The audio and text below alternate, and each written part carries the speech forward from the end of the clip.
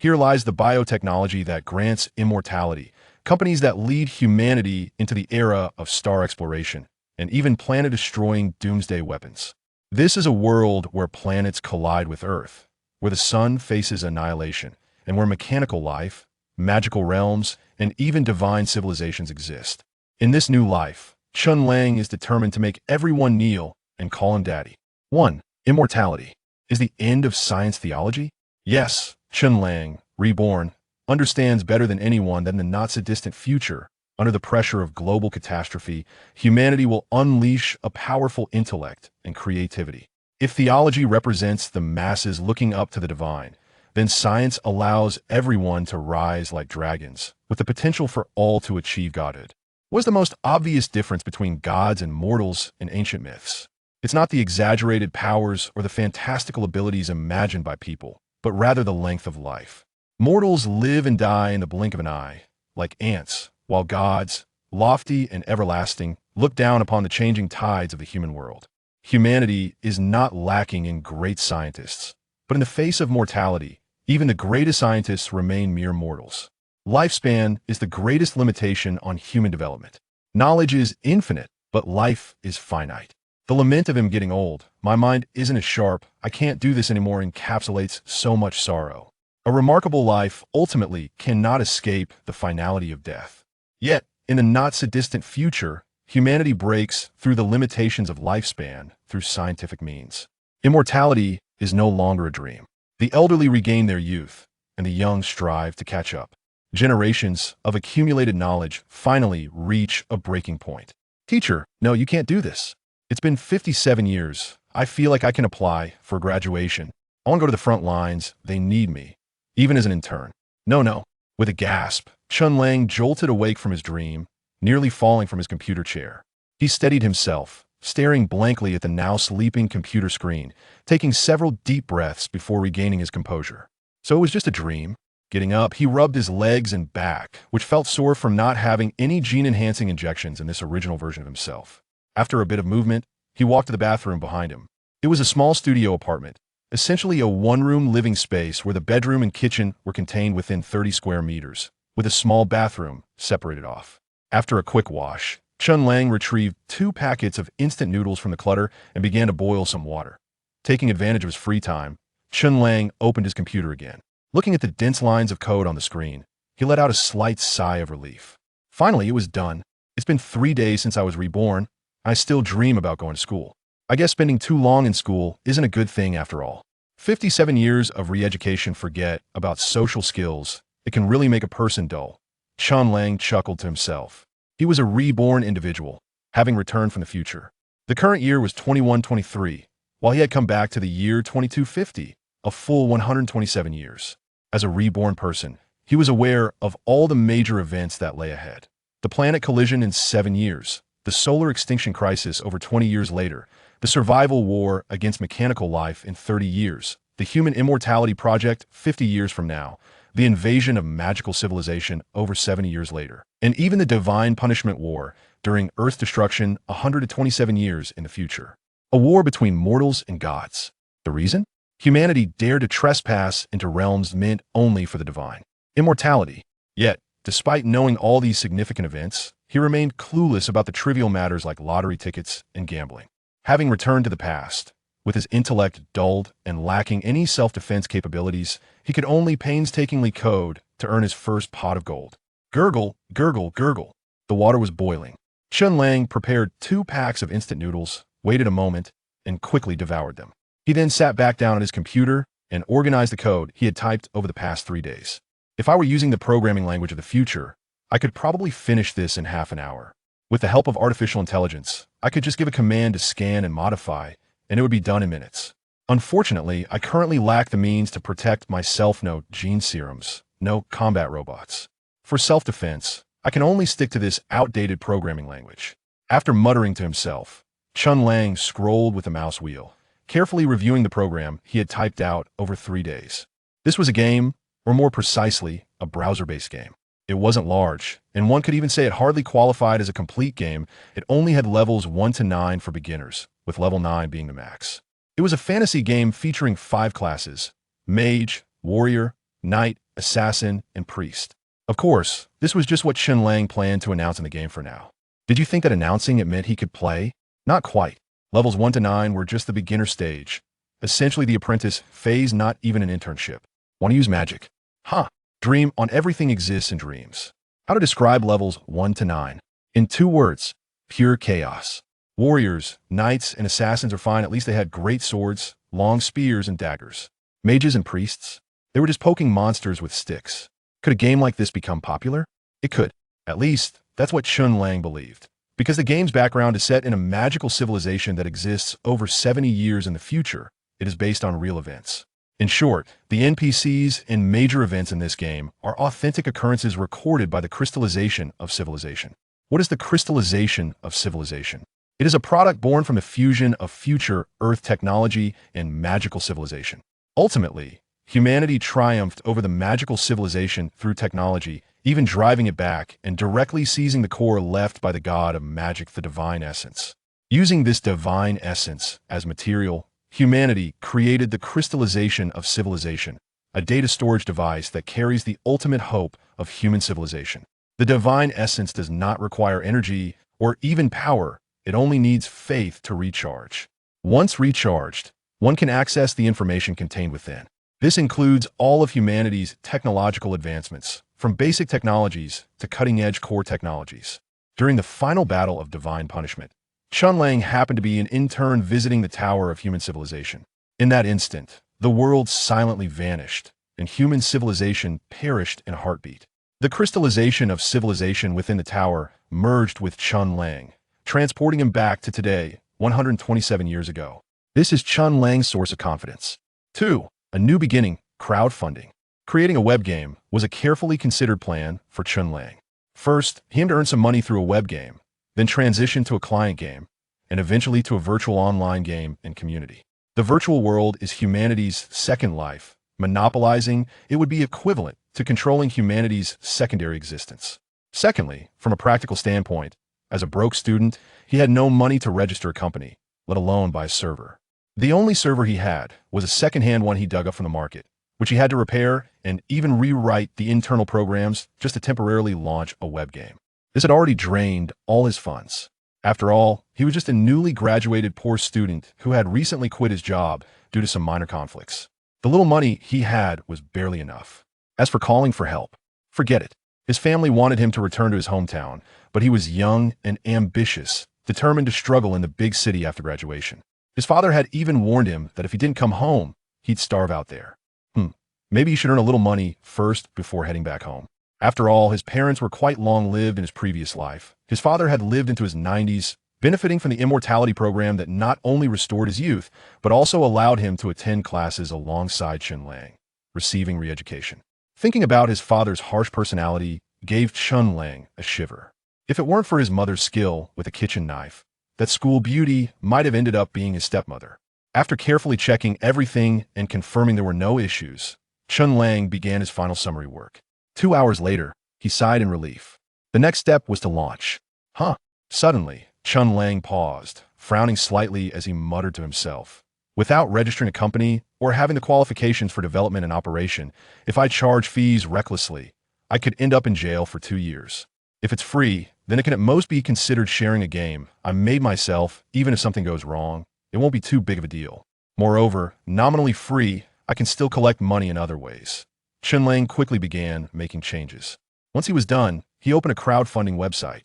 He applied for registration, filled out the necessary information, and then started posting his crowdfunding project. The theme of the project: he had created a game and needed crowdfunding to purchase servers and register a company. Project description, as stated: crowdfunding goal, 300,000. Crowdfunding reward. Without a server, what can you play with? Publish. Then he waited quietly for the approval. The dream crowdfunding website is located in the high-tech park of Shanghai. Since it was a newly established crowdfunding platform, although the services were well done, it was still considered a small site. At that moment, a few young reviewers were dozing off. Suddenly, a notification sound rang out, and one of the young men quickly snapped back to attention, slapped his face awake, and put on his glasses to begin reviewing project applications. He took a glance and thought he must still be half asleep, so he took off his glasses and rubbed his eyes. Looking again, he exclaimed, "Are you kidding me? His startled shout shocked his drowsy colleagues, and even their boss, who nearly dropped his tea.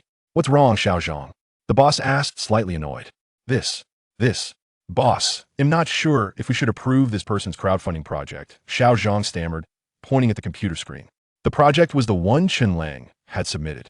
The boss got up and walked over, glanced at the crowdfunding application, and immediately exploded with anger. "What's going on? Are you out of your mind? You want to raise funds without any returns to buy servers and start a company? I might as well raise funds to buy an aircraft carrier and go fishing. With this kind of crowdfunding attitude, you think you can get money? If he manages to raise even $100, he'll live stream eating poop. Well, they'll just reject him then." Xiao Zhang was startled. "Wait." The boss suddenly raised his hand, then smiled and said, "Although it's ridiculous, let's approve it.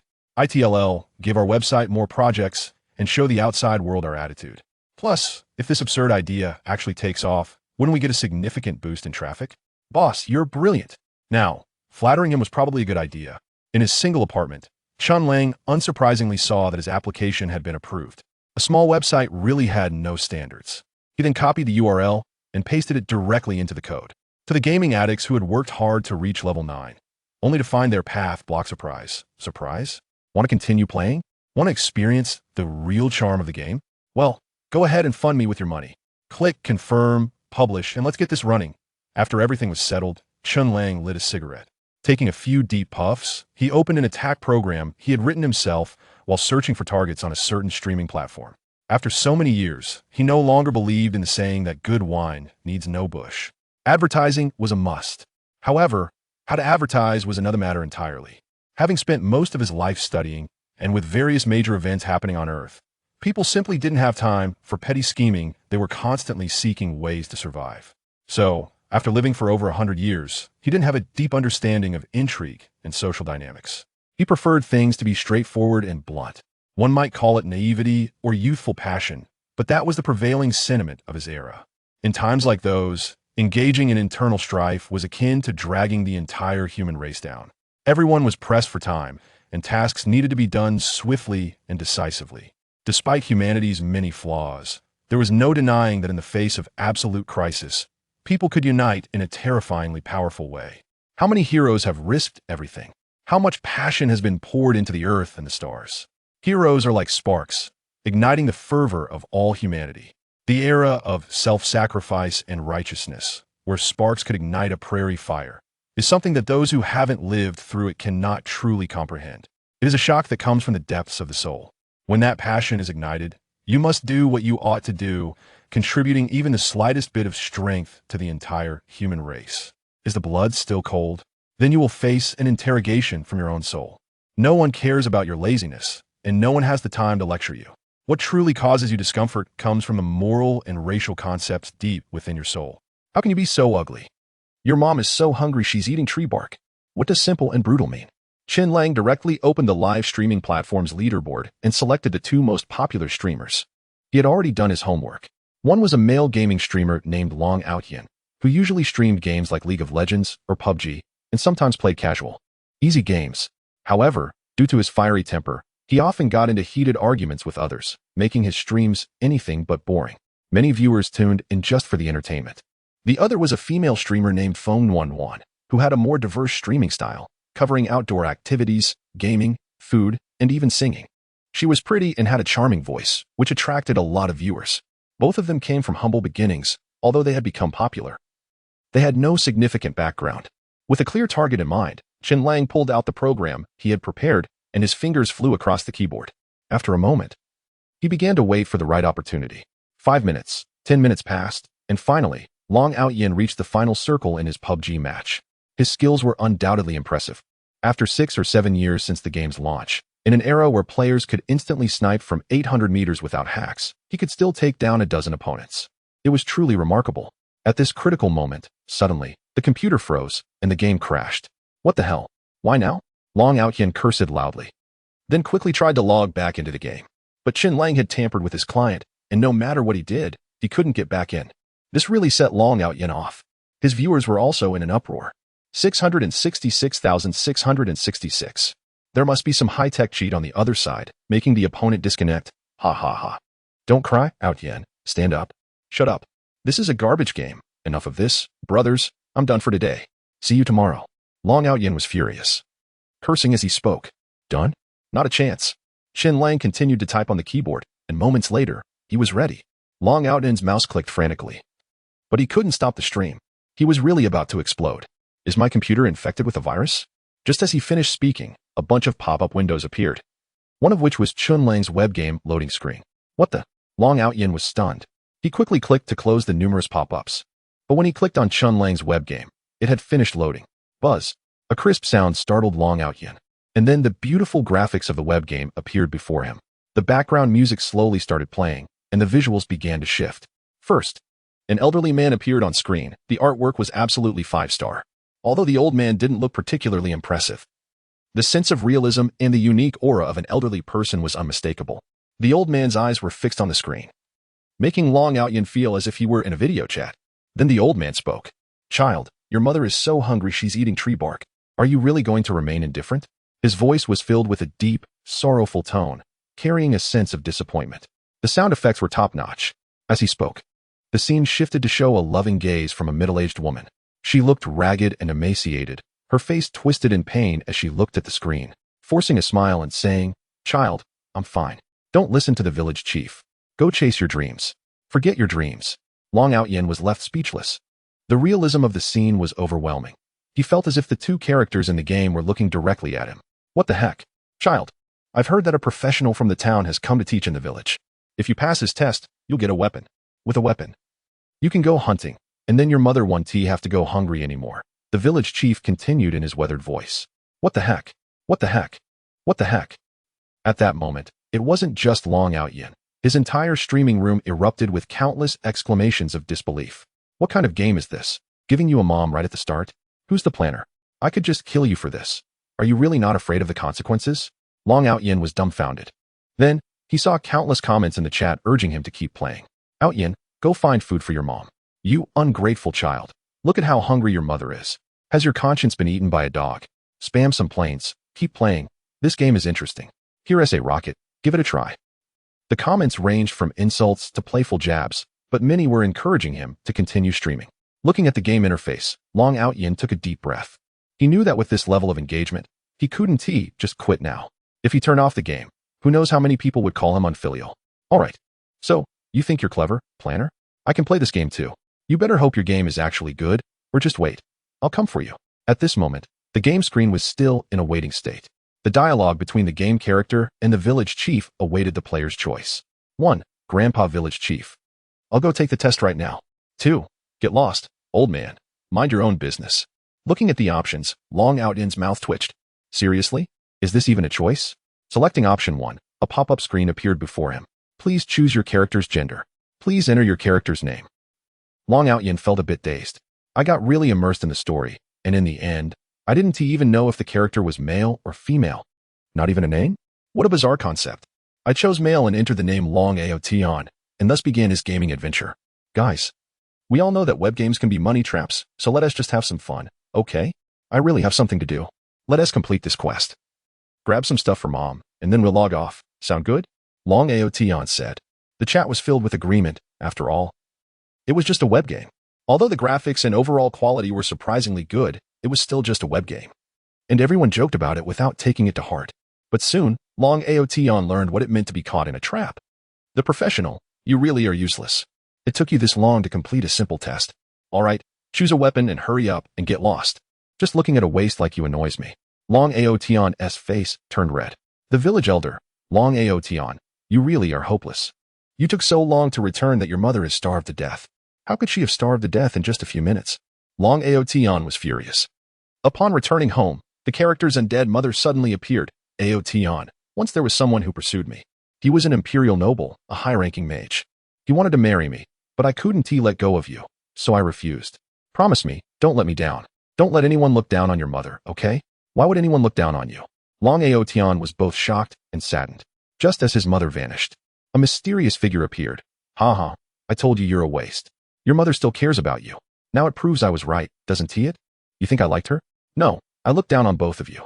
It's a pity that with her death, that legendary thing will be lost forever. What the hell? Where did you come from? The mysterious figure vanished, leaving Long Outyin steaming with anger. Then suddenly, The game prompted him about a rare encounter, and he found a scroll named Blessing from the God of Magic under his mother's bed. For it's all a trap. Congratulations. You have obtained a divine blessing scroll. Do you want to use it? Of course, I'll use it. Without hesitation, Long Aotion clicked to learn it. And he discovered that his initial attributes, which were all 1, instantly transformed to all 10. Whoa, 10 times. At that moment, the professional reappeared. The professional, I must have misjudged you. I didn't expect you to be a rare genius. Here is a basic cultivation manual as a gift. I apologize for making you miss seeing your mother one last time. I'm giving you these pieces of equipment. After you reach level 10, come to the town, and I'll personally introduce you to all the professionals. You can learn whatever you want. With that, the professional left. Long Aotion was left dumbfounded. After opening the basic manual, options appeared. Please choose. Base Qi Training Method, Basic Magic Meditation Technique. Choosing Qi Training, done. Then, after a rapid rise in rank, the village chief jumped out in shock and exclaimed, I never expected you, Long Aotion, to actually be a genius. Haha, that's right, I am a genius. Of course, I'm a genius. Long Aotion burst into laughter, feeling exhilarated. Finally, after being suppressed for so long, I can finally enjoy myself. At that moment, the village chief added, there are some low-level magical beasts outside the village. They might drop magic cores, and consuming those can increase your fighting spirit. You can also boost your fighting spirit through meditation and training. Aotion, keep it up. I heard that after you become a big shot in the empire, you can ask the high priest to cast a resurrection spell. Then your mother will have hope. Long Aotion was left bewildered. NPCs can be resurrected? Awesome. This game is incredible. What a unique concept. I can't praise this game enough. Aotion, quickly share the link. I want to play too. It's so exhilarating. After being suppressed for so long, I'm finally bursting out. I want to be a magician, a professional. Don't hold me back. Give me the link, the link, the link. The comments exploded. Then Long Aotion laughed loudly and stopped mentioning going offline. He copied the link and shared it, saying, brothers, let us save mom together. It's all a setup. Chen Lang stroked his chin and then opened another live stream, which was hosted by the female streamer Feng Nuanyuan. In games, tricks are temporary. It's the girls that keep players coming back.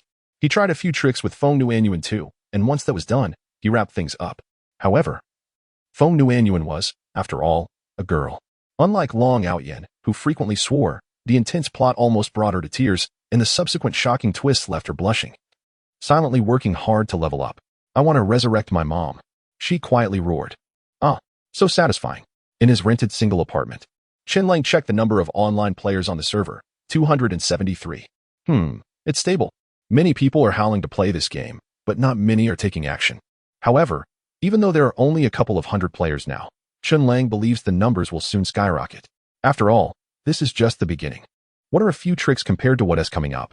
Moreover, Chen Lang wasn't in a hurry. The server was a bit outdated, secondhand, and not to mention it was from years ago. Although he had made a lot of modifications, it was still limited by hardware, and could only support a little over 1,000 players online. If there were more, the game would definitely lag. Setting the game aside, Chen Lang immediately continued coding. Browser game code is ultimately just that, a browser game.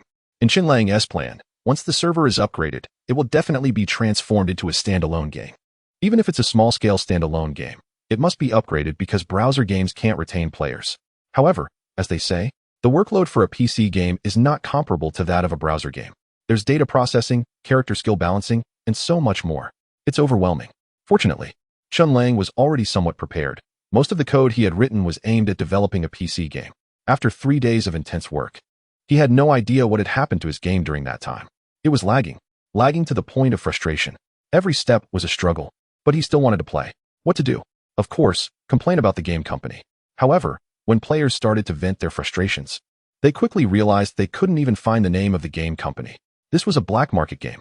Oh no, we can't keep playing this game for free, guys. On a live stream platform, Long Aotion stepped up and declared loudly, now that everyone understands the situation, it's lagging with every step, but it's super fun, right? Yes, everyone agreed. So what now? What's the reason for this? Because this is a black market game, there's no company behind it. It's entirely made and shared by the creator for everyone to enjoy. Are you all having fun? But I can say the creator isn't having fun. First of all, this game is their labor of love, and while it's great that so many people are enjoying it, it's also a problem. Too many players are causing severe lag.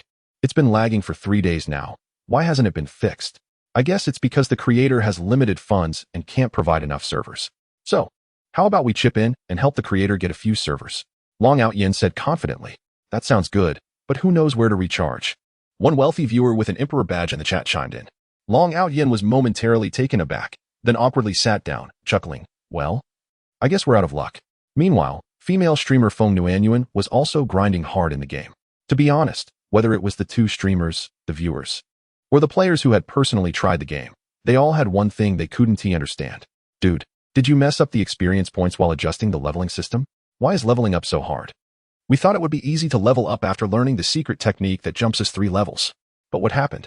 We've been grinding day and night for 3 days, and the highest level among us is Feng Nuanyuan, and she is only at level 9. And even that's not fully leveled. This is just too much. At this rate, when are we going to become grand mages? And even if this is the case, it's still unacceptable. Can your game server perform better? Just this one zone aside, the server is really terrible. At most, it can handle 1,000 people online at the same time, while there are tens of thousands of accounts in the queue. We could wait all morning and still not get in. How are we supposed to level up? However, the complaints from thousands of players never reached Chen Lang's ears.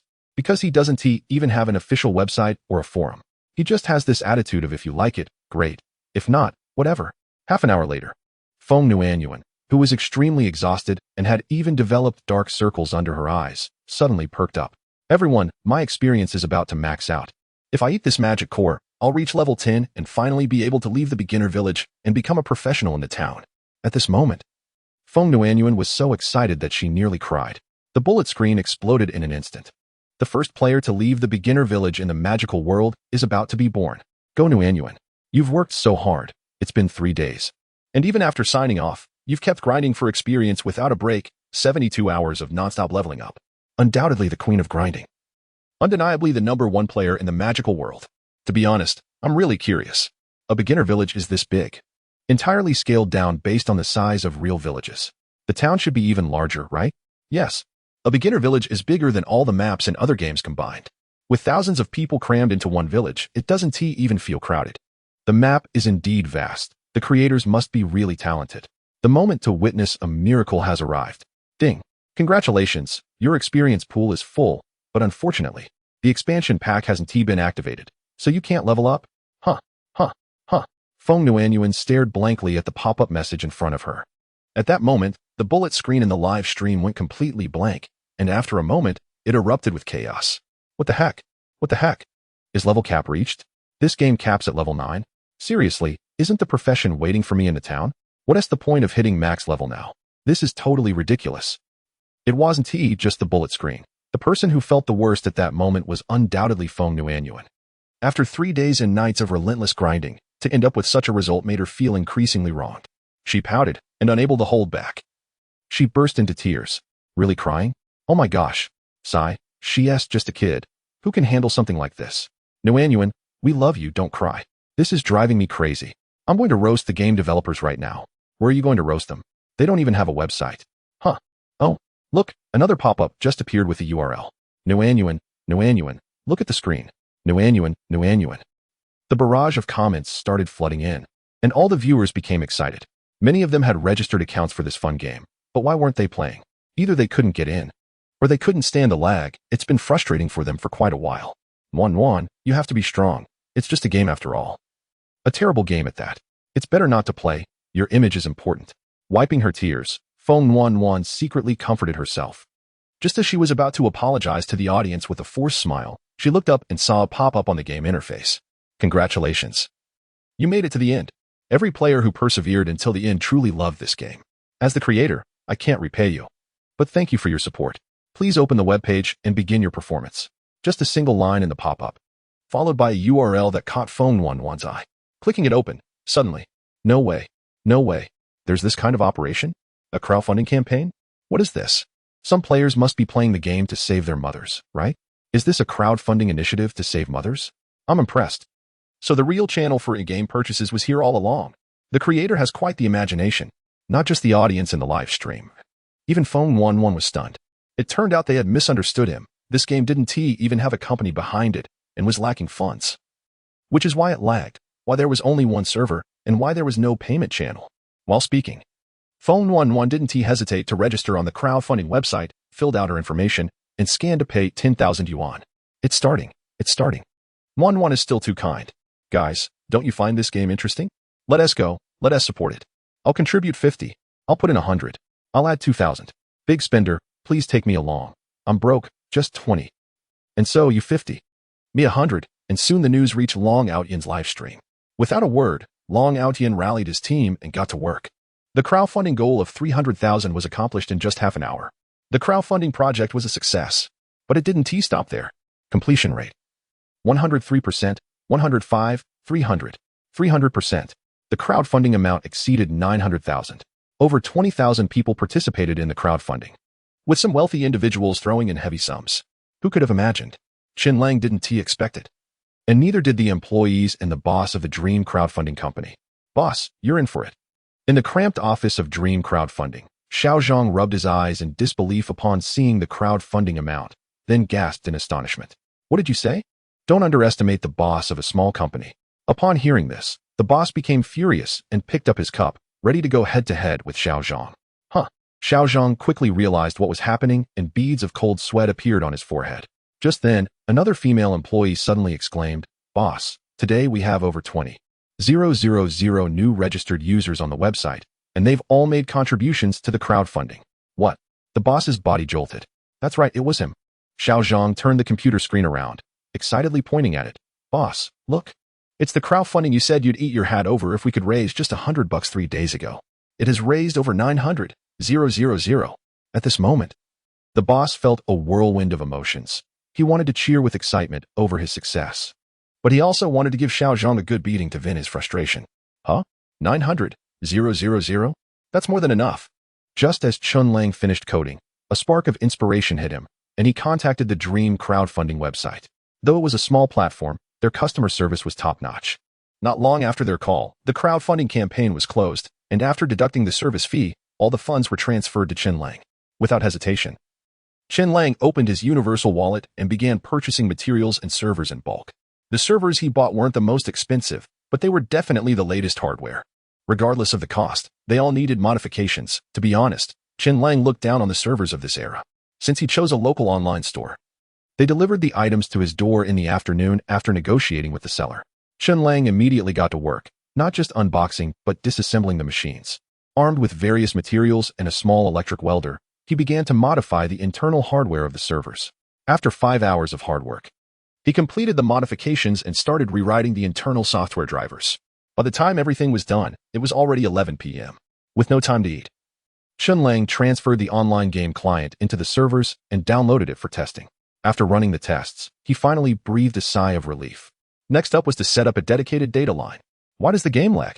It's not just a server issue, it's also about the network cable. Even though Chen Lang had used future technology to tap into the internet, his home broadband was only comparable to a standard enterprise-grade connection at its peak. He needed to install a dedicated data line. However, in this day and age, a dedicated data line wasn't cheap. After calling the telecom company and inquiring about the costs, Chen Lang fell silent. What a joke. The minimum speed rate costs 3,000 a month? And on top of that, there are application fees, material fees, engineering fees, and so on. When all the expenses were tallied, it came to over 10,000. Plus, Chen Lang wanted to install a higher speed data line for his gaming company. So the higher the speed, the better. But what did the person on the other end say? 5 gigabits per second would cost 480,000 a month? Are you kidding me? Chen Lang pursed his lips and then spoke the address into his phone, adding, "Make it quick. The cheapest option will do." "Sir, I'm afraid that's not possible. We've checked, and we cannot install there." "Why not? Your place is a residential building, and it's a high-rise. Our dedicated data lines are designed for corporate clients, which require comprehensive wiring. If you insist on installing lines in a high-rise, we can provide the service, but the cost will have to be covered by you personally." "Fine. Should I just move somewhere else then? Telecom? You guys better watch out. I'll eventually set up a telecom company to take you down. Starting today." He would become the boss. The cost of purchasing servers and various materials wasn't too high because Chen Lang bought what he needed to modify rather than opting for the most expensive options. In total, the servers only cost around 250,000. With nearly 700,000 left in his pocket, Chen Lang quickly called a moving company. He decided to leave behind the old bed and furniture, taking only some computers, servers, and other useful items. Renting a small storefront on a busy street clearly wasn't suitable, and an office building was too expensive, So Chen Lang opted for a villa instead. Although the villa wasn't cheap, he figured he just needed to get by for now. In a little while, he would have more than enough to buy it outright. After some research and a phone call, he requested a few photos. Satisfied with what he saw, he headed straight to make the payment without even bothering to view the property in person. The villa was in a decent location and, most importantly, it was fully renovated and ready to move in, even suitable for conversion into an office space. According to the owner, many similar villas in the area were already being rented out for office use. The monthly rent was $70,000, and Chen Lang promptly paid a total of $350,000 for the deposit and the first month's rent, then contacted the telecom company. Since it was already evening, there was nothing he could do until the next day. Come morning, the telecom company quickly set up the lines and activated the dedicated data line for Chen Lang. Once it was up and running, he immediately used his technical skills to bypass the network. He then proceeded to install the servers and transfer game data. It happened to be noon. But instead of launching a new server right away, Chen Lang kept the old server running for players to level up while he began organizing various documents to prepare for the business setup. How many permits did he need to start a company? How many licenses were required to operate a game? Chen Lang was clueless and felt lost. He understood the future but was bewildered by the current era. After checking his remaining funds, he calculated that after deducting the rent and the cost of the dedicated line, he had just over $300,000 left. After some thought, he began browsing resumes on a job site. After half an hour of searching, he finally found one that caught his eye. Louis Shou, 40 years old, had held managerial positions in several internet companies. While he wasn't a general manager, his resume indicated that he was quite capable. However, according to the comments below the resume, this guy was fired and is now desperately looking for a job. There might be a chance. Chen Lang slightly squinted his eyes and picked up his phone to call the number on the resume. Half an hour later, a very serious-looking man, dressed in a formal manner and exuding a managerial vibe, walked into the villa. At this moment, they both felt a mutual disdain for each other. This person was dressed so formally. He must be someone who is serious with those around him, Chen Lang thought. This guy is young and seems rather carefree. Could he be just another rich kid dabbling in entrepreneurship for fun? Louis Shou also thought to himself. Hello, I'm Chen Lang, the owner of this internet company. Chen Lang extended his hand. Hello, Louis Shou. I've seen your profile. No need for introduction. Chen Lang interrupted Louis Shou and directly asked, do you like meddling in other people's business? Huh? What do you mean? Louis Shou was taken aback and shook his head in confusion. Do you know how to start a company, manage it, and register for some licenses? Chen Lang asked again. All right. Seeing how confident you are, that'll do. You can stay. Chen Lang waved his hand and turned to head towards the server room. He had converted the largest room in the villa into his bedroom, the second largest into an office, and the third largest into the server room. Boss, Louis Shou snapped back to reality and quickly followed Chen Lang. What does this mean? We haven't even discussed salary yet, and you haven't mentioned anything else. Is this it? Louis Shou swore this was the easiest job search he had ever had, but because it was so easy, he felt a bit uneasy. Oh, salary, right? What was your salary at your last job? About $800,000 a year, including bonuses. Then I'll give you $1 million. Anything else you want to say? And no. That's it. Wait, boss, you have to let me know what we're doing here, right? A gaming company. An online game? A web game? Oh, a web game. If done well, it can really bring in money fast. Boss, what is our current quarterly revenue? It's a free game. We haven't activated in-game purchases yet. So we're not making money at the moment, but I raised $900,000 in crowdfunding yesterday. What? Louis Shou was stunned. After understanding the background and the company's development, he had a contradictory thought. This place is risky. Operating a game without a registered company or licenses is bound to lead to legal trouble sooner or later. I need to get out of here. But the boss is quite capable. Casually developing a web game could attract tens of thousands of players, with even more potential players. Once the servers are set up, the distribution and operation licenses are obtained, and the in-game purchases are activated, it will definitely be a huge success. Moreover, the boss is generous and has already developed a client game. This client game is really fun. Watching Louis Shou getting more and more addicted to the game, Chen Mo couldn't help but twitch his lips. What happened to your professionalism? Didn't you say you were just testing the game's playability? How come you're already hooked? Chen Lang asked. Absolutely. It's going to be a huge hit, like really big, almost surreal. Boss, I'm heading to apply for company credentials right now. The town government is really efficient. It'll take at most 3 days to get everything sorted. All right. Then we'll officially start the closed beta test for the PC version in 3 days. I'll set up a few servers for those who want to play the web version in the meantime.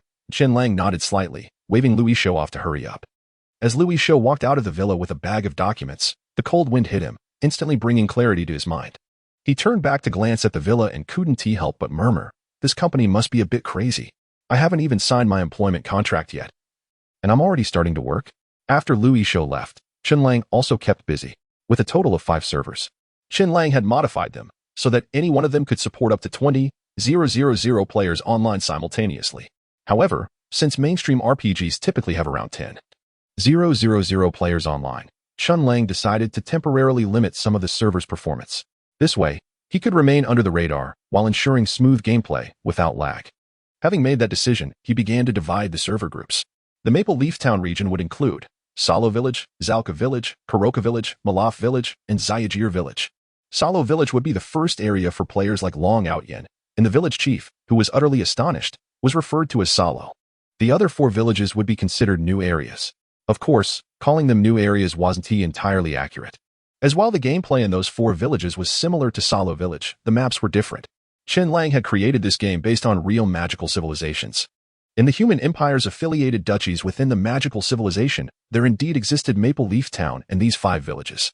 This arrangement worked out well. Once they gained enough strength, they could merge the regions, while others merged to increase the number of players and avoid dead zones. My merging would truly be a fusion, combining the maps and expanding the game world. As technology continues to advance and integrate, this game world could ultimately evolve into a genuine virtual second world.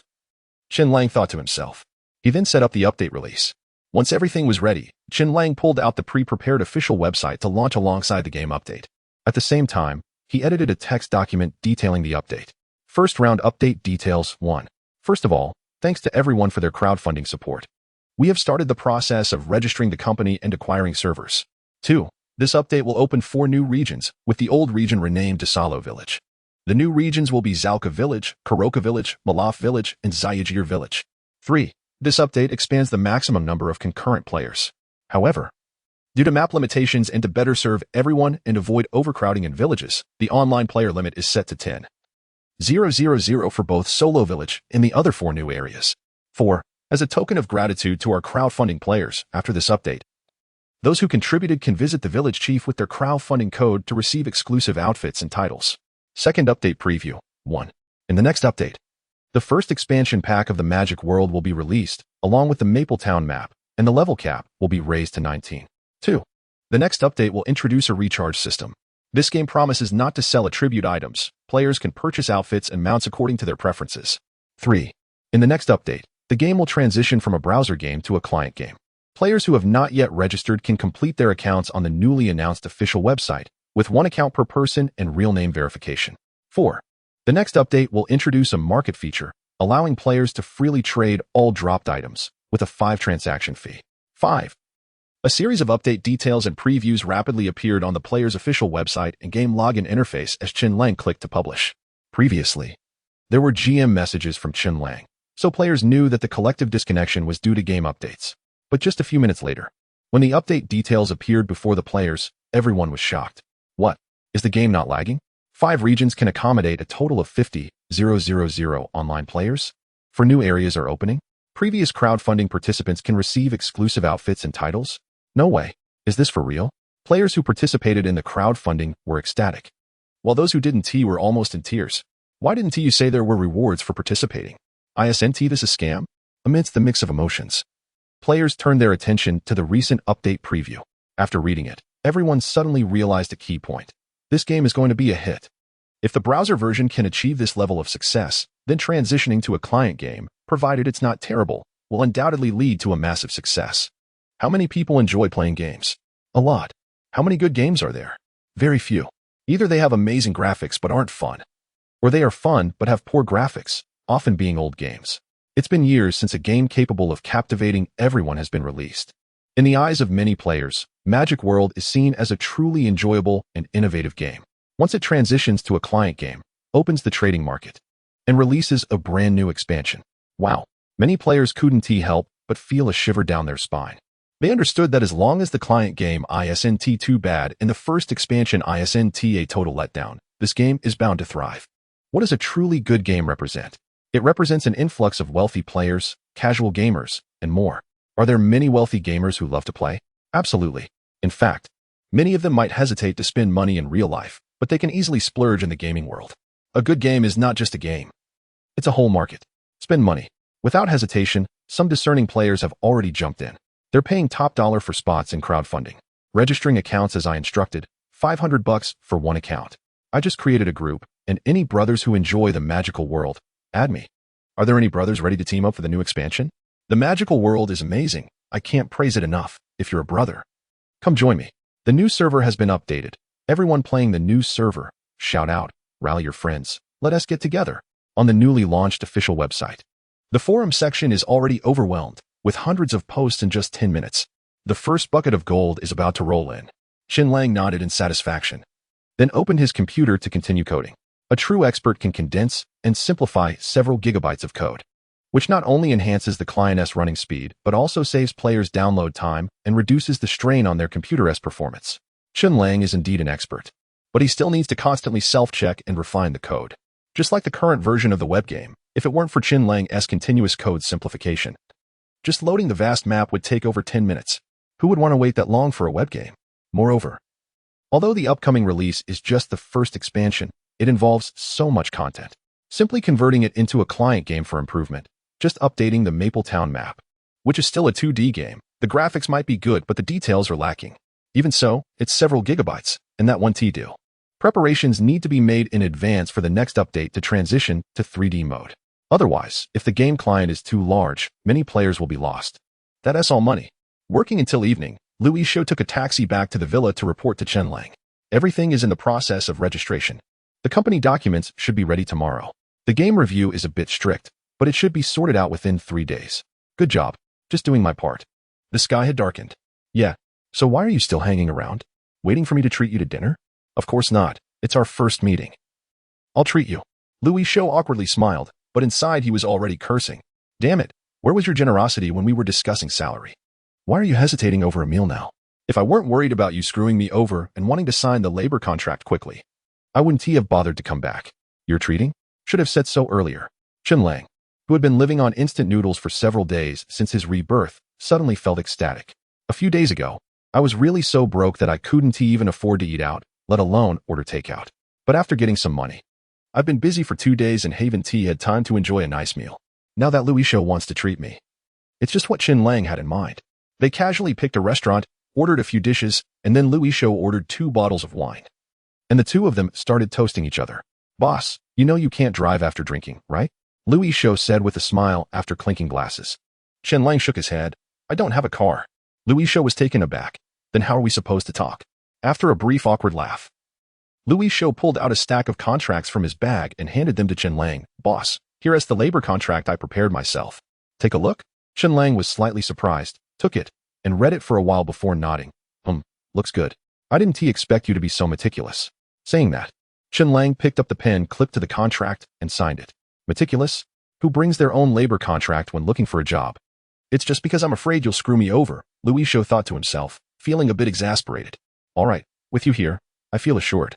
Let us not talk about work anymore. Let us drink. Chen Lang raised his glass again. Wait, not talk about work? Who is the boss here? You or me? Louis Shou stared in disbelief. But then he thought, whatever, if the boss doesn't care, why should I worry? As a newcomer, meddling in things is taboo, just go with the flow. The next morning, Chen Lang woke up and continued coding. After several days of nonstop work, even he was starting to feel it. Rubbing his sore and stiff fingers, Chen Lang sighed deeply. Looks like I need to start preparing the materials needed for the consciousness transfer device soon, he thought to himself, then opened the Universal Shopping app and started buying. The consciousness transfer device would be a great invention in the future, born from the era of fleeing. In the future, although it's only a little over a century away, humanity has categorized significant events into several eras. The time before the planetary impact 7 years later, which is the current era, is called the Peace Era. The existential crisis of a planetary collision with Earth was averted when humanity unleashed all its ultimate weapons and collectively blew up that asteroid. Subsequently, countries discovered materials and new fusion elements in the asteroid debris that were absent on Earth. These discoveries propelled Earth's technological civilization forward significantly, such as fusion technology, which developed to its peak in just a few years. The abundance of energy ushered humanity into the stellar era. Additionally, there were major breakthroughs in biological gene technology, With the emergence of fusion elements, humans began modifying animal genes and developed potions to repair and enhance genes. From then on, congenital diseases became a thing of the past, and children born with perfect genes became increasingly exceptional with each generation. Humanity was evolving towards godhood.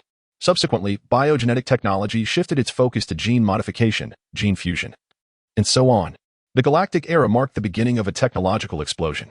This surge in technology led humanity to discover an impending apocalypse due to the imminent destruction of the sun. Energy technology advanced rapidly, resulting in the development of planet engines capable of propelling Earth to safety, much like in movies. However, unlike those films, humanity's situation was not as dire. The explosive growth of biogenetic technology endowed humans with the ability to survive in extremely harsh conditions. This included rapid advancements in the genetic modification of staple crops like corn and wheat, as well as animals, all implemented at an astonishing pace. This era is known as the era of escape. Crisis and opportunity coexist. Each major crisis has propelled advancements in human technology. In this era of escape, the consciousness transmission device emerged as one of the greatest inventions. Its significance lies in transferring human consciousness into the digital realm. However, the use of the consciousness transmitter requires several auxiliary conditions. First and foremost is the smart brain, a product of artificial intelligence technology. The smart brain is an AI, but it is not a sentient being. While sentient life possesses emotions and active consciousness, the smart brain lacks these attributes. It embodies wisdom devoid of emotion and active awareness. The smart brain is a program designed to enhance human cognitive abilities. In the galactic era, the response capabilities of mecha warships and their complex control systems were beyond the grasp of ordinary humans. It was during this time that the smart brain was born. What is the essence of the smart brain? It is essentially a reflection of the human brain. One could call it the subconscious or the untapped portions of the brain. The smart brain is a programmed creation of consciousness that integrates with the human brain. As it lacks active consciousness, it does not interfere with the individual's self. Instead, it exists as a programmatic consciousness capable of converting human awareness into computer code. It can be described as a biological computer or a second consciousness of the individual. In the era when smart brain technology matured, it was fully trusted by humanity, since it possesses no active consciousness, only passive awareness. Even if the primary consciousness of the body ceases to exist, the second consciousness cannot take over and continue living, as it cannot transform passivity into activity. How do humans enter the virtual world? Through the consciousness transmission device and the smart brain. The process involves the primary consciousness transmitting its awareness to the smart brain, which then receives and converts it for the consciousness transmitter to introduce into the virtual world. The virtual world receives this information and provides feedback, which the smart brain processes and returns to the primary consciousness. This sequence is essential for human entry into the virtual world and living within it. Each step is crucial. The creation of the smart brain requires numerous foundational conditions, the most critical being biological chips and genetic modification technology. Without genetic modification technology, the human body cannot provide the energy necessary for the smart brain to function fully. Without biochips, it is impossible to integrate the intelligent brain into the human body, nor can it guide the birth of the intelligent brain within the mind. The intelligent brain marks the beginning of humanity's comprehensive use of its own brain. The foundation lies in 5 core technological systems that will support human survival in the universe: foundational material technology, biological gene technology, energy technology, artificial intelligence technology, and mechanical industrial technology. In the future world, there will be countless astonishing inventions, such as robots that completely replace human labor, the inertial intelligence used by most machines, and biochips that stimulate the human brain to give birth to auxiliary consciousness, i.e., the intelligent brain, among many others. There is so much more. Unfortunately, the technology that Chen Lang can currently develop is quite limited. There is nothing he can do. He lacks the foundational materials. Why is foundational material technology one of the 5 core technological systems of the future? Because materials are the foundation of all technological products. For instance, biochips cannot be realized without living materials and fusion elements. The same goes for gene modification technology. When it comes to genetics, both living materials and fusion elements are essential. Although scientists in the future world have already deciphered the methods for producing living materials and fusion elements, with Chen Lang's current capabilities, he simply cannot manage it. He would need at least half the financial resources of a country to make it possible. As for war mechs, starships, and so on, the foundational materials required for those cannot currently be substituted, so he must first acquire the materials. In the absence of these materials, the cutting-edge technological products controlled by various countries have reached their limits. For example, With fighter jets, given material constraints, how much further can you enhance them? Sighing, Chen Lang checked out the various materials he had ordered from the Universal Treasure. In this era, he can manage quite a bit, without going into detail. Just advancing some cutting-edge technology a little can yield profits that are unimaginable to others. But the risks are immense. Without gene modification, he does not possess the superhuman, steel-like body he had before his rebirth. One bullet could take his life, let alone missiles or nuclear bombs. He needs money. If only a wealthy woman would support him, giving him billions to squander every day. Chen Lang muttered to himself, then opened the programming software to double-check the client he had written. Creating a 2D client nearly cost him his life, and his hands were still numb. He didn't want to continue coding. If he overworked himself to death, it would be embarrassing for someone who has been reborn. The consciousness transmitter is what he intends to work on next. Now that he has some funds, it's time to get started. While others lack an intelligent brain, he possesses one. The intelligent brain exists within the human mind. And Chen Lang believes his rebirth was a result of the crystallization of civilization. After all, that thing was created from the core divine essence of magical civilization. But he was somewhat skeptical. After all, the magical civilization had been steadily retreating against Earth, losing their stronghold entirely. How could they possess such capabilities? Regardless of the reasons. One thing was clear, there was only benefit and no harm for him. After his rebirth, his intelligent brain had come along, now existing within the crystallized essence of civilization in his consciousness. When he first returned, the crystallized essence still emitted a faint glow, and he could still connect with the intelligent brain. It was during that time that Chen Lang, with careful consideration, had the intelligent brain transmit information about Maple Leaf Town from the crystallized essence directly into his mind. Otherwise, how could he possibly know so many details about the magical civilization? Unfortunately, after the transmission was complete, the intelligent brain exhausted the last bit of energy from the crystallized essence, causing both the brain and the essence to fall into a deep slumber.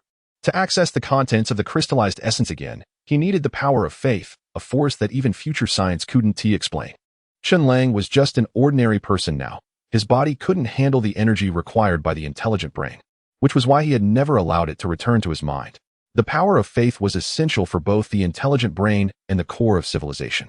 How could he obtain this power of faith? Should he suddenly become famous? No way. He'd be stuck for life. Becoming a celebrity? That seemed plausible. As long as he gained fame and others were willing to believe in him, the power of faith would naturally flow in. But now is not the right time. If he jumped out now, he'd just be a clown without any significant achievements. Who would believe him? Forget it.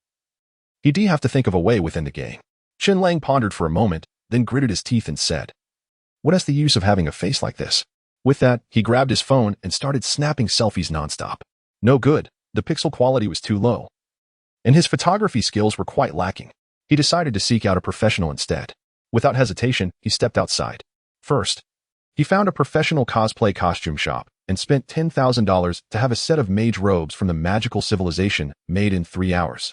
Then, he rushed to a highly rated photography studio, dropping another $10,000, while a group of people surrounded him to take a set of portraits.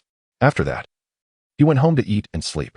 The next day, the photography studio sent him the edited photos. After selecting the best one, where he looked the most charismatic and ostentatious, he edited it again, turning it into an animated image, and then imported it into the client. In this photo, Chen Lang occupied a third of the frame.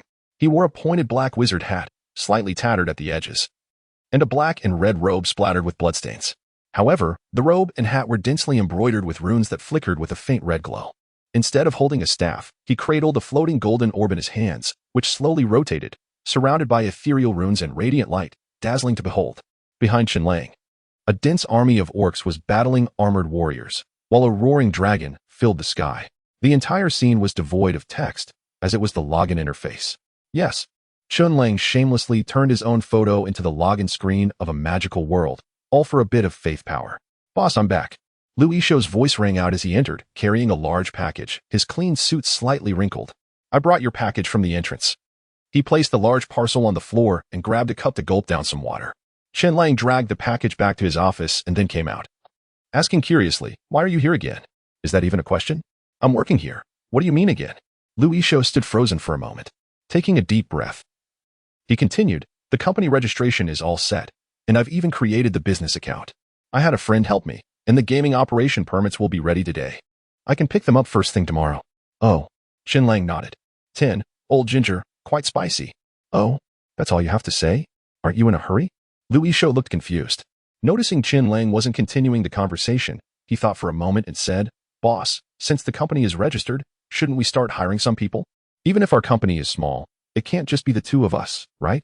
Then tell me, what kind of people do we need?" Chen Lang asked with interest.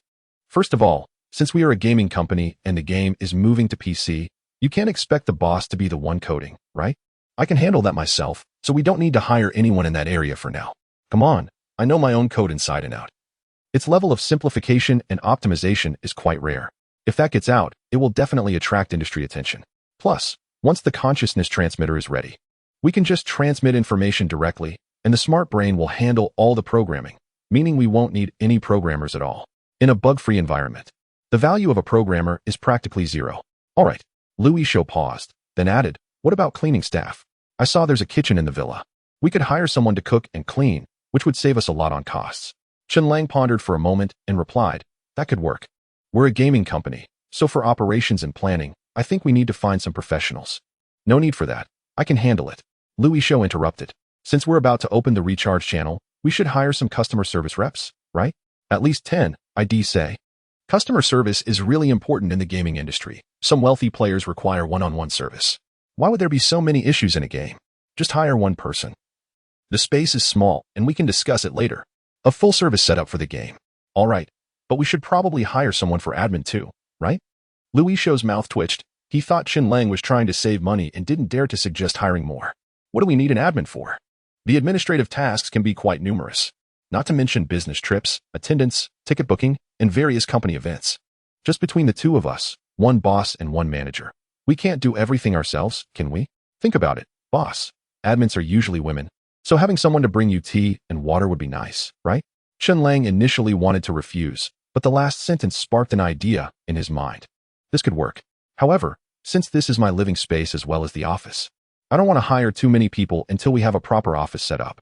Let's have the customer service person take on some extra duties and pay her 2 salaries.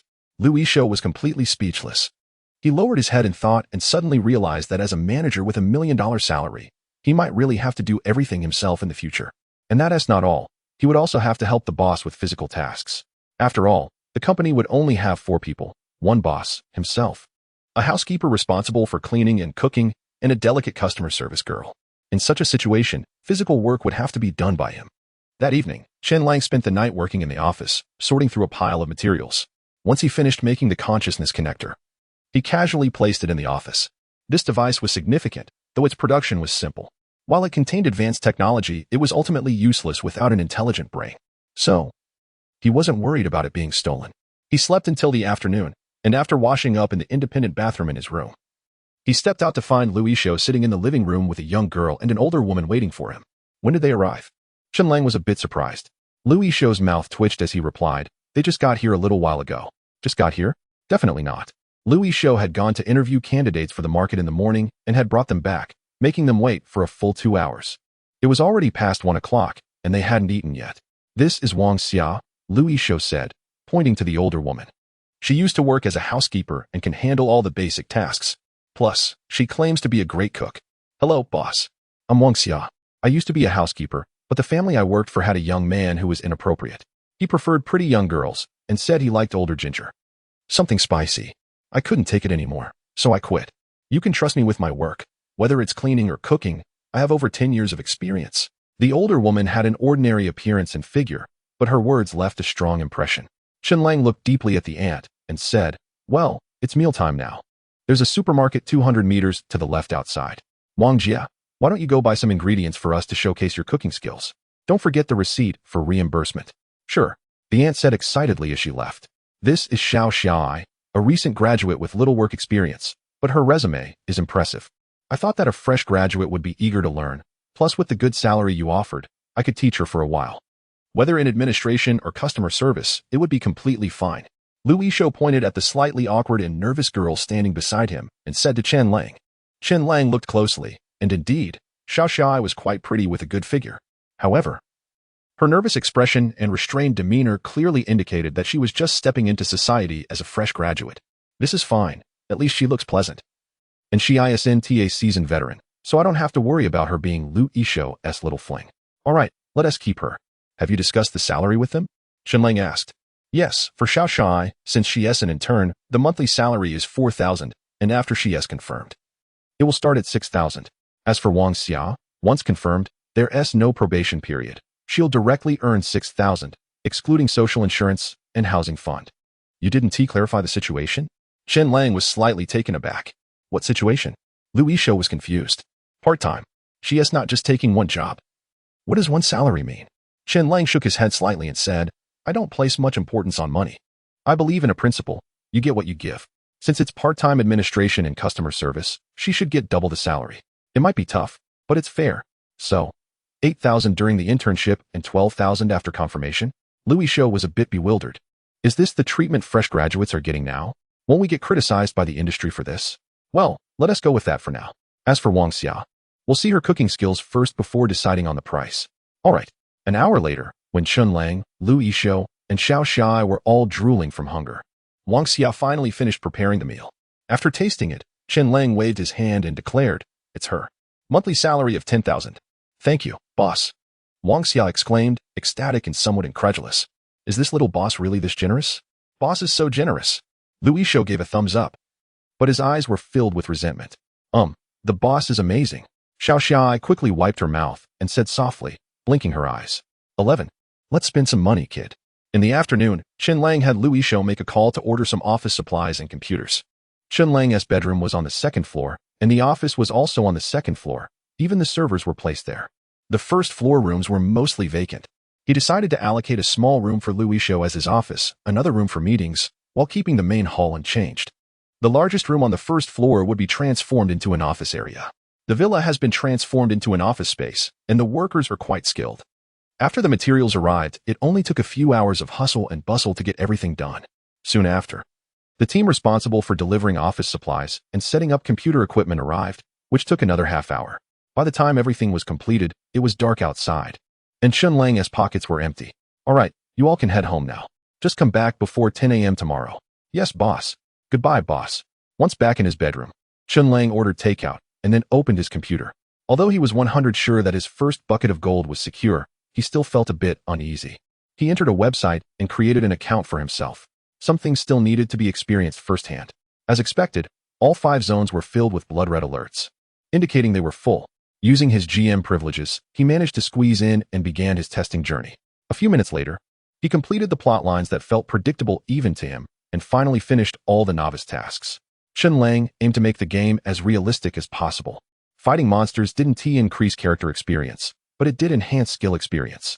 To level up skills, one had to use them frequently. For example, casting Fireball 1,000 times would upgrade it to level 2 Fireball. The same applied to other professions. Of course, players at this stage had no skills since the maximum level was capped at 9, and only after reaching level 10 and confirming their profession could they learn professional skills. Monsters had a chance to drop magic cores, which granted experience when consumed. If one didn't want to fight, they could also practice, essentially idling, which would provide some experience, though not as much. Being a browser game, magic cores couldn't be traded yet, so if one wanted to level up quickly, they still had to fight monsters. Chen Lang did an excellent job with game balance. It wasn't just about grinding for levels. There were many gameplay options. For instance, players could seek out NPCs for quests, which rewarded magic cores. They could also engage in crafting professions, creating items to sell. Even if players didn't buy, they could sell to NPCs who would offer a reasonable amount of magic cores based on the game's output. Additionally, players could cultivate goodwill with NPCs, earning various rewards, even turning NPCs into their guards or companions. In this regard, Chen Lang invested most of his effort. If it weren't for the fact that his intelligent brain hadn't awakened yet, he might have even considered creating an artificial intelligence directly. Of course, that was just a fantasy. Could artificial intelligence be created? Yes, but to have it run on current servers would require hundreds of machines, something he couldn't afford. So, developing artificial intelligence would have to wait. When the player base reaches a sufficient number, the game will upgrade to 3D. Until then, I need to earn enough money to build a data center. Once I have the data center, I can begin developing artificial intelligence. Once the AI is created, I will be able to outpace any internet company. Moreover, with AI in place, I can launch industrial manufacturing systems and basic material production bases at any time. Chen Lang mused to himself. Taking a deep breath, he calmed his mind and began to observe the game's situation. With 50,000 players, around 20,000 of them possessed exclusive titles and outfits. The title was Divine Favor Like the Ocean, which increased the favorability of certain NPCs. The title emitted a faint golden glow. Though subtle, it was indeed visible. Who were these NPCs? No one knew, and Chen Lang had not revealed it. But the reality was that these NPCs were significant figures in the game, all followers of the god of magic. According to Chen Lang's design, the more powerful the character, the harder it was to increase their favorability. So, don't underestimate that slight increase in favor, if luck is on your side. It could lead to some hidden rewards or other valuable items. Aside from the titles, there were also the exclusive outfits. The male outfit was a black robe, while the female outfit was a white dress, ordinary and unremarkable, and one could even say they had little value. However, once the game officially transitioned from a browser-based format to a client-based one, and as various outfits began to emerge, these players would soon realize just how rare solid-colored outfits truly were. In the past few days, Chenemo had also created several sets of outfit data, all modeled after authentic clothing from magical civilizations. There was the professional attire for job holders, ranger outfits, wanderer garb, farmer outfits, and noble attire. The Wanderer S outfit was the cheapest and shabbily made, available for just 98. The Farmer S outfit looked decent but was slightly better than the Wanderer S, priced at 398. The Ranger outfit was a bit more impressive, but only marginally better than the Farmer S, costing 998. The Professional outfit looked exceptional, resembling that of a true professional, priced at 39.98. The most expensive yet cheapest was the Noble outfit, named Black Dragon Snow Silkworm. The male version was a black scale armor, while the female version was a white snow dress. Price? None. It was obtained through a lottery. The Dragon Silkworm gift box had a 1 in 10,000 chance of yielding the Black Dragon Snow Silkworm, and a 99.99 in 10,000 chance of yielding Dragon Scale Silks. Each gift box cost $10. Come on, brother. If you're lucky, you could get it for $10. If you're unlucky, it might take 100,000 with little hope. The Dragon Scale Silks could be exchanged for the Black Dragon Snow Silkworm outfit, but you needed 888 of them. That means a total of 280,000 to open boxes, and if luck is too poor, there's a guaranteed minimum. This is just a blatant money trap. Chen Lang had already anticipated how many players would vent their frustration at him after tomorrow's update. Suddenly, Chen Lang saw a female character in a white dress run past him, crowned with the title Blessing as vast as the sea. Her character name was Phone 11. It's her. Isn't she already at max level? Why is she still grinding? Chen Lang was slightly surprised. Just then, his takeout arrived. After stepping out to grab it, he opened the live streaming site. 11, that dress really isn't nice.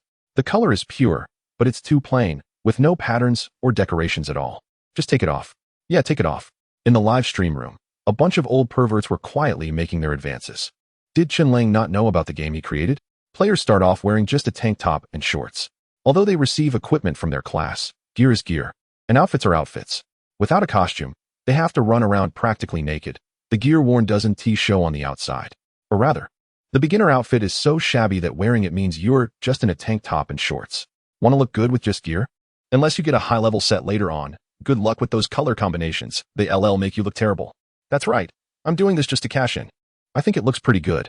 Phone 11's delicate voice chimed in, filled with satisfaction. Look, having clothes to wear is already great. Many people are running around naked. She pointed with her mouse, and sure enough, a bunch of players in shorts and tank tops were running around completing tasks. Speaking of which, the game's graphics are quite good, but why do the players' gear effects look so bad? After days of playing in just shorts and a tank top, it's really frustrating. It's unusual for something to be off. I suspect the developers want to make a killing on costumes and mounts. Is this even unusual? It's pretty obvious. Yeah, it mainly depends on the game quality. Let us wait until the PC version launches tomorrow. If the game quality is high, spending money won't be a problem. Besides, it's just costumes. They don't add stats. Buy if you like, don't if you don't. It doesn't really matter. Show off. In gaming, showing off comes first. Skill second. Let us see what happens tomorrow. It's just a browser game now, and it's packed every day. I've been trying to get in for 3 hours and still can't. I bet there are plenty of spenders willing to drop cash. The game is well made, but it's a small studio without much confidence. They open 5 servers, and it's packed every day. I can't help but want to donate some money to the developers. Tomorrow, let us all spend a little to give the creators some confidence and encourage them to open more servers. Exactly. Let us spend tomorrow. No matter how expensive it is, I'll accept it. Think of it as a contribution to opening new servers. In the live stream room, all sorts of comments were flying by. After watching for a while, Chen Lang summarized. First and foremost, players demand high quality. As long as the quality is high, everything else is a minor issue. And that part is already sorted. Secondly, if players are eager to spend money, does that mean I've priced things too low? Chen Lang couldn't help but ponder as he stroked his chin. Oh well, since it's the first time releasing costumes, I shouldn't make it too exploitative. I might as well add some mounts for variety, and if prices go up, so be it. He thought about it and decided to act quickly. After a hurried lunch, Chen Lang returned to the office and began typing away at his keyboard. He compared and adjusted repeatedly until everything was finalized. There was a scruffy donkey, an ordinary horse, a dark-furred magic wolf, a mottled spotted tiger, and a unicorn that emitted a faint white glow. The prices were set.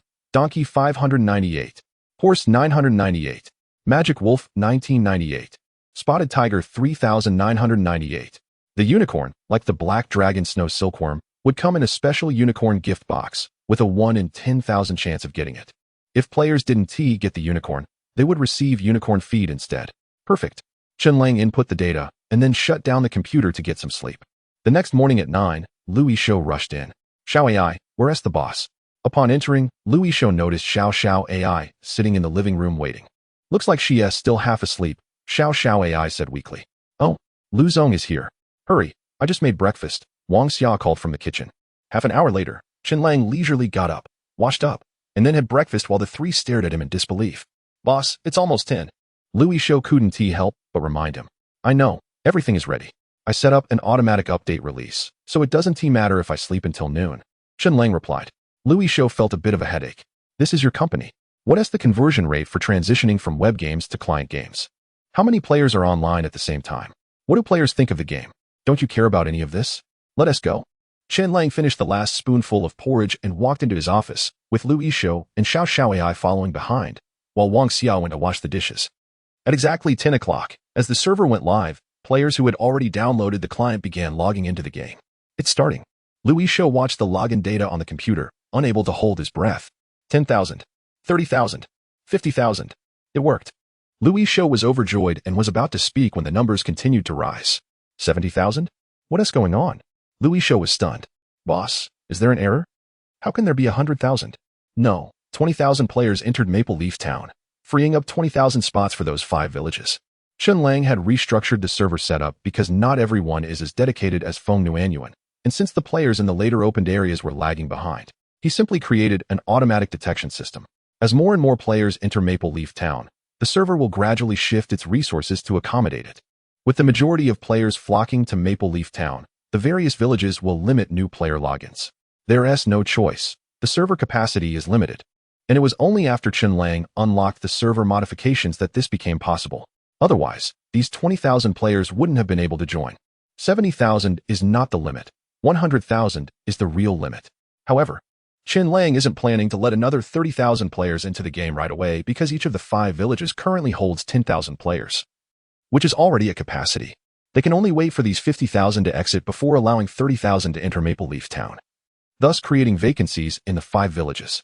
No, we definitely need to get more servers, Chen Lang suddenly said.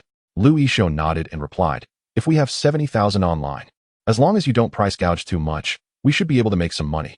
We should buy as many servers as we can. Once the player count exceeds a certain number, you'll really hit the jackpot. How so? Chen Lang asked. We're a new company, Louis Shou said. In the past 2 years, the gaming software industry has hit a slump, and the government has implemented favorable policies for newly established software companies, exempting corporate income tax for 2 years and having it for the 3rd to 5th years. All in all, that's a significant amount of money. Besides this industry, are there any others with tax exemptions? Chen Lang thought about his future plans and became curious. It seems that any high-tech or emerging industry, as well as those in a market downturn, qualify for such exemptions. Got it. Chen Lang nodded and then said to Louis Shou, all right. You head back to your office and keep an eye on things. I've opened up the permissions for you. Okay. Louis Shou turned and left with Xiao. Chen Mo returned to his room and logged into the game. In the gaming industry, if you want to make money, you can't do it without some tricks, right? As he logged in, the game was already buzzing with excitement. Wow, this is outrageous. Can't handle it. Can't handle it. A single outfit costs more than a full set of clothes in real life. The mounts are crazy too. Especially that unicorn that requires a box to be opened. It's as expensive as a car. I was hyping this game up before. But the creators must be out of their minds, right? No one is forcing you to buy it, and it doesn't even add any attributes. Mounts are just a bit faster than walking. Why complain? After trying it out, to be honest, whether it's the graphics, controls, or overall adjustments, it's way better than when it was just a browser game. Exactly. Damn it. Just based on this quality, I'm willing to spend money. I can't afford the Black Dragon Snow Silkworm or the Unicorn, but I can drop 10,000 to get a striped tiger and some professional gear. Am I the only one curious about the person on the login screen? Is that the celebrity spokesperson? Their aura is just too impressive. Because Chen Lang organized the map, all players who reached level 10 would enter Maple Town, along with its 5 villages. As a result, Maple Town was much more bustling than other places. Chen Lang used his privileges to adjust his level to 10, and then stepped into Maple Town, where players were already densely packed around the profession mentor. All players who reached level 10 were choosing their professions. From levels 1 to 9, players were apprentices without a profession.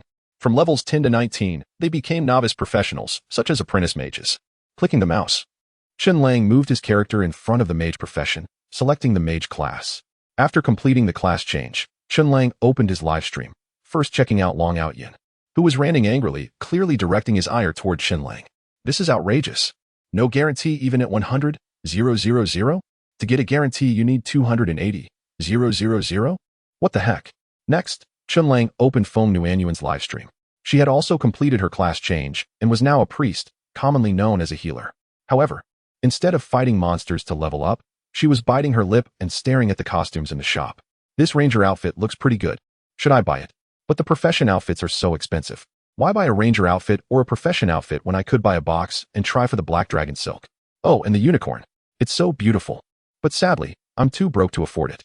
Open a box? Feng Nuanyuan glanced at the comments inside. Come on, don't joke around. A 1 in 10,000 chance? Who would actually go for that? Plus, there is no fitting function. How do we know how it looks? She continued. The reason I donated a lot before wasn't just because this game is fun or out of impulse. I feel like I was helping the developers. And that money was worth it. But a 1 in 10,000 chance? You want me to open boxes? No way, the minimum guarantee is 280,000. It would be a total loss. How would you know your luck if you don't try? Chen Lang casually sent a comment. Coincidentally, Feng Nuanyuan saw it. You can't be one of my longtime fans, right? My loyal fans know my luck. Even with a 50-50 chance, I can miss 10 times in a row. This 1 in 10,000? No need to think about it. That unlucky, huh? Chen Lang was slightly taken aback, then used his privileges to adjust Feng Nuanyuan's winning odds to 80. Go for it. Everyone wants to see. Just open a few boxes. Even if you only get one, at least you can see what the dragon silk looks like. This brother makes a good point. Let us do it. Sending a rocket your way. Not asking for much. Just open 10. I'll send one too. Open. The comments flooded in, with some joining the fun and others sending rocket gifts. Feng Nuanyuan, feeling helpless, clicked to purchase 10 boxes. All right, let's go for 10. I'm starting. Feng Nuanyuan closed her eyes and clicked the right mouse button repeatedly. You have obtained Dragon Scale Silk. You have obtained Dragon Scale Silk. You have obtained Dragon Scale Silk. 9 in a row. Chen Lang frowned, glancing skeptically at the back-end data. Sure enough, the chance of winning was 80%. Just as he saw Feng Nuanyuan open her eyes and notice she still had one box left, Chen Lang quickly adjusted again. You're ruthless. How about 100%? Ding. Congratulations, you've obtained the Black Dragon Snow Silkworm outfit. Destiny favors you. Congratulations to player Feng Nuanyuan for obtaining the valuable Black Dragon Snow Silkworm outfit from the Dragon Silkworm gift box. The game banner announced this 3 times. In the World channel, countless players were spamming 666 in excitement. Feng Nuanyuan rubbed her eyes, finding it hard to believe. With trembling hands, she hovered her mouse over her inventory. Indeed, the words Black Dragon Snow Silkworm appeared before her, and it was in an unbound state. Meaning if she didn't want to wear it, she could sell it in the market without opening it. Wow! Feng Nuanyuan let out a sudden scream. Her excited little face flushed. Did you see that? Did you see that? This is the real luck.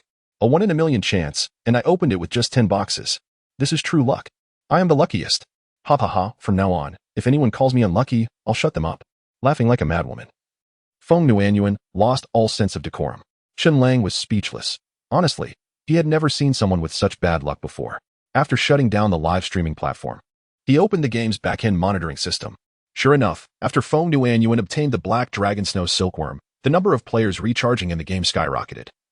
And the sales of the Black Dragon Snow Silkworm and Unicorn boxes surged as well. A day passed quickly.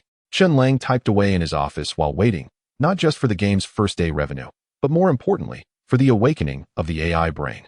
Once the AI brain awakened, It would be equivalent to having a consciousness transmission device ready for use. At that point, he could let the AI handle the creation of a 3D version of the game, expand the map, and even optimize the game internally. Chen Lang believed that the AI would do a better job than he could, because humans make mistakes, but AI does not. Chen Lang spent the entire day in his office, working diligently. He was creating a self-defense weapon. Previously, minor skirmishes didn't attract much attention, but as things escalated, Chen Lang had to consider his own safety. While purchasing materials for the consciousness transmission device, he also picked up some things he needed. Currently, funds were limited. Materials were scarce, and the technological foundation was weak. Electromagnetic pulse weapons were out of the question, and even laser and gene weapons were merely a fantasy. Chen Lang was working on a small sonic weapon.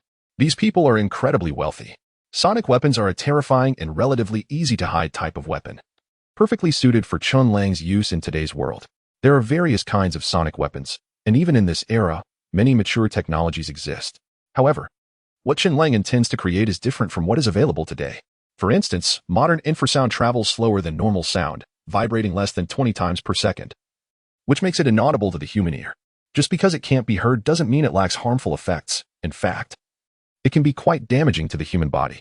Continuous exposure to external sound waves can overwhelm a person's body, leading to symptoms like heart palpitations, ruptured blood vessels, or even cardiac arrest, resulting in blood flow cessation. Of course, this is in the context of weaponry. In daily life, vibrations and noises from vehicles and machinery can also have a significant impact if they fall within the infrasound range, causing issues like motion sickness, headaches, and nausea, among others. In the future world, sonic weapons have essentially been abandoned because individuals have become too powerful, rendering such weapons negligible. However, the emergence of magical civilizations has allowed sonic weapons to evolve further. Future scientists have conducted secondary research, combining magical spells akin to sound wave effects with sonic technology, giving rise to a brand new type of sonic weapon, the melodic sonic wave. Depending on the combination of spell and sound wave frequencies, this weapon can induce hypnosis, hallucinations, or even directly cause death, all within a very short time frame. Naturally, this invention quickly became overshadowed by many other great discoveries, as its primary significance lies in its application against ordinary people, those who have not undergone genetic evolution or who lack magical training. For individuals with strong wills or powerful physiques, sonic waves are utterly ineffective. This is particularly true in the context of the future world. In contrast, in the present day, which has yet to experience a technological explosion, the melodic sonic wave is undoubtedly a formidable tool. After a long day of work, Chen Lang finally crafted a black glove. The back of the glove is equipped with electronic instruments, while the palm features 5 flat speakers of varying sizes. The entire glove is black, with a charging port on the back. Once completed, Chen Lang began fine-tuning the hidden chip data within the glove.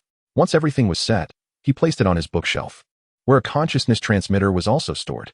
Unfortunately, due to material limitations, this glove can only induce discomfort instantly, with a lethal effect only after 3 minutes.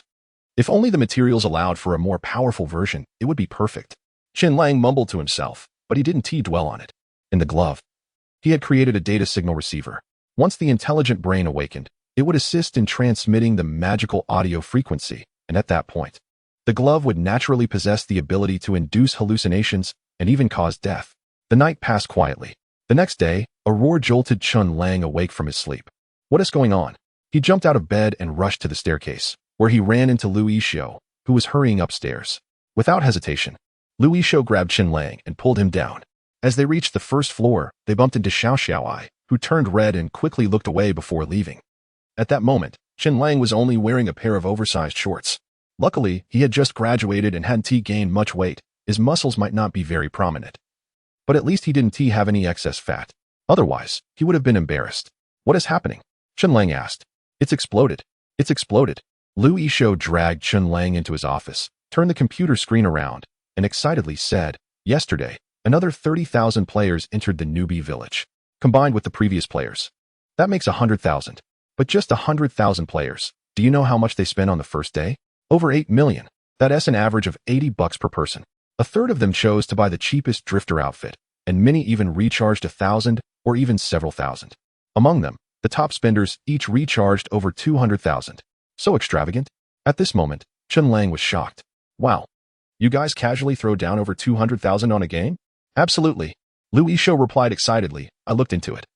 And those wealthy players are all dukes and emperors from live streaming platforms. They were attracted to the game because they saw the big streamers, Long Outyin and Feng Nuanyuan, playing it. These people are incredibly rich. Boss, we need to buy servers. As long as we can hold our ground, we can easily make a fortune. At this point, seeming worried that Chen Lang wouldn't believe him, Luisho added, Boss, as long as the game is well made, the market remains stable. And in-game items don't depreciate significantly. A classic game can really attract a lot of wealthy players. In those classic games from the past, there were players who spent in the millions, even tens of millions. Of course, we're still in the early stages. So millions and tens of millions are definitely out of reach. But as long as we create a good gaming environment, what is there to worry about for the future? Bye.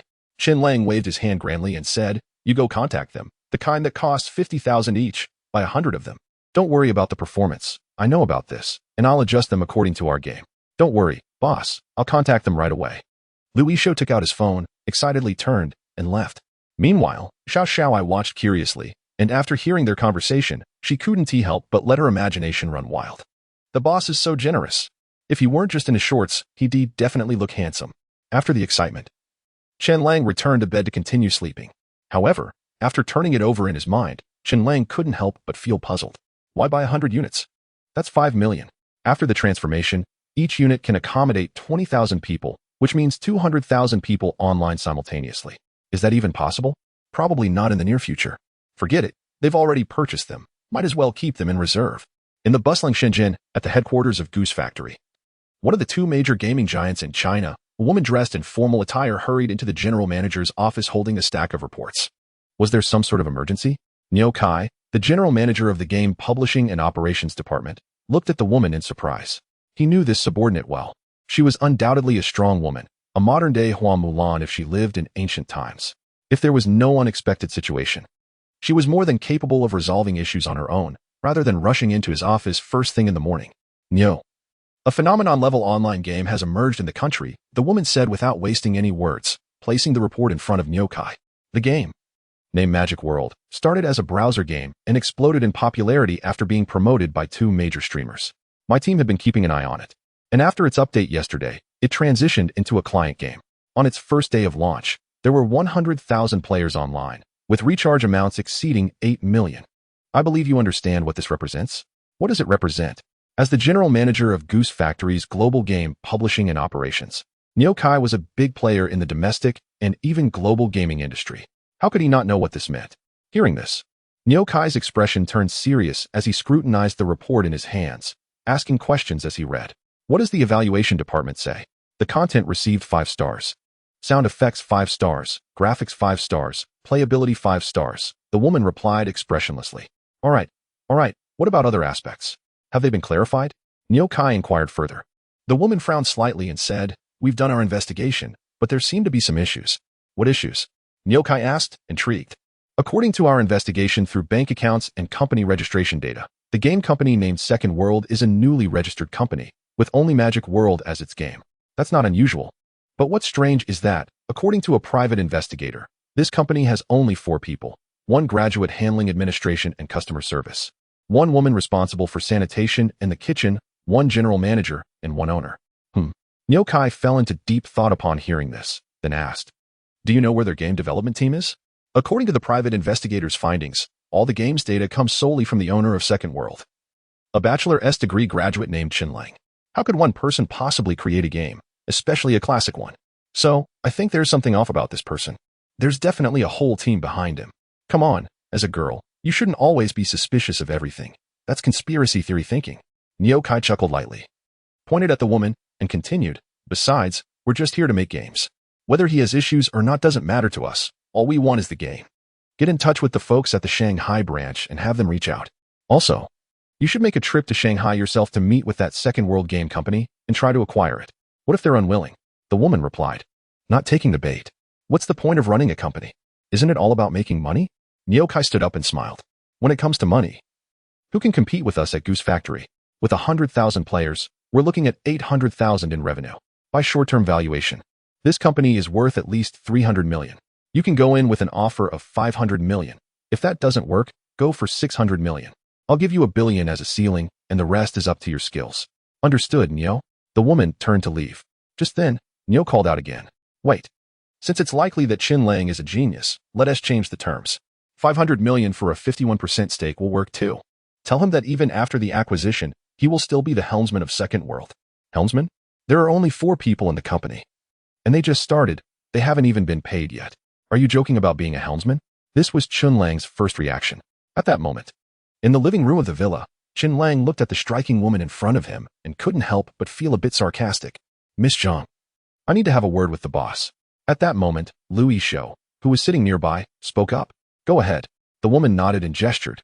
Lu Yishou pulled Chen Lang into his office. Boss, what are you thinking? Lu Yishou asked. This is all a bit sudden. Chen Lang stroked his chin. Then, are we selling? Lu Yishou asked again. Why would we sell? Chen Lang replied, surprised. In less than 2 years, our company will definitely be #1 in the country. Why sell? Lu Yishou was sweating profusely. Although he didn't understand where Chen Lang's confidence was coming from, he couldn't help but say, I know that woman. Her name is Zhang Mulan, the head of Goose Factory's domestic gaming market. She's 27 this year, has been with Goose for less than 5 years, and is a strong woman. She's also one of the typical young leaders at Goose. Every year, she is recognized among the young management. She's not easy to deal with and won't stop until she achieves her goals. Can she kill me or something? Chen Lang was taken aback. Lu Yishou wiped the sweat from his brow and said, of course not. The Goose Factory is not what it used to be. In the past, they might have resorted to some petty tricks or plagiarism, but now, with their vast resources, they care about their reputation. As long as you, the boss, are unwilling to sell, all they can do is impose restrictions and obstacles on us in business. I understand. Chen Lang nodded and then walked out of the office with Lu Yishou. Mr. Chen, have you thought about it? Zhang Mulan set down her white porcelain cup and said, there are 2 options for acquisition. If you sell directly, we can negotiate the price if you're not satisfied. If you agree to let us invest, we can also discuss the price if it doesn't meet your expectations. As she spoke, the aura of wealth that Zhang Mulan exuded made Chen Lang momentarily lose his focus. What a pity. The money belongs to the Goose Factory. Otherwise, finding a girlfriend a few years older than me wouldn't be too bad. After all, they say a woman 3 years older brings in gold.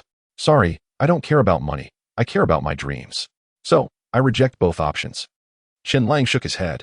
At his words, Zhang Mulan's hand trembled slightly, but her expression remained unchanged, though she nearly cursed under her breath. All right, Mr. Chen. I'll take my leave then. If you decide to sell your shares or the company, feel free to contact me. Here is my business card. I can assure you, no matter what price others offer, we can continue to negotiate. With that, she dropped a business card on the table, grabbed her bag, and left. Indeed, she exuded an air of wealth. 16. Core technology. The magical world was on fire. Just how much? As soon as Zhang Mulan from the Goose Factory left, people from the Pig Factory arrived. As another giant in the domestic gaming industry, although the Pig Factory might not rank first or second globally like the Goose Factory, its strength should not be underestimated. The Pig Factory has developed or represented several classic games, and over a decade ago, it had the best reputation in the domestic online gaming sector, while the Goose Factory had the worst. However, as the Goose Factory expanded into an international internet giant, it began to value its reputation, while the Pig Factory, eager for quick success, gradually tarnished its image. It seemed like a cycle. 2 people from the Pig Factory came. One was Zhao Xiong, the domestic gaming industry head, who held a similar position to Zhang Mulan, and the other was Lu Sheng, Zhao Xiong's trusted aide and head of the domestic gaming operations. Unlike the Goose Factory, which is one of the largest internet companies globally and where gaming is just a part of their business, the Pig Factory struggles in other areas but can only compete with the Goose Factory in gaming. Thus, Zhao Xiong's status in the Pig Factory was certainly not something Zhang Mulan could compare to. It's often said that those in high positions must have extraordinary qualities, and indeed, as Zhao Xiong walked in and introduced himself with Lu Sheng, he burst into hearty laughter, exuding a certain northeastern charm. Mr. Chen, I'm the kind of person who loves making friends. It just so happens that it's mealtime now. I've arranged a great place with some hearty dishes. How about we step out for a drink? Indeed, experience speaks volumes. Compared to Zhang Mulan's extravagant approach, Zhao Xiong relies more on strategy. Chen Lang shook his head slightly, glancing outside to see that it was completely dark, and said, Sorry, Mr. Zhao. The doctor told me I have a sensitive stomach and can only eat soft food. Zhao Xiong was taken aback. Lu Sheng was stunned, and even Lu Yishou beside them couldn't help but twitch at the corners of his mouth. What an image, boss, he thought. Haha, Mr. Chen is just joking. In that case, let's have our discussion here, Zhao Xiong said, taking a deep breath and sitting down with Lu Sheng. He then pulled out a report and handed it to Chen Lang. Mr. Chen, I've had some investigations done on your company. They say knowing your enemy and yourself ensures victory in 100 battles. and it's essential to understand everything clearly before quoting, right? So, I hope you understand. Chen Lang nodded slightly. Zhao Xiong was indeed impressive. Just a few words from him could create a favorable impression, proving he was well-deserving of his position. Unlike the gaming giant, Zhao Xiong continued, our focus is not aligned with that of the gaming giant. They have deep pockets and prioritize the benefits and reputation that games bring, while we are looking at things from a broader perspective. First of all, setting aside the quality of the game magic world itself, we are more interested in the technology it encompasses. Having 20,000 players online simultaneously in one server is challenging. But most major gaming companies can manage that. With recent technological breakthroughs, it's even possible to have 50,000 or 100,000 players in a single server if we're willing to invest enough resources. But I must emphasize, it's one server, not one map. What astonished us about Magic World is that a single map can host thousands of players, and the newly updated Mapletown even has 50,000 players. No other gaming company has achieved this. Traditionally, we would divide maps and lines, segmenting the game's map sections and using different servers for data processing. When too many players are in one map, we would split the lines, creating layered maps. We need this technology. At this point, Zhao Xiong's expression turned serious. This technology is revolutionary for the gaming industry, especially for online games.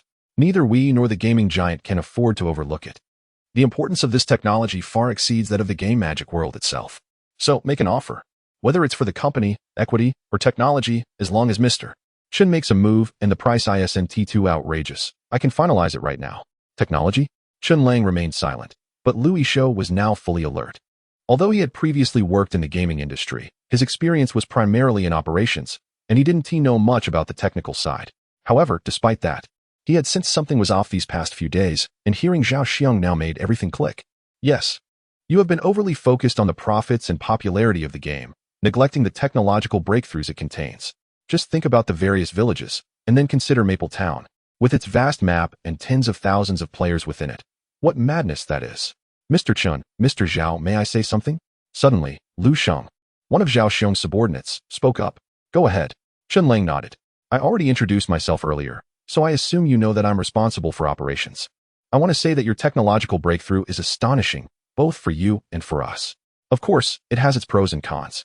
For you, this technology could position you ahead of global gaming companies and allow you to amass considerable wealth in a short time, propelling Second World into a major global online gaming company. That is the upside. However, technology is always conquerable. Even though you possess this breakthrough, once it's out there, all gaming companies worldwide will conduct research on it and may even surpass you. Your time is limited. At the same time, other global gaming companies won't just stand by while you grow. They will surely attempt various disruptions, like sacrificing some profits to lure back veteran players, or covertly attacking your company's servers, and so on. So, when you add it all up, your time becomes even shorter. The gaming market is finite. If you profit, others will incur losses. To put it bluntly, under the siege of competitors, it's virtually impossible for you to achieve this alone. Therefore, you have two choices. First, sell the technology in the company while it's still highly valuable and secure an astronomical wealth. In this regard, I must say, partnering with Goose Factory would be your best option. Second, you could form alliances and collaborate with established large gaming companies to compensate for the lack of foundational strength, allowing you to leap forward and capture a significant share of the global gaming market in a very short time. In this aspect, our company is the most suitable partner. We have a customer base built over 20 years and are willing to pay a substantial price. Thus, a merger is the best choice. We will offer your company a valuation that you will find satisfactory, and after the merger, equity will be calculated based on that valuation. At that time, you and your team will also become major shareholders in our company. It's a win-win situation. With that, Lu Sheng smiled at Chen Lang and then fell silent. To be honest, at this moment, Chen Lang was genuinely taken aback. Goose Factory and Pig Factory are undoubtedly major players in the domestic gaming industry, truly filled with talent. Zhang Mulan, who is financially savvy and strategic, Zhao Xiong, with his unique and generous personality, and Lu Sheng, who excels in operations and alliances, each one is exceptional. Zhang Mulan and Zhao Xiong hold high positions, speak little, and are adept at negotiating on a psychological level. It's not all bad. Everything has the potential for redemption. Lu Sheng is particularly skilled at negotiating through operational strategies, managing the conversation from start to finish with the aim of being convincing. They are both talented. Chen Lang sighed, while Louis Shou beside him looked like he had gained a lot from this experience. No wonder, at nearly 40, he was still not as successful as a younger person. Today's youth really are impressive. I'm curious, since your company has operational talents like you, why does it still have a bad reputation in the gaming industry? Chen Lang asked with curiosity. Lu Xing, who seemed confident, immediately darkened his face upon hearing this. No wonder. Zhao Xiang chuckled and said, after all, we are a publicly listed company. There are many issues that a listed company has to consider. Unlike before, now both large and small shareholders are focused on profitability. Times are changing, and especially in internet companies, if you don't see profits in a day, it translates to huge losses. This is unavoidable. Chen Lang nodded in understanding. He had spent some of his free time learning about the current era. As for the aspect of companies going public, he had done some research. Ultimately, going public is about raising capital. The higher the market value, the more development funds the company can have. However, with gains come losses. Once a company is listed, it faces many more risks and has to consider the opinions of shareholders. Sometimes even having to take actions that are not beneficial to the company just to maintain stock prices. Shaking his head, Chen Lang said, I have many thoughts about the future, and while a listed company may have ample funds, it also imposes constraints on me. So, I'm sorry, but I choose to decline. There was a brief silence. Then Zhao Xiong nodded and said, in that case, I won't say much more. Mr. Chen, please think it over. If you have any thoughts, feel free to contact me. Saying this, Zhao Xiong handed Chen Lang a business card. After the two left, Lu Yishou let out a sigh of relief. Were you that nervous? Chen Lang smiled. Of course I was nervous, Lu Yishou nodded. Whether it's Zhang Mulan or Zhao Xiong, they are big names in our industry. When I was a manager at my previous company, I had only heard of them and never met them in person. By the way, Yu Haven T told me about your previous company. I saw comments on your resume saying you were fired. What happened? Chen Lang asked curiously. Sigh, it's a long story. Lu Yishou sighed. Let us not talk about it. Let us just call it a day. Chen Lang stood up. Lu Yishou was left stunned. Are you serious? You were the one who asked first, and now you're just leaving after bringing up my painful past? Have a little empathy, will you? He opened his mouth. Finally feeling frustrated, the server vendor I contacted should be able to deliver the servers soon. 100 servers. Don't we need their help to set them up? In Shun T, we considered changing our server room? A few machines are manageable, but with 100, the cooling becomes unmanageable. Don't worry, just leave it to me. You can head home after your shift. That night, a delivery truck pulled up outside the villa, and 100 servers were continuously transported inside. Once the workers left, Chen Lang grabbed his tools and began modifying the server's hardware and software. The technology that the pig factory was eyeing was precisely what Chen Lang was enhancing. For other companies, the number of servers determined the stability of their games and the computational load they could handle. But for Chen Lang, it was different. While other companies might have multiple servers operating at a maximum of 111,115, even with overlapping technologies, they ultimately faced limitations. After acquiring several servers, they could only perform basic data aggregation due to these technical constraints. It was like having one server for one map, 10 servers for one region, and 100 servers for 10 regions or 100 maps. Chen Lang, however, had technology from the future, and it wasn't even advanced technology. It wasn't even from the era of the Stellar Age, but rather from the peaceful time before the planet collided with Earth. This technology originated from a small software company in the United States, developed by a few tech enthusiasts accidentally. It was called Data Processing Balance Sharing Technology. After modifying the hardware, this technology enabled multiple hardware connections to share computational tasks and balance loads, among other things. In a nutshell, with this technology and after hardware modifications, multiple servers could effectively operate as if they were 1111111. It achieved true integration and ushered in a revolutionary change in the online gaming industry, rendering the concept of regional divisions obsolete and paving the way for millions of players to be online in the same area simultaneously. Of course, that's all in the future. With current technology, it's far from achievable. Firstly, consider the map issue. How large would a map need to be to accommodate 1 million players in one area without feeling crowded? It could be created, but players' computers wouldn't be able to handle it either. Even with top-tier hardware, current computers can't process such massive data. Secondly, there's the network requirement. With today's internet speeds, it's simply impossible. The only solution is to utilize 5G. 5G3 is a third-generation network communication technology developed 15 years after the advent of 5G and the Internet of Everything. The emergence of 5G3 completely replaced existing wired connections in the telecommunications industry, as long as a computer is equipped with a 5G3 data transmitter. It can enjoy ultra-fast internet anytime, anywhere. How fast is this network? It can download over 10 terabytes per second, equivalent to more than 10,000 GB. Thinking about this, Chen Lang couldn't help but feel a sense of helplessness. Technology builds upon layers of advancements. It's not just any random technology that can create a product out of thin air. To realize the emergence of a virtual world, many challenges must be addressed. We need to establish photonic brain-level data processing centers to support this virtual world, develop global, low-latency photonic brain-level data transmission satellites, create human cognitive brains, consciousness connectors, and more. The virtual world is a reality perceived through consciousness. Under the interconnection of intelligence and awareness, it becomes a world with 100 authenticity. Within this realm, scientific research on known materials can even take place, with the Photonic Brain-Level Data Processing Center providing feedback after computation. Such a monumental endeavor is certainly not easy. Chen Lang does not believe that a virtual world can be achieved in the short term. Before that, he aims to develop virtual games. Getting started is always the hardest part. A virtual world and a virtual game are fundamentally different.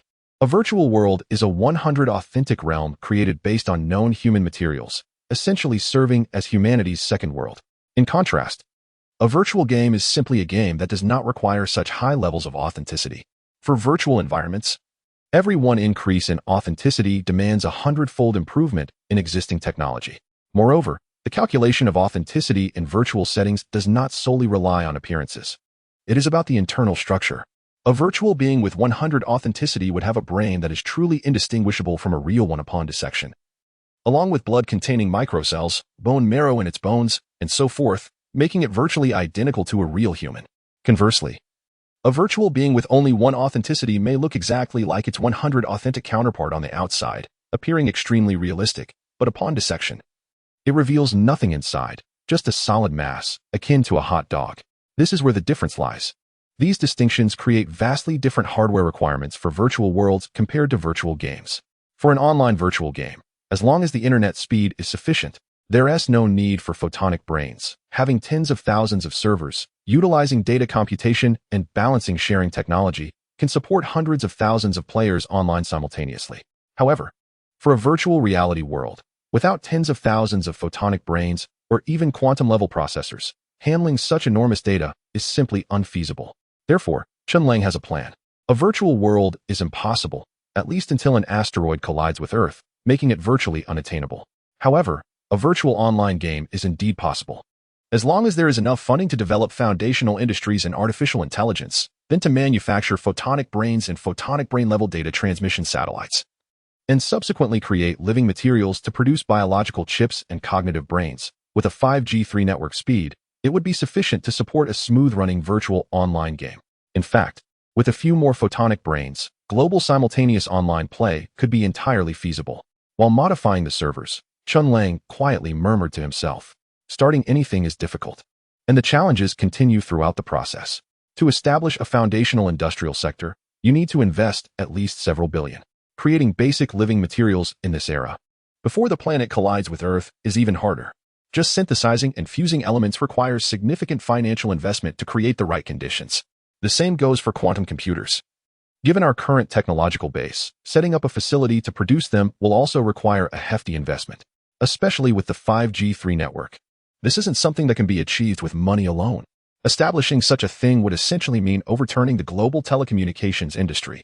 Without a military force capable of deterring a nation, pursuing this would be akin to courting disaster. After a night of silence, Chen Lang finally finished modifying all the servers by noon the next day.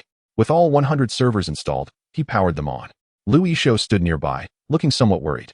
Boss, is it really okay to have over 100 servers in this building? If the heat dissipation isn't handled properly, it could explode. Don't worry. Chen Lang shook his head. You can trust my skills. Do you know why the pig factory is willing to exchange shares for technology? Because this breakthrough is revolutionary for our current stage. I've managed to achieve balanced data computation sharing across 105 servers, and temporarily capped the entry limits for Maple Town and the 5 villages. The town limit is set at 100,000, and each village at 10,000. So heat dissipation won't be an issue. So, you've just added 50,000 players? Lu Yishou was taken aback. No wonder you're not worried about heat problems. But wait. He quickly realized, boss, this is a great time to make money. Buying 100 servers has just increased our player count by 50,000. What does that mean? We should open a new area. Not so fast. Chen Lang slightly shook his head. This is just for now. In a couple of days, with the next update, I'll officially expand the map and increase the player limit. I have my plans, so don't worry. All right, you're the boss, so I'll trust your judgment. Louis Shou said, resigned. Chen Lang turned to leave and take a break. He had already thought things through. The magical world needed each area to have its own unique characteristics, as they would eventually merge the larger regions. If there were duplicate areas, the entire game map would end up chaotic. Moreover, he could sense that the intelligent system was about to awaken. Once it did, new areas and maps could be opened at any time, and existing maps, game balance, and even graphics could be optimized. There was no need to waste time copying and pasting old maps. He might as well take a nap instead. Please, when logging into the game, pay attention to me. Let us unleash the power of faith. In the deep market, in the Goose Factory building, a young man was reporting to Niu Kai when Zhang Mulan knocked and walked into the office. You're back? Niu Kai looked up at Zhang Mulan in front of him and smiled. I really thought there was nothing you couldn't handle. So what happened this time? Where did we lose? We didn't lose. Zhang Mulan shook her head and replied, I didn't rush back because I was waiting for the reaction from the pig factory. Their people didn't succeed either. That young man named Chen Lang is quite unconventional. His thinking is completely different from the norm. I can see that he clearly wants a large sum of money, yet he still rejected our offer. It's not about the price. I can sense his determination. No money? That complicates things, Okai murmured. Then his expression turned serious. I'm not at ease. I had someone look into the second world again. The technology they possess is something we urgently need. It's the type that we can't let the pig factory acquire, even if we can't get it ourselves. Moreover, I spoke with Mr. Ma, and he emphasized that we must secure it. I'll find another way.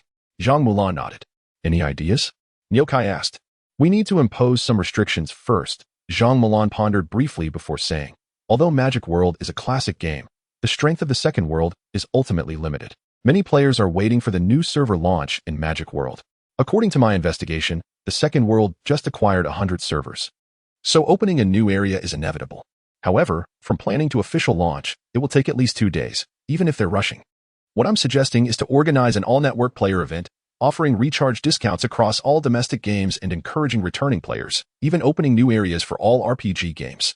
Niu Kai nodded slightly, contemplating for a moment before asking, are you sure you can handle a nationwide event? Absolutely.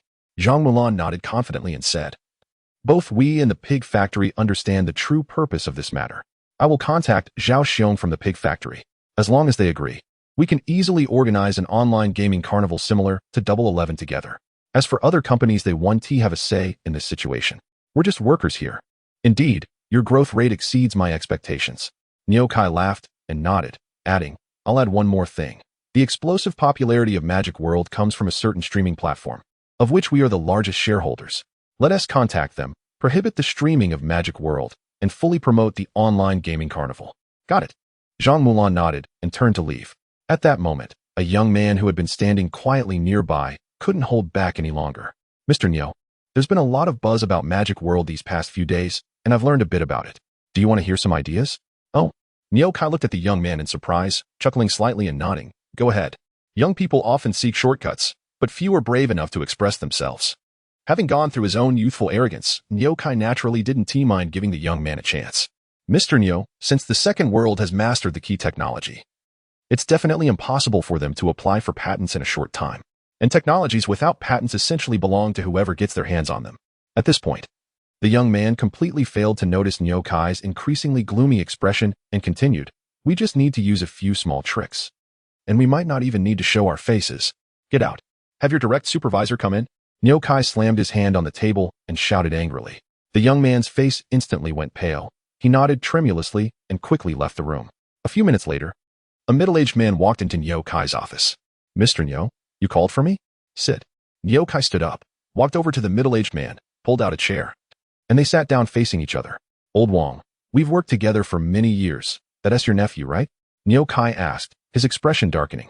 This. Old Wang's heart sank, and he quickly explained, Mr. Niu, he is indeed my nephew, but I swear on everything I have that I have not shown favoritism. He got in based on his own abilities, and his position in my department was arranged by HR. I certainly believe you, Niu Kai said, lighting a cigarette and taking a deep drag. We've worked together for so many years, and I absolutely trust your character, but your nephew seems to have some questionable motives. Saying this, Niu Kai recounted the incident that had just occurred. After hearing this, Old Wang's expression changed frequently. We're just employees, Niu Kai said meaningfully. Old Wang shuddered at these words, sighed, and nodded. I understand. For the sake of our many years as colleagues, Mr. Nyo, give him a chance. He is still young. And I'll make sure he resigns voluntarily. Nyo Kai nodded, choosing not to say more. Some things are better left unsaid. We are all just employees, working hard for what we deserve in the end. If that's the case, why resort to underhanded tactics? Isn't it better to conduct oneself with integrity? Why put oneself in a situation that could lead to years of trouble? Some things are acceptable to do, and some are not. Besides, how vast is the industry at Goose Factory now? If you engage in small tricks here, and they do the same there, what does that lead to? If nothing happens, that is fine, but once something goes wrong, it could affect the entire Goose Factory. The stock prices, which can drop by tens or even hundreds of billions due to negative news, are not to be taken lightly. If things get serious, it would be a case of losing more than you gain. Most small companies might resort to unscrupulous tactics, but large corporations should maintain a clean, untarnished image. Chen Lang had a dream where the smart brain awakened and began helping him create new game maps, calculating balance issues, and also optimizing the entire game. When he woke up, Chen Lang discovered that the smart brain had indeed awakened.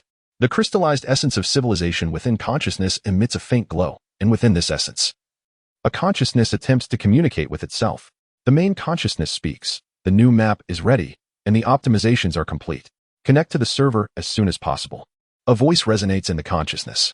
Chen Lang recognizes it as the voice of the intelligent brain.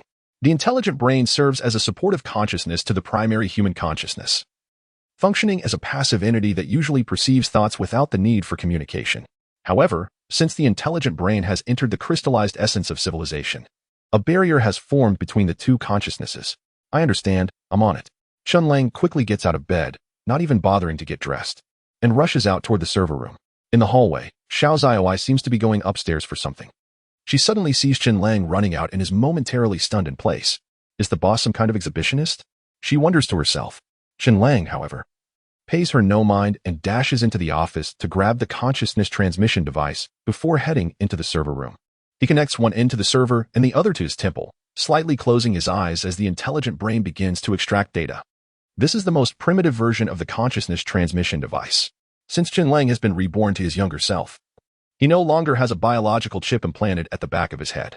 Otherwise, he could have relied on the built-in wireless sensor of the biological chip for direct data transmission, rather than facing the current cumbersome and slow process. Half a minute later, with a reminder from the intelligent brain, Chen Lang unplugs the consciousness transmission device. Intelligent brain, do you still need to sleep this time? Chen Lang asks. A continuous, albeit minimal, influx of faith energy has merged into the crystallized essence of civilization. It's enough for my daily awakening, so I don't need to sleep for now. What exactly is faith energy? Chen Lang wonders. I can't analyze it. It's a very mysterious force, even within the crystallized essence of civilization. I can only sense and absorb what I normally need, but I can't manipulate it. All right then. Chen Lang shakes his head slightly, having had little hope to begin with. He returns to his bedroom, gets dressed, freshens up, and finally enters his office. He powers on the computer and uses his backend permissions to start reviewing the data transmitted to the server. 5 large maps, including the optimized Maple Town, consist of Maple Town, Tianling Town, Was Town, Eagle Sea Town, and Lianshan Town. Each of these towns can accommodate up to 100,000 players. Additionally, there are 50 novice villages affiliated with the 5 towns, which have been expanded to hold 20,000 people each. Moreover, the novice villages are no longer just for beginners. Some are surrounded by wastelands, mountains, cliffs, oceans, or jungles, all teeming with high-level monsters. While high-level players typically engage in regular gameplay within the towns, many quests will require them to return to the novice villages, and even hunting high-level monsters will often lead them through these villages. In summary, the 5 towns and 50 villages create a complete map, with uncharted areas beyond. 20. Black-faced man. Well, this is great. Chen Lang couldn't help but laugh as he looked at the data generated by the intelligence system. He had to admit that the intelligence system truly lived up to its reputation as a biological computer. It was indeed powerful. The gameplay, balance, and so on were far superior to what humans could achieve. Firstly, each village produces different unique resources, and the same goes for towns. So there's no need to worry about any area of the map becoming a dead zone. Secondly, after optimization, players will no longer have to choose a server when logging into the magical world, as everything will be on a single server. Entering different maps will merely involve data transfer. With 55 maps, the intelligence system also implemented an automatic balancing distribution system, which will assign new players to villages based on their population size. Higher-level players will need to travel to switch maps. although those with money can opt to use the teleportation array. However, using the teleportation array comes at a cost. This means that mounts will soon start selling like hotcakes. Without hesitation, Chen Lang began drafting the update content, third-round update content, to serve more players and enhance their gaming experience. The game will undergo an update in half an hour. 1. This update will introduce 4 brand new town maps and 45 village maps, along with optimizations to existing maps. 2. This update will completely merge all servers, allowing all players to be online in the same area simultaneously. Note, each village has a maximum capacity of 20,000 players, and each town can accommodate up to 100,000 players. Once the limit is reached, NPC village chiefs town mayors will prohibit player entry for security reasons. 3. This update will change the spawn points for high-level monsters and grant some NPCs the ability to move around freely. When an area becomes overcrowded, NPCs will feel cramped and relocate. 4. This update will optimize skill casting animations and effects, while also balancing profession data. 5. This update will introduce 3 new outfits and 5 new mounts. 6. The in-game market function will be fully opened, allowing everything to be traded except for bound outfits. 7. After finalizing the update details, Chen Lang casually published them on the official website and sent a system message to players in the game. Another update? Seriously, it's only been a few days. Talk about a prolific output. I took a look and realized that all players are in the same area. It seems that the maximum concurrent online players could reach up to 1.5 million. Is this for real? My goodness, who said this game developer lacks strength? This isn't called lacking strength. Even companies like Tencent and NetEase can't achieve this, alright? Although I had a feeling about the game map before. Seeing it actually happen is still hard to believe. The second world has truly mastered some black technology. Incredible. This game is definitely worthy of praise. With the market function fully opened, it seems like the farming crowd is about to explode. The game's gold production is incredibly difficult. You can only sell magic cores to NPCs or craft items for them, as monsters drop nothing at all. The exchange rate is now nearly 1 gold for $1. And once the market fully opens, it's bound to explode. TSK, the farmers are going to make a fortune. Killing monsters yields no experience. But there's a chance to drop magic cores, which are essentially experience potions. Many high-level players still haven't reached max level, and with this market opening, those who spend money to level up will undoubtedly help others get rich. Who could argue otherwise? If you ask me, there will definitely be a lot of multi-account players farming magic cores. Whether they sell to wealthy players or list them on the market, they'll make quite a bit of profit. But don't get your hopes up. I've already tried that. This game has some sort of detection system that only allows 1 account per computer, and even attempts to crack it have failed. Do studios lack computers? They could just run a script. Even with 1 account per computer, they'd still make a killing, right? But scripts aren't working either. After all this time, do you think no one has tried to make one? They've all been banned, with not a single one slipping through the cracks. The capabilities of this second world company are quite formidable. In both the game and the official forum, countless players are discussing this. Chen Lang smirked dismissively when he saw keywords like scripts and multi-accounting. If I had to start over and got taken down by those cheaters, wouldn't that be humiliating? He casually opened the market. The market exists in-game and on the official website, with both linked together. Chen Lang was looking at the market interface on the official site. Currently, the most expensive item is a unicorn. I wonder who got so lucky to find one, with a 1 in 10,000 chance, and is now listing it for 250,000 cash. However, the price is too high. Even though hundreds of people have bookmarked the sale page, no one is buying. 250,000 is ultimately too steep. The minimum price is around 280,000. So who would buy it for 250,000 unless they're a fool? Are you really trying to sell it, or just showing off? There is only a 30,000 difference. Would a rich person care about that? Not really. They just want to take a gamble. And what about regular players? They're not concerned about that extra 30,000. They're focused on the full 250,000. The dragon scale snow silkworm costume and unicorn mount are indeed rare items.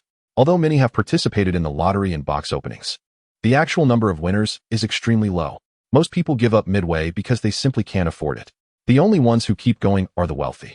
Those with good luck might spend tens of thousands to get one, while those with bad luck might spend over 100,000. Currently, there are only 17 dragon scale snow silkworm costumes and 12 unicorn mounts in the game, highlighting just how low the odds of winning are. However, correspondingly, because rarity drives value, the wealthy who own these costumes and mounts are extremely satisfied.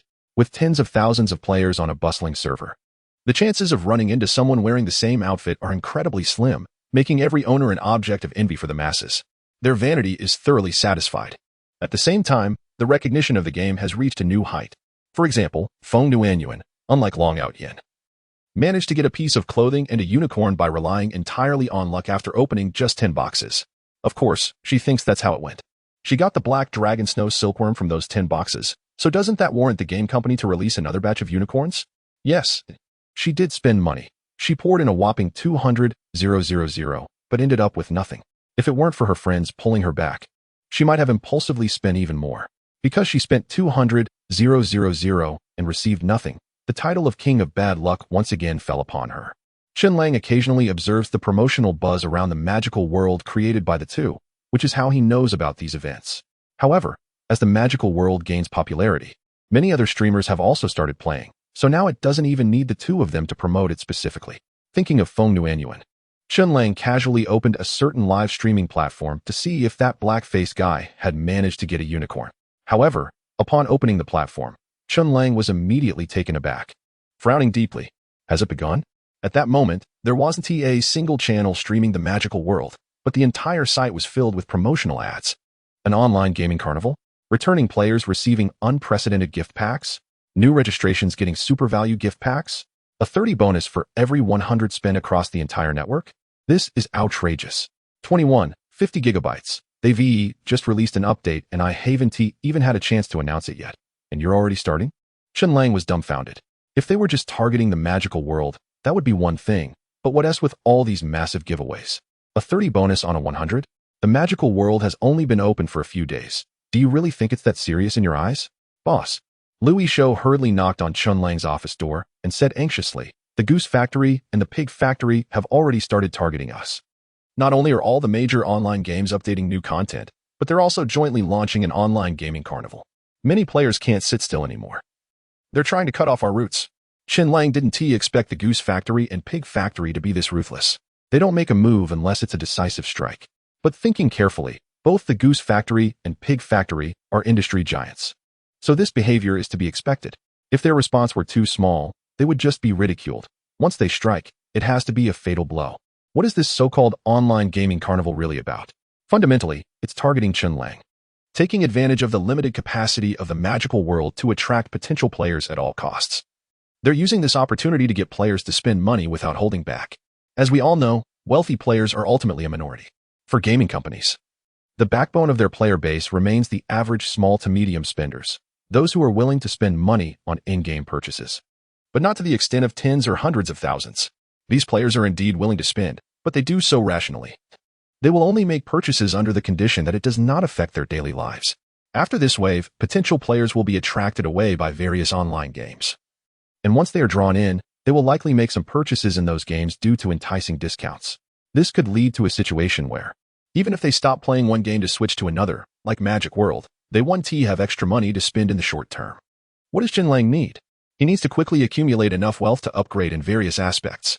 If he cannot earn sufficient wealth in a short period, then everything is meaningless. At least from the perspective of the big companies, if Chen Lang does not develop quickly, then mastering black technology will be of no use. Overcoming a known technology under existing conditions is not particularly difficult for these companies. It may just require time, and time is the core issue. Chen Lang needs time to rise, while they need time to conquer the technology. If Chen Lang rises, it means they have lost. If they conquer the technology first, it means Chen Lang has lost. What are your thoughts? Chen Lang asked. Louis Shou, upon hearing this, calmed down instead. He lit a cigarette, sat on the sofa, pondered for a moment, and said, whether it's the Goose Factory or the Pig Factory, their goals are very clear. At this point, if you, the boss, are truly unwilling to sell the technology in shares, we have two strategies. First, we can apply for patents on the technology to safeguard our interests. While collaborating with some small to mid-sized gaming companies, we would sacrifice some profits to authorize them the technology, allowing the entire industry to be chaotic. With many ants biting the elephant, we can take advantage of the situation and let the quality of our product speak for itself. I believe the quality of Magic World is rare, and success is inevitable. Second, we can use the technology and the company as collateral to secure a bank loan. This would allow us to complete the initial setup and quickly gather enough players. Once we generate sufficient wealth, we can repay the loan and then initiate a second round of borrowing.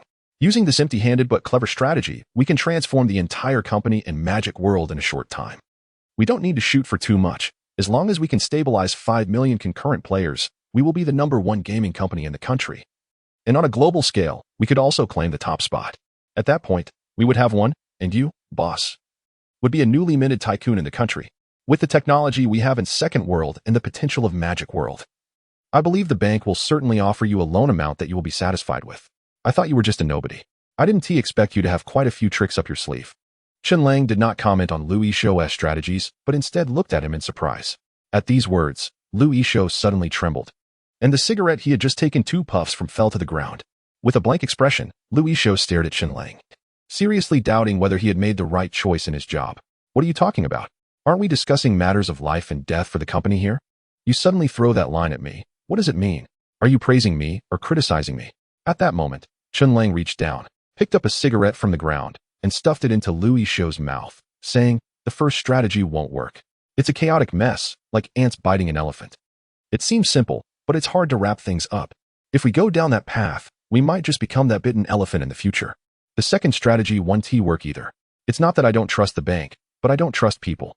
The power of capital isn't as simple as you think, and besides, it's unnecessary. The rise of the magical world doesn't require any external forces. It's sufficient on its own."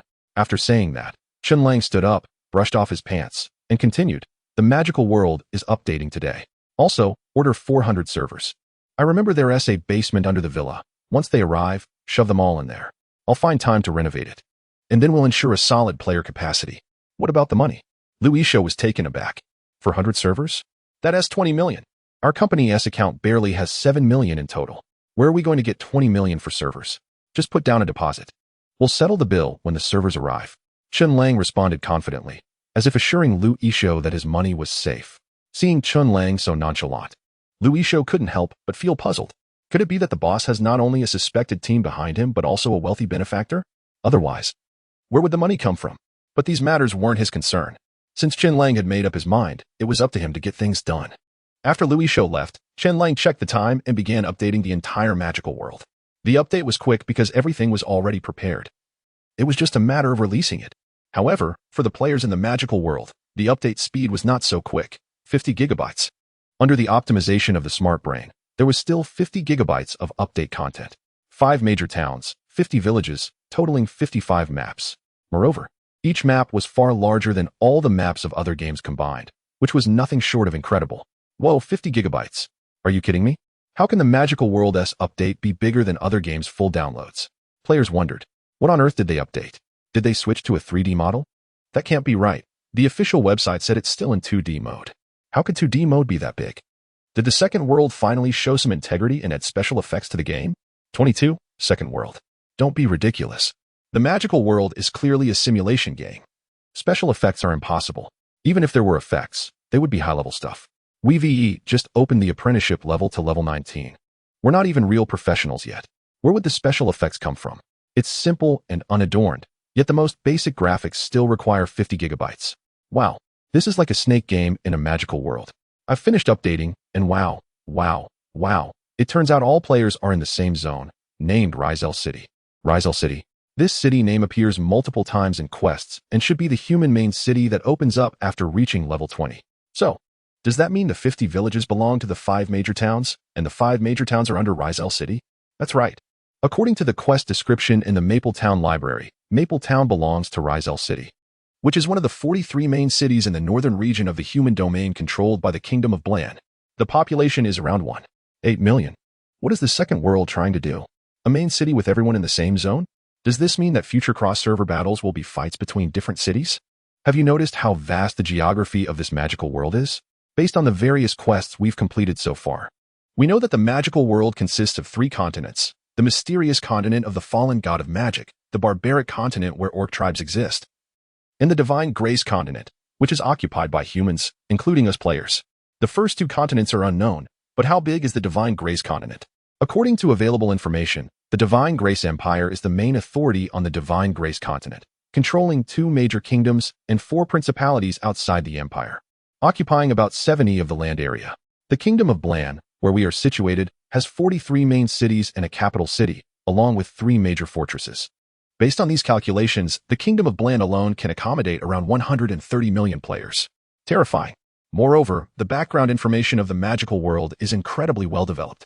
I don't know about other games, but aside from the somewhat absurd start, what truly attracts me to the magical world are the various quests that reveal the charm of this world, making it feel like a real place.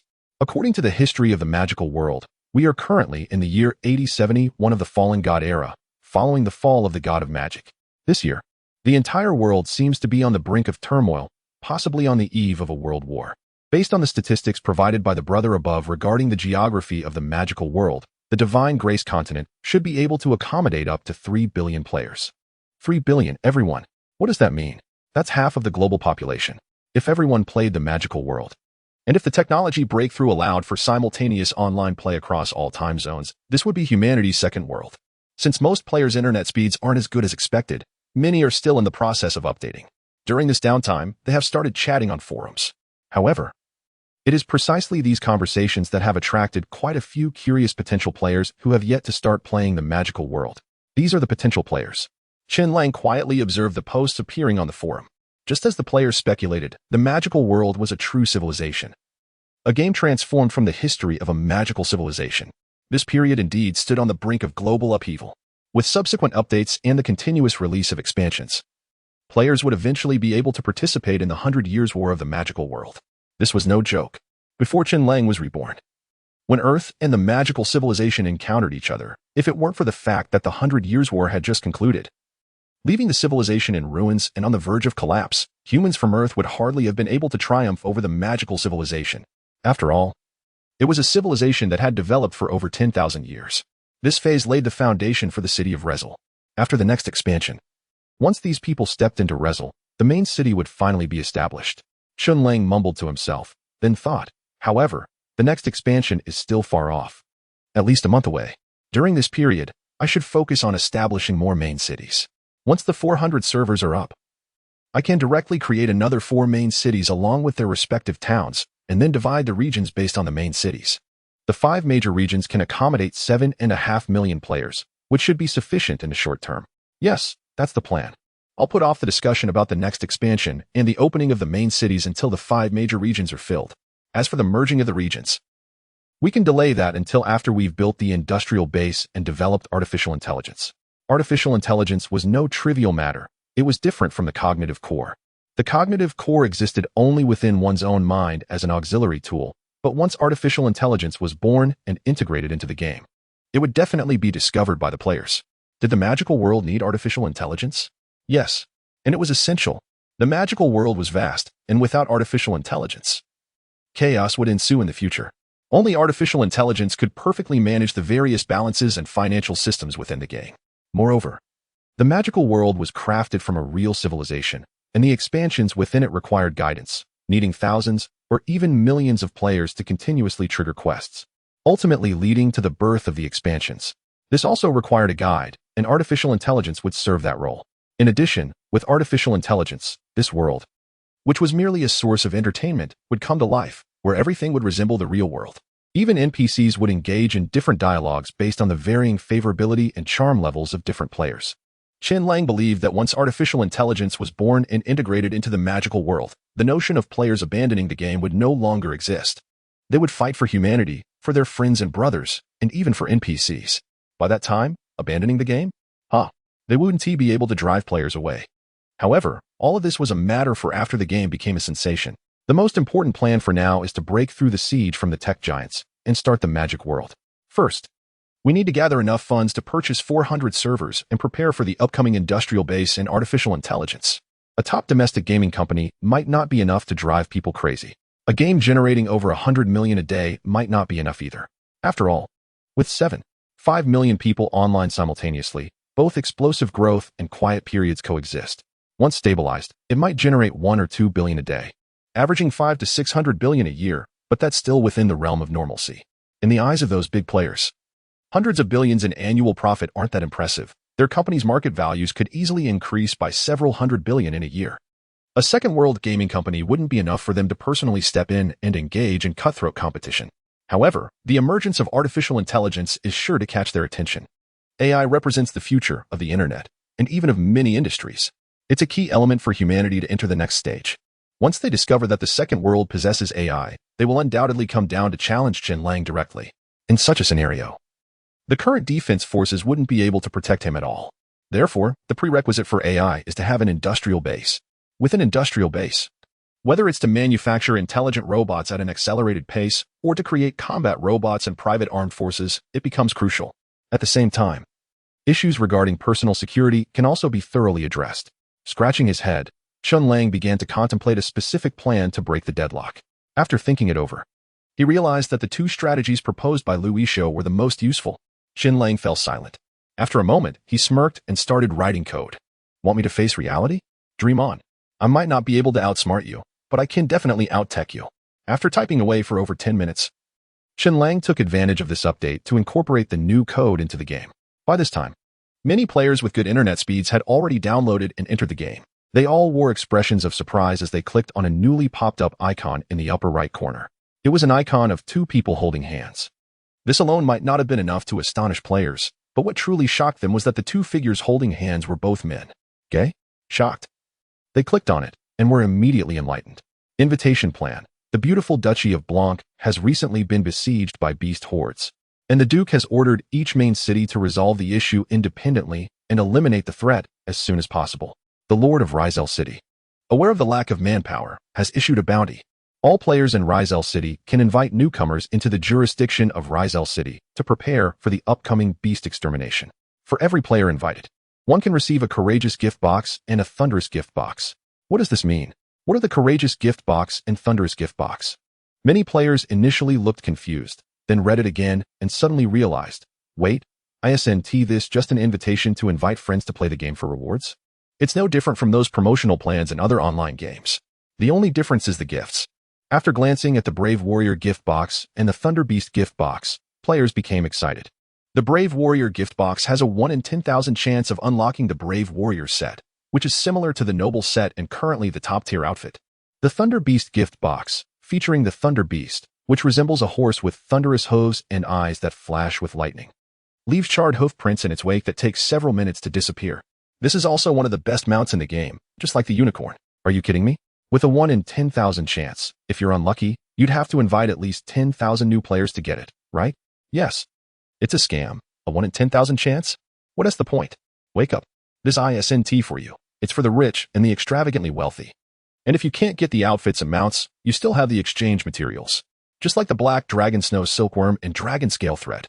This isn't something that has gift boxes for sale like the Black Dragon Snow Silkworm and Unicorn. You can't buy it. It's only given out for inviting players, one per player, with real name authentication via ID. This means it's even rarer than the Black Dragon Snow Silkworm and Unicorn. A single exchange material could easily sell for 10 to 20 bucks. Exactly. You can't buy this. You can only scour the market for materials that others have opened to exchange. For the wealthy, as the game becomes more popular, spending 300,000 to 400,000 for a full outfit might not be out of the question. Wow, this is an official event. And the rich are coming to cash in. The planner behind this event is truly a genius. Even if you can't get anything good, you can sell it for 10 bucks. And if you do get lucky, you could sell it for 300,000 on the market. As Chen Lang announced the invitation plan, within less than 10 minutes, the official forum and even various online communities were flooded with screenshots and discussions about the invitation plan. When many players doubted whether the materials could be sold, a few wealthy players stepped in. Sticky, buying new outfits and mounts exchange materials online, 10 bucks each. If you have the finished product, 300,000 is the fixed price. Sticky, buying exchange materials online, 11 bucks each. Finished products for 320,000. I'm Gu Yin from Maple Leaf Town. If anyone has materials, hurry up and list them on the market. You won't lose money. As the wealthy players rushed to join the bidding, the excitement among all players in the server soared.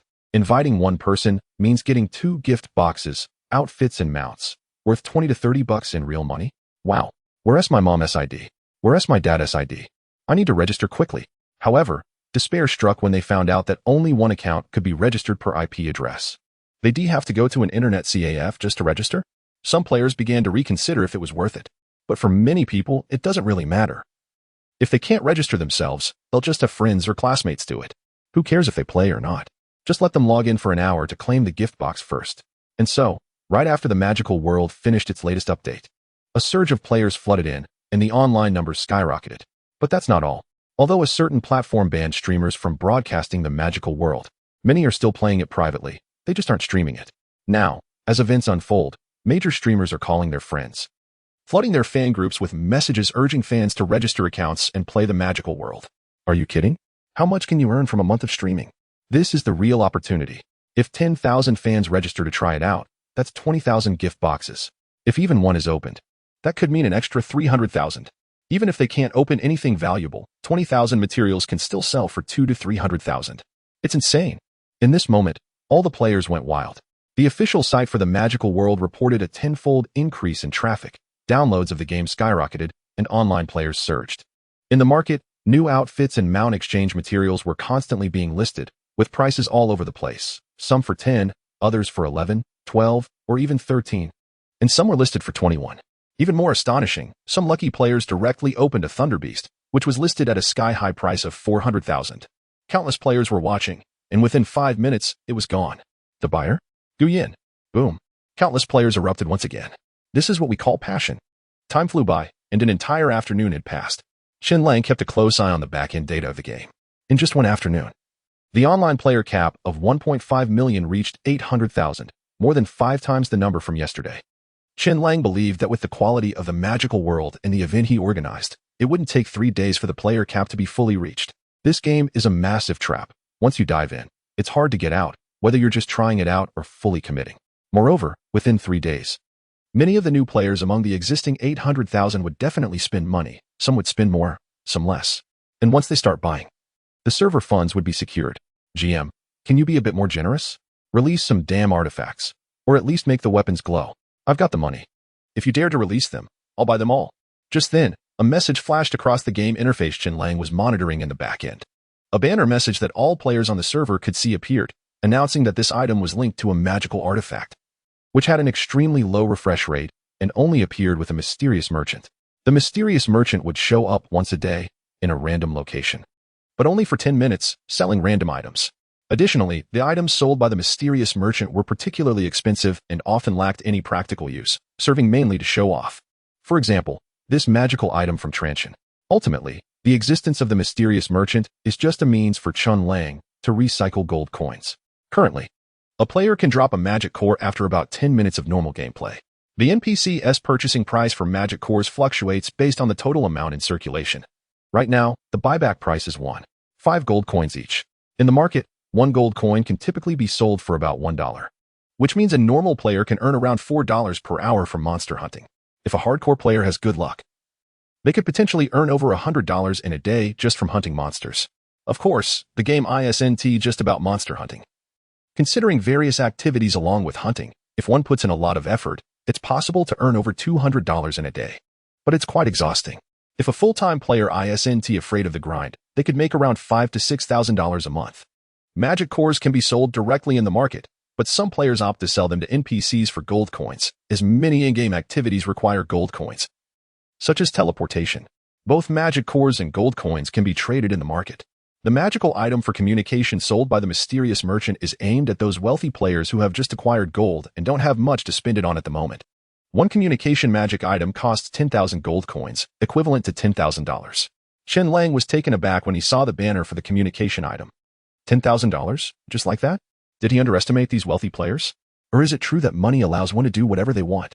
Chen Lang knew about Guyan, one of the emperor-level tycoons in Feng Nuanyuan's livestream, a genuine big spender. In the magical world, he was one of the top spenders in terms of personal investments. Not only did he own all available outfits and mounts, but he also had a black dragon snow silkworm and a unicorn. In the afternoon, he spent heavily, dropping 40,000 and 37,000 to instantly buy the newly released outfits and mounts. This is someone who spends money without batting an eye. However, rumors say this person is a rich second generation who has just come of age, lavishly spending money and being extremely fond of gaming and showing off. With a notoriously foul mouth, he is the type who, even if I compliment you, it's still yours such a stuttering beauty. A foul-mouthed youth, no doubt. He loves to insult people, or rather, it's become a habit. In the community, he is known as Golden Yen, which not only means he spends money like water, but also implies he grew up surrounded by gold. What is the deal with this guy? The game version has only reached the apprentice profession stage, and he is already dreaming of divine artifacts? Get real, you'll find everything in your dreams. Chen Lang chose to selectively ignore this person who had spent the most on him. In the evening, Louis Shou returned after contacting the server and negotiating prices. He had learned about Chen Lang's activities. Boss, are you planning to take a stand and go all out against the goose factory and pig factory? Louis Shou was a bit anxious. Seeing Chen Lang silent, he continued, their restrictions on us definitely won't stop here. This is just the beginning. What they want to see is our attitude. By acting this way, you're essentially giving them the green light to target us completely. My boss. Can't you be a little calmer? Why act so impulsively? I know it's frustrating to be targeted for no reason. But we can't let our emotions take over. Impulsive? Letting emotions take over? Chen Lang shot back, his eyes widening. What do you mean by that? This is passion. The world is so cold and indifferent. Of course, we should do something to warm people's hearts. Passion. Louis Shou was taken aback, speechless. Forget it. After all, the boss is still young, and young people can't escape the folly of youth. Since that's the case, let us go all the way. Louis Shou managed to calm down. He lit a cigarette, took a deep breath, and said, Boss, leave this matter to me. As long as you're willing to spend money, I'll arrange everything clearly for you. Huh. Chen Lang was surprised. Louis Shou had been acting like a lackey these days, friendly and smiling, embodying a standard everything is good attitude. This sudden shift was truly shocking for Chen Lang. What do you plan to do? Chen Lang couldn't help but ask. I've always adhered to one life principle. The best defense is a good offense. Although my name is Louis Shou, ever since I got fired, I've reflected on myself and my sorrow. From that moment on, I decided that from now on, I won't hold back at all. I'll go all in. Louis Shou's expression was complex as he held the cigarette, his gaze lost somewhere, surrounded by smoke like a wounded lone wolf. That's a bit intense, Chen Lang remarked, looking at Louis Shou oddly. You still haven't told me what you plan to do. Hearing this, Louis Shou looked deeply at Chen Lang and replied solemnly. I'm just an ordinary person with little education. I'm not afraid to say something harsh. I've been in this line of work for a few years now. But there are many professional terms I don't understand, and I don't even recognize basic coding. In terms of expertise, I can't compare to Zhang Mulan and Zhao Xiong. But every creature has its own way. Since they want to give us a way out, I'll ensure they don't have one either. As for methods, I may not be as sophisticated as they are, but who is afraid of whom? Boss. You don't need to worry about this matter, nor do you need to ask too many questions. Just give me a number, and I'll handle it. Whatever the consequences, it has nothing to do with you. Are you planning to bail out with a quick score since the company is struggling? Chen Lang eyed Louis Shou skeptically. Louis Shou instantly broke into a sweat and frowned, saying, Don't talk nonsense. I'm just going to hire some online influencers to arrange things for us. Our gaming company is different from real-world businesses. Running physical ads is pointless. Instead, if we spark a hot discussion online, whether it's good or bad publicity, it can help us tarnish their reputation while also giving us a boost. Go on. Go on. With players joining in large numbers, we can confidently say that money is no longer an issue. You can take 5 million from the company account. And if that's not enough, just come back for more. Sure thing, boss. Just wait and see how clearly I'll arrange everything for you. Louis Shou said with enthusiasm as he left. However, Chen Lang stroked his chin, feeling uneasy about Louis Shou's words. What did he mean by wait and see? What did arranging everything clearly entail? Could he really be thinking of taking the money and running? In the magical realm, the motto is, fun without spending money. In a 5-star hotel in the Deep City, a first internal meeting took place between Zhang Mulan, representing the game operations department of Goose Factory, and Zhao Xiong from Pig Factory, who had hurriedly arrived. Zhao Xiong glanced at Zhang Mulan, who was sitting in the chair next to him, and couldn't help but feel a wave of nostalgia. Once upon a time, he and Niu Kai were both leading figures in the domestic gaming industry, but time has changed, and over a decade has passed in the blink of an eye. Niu Kai is now one of the senior executives at Goose Factory, and he no longer needs to attend meetings of this level in person. As for Zhao Xiong, while he is also a senior figure at Pig Factory, the platform is not large enough for him to rise in status. Even though he has much more say than Niu Kai within Pig Factory, to outsiders, he ultimately falls short of Niu Kai's stature. Life is truly unpredictable. Zhao Zong, I've finished my speech. Could you share your thoughts with everyone? Zhang Mulan asked, turning to him. No need. Zhao Xiong shook his head and replied. You've said everything that needs to be said. As long as we understand our true objectives and the real significance of this event, that's enough. I want to say more, but everyone, this concerns our survival. Tomorrow's online game player carnival will have over 100 media outlets invited. We absolutely cannot mess this up. If we win, our industry will enter a new era. If we lose, not only will the company suffer significant losses, but everyone here will be in trouble too. Get ready for the bare minimum. Forget about bonuses or dividends. At this point, Zhao Xiong was about to motivate the crowd further when a woman holding a tablet knocked and entered the meeting room, whispering something in Zhao Xiong's ear. What? Zhao Xiong looked at his secretary in shock. The others turned to him, noticing the change in his expression. He said to his secretary, "Turn on the projector. Since everyone is here, we should discuss our strategy together." "Yes, Zhao Zong." The female secretary nodded and began her task. "Zhao Zong, is something wrong?" Zhang Mulan inquired. The two scoundrels from the second world, one old and one young, appeared friendly at first glance, but they are actually malicious. "We haven't even made a move, and they've started targeting us first," Zhao Xiong said, nearly laughing in anger. Just then, the projector turned on, and the female secretary projected the content from her tablet onto the screen. First, there are forums and discussion boards for RPG games like Goose Factory's Tiandao. Are you still playing games from Goose Factory? Must be a bunch of clowns, right? It's all pay-to-win nonsense. What's the point of playing games where you can only get stronger by spending money? Is there anyone interested in playing Magic World together? I've been playing Battle Royale games for 6 years, thinking I was a strong player, but the more I played, the more I realized that human strength has its limits. I'm done with this. I want to become an immortal. 666, I can't handle it. I'm quitting. I'm leaving the game behind. And I'm going to play Magic World. Magic World is incredibly fun. Wealthy players spend money on outfits and support the game, while casual players can play without pressure. And even those grinding away can earn over 5,000 a month just by playing.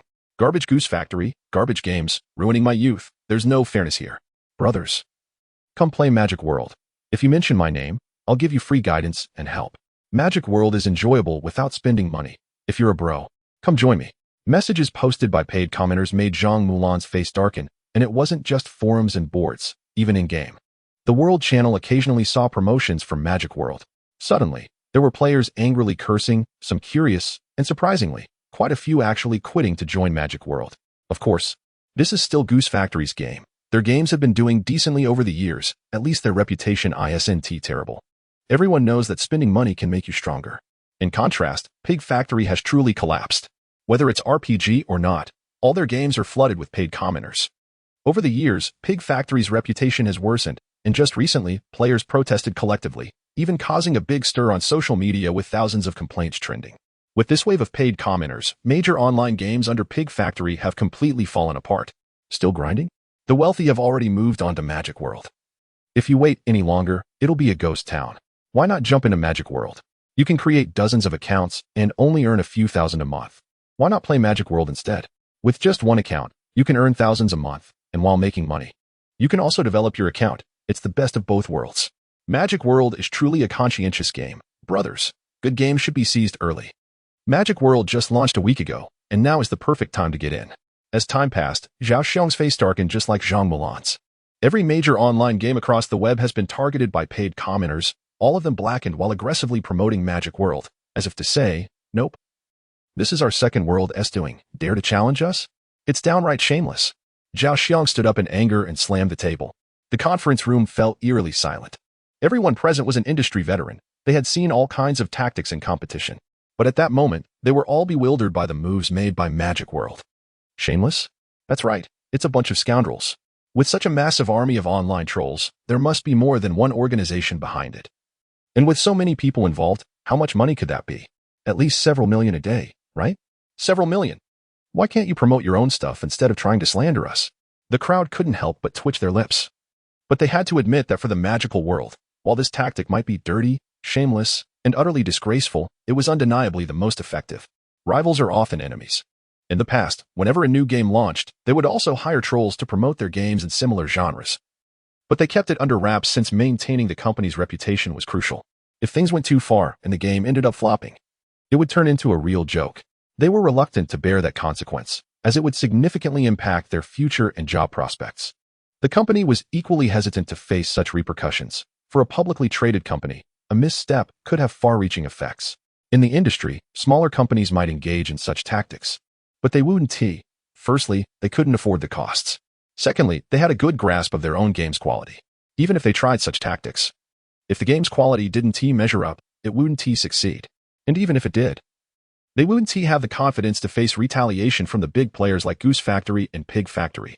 Only Chen Lang's second world had the luxury of doing this. Not only was the company small, but the game was also bound to succeed. Plus, with enough funds, they didn't have to worry about shareholders meddling. Even if Goose Factory and Pig Factory retaliated later, they wouldn't be afraid since they held the core technology. If things went well, it would lead to success and recognition. catapulting them into a major player in the domestic gaming industry. If things went poorly, they could always sell their technology or shares. In any case, they wouldn't end up in the red. This was the reason behind Zhao Xiong's furious outburst against the scoundrels. But there was nothing to be done. Anger aside, Zhao Xiong had to admit that Second World was making all the right moves, flawless, in fact. This was Second World's advantage. As long as the major companies hadn't made technological breakthroughs, they were essentially invincible. Boss Zhao, since they've already shown their stance, shouldn't we also demonstrate our strength? Zhang Milan said, looking at Zhao Xiong with a calm tone. From her voice, Zhao Xiong detected no emotion. But he knew this woman was a well-known powerhouse. She had little regard for underhanded schemes, yet her overt strategies were often the most lethal. One had to be cautious around someone like her. Feeling a chill, Zhao Xiong responded cautiously. Does Director Zhang have a plan? Not exactly a plan, Zhang Milan said calmly. Since our two companies began cooperating, the purpose has been clear. First, for technology, and second, for the game magic world. In terms of value, technology is more important than the game itself. As per our usual agreement, regardless of who Second World ultimately chooses to partner with, the technology must be shared. Additionally, based on our previous discussions, the party that Second World aligns with will also be responsible for the game's operation. Now, I would like to make a change. In the process of dealing with Second World, whoever contributes more will have the right to operate the domestic market. How does that sound? I agree. This is a good thing. Zhao Xiong nodded without hesitation. However, he was still puzzled. Compared to Goose Factory, Pig Factory's foundation was limited. Logically, Second World would inevitably choose to partner with Goose Factory, and both sides understood this. So why did Zhang Milan suddenly change her mind? Tomorrow marks the start of the online gaming player carnival, and there must be no mistakes. Second World's recent actions have already affected tomorrow's event. Therefore, I can take the lead and grant your company the final operating rights for Magic World. But how to ensure that the game remains stable now depends on your abilities, Mr. Zhao. With that, Zhang Milan stood up and left with her team from Goose Factory. Zhao Xiong sat there in a daze for quite a while before finally breaking into a bitter smile. Damn it, I know you're good at strategic maneuvering. But hitting our allies with a big move right off the bat is a bit much, isn't it? Mr. Zhao, is there some issue here? His female secretary asked, puzzled. She wasn't the only one. Most of the people from Pig Factory present were confused as well. After all, this seemed like a good thing. So why was Zhao Xiong smiling wryly? Lu Sheng, you explain it to them, Zhao Xiong said to his trusted subordinate as he turned to leave, feeling frustrated. Lu Sheng was momentarily taken aback, then looked at the curious faces around him and sighed. It's just the domestic operating rights. It doesn't mean all the profits from the game will go to us. To put it this way, it's almost certain that if Second World can't hold on any longer, there's an 80% chance they will partner with Goose Factory. At that point, Goose Factory will own Magic World, and whether they operate it themselves or outsource it, the vast majority of the profits will belong to them. That's a given.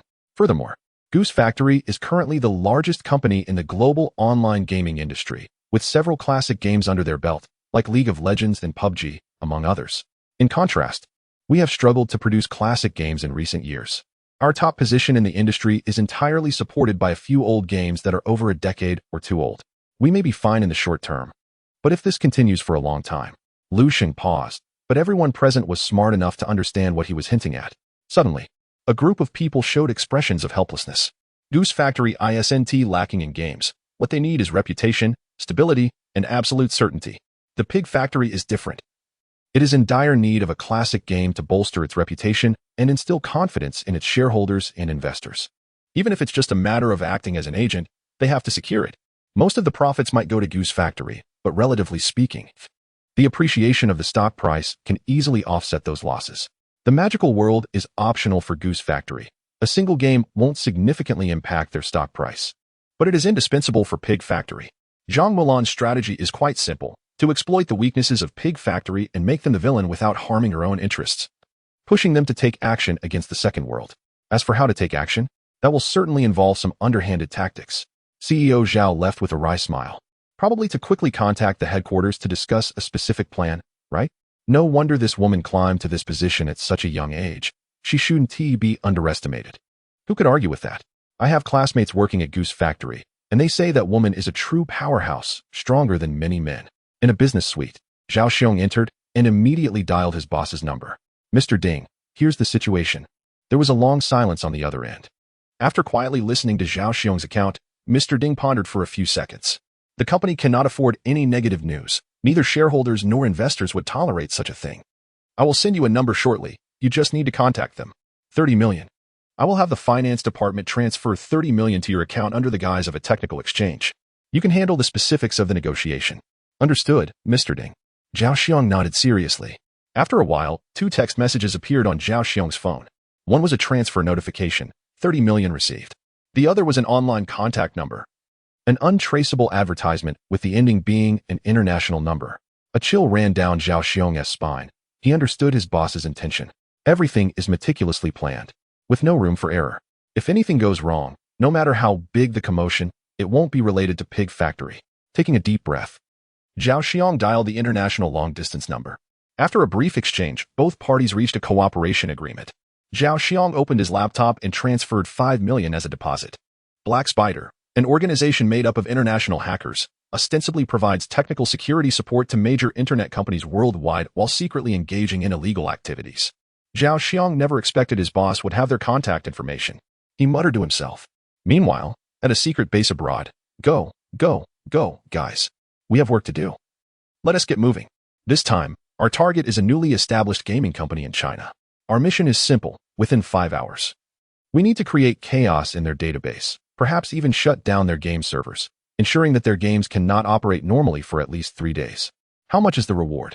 Close to $5 million. Oh my God, the Chinese really have money. Let's get to work, everyone take your positions. After this mission is completed, each of us can pocket at least $500,000, which is no small amount. That's right, more importantly. We must give it our all to show those Chinese companies our strength. Once they are impressed, we won't be far from striking it rich. Day 1. 60 million at the headquarters of Second World Company. Of course, although it's called a headquarters, it's essentially just a villa with a sign slapped on it. Chen Lang looked at the traces left by the online trolls on the forum and felt a wave of emotion. The trolls came in 3 waves.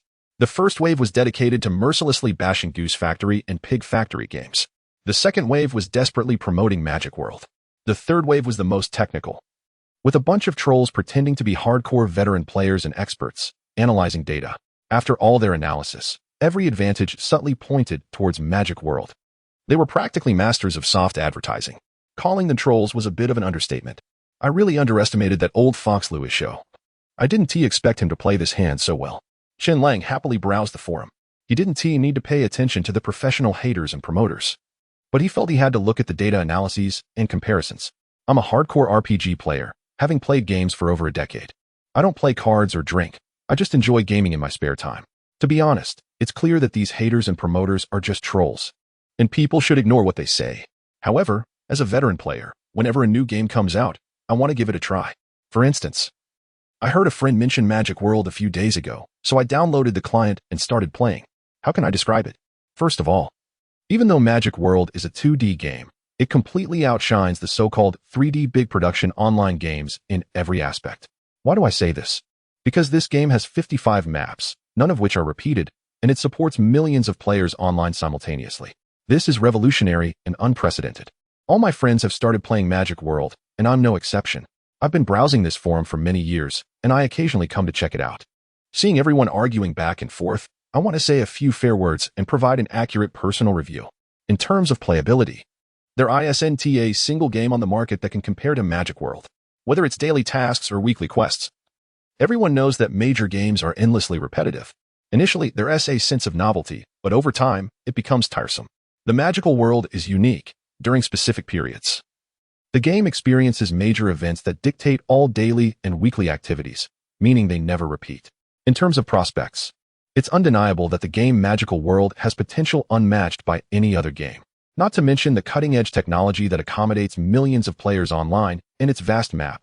The internal financial system is remarkably stable, and the game developers' monetization strategies set it apart from others. The game economy adapts to changes in the internal market, and given the current quality and playability of the game, it's attracting an increasing number of casual players.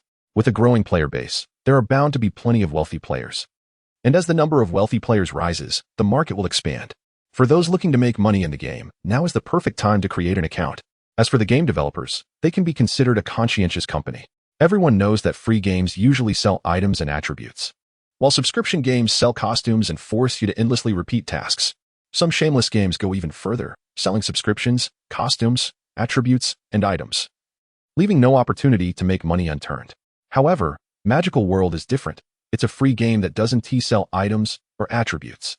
It sells costumes and mounts, but doesn't require subscriptions or repetitive tasks from players. This is truly a rare gem in the gaming world. Yes, the costumes are indeed pricey, but this doesn't impact regular players at all. Costumes are purely for aesthetics, and mounts only increase speed for traveling across the map. That's all for now. My friends are calling me to team up and fight monsters, so I'm off to play Magical World. Goodbye. And lastly, I want to say that Magical World is a conscientious game, a second world, and I'm optimistic about its future. There are plenty of lengthy promotional articles like this one flooding the internet, each creatively praising Magical World. Some even go as far as to sing the praises of Chen Lang. Just look at how sweetly these little cuties talk, constantly complimenting and finding new ways to praise. How could that not make Chen Lang feel pleased? The $5 million investment is truly worth it. There are even quite a few hired commentators who elaborately introduced what a kimchi game is in these promotional pieces. A kimchi game is primarily characterized by its relentless consumption of player subscriptions, repetitive grinding, lack of depth, and the design of goals achievable only by a select few. These few players then serve as examples to attract a multitude of others into an impossible chase for subscriptions. After explaining and introducing this concept, those commentators successfully convinced many players to abandon their original games and switch to Magical World. Within just a few hours, Magical World saw another surge in player numbers. The forums are buzzing about Magical World. It's trending on search engines. Numerous media outlets have also begun writing news reports and pushing content about Magical World. In an instant, young gamers just had to open their phones or computers, and it felt like the entire world was buzzing about the magical realm. Is the Magical World really that fun? Why not download it and give it a try? A few hours later, the answer was a resounding yes. Those who downloaded the trial found themselves completely hooked. With a wave of promotional efforts and Chen Lang's invitation plan, the player count surged from 800,000 to 1.5 million. Full house. Once again, the game was at capacity. Coincidentally, tomorrow is the weekend, and many people have the day off, even though it was already around midnight. The players' enthusiasm was unstoppable. On the official forum, posts were refreshing at lightning speed, mostly from those who couldn't get in, demanding that the officials open new servers. Open new servers? Well, you all need to spend some money first. With that thought in mind, Chen Lang opened the backend recharge statistics. He was shocked by what he saw. No wonder those former 90s internet-addicted teens had turned into adults with stable jobs. They now had disposable income to spend on games. In just one day, the total number of recharges exceeded 300,000, with the total amount reaching over 60 million. This means that on average, 1 in 5 players spent money on skins, with each person spending around 200 yuan. The initial choice was indeed correct. The gaming industry is incredibly profitable. Chen Lang felt a rush of excitement. How could he not be thrilled? This was just the beginning. As players spent more time in the game, they would naturally experience aesthetic fatigue and continue to spend money on new items. Especially mounts, they are crucial for mobility, and as players level up, they will need mounts to complete quests scattered all over the map. With a target of 60 million, this is just a starting point. Once new players settle in, the daily revenue could easily surpass 100 million in the coming days. If they were to open 5 more major regions, they could effortlessly reach daily revenues of 5 to 600 million. Although the revenue might dip after players buy outfits, the market would continue to expand with an increasing player base. Even a 5 transaction fee from the gaming market could sustain the game's profitability. With these thoughts in mind, Chen Lang quickly grabbed a pen and paper to refine his ideas and plan the next steps. His writing was messy, with some sentences reduced to mere symbols. This was the blueprint for a new programming language of the future, one that no one in this era would recognize. So he didn't have to worry about it being seen. First, he needed to build a data center that could handle processing, storage, and analysis all in one place. Once that was established, the outdated servers could be completely eliminated. And transferring game data to the new center would not only merge various regions, but also allow for the development of artificial intelligence on top of it. However, to support millions of players online simultaneously and to handle big data computations with AI, even with my personal modifications, it would require at least over 3 billion yuan. Let's start with the industrial base. As long as we have a prototype of the industrial base, with the capabilities of our intelligent robots, we can directly manufacture the hardware needed for the data center from raw materials, saving at least 2 billion in costs. Chen Lang sketched out the data center and artificial intelligence, then began jotting down ideas for what the industrial base would require. Ugh, it's always hard to get started. And then it gets complicated. Even a small industrial base for current use requires a lot of money. Investing in various aspects will easily amount to another 3 billion. Forget it. I might as well just acquire an existing one. Although it will waste a lot of unnecessary machinery, at least it provides a foundation, which is much faster than building from scratch. This company looks decent. No way, I can't afford it, not even the down payment. How about this one? Smaller in scale, but cheaper. What were they thinking, building an industrial company in the Magic City? Even though it's in the suburbs, land prices are still sky high. This one seems okay. It's a bit remote, located in Hangzhou, but even though it's just a large secondary industrial enterprise, it should be enough to transform into a small industrial base. Plus, hiding the industrial base within the enterprise should be relatively safe in the short term. Beep, beep, beep. Chen Lang frowned as he checked the information on the industrial enterprises, and at that moment, his specially designed game server and data monitoring system suddenly flashed in the background. He opened it casually and took a closer look, surprised. Why is this still going on? The notification in the background indicated that someone was attacking the server. Since Chen Lang was making a game, he naturally had to implement a firewall for the server. Security is a top priority, and he had designed a defense system far ahead of its time before creating the game. Watching the defense system continuously neutralize the attacks and the complex data being sent back, Chen Lang scoffed and continued to check the industrial enterprise information. How could a great online game be without cheats? Especially in a magical world, a mount or a piece of gear can easily sell for hundreds of thousands. It's quite normal for some who think they have decent skills to take risks and attempt to attack the server to alter box opening rates. Over the past few days, Chen Lang had seen countless oblivious people quietly attacking the server, but he couldn't be bothered to deal with it. First, the sheer number was too large. Reporting it would be pointless. He can't go around arresting people nationwide. Second, those individuals pose no real threat to the magical world, so there's no need to pay them any mind. This wave of attackers was a bit more ruthless than others, mobilizing tens of thousands of machines, and their mixed signals could potentially crash any server. However, unfortunately for them, in Chen Lang's eyes, they were still just like those ordinary tech experts, merely using petty tactics. Not worth mentioning. The defense system designed by Chen Lang is based on the principles of several well-known defense systems from the future world.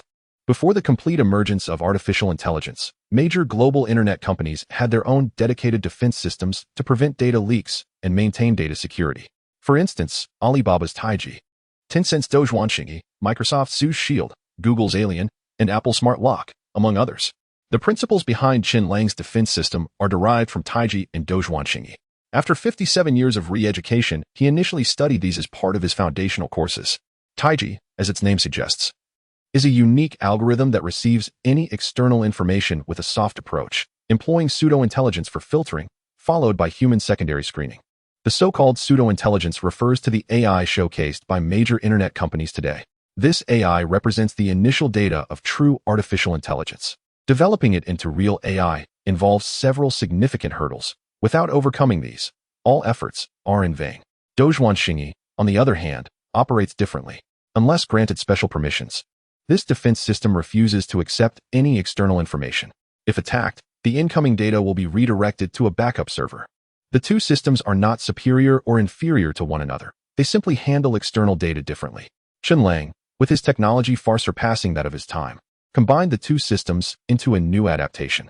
This not only allows for the reception of information while probing and recording the attacking IP address, but also includes an automatic feedback mechanism.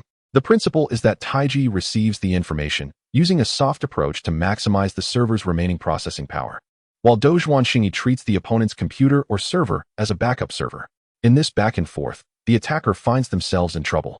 Unlike Chen Lang, who calmly continues his research, the mysterious base overseas is in chaos as the second world's defense system autonomously implements Taiji and Doujuanxingyi.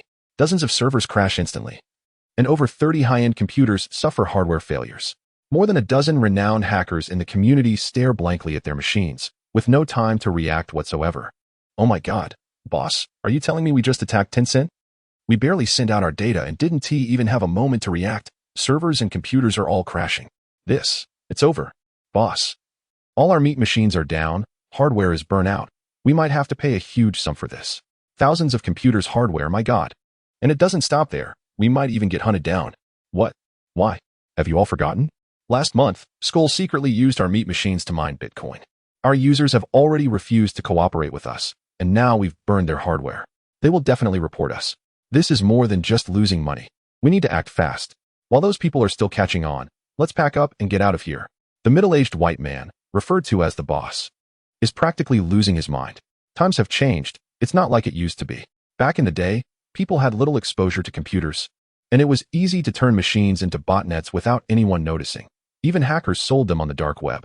But now, in 2023, who doesn't have at least a basic understanding of computer skills? If you don't know computers, how can you fix your goddess's computer? Even if someone genuinely doesn't understand, the computer security software companies do, like those from Tencent, which completely eliminate the possibility of a personal computer becoming a bot. For hackers to acquire botnets, they genuinely had to develop them one by one. It took them 2 to 3 years to build up those tens of thousands of bots, some of which they even paid for. 29. She likes to cry in secret. Good morning, boss. The next morning, Louis Shou stepped out of his office and saw Chen Lang, who had just woken up. He couldn't help but greet him. They had been working together for several days now, and Lou was gradually getting used to the boss's relaxed work style, which even encouraged sleeping in. So, he no longer came to work as early as he used to, rushing in an hour ahead of time. He knew that even if he arrived early, the boss wouldn't praise him. He might even resent him for interrupting his rest. Good morning. Chen Lang nodded and walked into the kitchen. The kitchen was connected to a small dining area, with the kitchen inside and a dining table along with a wine cabinet against the wall outside. At this moment, Wang Xia had already prepared breakfast and was cozily nestled on the sofa by the dining table, watching a Korean drama. Good morning, boss. Wang Xia brightened up upon seeing Chen Lang and took the opportunity to flatter him, asking, "What would you like for lunch? I can go buy groceries later." A mushroom chicken, braised carp, stir-fried pork with mushrooms, and just whip up some porridge, Chen Lang replied, lifting a bowl of soy milk to drink.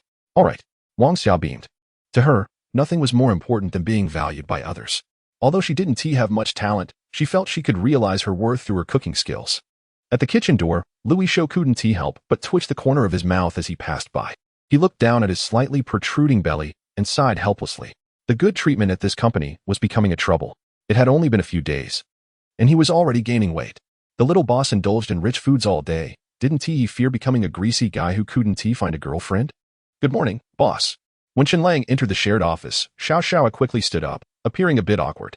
Nodding slightly, Chen Lang asked, "Has there been any trouble with customer service lately? Have any players called the customer service line?" "Not really," she replied. Xiao felt a bit suffocated and nervously said, "Manager Lu has taught me a lot. After I receive customer service calls, I keep records and show them to Manager Lu every day. He says those players are just idlers and we shouldn't pay them any mind. But how can we ignore them? Customers are our gods." Chen Lang, upon hearing this, admonished her slightly and then said, "Bring me the records. I'll take a look. We'll try to accommodate them as much as we can." Xiao pulled out a thick notebook. "Well, it's that thick?" Chen Lang swallowed hard, his lips moving as he forced a smile. "There sure are a lot of gods. As the saying goes, rarity adds value. Since there are so many gods, let's not worry too much about them. You just keep busy. Don't put too much pressure on yourself, eat well, drink well, and don't take everything to heart. If it gets too tiring, just ask old Lu for a few days off to relax." With that, Chen Lang turned and walked away slowly. "Hey, what's wrong? Why are you crying? Did a customer say something harsh?" Louis Shou had just finished his work and was about to find Xiao to discuss some matters, but when he entered the office, he was taken aback. He saw Xiao bend over the desk, her shoulders trembling slightly, clearly in tears. "Manager Lu," hearing Louis Shou's voice. Xiao quickly looked up and wiped her tears. "What's wrong? Why are you crying?" Louis Shou closed the door behind him and sat down to ask. The boss said I should eat well, drink well, and not take things to heart. He also said if I'm too tired, I should ask you for a few days off. The company is so busy right now. How could they let me take time off? Do you think I accidentally said something wrong and the boss is going to fire me?" Xiao said, her eyes red. "Huh? What did you just say?" Louis Shou was bewildered. After Xiao repeated what she had said, Louis Shou immediately laughed. "Don't worry, it's just that you've been working too hard. You filled an entire notebook in just a few days, not counting the other forms you've recorded. The boss thinks you're too tired. Just like your mom worries you'll catch a cold." Xiao looked confused. "By the way, keep an eye on job recruitment websites lately. If you see any good resumes, jot them down. The company might be hiring in a few days." After giving this instruction, Louis Shou turned and left the office. He pondered for a moment, thinking he should talk to Chen Lang. After spending a few days with Xiao, Louis Shou felt he understood her somewhat. She was such a strong person. How could she be crying? It was likely not just work-related issues. Something must be going on at home as well. Previously, he thought Chen Lang was generous and good-natured towards his employees, with no apparent flaws except for being a bit rash in his work. But now it seemed that the young boss had clear shortcomings in employee management. After all, he was young and inexperienced in his first venture. Louis Shou couldn't just stand by and watch. As someone who had been through a lot, he had plenty of experience. However, he still needed to take the little boss's feelings into account and couldn't be too direct. With that thought in mind, Louis Shou put on a smile and confidently knocked on the door to Chen Lang's office. "What's up?" Chen Lang glanced at Louis Shou but then continued to focus on his work. "Boss, I've noticed a significant flaw in Xiao Xiaoai," Louis Shou said, leaning in and whispering, secretly amused at how he would mention a flaw right after praising her. Surely, this would grab his attention. As expected, Chen Lang's curiosity was piqued. He set aside what he was doing and asked, "What significant flaw?" "She likes to cry in secret." Louis Shou lowered his voice. "I just saw her lying on her desk, secretly crying." "Did you say something wrong, boss?" He couldn't help but chuckle inwardly. Everyone has a soft spot for the fairer sex, and Xiaoai was quite pretty. He couldn't believe Chen Lang was truly a steel-hearted man. "Secretly crying?" Chen Lang was taken aback, then replied, "Putting aside whether I said something wrong, isn't secretly crying a good thing?" "Huh." Louis Shou was stunned. Girls tend to cry. Compared to throwing a tantrum or causing a scene, secretly crying is definitely a positive trait. If something's bothering her, a good cry is all she needs. And it doesn't affect anyone else, Chen Lang casually remarked before returning to his work. Louis Shou was shocked. He never expected Chen Lang to say something like that. A steel-hearted man? No, this was a completely unique way of thinking. Time to make a quick exit. I can't provoke this guy. I've intruded enough. Louis Shou suddenly felt like a failure. At 30, the boss was preparing for the next round. After Louis Shou left, Chen Lang's eyes flickered slightly as he opened his computer and began typing furiously on the keyboard. After more than 10 minutes, he gazed silently at the information he had retrieved from the household registration system, healthcare system, and even relevant software databases based on Xiao Xiaoai's personal details. Xiao Xiaoai, female, 22 years old, household registration, identity, education. A series of details revealed nothing but the girl's hard work. According to the household registration information, Xiao Xiaoai came from a single-parent family. Her parents had divorced early on, and she grew up with her mother. The family environment was poor. Moreover, just a few days ago, her mother suddenly fell ill, leaving Xiao Xiaoai to hold everything together alone. No wonder. Chen Lang couldn't help but mutter as he continued to browse through the information. No wonder Louis Shou said Xiao Xiaoai's resume was impressive. Living in such a family.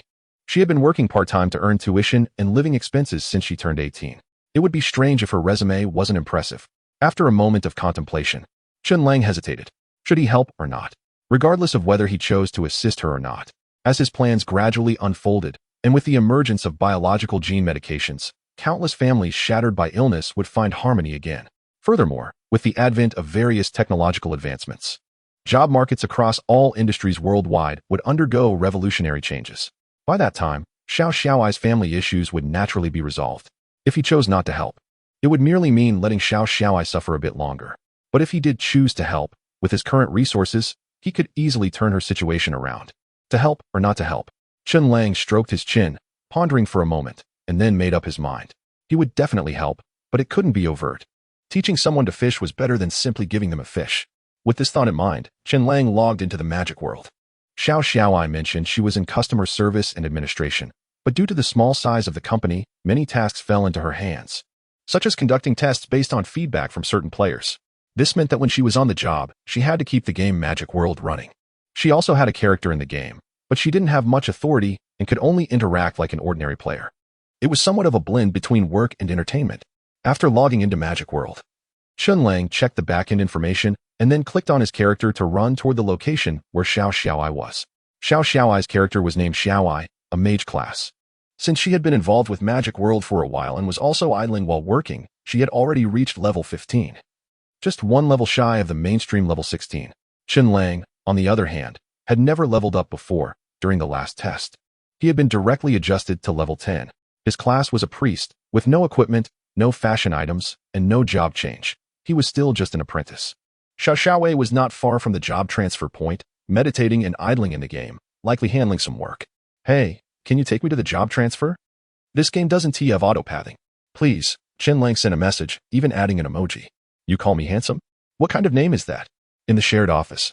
Xiao Xiaoai was taken aback, but then thought, since she had nothing urgent to do, she typed back. Join my party. I'll take you there. Thanks, big shot. You're already level 15. Can you help me level up? Surprised, Chen Lang pressed on. Meanwhile, the gaming festival jointly organized by Goose Factory and Pig Factory was about to kick off. Hundreds of media outlets gathered in a 5-star hotel conference room. chatting eagerly as they waited for representatives from both companies to arrive. In a smaller adjoining conference room, Zhang Mulan looked expressionlessly at Zhao Xiong. Her expression seemed to say, "Is this what you call the efficiency of pig factory?" Zhao Xiong maintained his composure, but inside, he was in turmoil. What was going on? Why was the Black Spider organization taking their money and not delivering results? At that moment, Zhao Xiong's phone suddenly rang. It was Mr. Ding. He quickly got up to answer. "I've already spoken with Mr. Ma from Goose Factory. We'll be heading to Magic City in the next couple of days. You don't need to worry about the rest. Just make sure the festival goes smoothly. At the right time, you can hint at our two companies launching a service for 1 million players online simultaneously." What on earth was happening? Zhao Xiong was alarmed. Just then, Zhang Mulan received a call as well. She and Zhao Xiong exchanged glances, both unable to suppress a sigh. The big shots were getting directly involved. What did that signify? It meant they had failed. Their plans and strategies had been completely overturned. Despite their resentment, they felt helpless. Their faces showed bitterness. All they could feel was resignation. The magical world was developing too quickly, and time was too tight. The higher-ups wouldn't give them any more chances. One chance to act could lead to success. But if they failed, they had to be prepared for significant losses. How much would it cost for both big shots to take action together? The thought was chilling. Both Zhao Xiong and Zhang Mulan couldn't help but reflect on how the newly established Second World company seemed poised for greatness. "How did you target Second World? Why haven't we heard a thing?" Zhang Mulan asked, her frustration evident as she looked at Zhao Xiong. Zhao Xiong's expression darkened, but at this point, keeping secrets was pointless. Success required secrecy, but when you failed, leaking information had no repercussions. After all, the big shots were now directly involved, meaning Pig Factory would no longer be in direct opposition to Second World. Black Spider. Zhao Xiong spoke slowly, and Zhang Mulan understood instantly. Soon after, Zhang Mulan picked up her phone to contact the company's internal experts. Before long, a piece of obscure news from abroad appeared on her screen. She glanced at it and sighed, handing the phone to Zhao Xiong. Zhao Xiong focused intently on the screen, feeling a wave of shock wash over him. The headline read, Los Angeles News. According to a public announcement from local police, the internationally renowned Black Spider cybersecurity organization is suspected of secretly using free computer security software to control people's computers for Bitcoin mining. Recently, for unknown reasons, thousands of computers have suffered hardware failures. Local residents have now formed an association to address the Black Spider organization. Could it be that the Black Spider, which small and medium-sized internet companies feared like a plague, had been taken down in one fell swoop? Zhao Xiong found it hard to believe. 31. Breaking the deadlock. It seems that the Second World is indeed not as straightforward as it appears on the surface. Zhang Mulan suddenly spoke up, saying, "From what we can see, there should be a considerable team behind the Second World, providing game development and hardware-software modifications, and possessing key technologies. Unfortunately, we can't track them down." Zhao Xiong chuckled self-deprecatingly and sighed. The Second World denies the existence of this team. Chen Lang even boldly claims that the entire magical world was developed by him personally. But who would believe that? If it were just a browser game at the beginning, it might be plausible.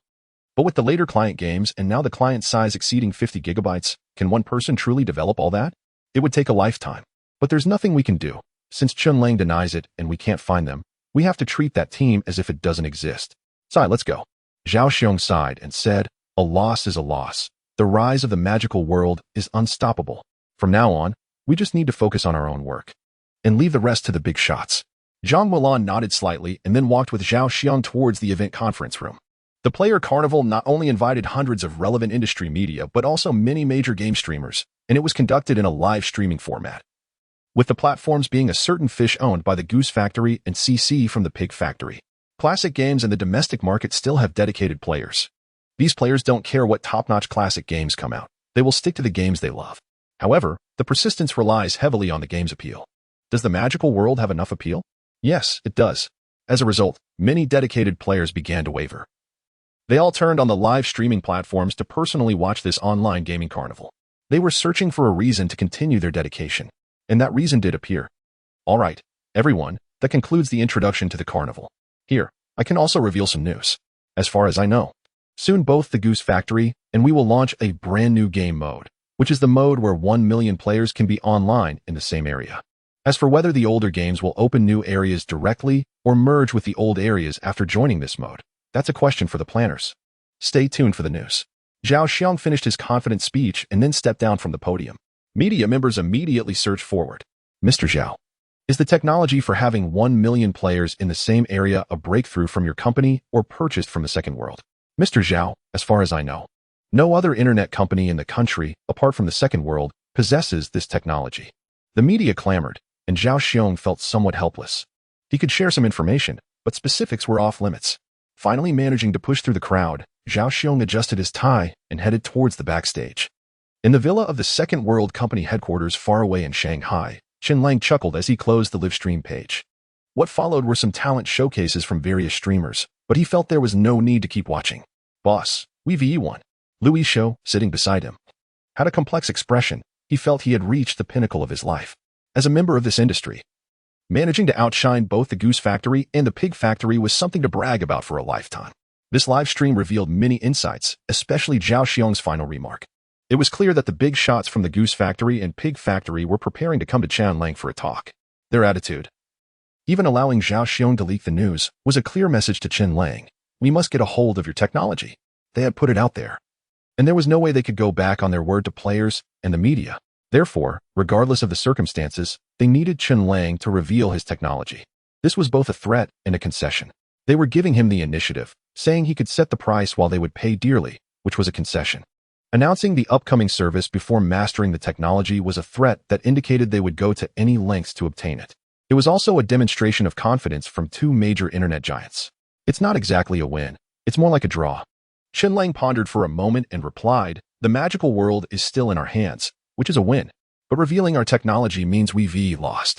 However, if we can ask for a satisfactory price while giving up the technology, overall, we VE won just a little bit. Louis Shou's eyes widened in disbelief at Chen Lang's words. Boss, what are you talking about? The two giants have already bowed their heads. And that doesn't count as a win? Do you expect to rub their faces in the dirt? Chen Lang chuckled lightly and turned to leave. He had never considered hoarding his technology and selfishly reaping the rewards of countless people's hard work to accumulate wealth. Having returned from the future, no one understood what the world ahead would be like better than Chen Lang. Money, in reality, was not as important as people imagined. In times of peace, people pursue wealth, power, and status, but in chaotic times, survival comes first. Chen Lang didn't consider himself to be particularly clever, especially since he had undergone re-education for a full 57 years before graduating. The knowledge he acquired was still quite basic. Moreover, money comes in stages. In poverty, money is needed for basic survival, food, clothing, and shelter. In a moderately prosperous state, it maintains happiness and stability. In small wealth, it provides confidence and faith. In great wealth, it represents power and status. In immense wealth, it brings responsibility and pressure.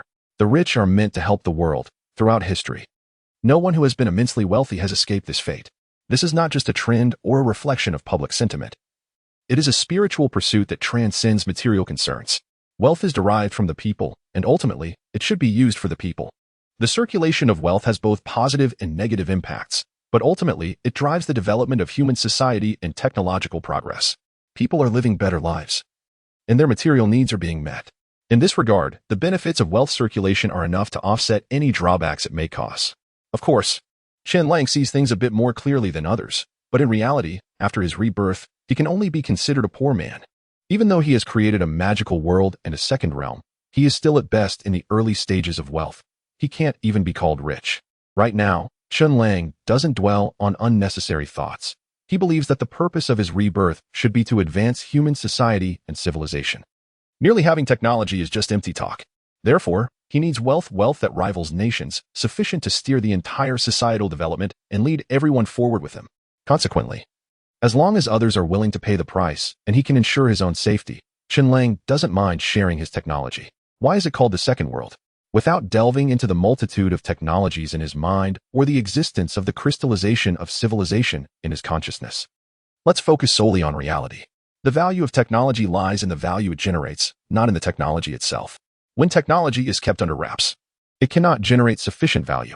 For ordinary companies, keeping a technology secret allows them to continuously amass wealth and stand out.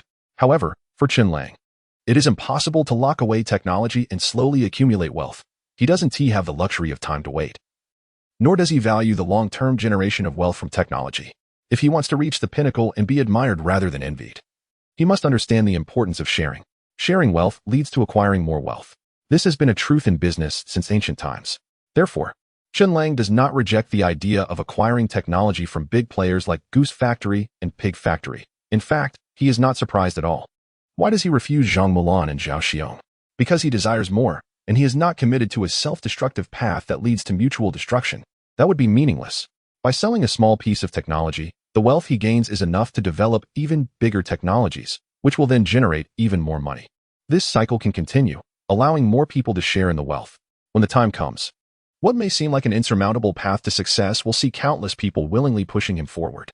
Seemingly powerful opponents will find themselves besieged by many eager to help clear the way, because everyone wants more. The big shots want more wealth, their subordinates seek higher status, and the people desire a better life. Public sentiment, fate, all are within grasp. The hearts of the people, the hearts of humanity, and the will of heaven all are in my hands. This is Chen Lang's true shortcut. Boss, the 400 servers have arrived and are all set up in the basement. I've also had the wiring and everything else taken care of. Great, I'll go make some modifications in a bit. With that casual remark, Chen Lang began to gather his tools, as he was on the brink of formal cooperation with Goose Factory and Pig Factory. It was crucial not to cause any disturbances during this period, so Chen Lang had to take matters into his own hands for the modifications. Entering the basement, the bright lights illuminated the entire space. Upon seeing the hundreds of servers, a frown creased Chen Lang's face. It was time to hire more people. After the cooperation was complete, there would be no need to keep the technology a secret anymore. If he continued to handle everything himself, he feared he might collapse from exhaustion before he even got to enjoy the fruits of his labor. This process took an entire afternoon and into the night. The more he worked, the more skilled he became, and his speed increased significantly. After more than 10 hours, all 400 servers were fully modified. With the connections established, Chen Lang once again used the consciousness transmitter to send out maps of the 5 main cities, including all the affiliated towns and villages, except for Liesel City. After making the adjustments, he informed the players within the game and then restarted all the servers. Due to the differences in maps, Chen Lang could not expect everyone to download all the maps. Therefore, for veteran players in the Liesel City region, there is no need to update the client. They can simply update the launcher and log in directly to the game. This update does not change much for them aside from having a few more regional options when entering the game. However, new players and those who cannot access the older regions have a different experience. The newly introduced 4 major cities are all independent regions, which require downloading a new client. In short, the 5 major cities are currently isolated from each other, and players cannot travel from one major city to another. To play in a specific region, players must download the corresponding client. There are a total of 5 clients available for players to choose from, both new and old. After wrapping up the update, Chen Lang went to bed, unaware that his update had left all players in shock. 5 major regions, 5 servers, completely different maps, not to mention Liesel City. But what about Kashadi City, Tianxiang City, Maxin City, and Mielinsen City? Aren't those the cities mentioned in the geography books found in the town library? All part of the Balan Duchy, and considering this scale, is the Second World planning to merge these 5 regions in the future? Yes, with a cap of 5 million players per region. If they merge, that could mean tens of millions in one area.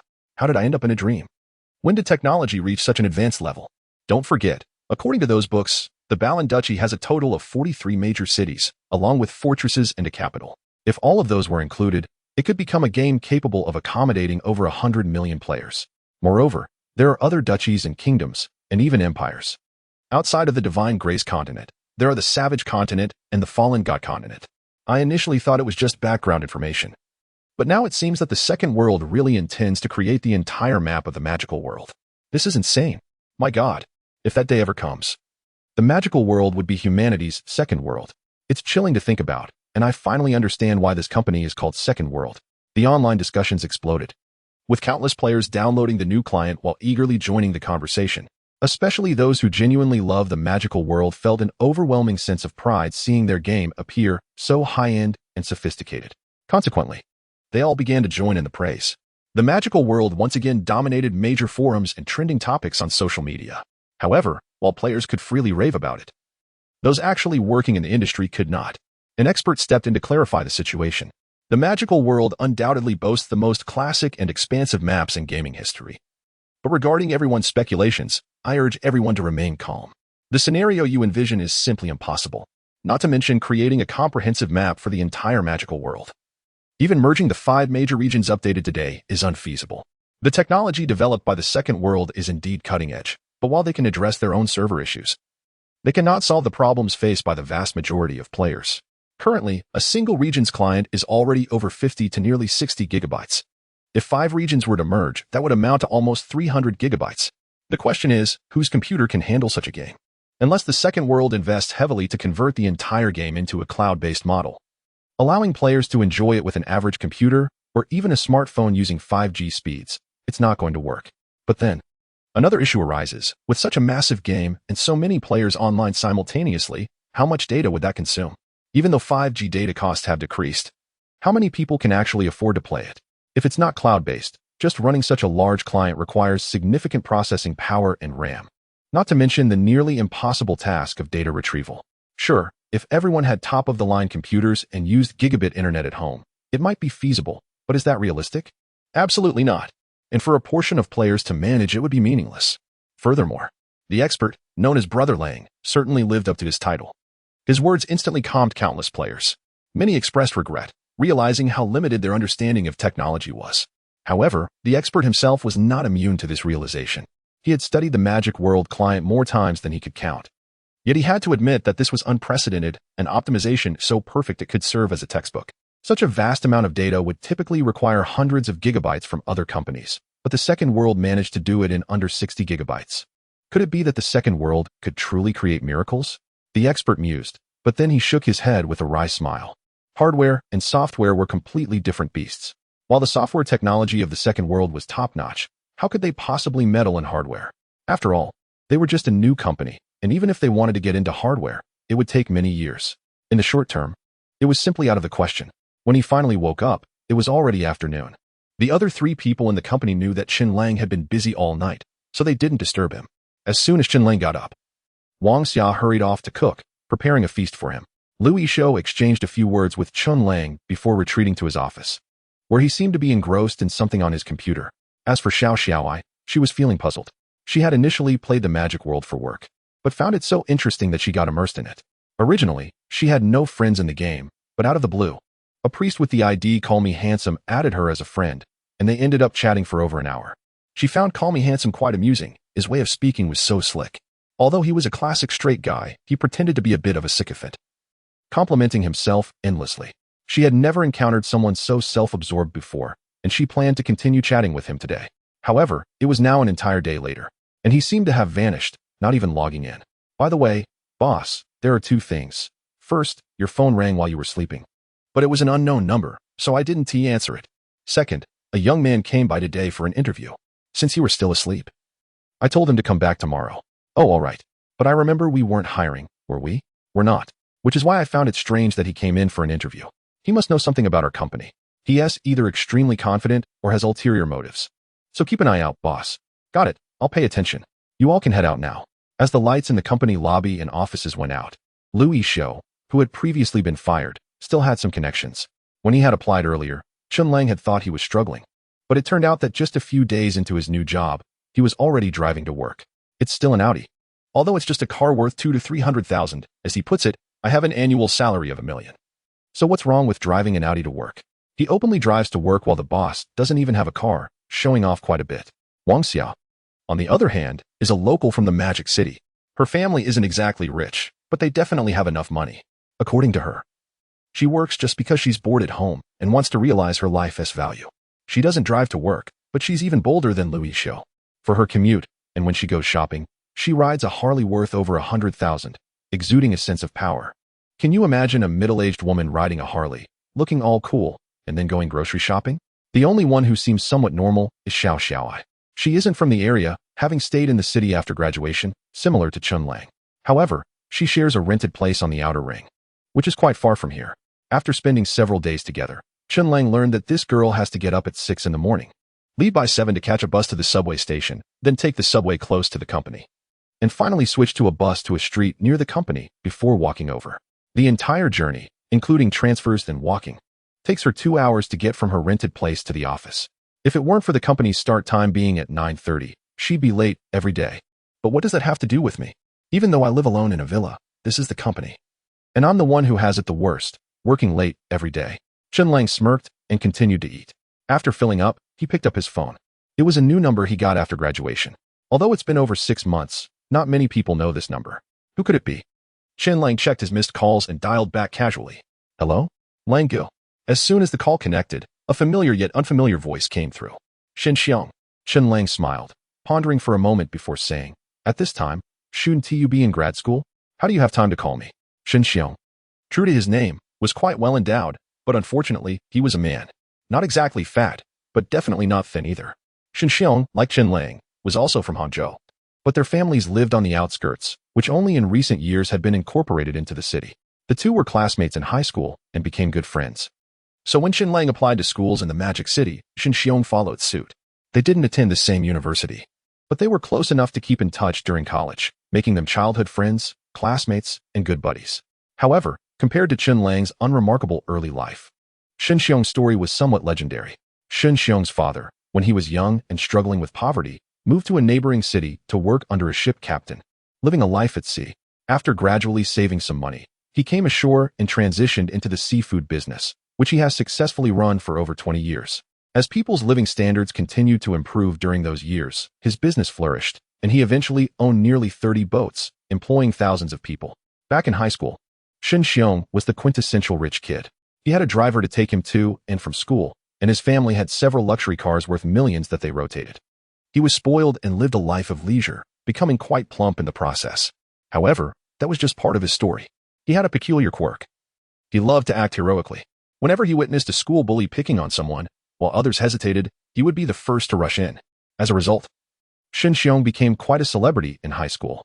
Whenever he got into trouble, his father would immediately come to his rescue, sending truckloads of seafood to the school. Chen Lang, during his high school years, enjoyed plenty of seafood, sometimes even indulging in seafood feasts twice a month in the cafeteria. At that time, whenever faculty and students at the school discovered seafood in the cafeteria, they knew without a doubt that Shin Xiong had caused some trouble again. 34. Women are all capricious. Chen Lang and Shin Xiong were classmates. One time, after Shin Xiong's attempt to be a hero went awry, Chen Lang happened to pass by and helped him escape. This incident forged a friendship between them. However, the good times didn't last long. A few years later, right when Shin Xiong had just entered university, several ships belonging to his father's company encountered a maritime disaster, resulting in dozens of deaths and leading to bankruptcy due to compensation payments. For various reasons, his father was also sentenced to prison. As a result of the upheaval in his family, Shin Xiong became more determined. Not only did he complete his university studies, but he also surpassed Chen Lang and went on to pursue a master's degree, leaving Chen Lang feeling a bit ashamed. Chen Lang still remembers that a few years later, when Shin Xiong graduated, he, as a top student arriving at a time of great societal change, should have easily ascended to become part of the elite, scientists making a mark in the world. Unfortunately, he encountered the wrong circumstances at the right time. He believed in his capabilities, but when his father was released from prison and his second venture failed, accumulating a mountain of debt, the harsh realities crushed him. And his father as well. Shin Xiong's father ended up committing suicide by jumping off a building, and within a year, his mother followed him. All of Shin Xiong's perseverance over the years turned into a joke. No amount of talent could overcome destiny. In the early days of the stellar era, he still clung to hope and participated in a genetic experiment at a lab for money. The experiment failed, and when Chen Lang saw him again, he had become a shadow of his former self, living alone in a remote village in Africa. Chen Lang wanted to help him, but was rejected. The next time he heard of Shin Xiong was at a class reunion. He had died, choosing to take his own life, just like his father. Every time Chen Lang thought of him, he couldn't help but ponder whether a relationship was truly worth such sacrifices. He never found an answer. Unlike Shin Xiong, Chen Lang enjoyed beautiful women, loved dating, and cherished being cared for and accompanied. However, he disliked constraints in the mundane routine that followed passion. As a result, he had several relationships, but they all ended without resolution, earning him a reputation as a playboy. Perhaps influenced by Shin Xiong, Chen Lang remained unmarried even until the extinction of humanity in later times. Listening to the familiar yet strange voices around him, tears almost welled up in Chen Lang's eyes. He smiled on the outside, but his heart was filled with complex emotions. But thankfully, I'm back. It's good to be back. Chen Lang felt a pang in his nose and an indescribable feeling in his heart. Ultimately, it transformed into a sense of responsibility. There are far too many people like Shin Xiong. Having returned to this life, he could save one Shin Xiong, but what about the countless others? Could he really make a difference? He didn't know, but regardless of whether he could or not, he must act. There's a saying that goes, what peaceful times are there?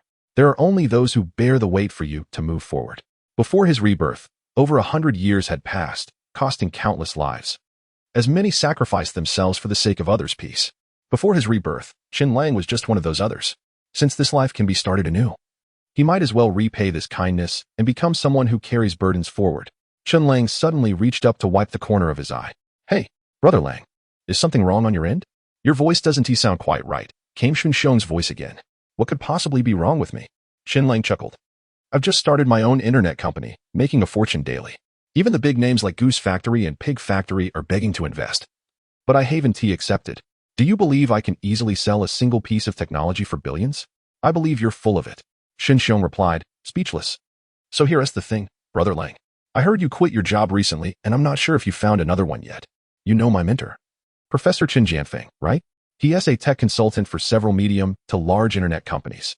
Recently, he secured a tech development project from one of the subsidiaries under the Penguin Group, but the lab is seriously understaffed. Since you studied this field too, I thought if you're free, you could help out. The salary will definitely be better than what you were making before. Forget it, fatty. I'm really focused on my startup now, Chen Lang said, feeling touched. Help? Is it really just helping out? It's not. Chen Lang, with his memories from a past life, knew that Chen Xiong was genuinely trying to help him. In his previous life, when he had just quit and was on the brink of not being able to afford food, it was Fatty who offered to help and shamelessly brought Chen Lang into Professor Chen Jianfeng's lab for work. As just an undergraduate, what could Chen Lang really research? In the end, he was only doing simple tasks. Yet, because of that, Chen Lang not only survived a tough period but also got to know Professor Chen Jianfeng and several of Chen Xiong's senior classmates. Professor Chen Jianfeng was a moody person, often losing his temper over trivial matters, and his attitude was quite poor, with a harsh tone. Overall, he was not an easy person to get along with. But there was one advantage to such a personality: the more difficult he was to approach, the better he treated you once he accepted you. In his previous life, as that research project concluded, it was Professor Chen who proactively helped Chen Lang secure a position in a company that wasn't very large, but had a decent work environment and good benefits. Chen Lang remembered this kindness, and, in the later years of the professor's life, he visited the old man more than once. The old man had many regrets in his life. His infertility meant he never had children, so he raised his students like sons and daughters. However, Chen Xiong's tragic suicide was also a significant regret. The professor was still lamenting these things even as he approached death. Chen Lang held complex feelings towards Professor Chen and his students. They were merely passers-by in his life, yet they played important roles and left a deep impression on him. Especially Chen Xiong's junior sister, Wen. This is one of Chen Lang's ex-girlfriends from a past life, a woman who could have saved him a lifetime of struggle. Chen Lang still remembers the first time he met her. She was petite and charming, beautiful and adorable, wise and considerate. She had a generous spirit, driving a luxury car worth millions while still in school, living in a lavish villa. And her father was the owner of a medium-sized private steel company, definitely a princess in every sense. Although various reasons eventually led to the closure of Wen's family steel factory due to lack of competitiveness, when Chen Lang was dating Wen, she was truly a little princess. However, Wen also showed Chen Lang the fickleness of women. During their passionate romance, they talked about everything, with her being poised and elegant, both cute and capable of being charming. At that time, Chen Lang thought she was the most perfect girl in the world.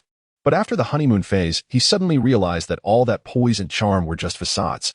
She used to say she was going to the restroom, but later she bluntly said she was going to take a dump. The playful teasing turned into unreasonable tantrums. The open conversations gave way to cold wars. The dynamic after 6 months of dating was almost like night and day. It felt like two different people. How could he still be invested in this? From the very start, Chen Lang had no intention of living off her, so he decided to break up cleanly. Because of this, he even avoided her for a while, fearing she might show up with a group of bodyguards to confront him. Holding his phone, Chen Lang couldn't help but smile at the memories. Some were long forgotten, but others left a deep imprint on his heart. Looking back now, he realizes that whether good or bad, anything that leaves a lasting impression is a part of his life. All right, fatty, when you have some free time in a few days, come find me. I'll take you out for food and fun. I'm really starting a business, so you don't need to worry about me. I'm doing just fine. Once I get a breather, I'll personally come to your school to take you out, he said, as the other end of the line continued chattering away. Chen Lang interrupted Chen Xiong, explained seriously, and then hung up the phone. Shaking his head with a smile, he tossed his phone onto the table, lay back on the couch, cradled his head, and drifted into his thoughts. I'm not asking for a salary. How's the contact going? When is he coming over? In the tidy and upscale research lab, nearly 50-year-old Chen Jianfeng walked past Chen Xiong and asked. However, his tone was somewhat harsh, clearly displeased that Shen Xiong had asked him for this opportunity. Upon hearing this, Shen Xiong immediately broke into a sweat and stammered without giving a specific answer. Chun Jianfeng frowned, adjusted his glasses, and said in a deep voice, "I'm asking you a question." "I'm sorry, Mentor." Shen Xiong took a deep breath and helplessly replied, "My brother has found a job now." "What kind of job?" "Starting a business." "Absurd." Chen Jianfeng's frown deepened. "Opportunities are limited. If you hadn't asked, there would be a ton of people fighting for this spot. Now you tell me he is off starting a business? He is so young. What kind of business can he even run? What can he do? Did you not discuss this with him when you asked me for this opportunity? What does that mean? I've already put the word out that I'm not recruiting researchers right now. How am I supposed to continue if you tell me this? This project is crucial for our team. If it succeeds, it means we can have deeper cooperation with companies under Penguin. Now that we're down a person, who will take on the extra workload? Has he thought about how hard you fought for this spot? Just 6 months after graduating, he is recklessly off starting a business. Don't contact this sort of person again." With that, Chun Jianfeng, visibly angry, turned and walked away. Shen Xiong swallowed hard and sighed helplessly. "Ah, Lang Go, I hope you really are starting a business. Don't let me down." Time passed quickly, and a night went by. Chen Lang was tirelessly optimizing the balance within the magical world using his intelligence, making adjustments to some details in the game. These adjustments were minor issues that didn't require players to update manually. However, these small problems could lead to significant issues within the entire financial system of the magical world if not addressed promptly. The magical world had changed from before. With the opening of new zones and a series of promotions, as well as players promoting it themselves, the total number of players across various regions had exceeded 4 million. 4 million players online simultaneously had become the highest in the country for online games. With 4 million players playing at the same time, even a minor issue, such as the selling price of magic cores, could trigger a comprehensive financial collapse if something went slightly wrong. Chen Lang spent the entire night optimizing details and adjusting balances, stabilizing the various systems within the game from undergoing drastic changes. Adjusting every day would be too much trouble. It seemed that the creation of artificial intelligence was urgent. Chen Lang thought to himself as he stretched. After standing up and stretching a bit, Chen Lang couldn't help but shake his head again. Once he amassed enough wealth, he had to get involved in biotechnology as soon as possible. While a perfect longevity drug and gene enhancement agent wouldn't be feasible at this stage, simplified longevity drugs and gene repair, improvement, and enhancement agents could certainly be explored. However, the emergence of gene agents would replace the entire medical industry. With such immense interests at stake, not even the second world, let alone a company like Penguin, could withstand the pressure without collapsing in an instant. All of this still required the right timing. Knock, knock, knock. At that moment, there was a knock at the door. Chen Lang glanced at his phone. 7 a.m.? Who could possibly be here at this hour? Slightly puzzled, he put on his magic sound gloves from the bookshelf and walked toward the door. "Hello, Mr. Chen." A confident and charming young man stood before him, dressed in formal attire, smiling as he extended his hand. Chen Lang frowned slightly and shook the young man's hand lightly, asking, "Who are you?" "Allow me to introduce myself. My name is Wang Yi. I previously worked in the game publishing and operations department at Penguin Interactive Entertainment." Wang Yi offered a friendly smile. "Oh, you're the one who came for an interview yesterday, right?" Chen Lang realized, then turned to head back into the villa, saying, "Follow me." Once inside the villa, Chen Lang gestured for Wang Yi to take a seat and asked, "First, I want to confirm something. Since you know me, you must have just left your job recently. Penguin is a big platform that suits young people eager to make their mark. Why did you choose to leave Penguin to come to me?" "Because I see potential in your company." Wang Yi smiled slightly, saying, "Both the technology your company possesses and the game magic world are reasons enough for me to choose you. I've worked at Penguin for several years. While I may not be as good as Zhang Mulan, I'm confident I'm not far behind. From what I know, your company currently lacks someone who truly understands the industry, knows how to operate, and can help grow the company in the shortest time possible.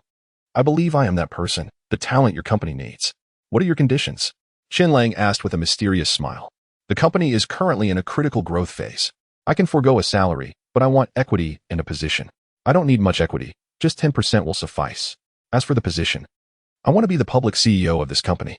Trust me, I can help Second World grow into one of the top internet companies in the country in no time." Seeing Chen Lang's enigmatic smile, Wang Yu couldn't help but exude a sense of mysterious confidence. "I want to know, what do you mean by the shortest time? How long are we talking?" "At most, 2 years. Okay, you can leave now. Sorry, but our company is too small to accommodate someone of your caliber." Chen Lang stood up and gestured. Wang Yu was startled, rising to ask, "Mr. Chen, what do you mean by this? Which major internet company in the country hasn't he spent years to grow into the giant it is today?" 2 years is already a very short time. Now that you've left Penguin, you probably don't know that they teamed up with the pig factory to prepare for acquiring our company's key technology. This time, they won't hesitate to let me quote a price, and they won't easily bargain. Do you know how much I'm planning to quote? How much? Wang Yu asked, unable to contain his curiosity. 20 billion. Chen Lang said casually, continuing. So now you understand how unreasonable your request for no salary is, right? You simply want to take away 2 billion from me for nothing? Are you dreaming, or am I? That's impossible, Wang Yi exclaimed. How big is the entire gaming market in the country? 200 billion is nearly the total annual revenue from the gaming industry for both Penguin and the pig factory. They can't possibly come up with that much money to acquire a piece of technology. Clearly, your perspective is limited. Chen Lang scoffed. You only see how this technology impacts gaming, but fail to recognize its broader implications. Mastering this technology will influence an entire enterprise. The larger a company's scale in the internet sector, the greater the benefits. Of course, there is no point in discussing this with you. Please leave now. It's clear you're not a good fit for our company. Wang Yi, breathing heavily, stared blankly at Chen Lang. After a long pause, he gritted his teeth and said, You'll regret this. With that, he turned and left. 36. Longshou Manor is a bit of a hassle. Chen Lang watched Wang Yi walking away and couldn't help but stroke his chin, murmuring to himself. Although he wasn't very skilled in scheming due to the environment he came from in his previous life, he did have some confidence in his ability to read people. Wang Yi was clearly someone with a strong sense of pride who looked down on everything, while also harboring delusions of taking shortcuts. This person was overly self-assured, mysteriously so. People like this tend to be self-centered and will often believe they are right without reason. Furthermore, they are the type who won't easily give up. Having faced a setback with Chen Lang, he certainly wouldn't just let it go. Such individuals will either seek another path and come back to slap others in the face once they've risen, or they will resort to extremes. Chen Lang felt he had a keen eye for people, and he suspected that Wang Yi's resignation wasn't as simple as it appeared. If it were a voluntary resignation, he wouldn't have come back seeking the CEO position. What did he want that position for? Besides elevating his own status, he probably wanted to come back and make a point to someone. Life is the greatest miracle in the world. No one has the right to take another's life. However, living in a community means that freedom isn't guaranteed. I hope you can find the right path. Chen Lang turned around, closed the door, and went to sleep. However, he didn't sleep for long. Near noon, Lu Yishou hurriedly woke him from his slumber. Boss, people from the goose factory have arrived. They're here? Chen Lang got up, quickly washed up, and changed into a clean set of casual clothes before following Lu Yishou downstairs. Lu Yishou's eyelid twitched slightly as he whispered, Boss, Miss Zhang and a driver from the goose factory are here. They seem to be taking you somewhere, likely to a party or something. Is this outfit really appropriate? Don't worry. Chen Lang waved his hand confidently and said, I'm the most stylish guy in the Magic City, no matter what I wear. No one can overshadow me. Lu Yishou broke out in a cold sweat upon hearing this. Was he worried about others stealing his spotlight? It seemed more like they were afraid he would outshine everyone. Hello, Miss Zhang. Chen Lang walked downstairs and saw Zhang Mulan standing in the living room, waiting. He smiled and approached her, shaking her hand. Zhang Mulan gave Chen Lang a long, appraising look before nodding and saying, Hello, Mr. Chen. Mr. Ma and Mr. Ding have arranged a banquet at Longshou Manor and specifically asked me to invite you. Let us go then. Chen Lang didn't hesitate, striding forward. Once outside the villa, the driver opened the door, and he got into a Bentley. Luxury cars lived up to their name. The interior space was comparable to that of a first-class airplane cabin. However, Chen Lang wasn't particularly amazed. After all, this car was only worth a few million at most. He had personally piloted spaceships worth billions in his previous life. So a sedan was nothing in comparison. The vehicle drove on, heading toward the seaside. Longshou Manor, known to Chen Lang, is located by the sea, neighboring some of the expensive seaside villas in Shanghai. Originally named Longting, it was a popular meeting place for many wealthy business people in the country, essentially functioning as a private club, albeit a very high-end one. Due to certain taboos and the preference of many big shots for low-key lifestyles, Longting was renamed Longshou Manor. Within the manor, anyone holding a top-tier membership card is undoubtedly a leader in their respective industry. As the car slowly drove along the empty road, Chen Lang gazed out the window, marveling at the depth and strength of Longshou Manor. This road is exclusively for the use of Longshou Manor. It was smooth and lined with maple trees, and although it was already November and not particularly cold, the leaves had begun to turn red. Piles of fallen leaves covered the ground, and as the vehicle passed by, more leaves drifted down from the trees. This truly qualifies as a classic scenic spot. Does Mr. Chen have any specific requests or preferences regarding food and accommodation? Zhang Mulan asked, turning to Chen Lang while holding a tablet. Chen Lang shook his head slightly and replied, "In terms of food and lodging, I have no particular preferences. However, since we're out here, let us make sure they bring out their best." Zhang Mulan's expression darkened. It was her first time encountering someone so hard to please. On the surface, his request seemed simple, just the best, but for Long's home manor, that meant everything had to be top-notch. Which was a tall order. Casting a quirky glance at Chen Lang, Zhang Mulan began typing a message to the customer service team at Long's home manor. Meanwhile, in Long's home manor, Xiaoma couldn't help but feel exasperated as he complained to Ding, the manager of the pig factory, who was sitting nearby sipping tea. This guy really doesn't hold back, does he? Right from the start, he asked for the best. This meal is going to cost us at least a few million. He is clearly signaling that he is not shy about asking for a lot. We better be ready. Ding sipped his tea and shook his head slowly, calculating the implications. Old Ding, stop putting on that face, Xiaoma replied, perplexed. We've known each other for years, been friends and rivals. Who are you trying to impress? Haha. Ding grinned widely, unable to contain his laughter. Well, I'm getting older, and my wife keeps saying I act like a young man without any decorum. Xiaoma's lips twitched in disbelief. You make it sound like you're old. Save that act for another time, and tell me, how much can your pig factory actually put on the table? Hard to say. Ding shook his head, pondering for a moment before responding. The stock market has been volatile these past 2 years, so the company needs to keep some liquidity. I can probably manage to put together around 10 billion. All right. I'll match that with another 10 billion. Xiaoma picked up the ceramic teacup and drank it in one gulp. If he were willing to exchange shares or ask for assets, then we could give him a bit more. Impossible. Lao Ding shook his head and said, that kid doesn't respond to either soft or hard tactics. It's clear he has big ambitions and is just waiting to pull a fast one on us. People like him would never settle for fixed assets or shares. If he wanted shares, why would he incite online trolls to attack us? In recent years, the internet industry has nearly solidified, with few dark horses emerging. We can't underestimate the second world. Moreover, based on the evaluations from the people below about the magic world, the ambitions of the second world go far beyond merely viewing the magic world as an ordinary game. You must have noticed the completely different maps across the 5 major regions. This is just the opportunity to integrate further. Although he can technically support millions of players online simultaneously, the cost of doing so is not small. Furthermore, after integration, stabilizing the various systems of this game will require more than just manpower. Thus, if we continue to integrate, there are only 2 possible outcomes for the magic world. First, the systems could collapse, and this classic game would burn brightly for a brief moment before fading away like a meteor. Second, it could achieve stable balance. If he really can accomplish that, then no game on the market would stand a chance against the magic world, and it would truly become the second world. Do you think he is unaware of these 2 outcomes? So, I believe he definitely has a backup plan.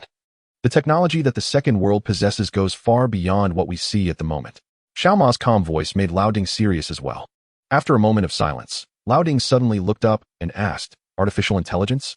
37. Fame often conceals the true capabilities of individuals. That's right. Brother Ma nodded and said solemnly, global internet companies are all researching artificial intelligence. Although there are slight differences among the major firms, they are fundamentally quite similar. The gap between the first and the last to take a step may seem vast, but in reality, it falls well within what everyone can handle. However, if the magical world is to integrate, what conditions must be met? First, we need to leverage 5G technology to make gaming cloud-based. With 5G speed, we can meet players' needs in real time, meaning data is updated and deleted instantaneously. This includes sharing information in big data, such as friend chats, world messages, system announcements, and so on. On a smaller scale, we can perform real-time updates and deletions, like introducing new maps, areas, or NPCs that players encounter, while removing data from maps they have left or any temporary data that isn't useful. This way, with the help of 5G speeds, we can achieve gaming experiences that players' hardware cannot support. Now, let's not even get into the cost of 5G. If the user base is large enough, the specialized network fees can be reduced to a satisfactory level. However, handling this data isn't something an ordinary company can manage. Running such a massive game, especially in the cloud, where millions of players' information is processed and fed back through servers, requires an immense data processing capability. Unless one is willing to invest billions in building a data processing center, this task is simply unfeasible. Even if we solve all these issues, the impact on various systems caused by millions of players would be daunting. Unless we let things run their course, where the game stops being profitable and everything is left to the market, achieving a balanced and stable state would be nearly impossible. No company has the manpower to reach that level. Perhaps a few thousand or tens of thousands of people could do it, But in this day and age, where would you find that many specialists? You simply can't.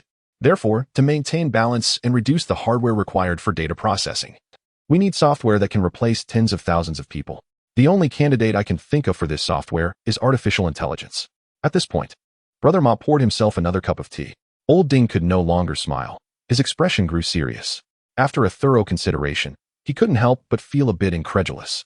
After all, it's artificial intelligence. So many companies worldwide are researching it, and everyone's progress is roughly the same.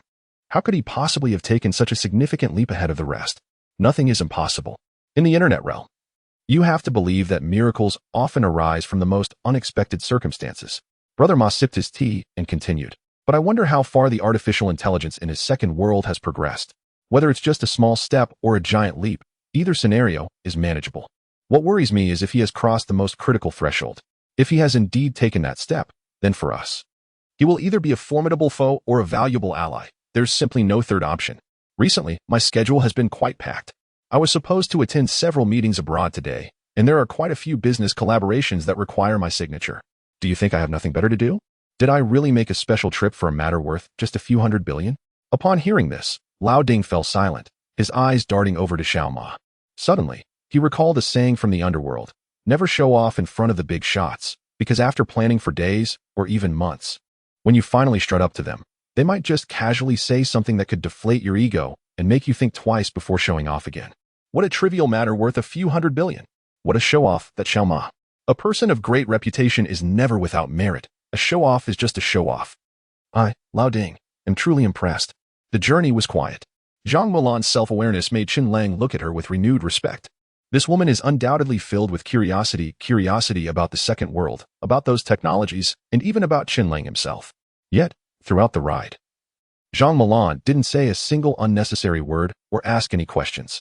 Just from that alone, she surpassed the vast majority of people. She is a confident, pragmatic woman who has honed her understanding of human affairs to a high level.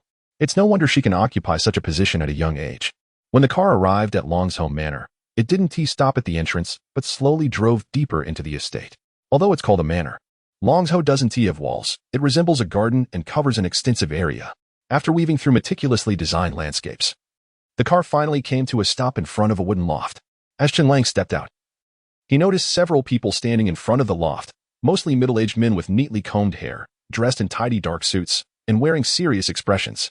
The only thing they all shared was confidence. Successful individuals. Yes, that was the first impression they left on Chen Lang. Typically, successful people are surrounded by a group that highlights their exceptional status. However, here, these successful individuals seemed almost commonplace, standing huddled outside the loft.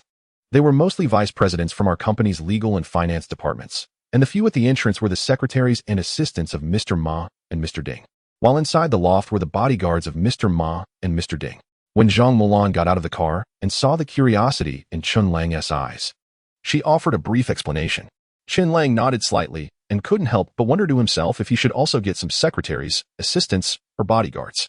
After all, regardless of their usefulness, it would certainly add to his presence. Even having some decorative figures would make a statement when he brought them out. At that moment, a man in his 30s approached quickly. He was dressed in formal attire, looking quite polished, much like the other successful individuals. However, unlike the others, this man radiated a sense of calm. Yes, calm. Calm in the face of challenges, responsive when situations arise, and tranquil when they pass. This reflects a certain attitude towards life, a state of mind, and a sense of confidence. Hello, Mr. Chen. A man stepped forward, extending his hand with a friendly smile. Chen Lang looked at him in surprise and shook his hand. I'm Secretary Liu, working for Mr. Ma. You can just call me Secretary Liu. Mr. Ma and Mr. Ding are upstairs having tea. They heard you arrived, and Mr. Ma specifically asked me to come and welcome you. Let us go then. Chen Lang gestured for Secretary Liu to lead the way. Given that Xiao Ma and Old Ding are big names in the domestic internet industry, their willingness to personally meet with Chen Lang to discuss collaboration already indicates their recognition and respect for the technology of the second world. However, Chen Lang is still young. Not only is he a junior, but his company is just getting off the ground. It would be unrealistic for him to expect Xiao Ma and Old Ding to come down to greet him at this stage. Is it because they think too highly of themselves? No, it's simply a matter of protocol, an age-old tradition passed down through thousands of years of Chinese civilization. It's about respecting the young and old, recognizing status, and acknowledging strength. After entering the attic with Secretary Liu, Chen Lang realized that Longtou Manor truly deserved its reputation as one of the top clubs in the country. The attic revealed a world of its own, rich in culture and history. The porcelain pieces, antique and exquisite, radiated a beautiful glow under the light, creating a stunning visual feast. The calligraphy and paintings, with their fluid strokes, were captivating, resembling dragons soaring and phoenixes dancing, with a strength akin to ancient pines. Each stroke, whether horizontal or vertical, resembled iron paintings and silver hooks, filled with charm in both the characters and the blank spaces. The clean and agile brushwork, along with the elegant and extraordinary writing, was undoubtedly authentic. Additionally, the rare Wangwali wood tables and chairs, which were extremely scarce in the outside world, were merely ordinary furniture here. The furniture exuded a rustic charm, rich in the essence of time, with a history spanning at least a few hundred years. A waft of subtle fragrance filled the air, causing Chen Lang to feel a slight lift in his spirits. It was agarwood, and of the finest quality. Agarwood is highly valuable and rare, not something that can simply be bought with money. Most importantly, unlike sandalwood, agarwood scent cannot be artificially synthesized in peaceful times, making it even more precious. Having seen many bizarre and unique items created through biotechnology in the later years, Chen Lang had a certain understanding of agarwood. Just the piece of agarwood being burned indoors alone was probably worth more than tens of thousands. Wow, this is true understated luxury, Chen Lang couldn't help but exclaim. Mr. Chen, this way please. At that moment, Secretary Liu gestured again and led Chen Lang to the second floor of the attic. Upon reaching the second floor, several bodyguards dressed in black appeared before Chen Lang. At the far end of the second floor, near the window, a screen obscured Chen Lang's view. But he could vaguely see two figures through the embroidered gaps in the screen. The figures stood up and walked out from behind the screen. One was stout and beaming with a smile, reminiscent of the laughing Buddha. It was Mr. Ding from the pig farm, Ding Sancher. The other, slender and less expressive than Old Ding, wore a gentle and scholarly smile. Although he lacked the distinctive features of Old Ding, his face was more familiar compared to Old Ding. It was the well-known Little Ma from Penguin. Old Ding was dressed in jeans and a hooded sweatshirt, looking no different from any young person. However, Little Ma was quite different, appearing in a formal suit with a serious demeanor. Of course, this was merely a fade. In reality, compared to Old Ding, Little Ma was not as serious. The reason he dressed formally was entirely due to his personality. Little Ma was warm-hearted, practical in his work, and preferred to keep a low profile, avoiding excessive exposure in front of the media and the public, letting the products speak for themselves. Hence, he usually dressed this way when going out, showing respect to others and to himself. In the words of Laozi, this was what it meant to be direct, yet not excessive, bright yet not dazzling. Hello, Mr. Chen. The three of them exchanged glances, and then Lao Ding was the first to break into a smile. He stepped forward to shake hands with Chen Lang, followed by Xiao Ma, who also approached to greet him. Soon after, they moved to a tea table behind a screen and sat down, while Secretary Liu discreetly turned to the side to wait. Mr. Chen, I believe you already know the purpose of our visit, Lao Ding said with a smile. When I first saw your photos, I honestly couldn't believe it. A person capable of mastering such advanced technology and possessing such ambition is surprisingly young. To be frank, Mr. Chen, you've completely changed my perception of young people. Please, Mr. Ding, don't joke with me. In comparison, you seasoned veterans are the role models and idols for us younger folks. Compared to you, I'm merely taking my first steps. Chen Lang replied with a smile, shaking his head. He then turned to Xiao Ma and added, and Mr. Ma, I grew up hearing about your legendary stories. At this, Xiao Ma's mouth twitched slightly. Chen Lang couldn't quite understand, but Lao Ding did. They had previously been comparing who looked younger, but now, standing next to this young man, it was clear there was no contest. We don't need to elaborate on our intentions. We all understand each other well enough. Mr. Chen, just name your price. If it's reasonable, we can sign an agreement and transfer the funds to you immediately. We've specifically planned to stay in Shanghai for 2 days. So let us take this opportunity to get to know each other better, as there may be many opportunities for collaboration in the future. If the price isn't right, we can leave early. Staying here without progress isn't a solution, is it? Lao Ding said, getting straight to the point without any unnecessary pleasantries. Chen Lang smiled at this and nodded, softly stating 2 billion in cash. Xiao Ma and Lao Ding exchanged glances and then nodded. All right, we can accept that price. Let us leave the rest to our teams. Come on, Mr. Chen, have a glass of water to whet your appetite. Later, I'll personally accompany you for a few drinks, Lao Ding said. Once the business was settled, the atmosphere shifted completely. Lao Ding was quite sociable, while Xiao Ma was gentle and refined, maintaining a pleasant demeanor throughout. After finishing tea, they moved on to drinks. The liquor was top shelf, aged for many years and worth over $1 million. But Chen Lang was somewhat disappointed that the so-called best food he wanted wasn't tea available at all. Xiao Ma was a practical person who didn't go for extravagance. In his words, why would 3 people need a lavish feast? They opted for a simple family-style meal with 4 dishes and a soup. The dishes were ordinary, the soup was unremarkable. And even for health reasons, ensuring he could work hard for many more years, there was only one meat dish among the 4 dishes and the soup. Not only Chen Lang, but even Lao Ding, the hefty man, couldn't help but grimace. After the meal, Chen Lang found an additional 2 billion in his account. At this point, he was also ready to leave. Xiao Ma and Lao Ding are temporarily staying here, but Chen Lang is different.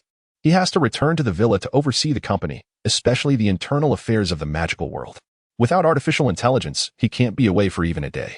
As he was leaving, a slightly tipsy Lao Ding personally saw Chen Lang to the car. He patted Chen Lang's window and boisterously said, "Brother, you head back first. I apologize for the meal. We'll gather again tomorrow. I'll treat you personally.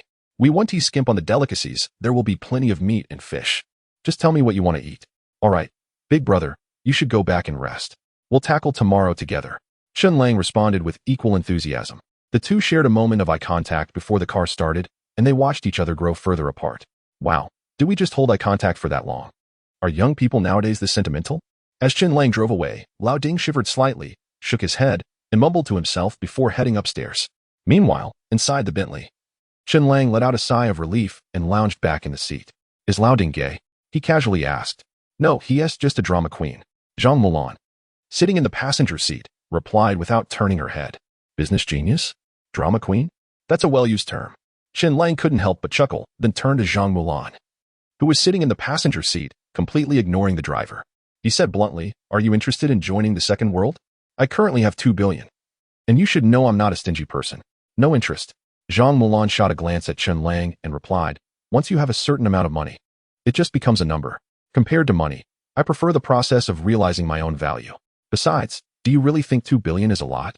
Not to mention, as the head of the overall operations department at Penguin Games, the benefits I've generated for Penguin during my tenure far exceed 2 billion. Chen Lang's mouth twitched, speechless. "You're so realistic, woman.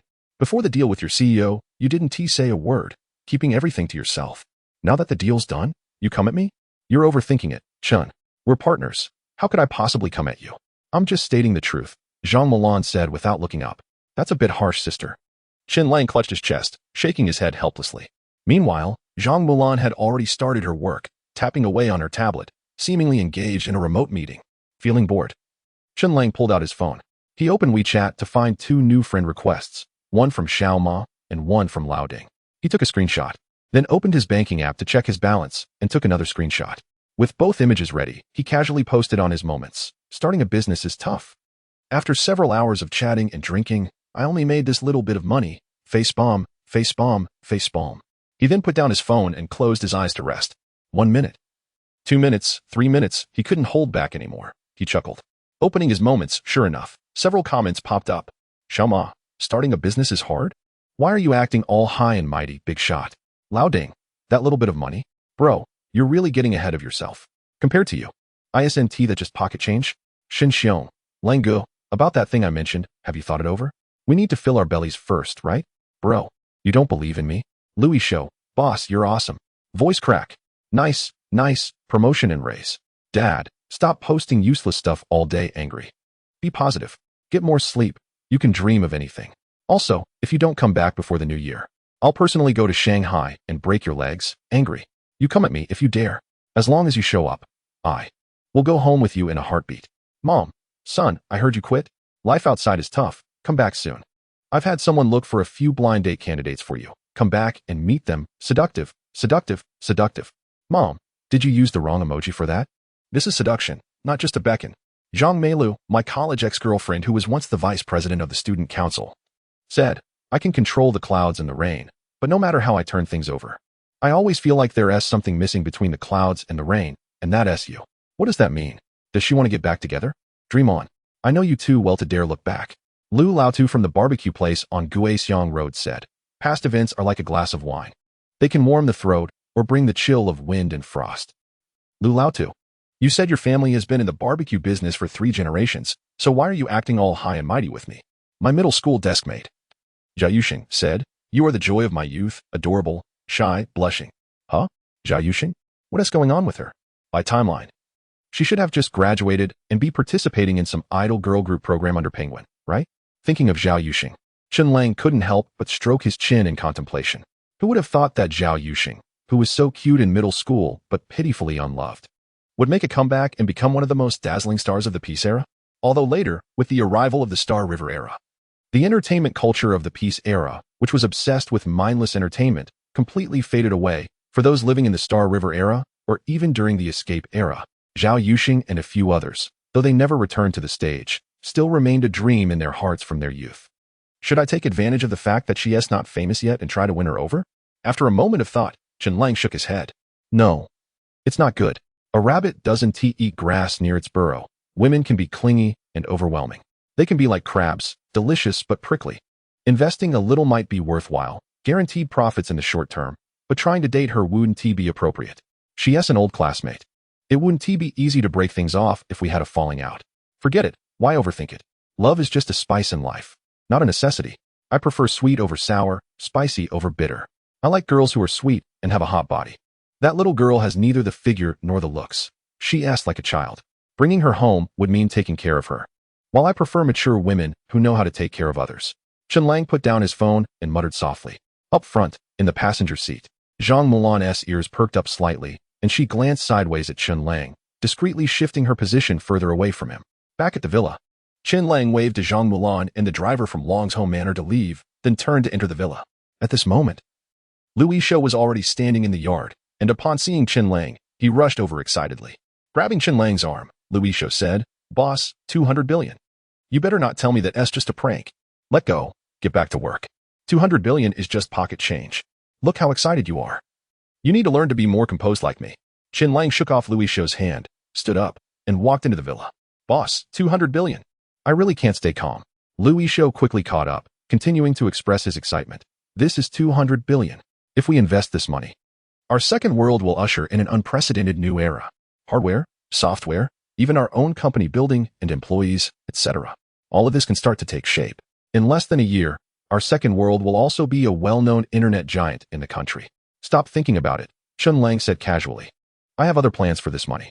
Only a small portion will be invested in the internet industry. Most will go into manufacturing, industry, and even heavy industry." "What?" Louis Shou was stunned. He looked at Chen Lang in disbelief. His expression seemed to say, "Are you joking with me? We're in the gaming business. And now that we have money, you don't want to develop the company or expand it, but instead, you're thinking about getting into manufacturing and heavy industry? Are you planning to build cars or ships? Or maybe you want to build spaceships, transport our games into space, and trick aliens into spending money? You really are a business genius." "Oh no, this is worrying me to death." Louis Shou watched as Chen Lang walked into the back office and closed the door tightly, feeling a headache as he sat down in a corner. Xiao Zaiwei came out to get some water and, seeing Louis Shou rubbing his head with a worried expression on the sofa, couldn't help but bring him a cup of warm water in a disposable cup, placing it on the coffee table in front of him. "Manager, are you okay?" Xiao Zaiwei couldn't help but ask. "How can I be okay?"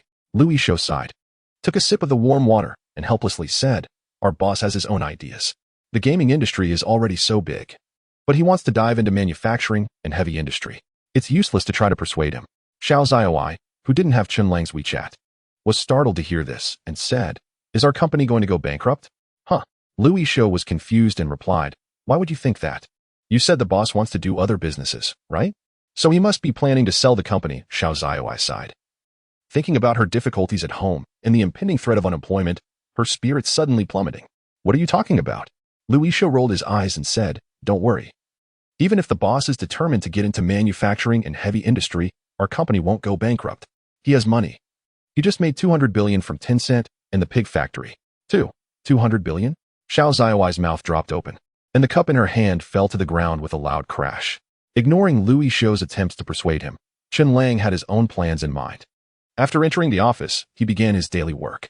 Firstly, maintaining balance within the game and continuously modifying and organizing internal data. Secondly, researching suitable industrial companies within the country online. Nowadays, the game has entered a stable period. Both Xiao Ma and Lao Ding are aware that the magical world is an unstoppable force, so they have decided not to impose further restrictions on it. Of course, saying that they won't impose restrictions is somewhat misleading. In reality, both Lao Ding and Xiao Ma are curious to see just how far the magical world can go. The rise of the magical world may cause significant losses to the gaming industries of the pig factory and the goose factory, but they can fully absorb these losses.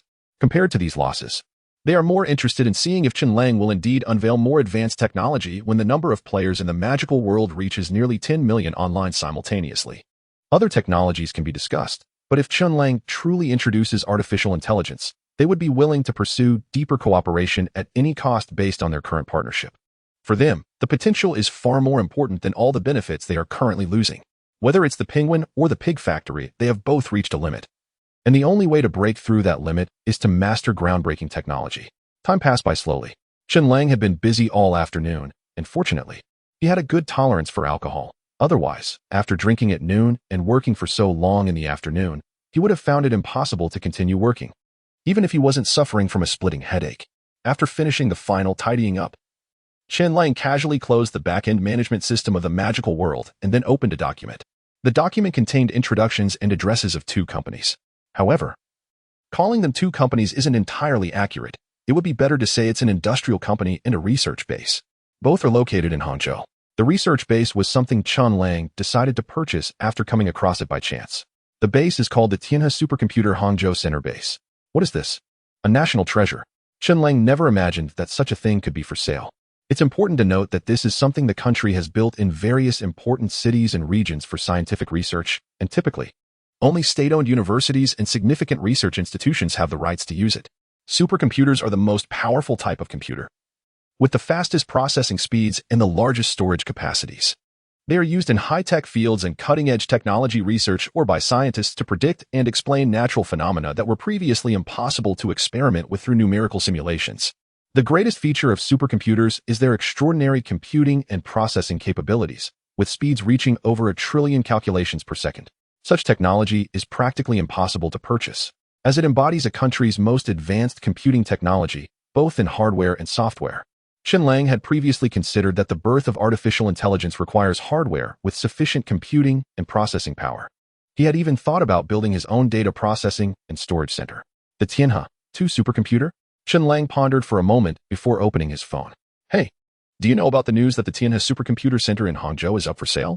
He was asking Lao Ding, who, compared to Xiao Ma, was clearly more enthusiastic. After a moment, Lao Ding replied on WeChat. Yes, little brother, are you interested in supercomputers? 6 months ago, the country established the Shenwei series supercomputer base in Hangzhou, so the Tianhe base has basically been left idle. The Tianhe 2 is an older model from 10 years ago, and overall, its value is estimated to be between 3 to 5 billion. However, this is the first time the government is publicly selling a supercomputer base, along with the land and buildings. Many domestic companies are interested. I received an invitation a few days ago. The auction is next Monday. If you're interested, we can go together. Auction? Chen Lang frowned slightly and then asked, how much do you think the Tianhe supercomputer base will sell for? At least 3 billion. Lao Ding replied. The Tianhe supercomputer base was built early and occupies a significant area. You could easily establish a company on that land alone. So just the land itself is worth quite a bit. Adding everything together, 3 billion is just a rough estimate. By the time of the auction, the final price will likely exceed that easily. Got it. Thanks, brother. Chen Lang replied, and then set his phone aside. He stroked his chin, contemplating for a moment. I have to get it. Establishing the headquarters of Second World Company directly on the site of the Tianhe base is definitely the best choice. And while the Tianhe 2 supercomputer is somewhat outdated, having a supercomputer will allow us to launch our artificial intelligence projects immediately, saving a lot of time. Compared to time, a few billion or tens of billions is nothing to worry about. With a decision made in his mind, Chen Lang then turned his attention to the next target, Tianhong Industrial. The name of this company is simple, just 4 characters. But these 4 characters encompass a lot. Generally speaking, industrial companies have their specializations, whether it's heavy industry, light industry, manufacturing, or processing. However, this company is remarkable. It covers all aspects. Of course, if a company excels in all areas, then Chen Lang would definitely not be able to afford it. Tianhong Industrial is indeed large because it has a wide coverage and a significant scale, but it's also small in a sense because it lacks core competitiveness. The large scale is entirely due to the owner's greed, blindly chasing profits while neglecting the company's core values. According to online rumors, the owner of Tianhong Industrial is a man named Sun Tianhong, who hails from Hangzhou. In his early years, he ventured into business, accumulated some capital, and contracted the light industry in Hangzhou, engaging in the manufacturing of electric fans. However, when air conditioning became popular, Sun Tianhong pivoted his company to focus on manufacturing air conditioning appliances. Unfortunately, lacking core competitiveness, he quickly faced failure. He then shifted to the mobile phone industry. But with the emergence of smartphones, his newly launched mobile phone venture also collapsed due to the same lack of competitive edge. Of course, the pursuit of profit, although it can lead to downfall due to a lack of foundation, still brought in a fair amount of money. He made a profit selling electric fans, earned money from air conditioning appliances, and also profited from mobile phones. With the money he earned, Sun Tianhong took a bold step and transitioned into heavy industry, investing heavily in machinery and precision instruments to venture into shipbuilding and automotive manufacturing. However, he met with failure once again. Decades have passed, and after experiencing numerous setbacks, Sun Tianhong has reached the twilight of his life. He no longer considers any further transitions and has started a significant amount of contract manufacturing for domestic mobile phones. Therefore, while Tianhong Industrial claims to be a comprehensive industrial company, in reality, it has turned into a mere factory. As he has grown older, his sons have begun to squabble over the family inheritance. To prevent them from coming to blows, Sun Tianhong has contemplated selling the company. His sons lack knowledge of the industry. The youngest has been mingling in the entertainment circle as a wealthy second generation, while the eldest and second sons are at odds over wanting to develop new energy vehicles and establish their own smartphone brands, respectively. In the past, this was manageable. But in recent years, the disputes have escalated, with even the youngest son wanting to start an entertainment company to produce films. Sun Tianhong is feeling truly exhausted. One day, the chairman received a call from a young man inquiring about the sale of the company. In the chairman's office at the top of the Tianhong Industrial Group building in the Hangzhou Industrial District, Sun Tianhong's assistant and secretary briskly entered the office and handed him the phone. "Hello?" Sun Tianhong answered, intrigued. His company's reputation had long been tarnished by his old rivals, affecting his own standing as well. He had spread the word about the potential sale of Tianhong Industrial for several days, but few had actually called. "Hello, is this Mr. Sun Tianhong?" Chen Lang asked softly. "Yes, that's me. You sound quite young. Are you sure you're looking to acquire Tianhong Industrial?" Sun Tianhong replied, slightly frowning and expressing some skepticism. "Whether I buy it or not depends on Mr. Sun's asking price," Chen Lang responded calmly, unfazed by Sun Tianhong's mood. 120 billion. Sun Tianhong stated without hesitation, seemingly not believing that Chen Lang would actually go through with the purchase. "Mr. Sun, please, don't joke around." Chen Lang said, "We both know what your company is like. It has a large operation, but it's hardly profitable. The only source of income is through contract manufacturing. Your company's asset situation is completely disproportionate to its earnings. While the current income can sustain the company, is CEO Sun really content with this kind of hand-to-mouth existence?" "What do you mean?" Sun Tianhong asked, his voice cold. 8 billion. Don't try to haggle with me. I know that the assets of Tianhong Group are definitely worth more than that. However, fixed assets are just that fixed. If you want to sell them, no one will buy them. Whether it's equipment or machinery, their value depreciates year by year. In a few years, once your equipment and machinery become outdated, they'll truly be worthless. Do you know that even if I were to split up Tianhong Group and sell it, its value would far exceed 8 billion. Sun Tianhong's expression darkened. "I'm talking about cash," Chen Lang replied calmly. "Cash?" Sun Tianhong gasped, momentarily stunned. It's important to note that company acquisitions are usually based on asset valuations. After all, in this day and age, nothing is worth anything except cash. No one keeps cash on hand. Money only appreciates when it is turned into assets. Keeping it in hand only leads to depreciation. Because of this, people who can actually come up with tens of billions in cash are rare in the country. Who is this person? Someone so young with nearly 100 billion in liquid assets?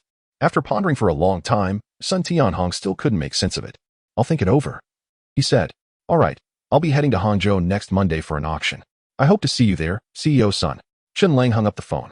Sun Tianhong's expression fluctuated as he turned to his secretary and asked, "Is there an auction in Hangzhou next Monday?" The secretary was taken aback, then thought for a moment before her eyes lit up. "There isn't a normal auction, but there is an official one." "What is being auctioned?" Sun Tianhong inquired. "The Tianhe supercomputing base." The secretary adjusted her glasses and continued, "I heard about it while dining with friends a couple of days ago. It's located in the Binjiang district of Hangzhou, covering a large area, and is one of the national third batch of supercomputing bases. However, because the Shenshan series supercomputing base was built in Hangzhou 6 months ago, the Tianhe supercomputing base has been left idle, and next Monday is the day of its auction. Get me an invitation." Sun Tianhong was confused. What is a supercomputer? What is a base? What is all this? "Chairman, are you interested in the supercomputing base?" The secretary was startled and quickly responded, but that's not a good idea. The supercomputing base doesn't seem valuable. The supercomputer is already 10 years behind. However, including the land and everything else, it would still be worth at least 30 billion. 30 billion? Sun Tianhong's pupils contracted. At that moment, he unconsciously began to regard Chen Lang with more seriousness. This is someone who could pull out 100 billion in liquid assets at any time. This is a person who is wealthier than himself. In the evening, Chen Lang finished his work. Ding. His phone buzzed with a notification. Upon checking, it was a WeChat message from Shin Xiong. Brother Lang, I'm free today. Let's meet at our usual spot. I'll treat you to a feast. That guy. Chen Lang couldn't help but chuckle and shake his head. Clearly, this chubby guy hadn't given up on persuading him. Feeling touched, Chen Lang decided to meet up with him. In his previous life, he had been frustrated with Shin Xiong's lack of ambition, but in the end, it was a choice. Everyone has their own thoughts and opinions about their lives, and even if the outcome was great, others couldn't dictate their choices. 42. The old man is impressive. See you tomorrow, boss. Lu Yishou and Xiao Zioi also announced the end of their workday. Wait, old Lu. Chen Lang waved to Lu Yishou and got into his Audi. Let's go to Guixiang Road in the university town. There's a barbecue place called Naive Barbecue. Huh? Lu Yishou was bewildered, feeling a bit uneasy. Did he come on too strong today, and now the boss wanted to treat him to dinner? That wouldn't be good. History shows how many emperors rewarded those who dared to speak out. But what was the end result? Those emperors would silently jot down names in a little notebook for future reckoning. Was he inadvertently narrowing his career path?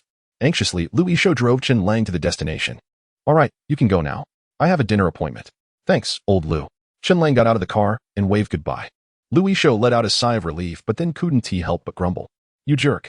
After work, you still treat me like a chauffeur and don't even invite me in for a meal? Ugh, what a little brat. Lu Yishou spat and then drove off. However, before he could leave, he suddenly noticed a business van slowly stopping by the roadside. No one got out of the vehicle. But the window on the passenger side rolled down, revealing a middle-aged man with a fierce expression, smoking a cigarette. Lu Yishou stayed alert and took a quick glance inside the van. At that moment, his heart sank. It was him, the guy named Wang Yi who had come for an interview yesterday. What was he doing here? No, even though Chen Lang was a brat, he had never treated Lu Yishou poorly. He couldn't just stand by and do nothing. Furrowing his brow and after a moment of contemplation, Lu Yishou gritted his teeth and slammed the gas pedal, crashing into the business van. Bang! With a loud crash, the front bumper of the Audi shattered, and the airbags deployed. Unlike Lu Yishou, who was mentally prepared, the people in the business van were caught completely off guard. They were startled. And the fierce-looking middle-aged man even dropped his cigarette in shock. What was going on? As Chen Lang approached the barbecue restaurant, he suddenly turned his head and spotted Lu Yishou's Audi. He quickly walked over. At that moment, inside the business van, Wang Yi was sweating, clearly feeling a bit flustered. Beside him sat a similarly fierce-looking middle-aged man, who, unlike the others, had a noticeable scar across his face. Damn it, the middle-aged man cursed. Then yanked open the car door and said in a low voice, There's no time to waste. Let's move. Get someone to back us up. Boss, run. Shouted Lu Yishou from inside the Audi, his expression twisted as he was pinned by the airbag. The car accident had already attracted a lot of attention, and now, hearing Lu Yishou's shout, many onlookers were startled. What is going on? Is it a kidnapping? Hey, Lango, what brings you here to eat? Inside the barbecue restaurant. Old Lu, wearing an apron and wiping his hands on it, approached Chen Lang with a smile, a cigarette dangling from his mouth. Chen Lang's expression changed slightly as he reached for his pocket, where the magic sound gloves lay. However, after glancing at the curious crowd around, he hesitated. The magic sound gloves were a deadly weapon and couldn't be exposed. Otherwise, he'd definitely be invited for tea tomorrow. What to do? Was he really going to engage in close combat? Chen Lang's mouth twitched, feeling somewhat helpless. As someone who had been reborn, Chen Lang's combat skills were average in the modern world but considered master level in this era. After all, the modern world had virtual environments, combat competition platforms, and regular training sessions. While it was impossible to take on 10 Special Forces soldiers due to physical limitations, dealing with these 6 or 7 people was manageable. But what made Chen Lang hesitate was that while he could win in a fight, the effects would be mutual. After today's fray, he would be sore for days. Mr. Chen, please come with us. At that moment, the scar-faced middle-aged man had stepped right in front of Chen Lang, his face dark with anger. What do you want? Chen Lang replied. Are you really trying to kidnap someone in front of old Lu? Old Lu swaggered forward, nostrils flaring. Get lost. Slap. The scar-faced man swung his hand, lacking any killing intent, and struck Lu Yishou before he even had a chance to react. This slap knocked the cigarette out of Lu Yishou's mouth. Damn it. Lu Yishou's face turned red, and, to Chen Lang's astonishment, he swung back with a punch. Thud! The scar-faced man spat out a mouthful of air, stumbling backward and landing on the ground, rolling over in the process. Wow! The surrounding crowd gasped in shock. Get him! Take him down! The scar-faced man yelled in agony. Then, the white snake flicked its tongue, swiftly pursuing the cicada. The overlord shouldered the cauldron, the immortal pointed the way, the clouds parted to reveal the sun. And the spring breeze brushed against the willows. Chen Lang was mesmerized. The onlookers nearby were equally spellbound. Click, click, click. The flashbulbs kept popping. And many people were marveling while taking photos and videos. Huh. Old Lu slowly exhaled, then lit a cigarette.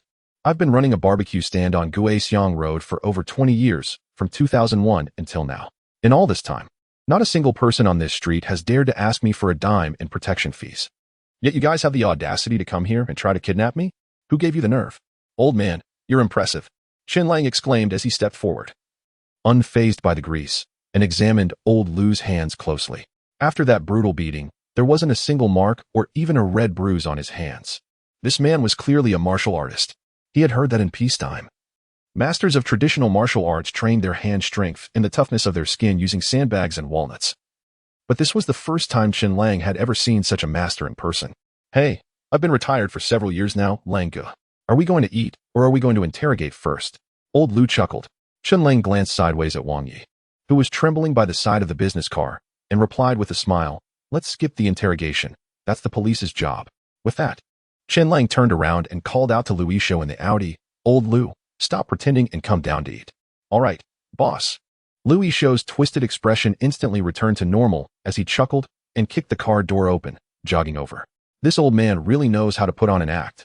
Earlier, Old Lu had quietly called the police, and since the police station was nearby, they arrived quickly upon hearing it was a kidnapping. Almost as soon as Chen Lang and Lu Yishou entered the barbecue shop, the police car pulled up outside. Because there was video evidence from the crowd and the other party had not succeeded, the police took a brief statement and then left. Of course, if it had truly been a kidnapping, things wouldn't have been resolved so easily. Chen Lang had proactively stated that the confrontation was due to a car accident, which reframed the situation as a simple civil dispute. After the police left, Wang Yi and his group also departed, not daring to pursue the matter further and opting for a settlement instead. Inside the business car, 6 or 7 people sat in silence. Scar rubbed his chest and coldly regarded Wang Yi, saying in a low voice, so who exactly is Chen Lang? Brother Scar. He really is just an ordinary guy who started a tech company because he mastered a certain skill. As long as we get that technology, even if we can't use it, we could sell it to major internet companies and make billions. Wang Yi replied urgently. But what I've seen is not an ordinary person. Scar narrowed his eyes and said solemnly, if he tells the police we were kidnapping him, that would be a different story. But he chose to settle proactively, which is not something an ordinary person could do. Scarface, if it were a kidnapping, even if it was attempted, you'd still have to go to jail. Isn't this a good outcome? Sure, we took a beating, but we still have a chance. Another person nearby couldn't help but chime in. What do you know? Scarface shot a furious glance at him, a flicker of fear flashing in his eyes. He lowered his head and sighed. I hope things turn out differently than I imagine. You all need to understand that the law can't kill us, but money can. To us, going to jail feels like a constraint, but to those who are truly wealthy, it's the law protecting us. Thanks to Old Man Lu. Wow. The old man took down 7 big guys in 1 minute. Suspected kidnapping. The old man at the barbecue place in University City took action, acting heroically. Shocking. 7 strong men attacked an elderly man and were counterattacked, with evidence to prove it. The onlookers, eager for the spectacle, snapped photos and recorded videos, immediately posting them online after the police arrived. On WeChat, forums, and Weibo, with video evidence. And given that it involved an old man taking on 7 strong men, a rare occurrence, within just half an hour, it went viral, trending on social media. Oh my gosh, this old man is incredible. As expected, an old man is still an old man, dazed. It can't be a stunt, right? How could an old man have the strength to take down 7 strong men? And if you look closely at the video, those 7 men are genuinely strong. Not just chubby, suspicious. Tianjin barbecue? Wow, just a couple of days ago, I was there having a gathering with my roommates, shocked. Is this what they mean by hiding in plain sight? The once invincible warrior is now hiding in University City, selling barbecue? Sarcastic laugh at the beginning of the video. I was worried for the old man, but as I watched, I couldn't help but burst out laughing. Did you all not notice how intimidating that Scarface was? He didn't even turn his head, just slapped the old man, sending his cigarette flying. The old man's line, "Do I need to hit you?" was just so adorably silly. Ha ha ha, true masters are among the common folk. Is anyone going to seek him out as a mentor? Playful, netizens were buzzing with discussion. And old man Lou quickly made it to the real-time trending list. Some were shocked, some were skeptical, but many were just there for the entertainment. Of course, there were more shocked people than skeptics, as the video clearly didn't seem fake. The expressions of the people around and the parties involved clearly indicated that this wasn't staged. For those who doubted, some stepped up to testify. "I can prove this is real." A prominent netizen with the username Curly Hair came forward, quickly posting several messages. "First of all, I was one of the people at the scene. Anyone who knows me is aware that I live right on Goeseong Road in University City. A former classmate came to visit me today, so I took him to Tianjin Barbecue. The true cause of the incident is not what you all might think. And it actually has little to do with Mr. Liu. Half an hour ago, my old classmate and I had just arrived at the entrance of Tianjin Barbecue when we happened to witness the whole event unfold. It all started when an Audi parked on the roadside outside the barbecue shop. A young man, Mr. Chen, who is suspected of being kidnapped in the video, got out of the car. Then, a business van pulled up behind the Audi, which was just about to leave. But then, the driver of the Audi did something inexplicable. He stepped on the gas and crashed into the business van, nearly flipping it over. The Audi was severely damaged, and even the airbags deployed. To be honest, the collision drew a lot of attention at the time. I initially thought the driver had mistakenly pressed the gas instead of the brake and was about to call for help. But then something that made everyone stop happened. The driver of the Audi, trapped by the airbags, shouted, "Boss, run." My foot, which was raised to call for help, froze in place, and I saw 7 burly men pour out of the business van. Without any hesitation, they ignored the crash and charged straight at Mr. Chen. What followed is something everyone knows. Mr. Liu from the barbecue shop bravely intervened, but was slapped in the face. Yet he managed to take down all 7 men by himself. This incident was far from an ordinary car accident or civil dispute. It was a kidnapping. As someone who was present at the scene, I can seriously tell everyone that this was indeed a kidnapping. Now, let's talk about the public figure, Curly, who isn't a celebrity, but is a wealthy second-generation individual. He frequently posts reviews and unboxings of new tech products on Weibo and has over 1 million followers. When Curly started speaking, combined with the fact that this incident had already become a trending topic, it instantly attracted thousands of comments. If this really was a kidnapping, all I can say is ha ha ha ha. Those 7 guys are in for a world of trouble. Mr. Liu is amazing. This is true heroism in the face of injustice. So, who is this Mr. Chen? Why was he targeted for kidnapping? You don't know him? Are you serious?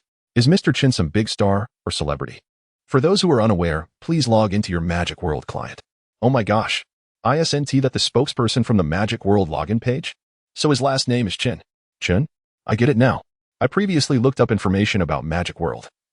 And the legal representative of the second world is named Chen Lang, which is also the surname Chen. They are the same person. Now it all makes sense. Mr. Chen is Chen Lang, and Chen Lang is the owner of the second world. These people came to kidnap him, with the technology mastered by the second world. It's indeed worth the risk to kidnap Chen Lang. Damn it. Thankfully it didn't succeed. Thanks to Uncle Lou for stepping in. If it weren't for him, we probably wouldn't even be able to enjoy the Magic World. Thank you, Uncle Lou. Thank you, Uncle Lou. Thank you. Uncle Lou suddenly became a sensation online. Besides trending on social media, many players from the Magic World humorously expressed their gratitude. The phrase "thank you, Uncle Lou" even made it to the trending list. Meanwhile, Chen Lang's name also popped up on the radar. Those in the know joined in on the fun, while the curious searched for answers. Why are they thanking Uncle Lou? Who is Chen Lang? What is the Magic World? This time, the Magic World gained unexpected popularity.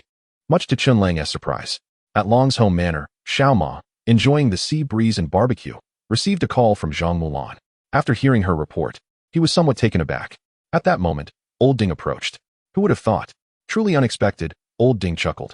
You guys at Penguin have some real talent, daring to pull off a kidnapping like that.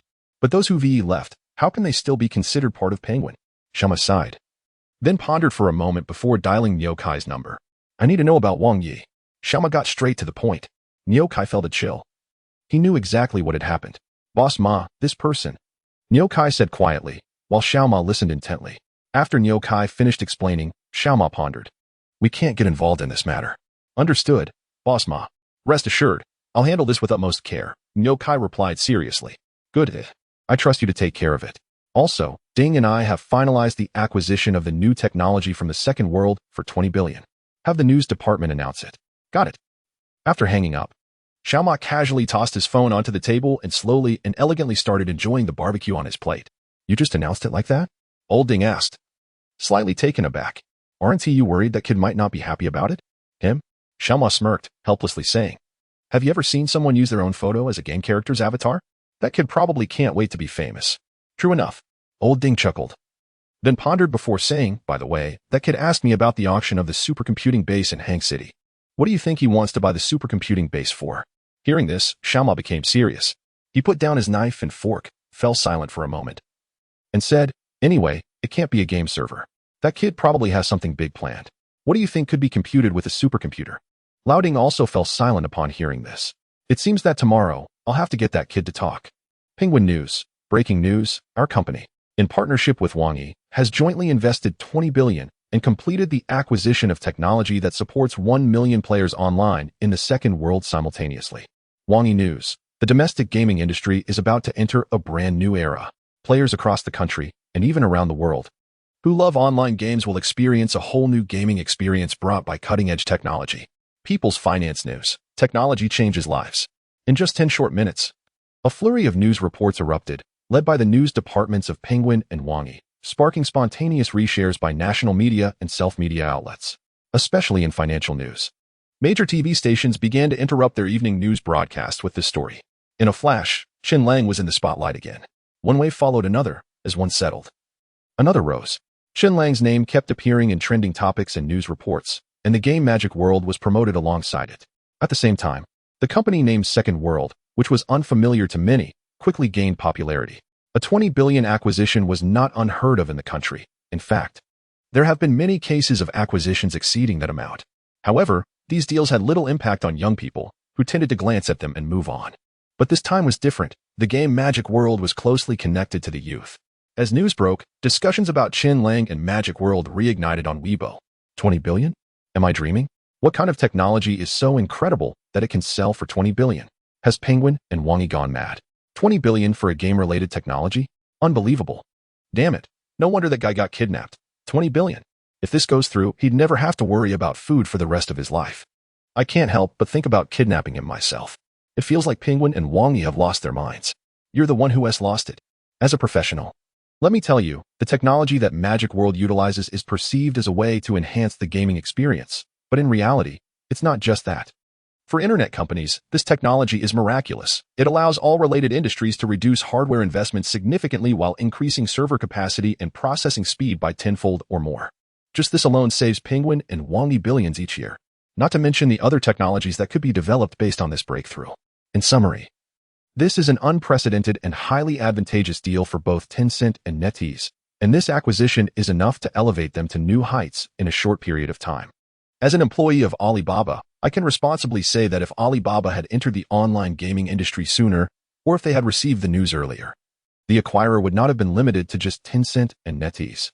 Boss, you've really struck gold this time. In a private dining room at a barbecue restaurant, Louis Shou was scrolling through news on his phone. He started by looking at events from that evening, but soon found himself engrossed in the news about the 20 billion acquisition. With Chen Lang's rise, it also meant that the magical world was booming. As the only serious member of the management team in the second world, Louis Shou couldn't help but feel excited. Chen Lang, on the other hand, was surprisingly calm about it. He had already mentally prepared for this moment. Glancing at the time on his phone, he felt a bit helpless. Shen Xiong had invited him to dinner, but he was now 20 minutes late. Just then, his phone rang and he answered. Hey, Langgu? What is going on? Why aren't you here yet? Stuck in traffic? Chen Lang asked. No. Well, how should I put this? Our research lab just took on a project from Tencent, and initially, there wasn't much to worry about. But for some reason, Brother Ma is in Shanghai now. And I heard he'll be inspecting Tencent's Shanghai branch tomorrow. He might come to our lab, so. Shen Xiong struggled to explain. I see. Chen Lang said with a chuckle. It was obvious that because Brother Ma was coming, the lab was gearing up for some overtime. How about this, fatty? You carry on with your work. I have something going on here too. Let us meet tomorrow. If Brother Ma visits your lab, I'll tag along and we can catch up then. Huh. Shen Xiong was taken aback. All right, that is settled then. Talk later. Chen Lang hung up the phone. In a research lab at Jiaotong University in Shanghai, Shen Xiong stared at his phone, bewildered. Next to him stood two people, a tall, thin man and a petite woman. Ugh. It's the last night before work starts, and my mom is leaving Shanghai tomorrow. I was hoping to have dinner with her, the petite woman said helplessly. She had only just received the news about the overtime and had rushed over to make the call. Tell me about it, the thin man sighed, helplessly stuffing his phone into his pocket. My girlfriend knew I could leave the lab tonight. She even came to the university gate early to wait for me. At this point, he noticed Shen Xiong's confused expression and couldn't he help but ask, Shen Xiong, what's wrong? Didn't you just have a dinner appointment? It's not a big deal to flake once, right? No. Shen Xiong shook his head in confusion and said, my brother has been getting more and more pretentious lately. He said if brother Xiao Ma comes to inspect tomorrow, he'll come along to check on me. Reality hits hard, huh? The girl couldn't help but laugh. Ha ha. Shen Xiong, what kind of friends do you have? You can't be serious with that kind of bragging. Too much. I can't mess with you. Shen Xiong, since you're friends with the big shots, you must be one too. Come on, big shot. The mentor is waiting impatiently. The skinny guy chuckled. I'm not in a rush. A voice came from behind, making all three of them shiver. Professor Chen Jianfeng looked at them with a blank expression. The skinny guy and the petite girl quickly made a run for it, but Shen Xiong was stopped by Chen Jianfeng just as he was about to flee. Didn't I tell you to stay away from friends like these? Coming to my research lab with General Manager Penguin Ma for an inspection? Is he looking down on me? Professor, enough. I'm not saying I want to restrict your social circle, but studying and doing business are two different things. As the saying goes, birds of a feather flock together. I don't want anyone distracting you from your studies and research. Go back now, and don't be upset.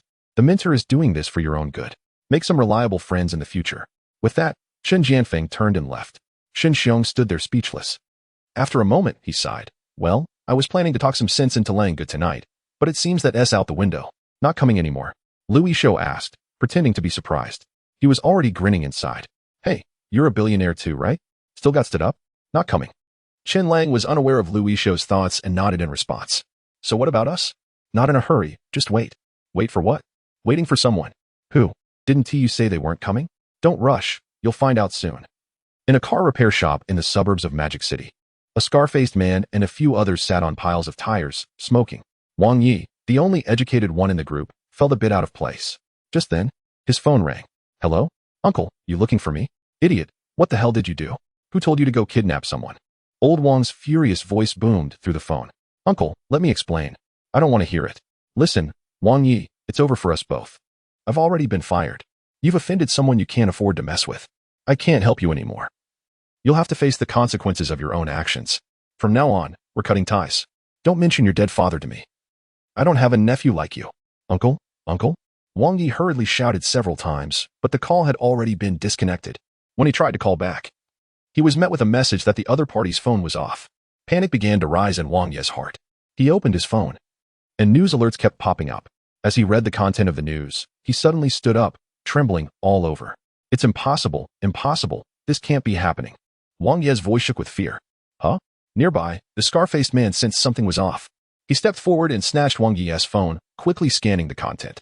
His face turned pale, cold sweat began to bead on his forehead. You bastard, how dare you set me up? With a furious shout, the scar-faced man swiftly grabbed Wang Yi by the throat and slammed him to the ground. Everyone, come here and tie him up. The men nearby were startled. But seeing their boss's serious expression, they quickly got to work. You all stay here. I'll handle this. Remember, keep an eye on him. If he escapes, we're all done for. Got it? Understood. Don't worry, boss. He definitely won to get away. The scar-faced man scrutinized the others, and after seeing them nod in agreement, he quickly got up and jumped into a car, instructing another man to drive. The two of them disappeared from the repair shop. It was a silent ride, and the scar-faced man smoked an entire pack of cigarettes. When they arrived at the entrance of the Tianjin barbecue, he got out of the car without hesitation and walked into the restaurant. After asking the staff a few questions, he knocked on the door of a private room. Come in. Inside the room, Chen Lang, Louis Shou, and the recently freed Lu Lao were enjoying barbecue and drinks. When the door opened, the scar-faced man entered and closed the door behind him, then knelt on the ground with a thud. Boss Chun, it's me, the scar-faced man. I was blind and listened to a villain's instigation to offend you. Please, show mercy and spare me this once. As long as you nod, I'll face any challenge, no matter how daunting it may be, he said respectfully. A real man. Lu Lao, after taking a sip of wine, couldn't he help but nod in approval. He was not someone who could be compared to the seasoned Lu Lao, who had seen it all in the underworld. At that moment, Louis Shou was taken aback. He never expected things to develop in this direction. Boss, what is going on? Louis Shou asked in a low voice. With a light chuckle, Chen Lang turned to look at the scar-faced man and said, You know how to bend and stretch. You're someone who can get things done. Here's the deal. I'm in a good mood today. If you bow to everyone here, we'll consider this matter settled. How does that sound? Bang, bang, bang. 3 loud thuds echoed as the scar-faced man knocked his head on the ground, the sound dull and heavy. After finishing, blood began to seep from his forehead.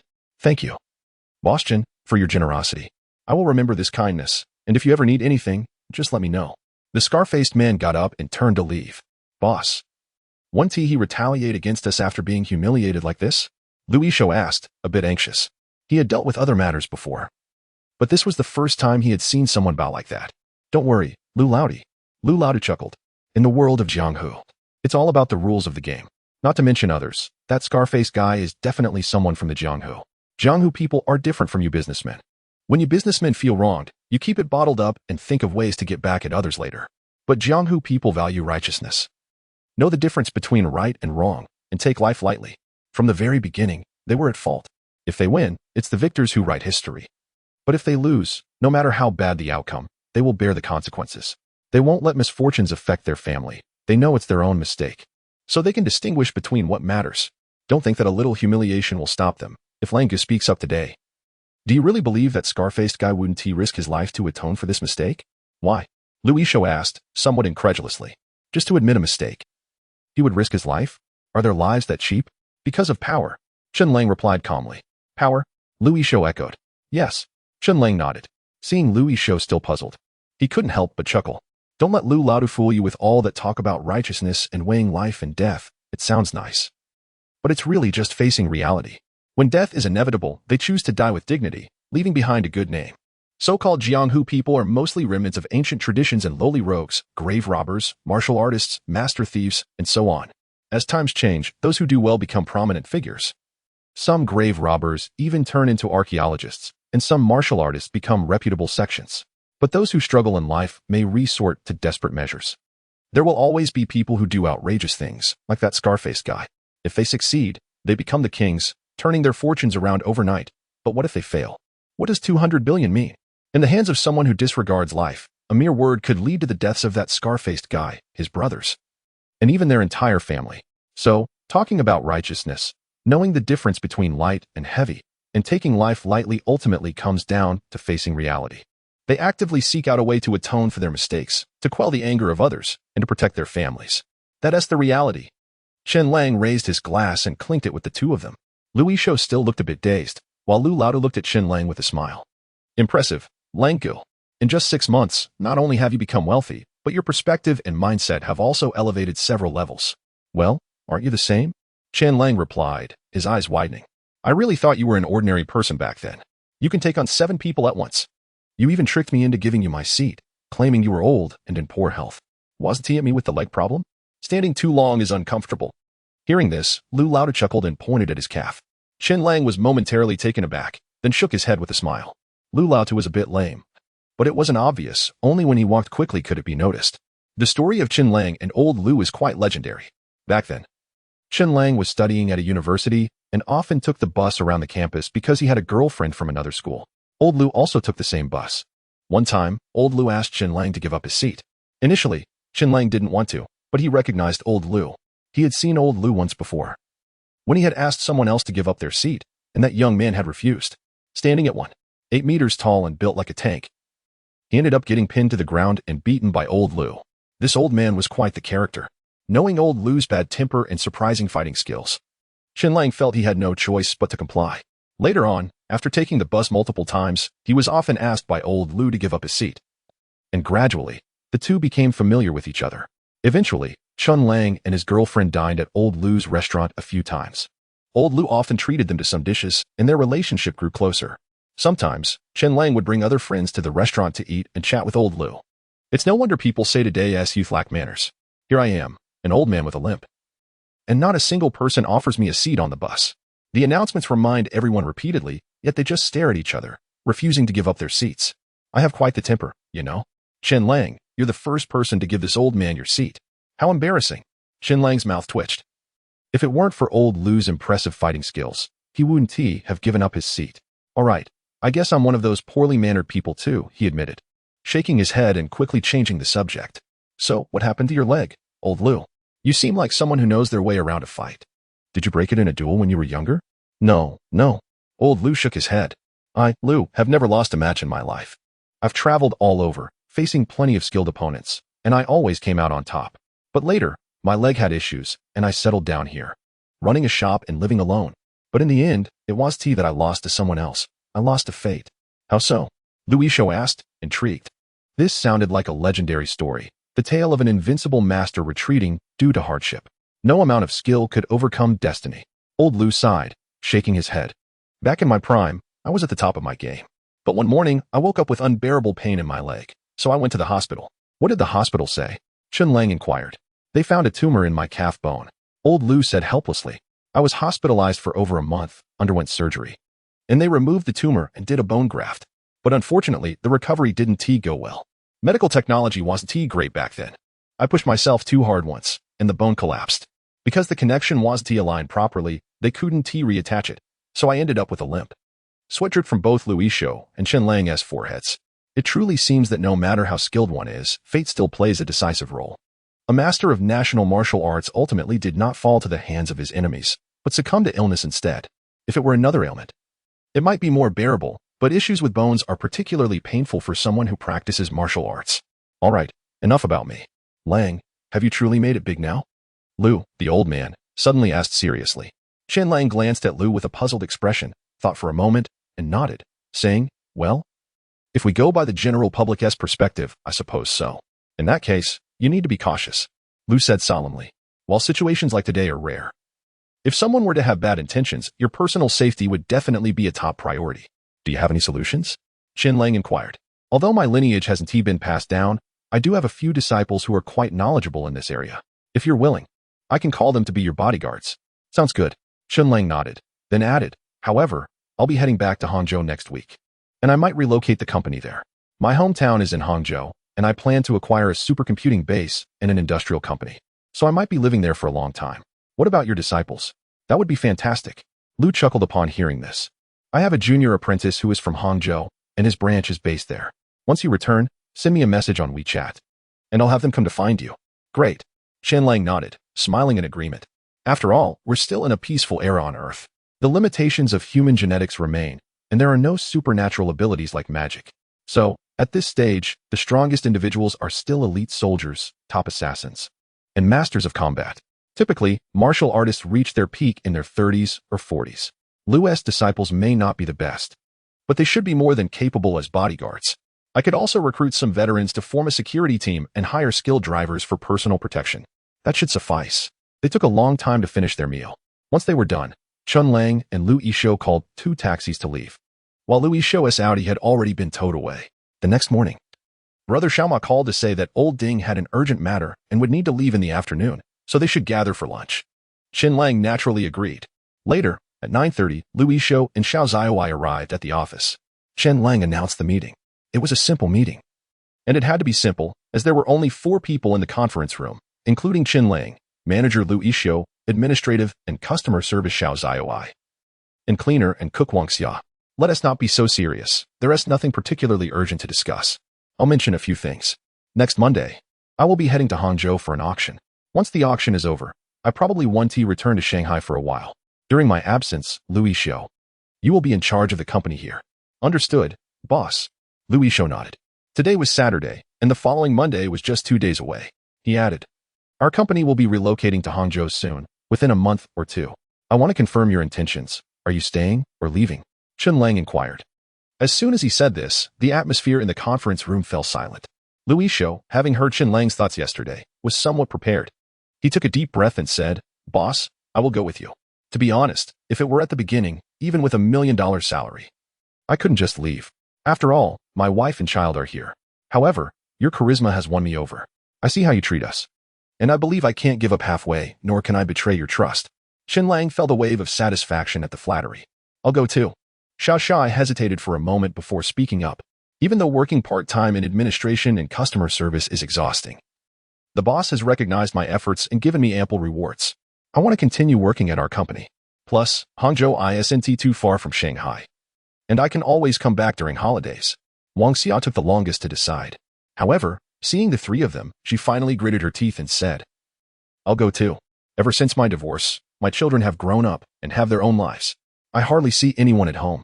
I was just bored at home. Which is why I started working. Isn't working there just like working here? Besides, living in a new city might help. If my son and daughter want to see me, even if it's farther away, we can still keep in touch often. Great. Chen Lang nodded.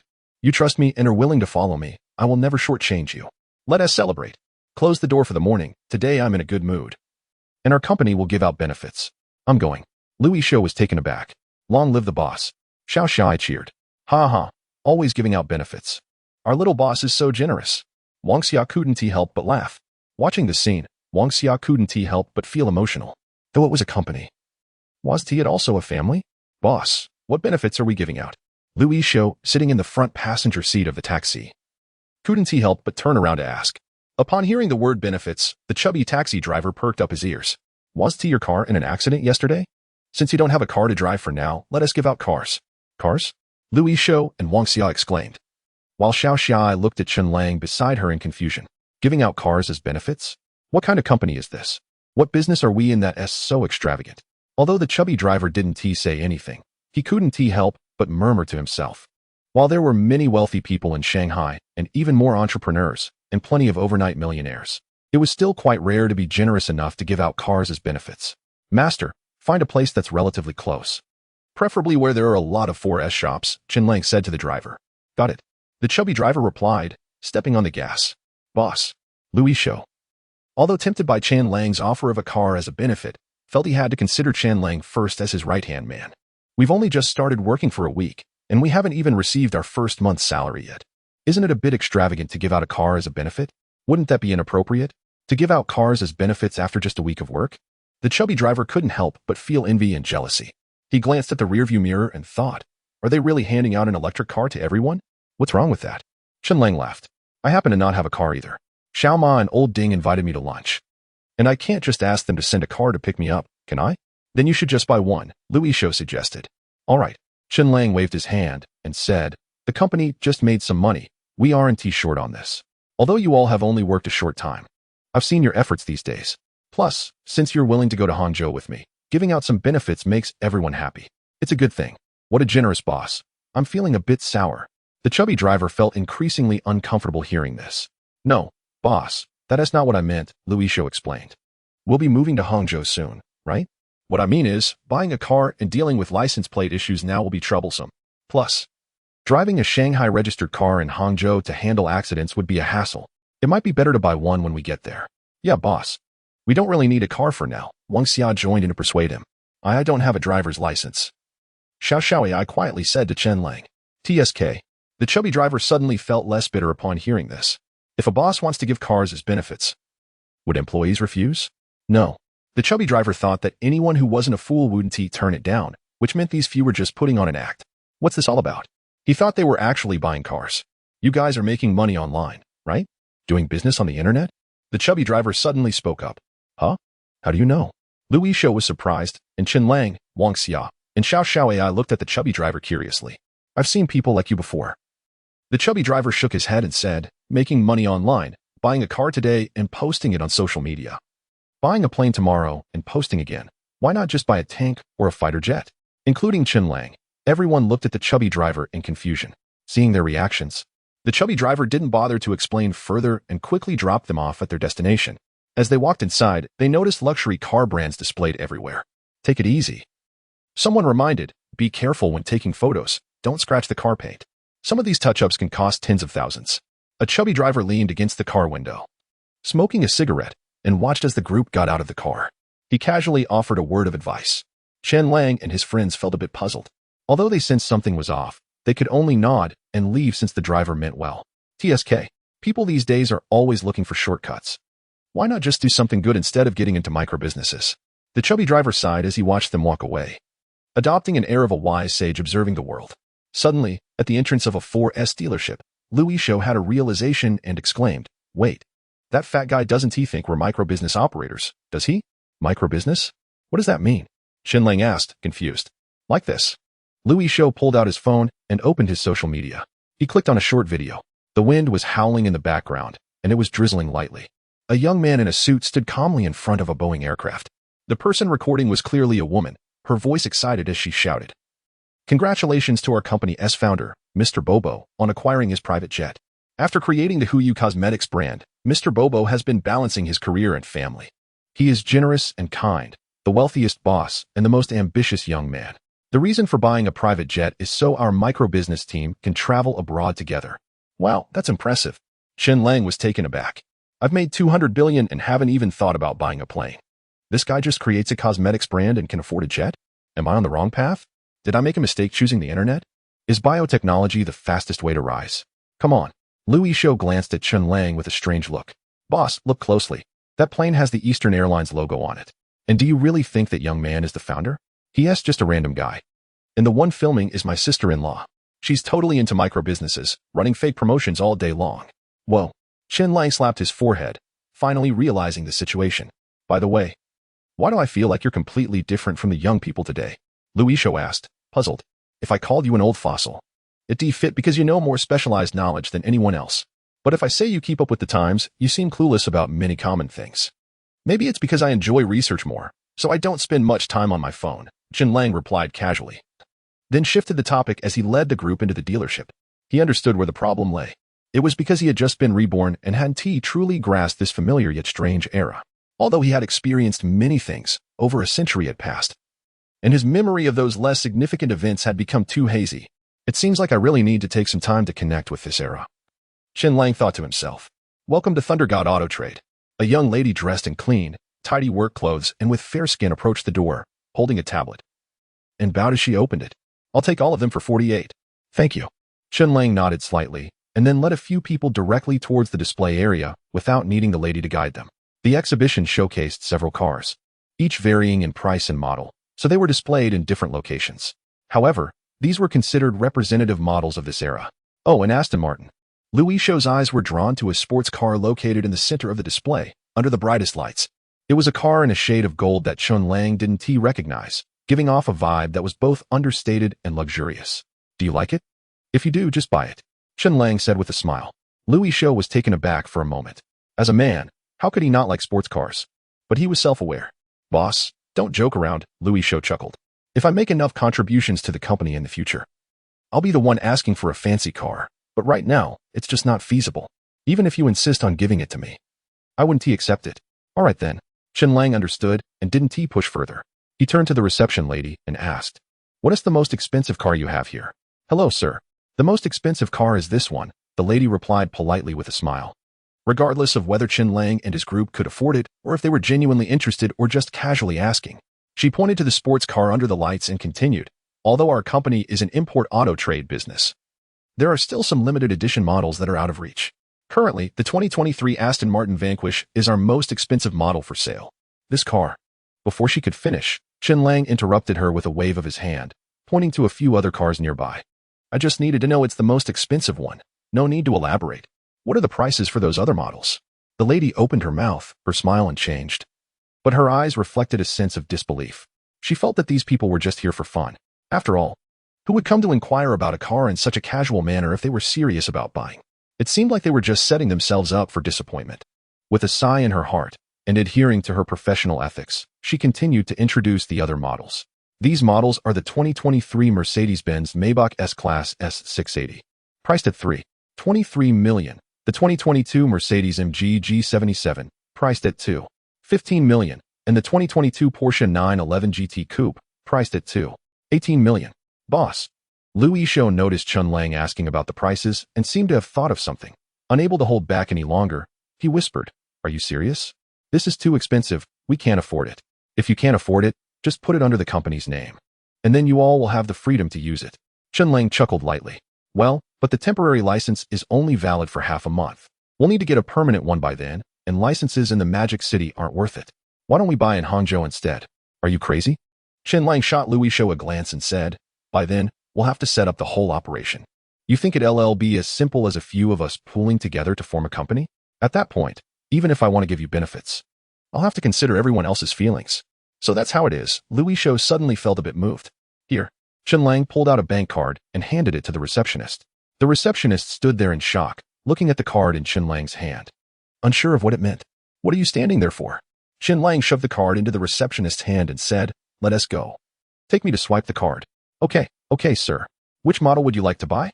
These 4 cars, I'll take them all. What? The receptionist was stunned. I said, these 4 cars, I want them all. Chen Lang said impatiently, stop stalling. I have things to do this afternoon. 3 requirements. First, I need the cars immediately. I want to drive them away right now. Second, you must find a way to provide temporary licenses that last for 2 months. Third, help her get her driver's license in the shortest time possible. As he spoke, Chen Lang pushed Xiao Zaiwei in front of the receptionist. The receptionist felt like she was dreaming, staring at Xiao Zaiwei, suddenly feeling a bit uneasy. She had been listening to the conversation between Chen Lang and Lu Yishou and initially thought they were just boasting, but now it seemed. I'm so jealous. This girl has only been working for a short time and can afford a car worth millions. I really want to ask if your company is hiring. Naturally, the business of 4 cars worth over 10 million wasn't something the receptionist could decide alone, so she immediately called the general manager. Hello, sir. Our general manager is currently not in the Magic City, but he is on his way and will arrive in about 2.5 hours. Please wait a moment. Why does he need to come?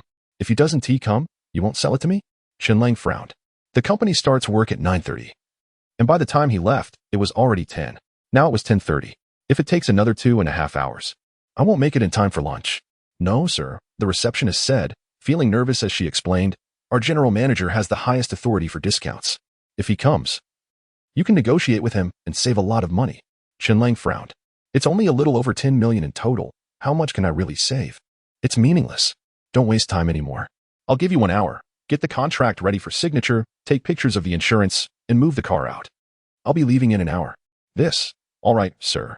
The receptionist called the general manager again, recounting the situation with a look of disbelief on his face. Soon, the entire dealership became a whirlwind of activity. Whether busy or idle, everyone rushed to help. In just 10 minutes, everything was done. The car was moved out, washed, and cleaned, and then the processes of applying the film and coating began. During this time, the receptionist quickly arranged for the contract to be finalized. Signatures and payment followed. The insurance company representatives arrived at the dealership, and in 5 minutes, the insurance was sorted out. Then came the waiting. The receptionist even sought out the department manager, who didn't take it lightly and ran to nearby dealerships for assistance, with each taking responsibility for 1 car. An hour later, amidst a crowd of nearly exhausted staff, 4 new cars were parked at the dealership entrance. Sir, next up is the photo session. We'll display your picture in the highest spot in the owner's showroom. The receptionist didn't finish her sentence before Chen Lang interrupted. He took a stack of contract documents and handed them to Lu Yishou, frowning. Photo? I'm not dead. Why take a photo? Don't waste time. You all can go back. We're leaving. Saying this, Chen Lang handed the keys to Lu Yishou and the others. You all head back to the company first. I'm running out of time. I'll go ahead. 49. Do you know about Porsche? All right, boss. Lu Yishou took the keys in a daze, watching as the Aston Martin sped away. Even he couldn't help but be impressed. Wow, I've never seen anyone work so decisively except for our boss. Wang Xia and Xiao Xiaohai nodded in agreement. By the way, manager, I can't drive. Xiao Xiaohai suddenly realized. No problem. They can. Lu Yishou turned to the confused receptionist and smiled. Miss, if you're free, could you help drive the car? Okay. The receptionist nodded, still bewildered. Hey, master, you're still here? What is up? No customers. At the intersection outside the dealership, Lu Yishou was driving the brand new Maybach S680, feeling incredibly pleased. This car costs over 3 million. Wow, old Lu is going to be a successful person now. So satisfying. Huh? At the intersection, a chubby taxi driver stared dumbfounded at the Maybach parked beside him at the red light, then looked back at Lu Yishou. Wow. You guys are really bold, not only taking photos but also daring to take it out for a test drive. The chubby driver exclaimed. Test drive of the car. Bought it, see? There are still 2 more behind. Our boss has already taken the latest Aston Martin and left ahead. Lu Yishou sat in the driver's seat, leaning proudly as he rested his head on the passenger window. Bought it? The chubby driver swallowed hard, struggling to believe it. Lu Yishou casually picked up a stack of contracts and waved them, raising an eyebrow at the driver, and said, Yeah, these days, being a micro-business owner is a sure way to make money. It doesn't matter what you sell, there are plenty of fools out there. Someone will always fall for it. With that, Lu Yishou turned back, stepped on the gas, and the Maybach roared to life before speeding away. Behind him, a Mercedes G-Class and a Porsche 911 followed closely. The chubby driver stood there dumbfounded, watching the 3 cars disappear. He couldn't help but pinch himself, murmuring, Am I dreaming? Is micro-business really that profitable? Inside the Porsche 911, the receptionist was driving with a serious and nervous demeanor. This car cost over 2 million. She couldn't afford to be careless. If she crashed it right out of the gate, she really wouldn't be able to pay for it. Next to her, Xiao Ziyoi was also feeling anxious and at a loss. She held her phone, hesitating for a long time before dialing a number. Hello? Ziyoi, aren't you at work? What made you think to call me? A gentle yet slightly weak voice came through the phone. Mom. Xiao Ziyoi opened her mouth, hesitated, and finally said, Our company is giving out benefits. That's great news. Yao's mother laughed upon hearing this.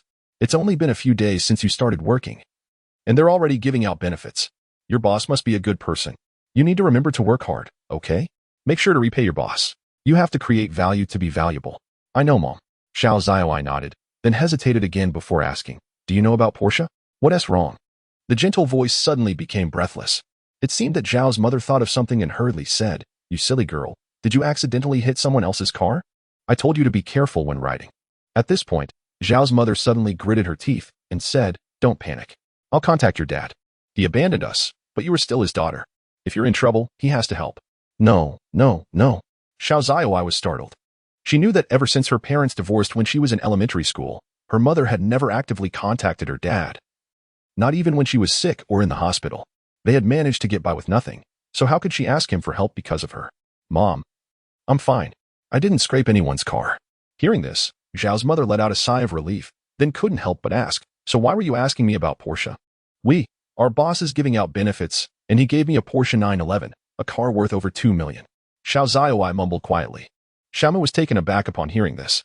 Up ahead, Wang Xiao was driving while on the phone. She knew it was unsafe to talk on the phone while driving and irresponsible towards others, but she just couldn't help herself. After dialing her son's number, she excitedly said, Son, Mom has a car now. Huh. Wang Xiao's son sounded confused and couldn't help but ask, Did you sell the Harley and get a new car? No. The company gave me a car as a benefit. Wow, your boss is quite generous. Wang Xiao's son was surprised, but it was just surprise. All right, Mom. In a couple of days, I'll bring Xin back to see you. It's just a car, we can afford it, so don't get too excited. You don't want your emotions to go up and down and affect your health. Remember when we bought you a car before? You didn't want it and insisted on getting a Harley motorcycle. This car isn't worth getting so worked up over. It's not just any car. It's a Mercedes-Benz G77. What? Wang Xiao's son exclaimed in shock. Is that the one I've always liked that costs over 2 million? Yes, that's the one. Well, what kind of company do you work for? The benefits are amazing. Is your company hiring? Wang Xiao's son looked envious. Don't even think about it. We're an internet company, and you're doing research on rare metals. It's not a fit. Wang Xiao said proudly. Come on. If a cleaner can get a $2 million car, I could work as a security guard at your company. Get lost, you slacker. Wang Xiao laughed and scolded him. Chen Master Beef Noodles. Chen Lang parked his newly acquired Aston Martin in front of this quaint restaurant with a wooden sign and walked inside. As soon as he entered, he spotted Zhang Mulan, who approached him with a neutral expression and gestured for him to take a seat. Chen Lang couldn't help but smile at Zhang Mulan's stoic demeanor and teased, Do you think your boss, Mr. Ma, is stingy? For a $1 trillion company. He brings me here for beef noodles?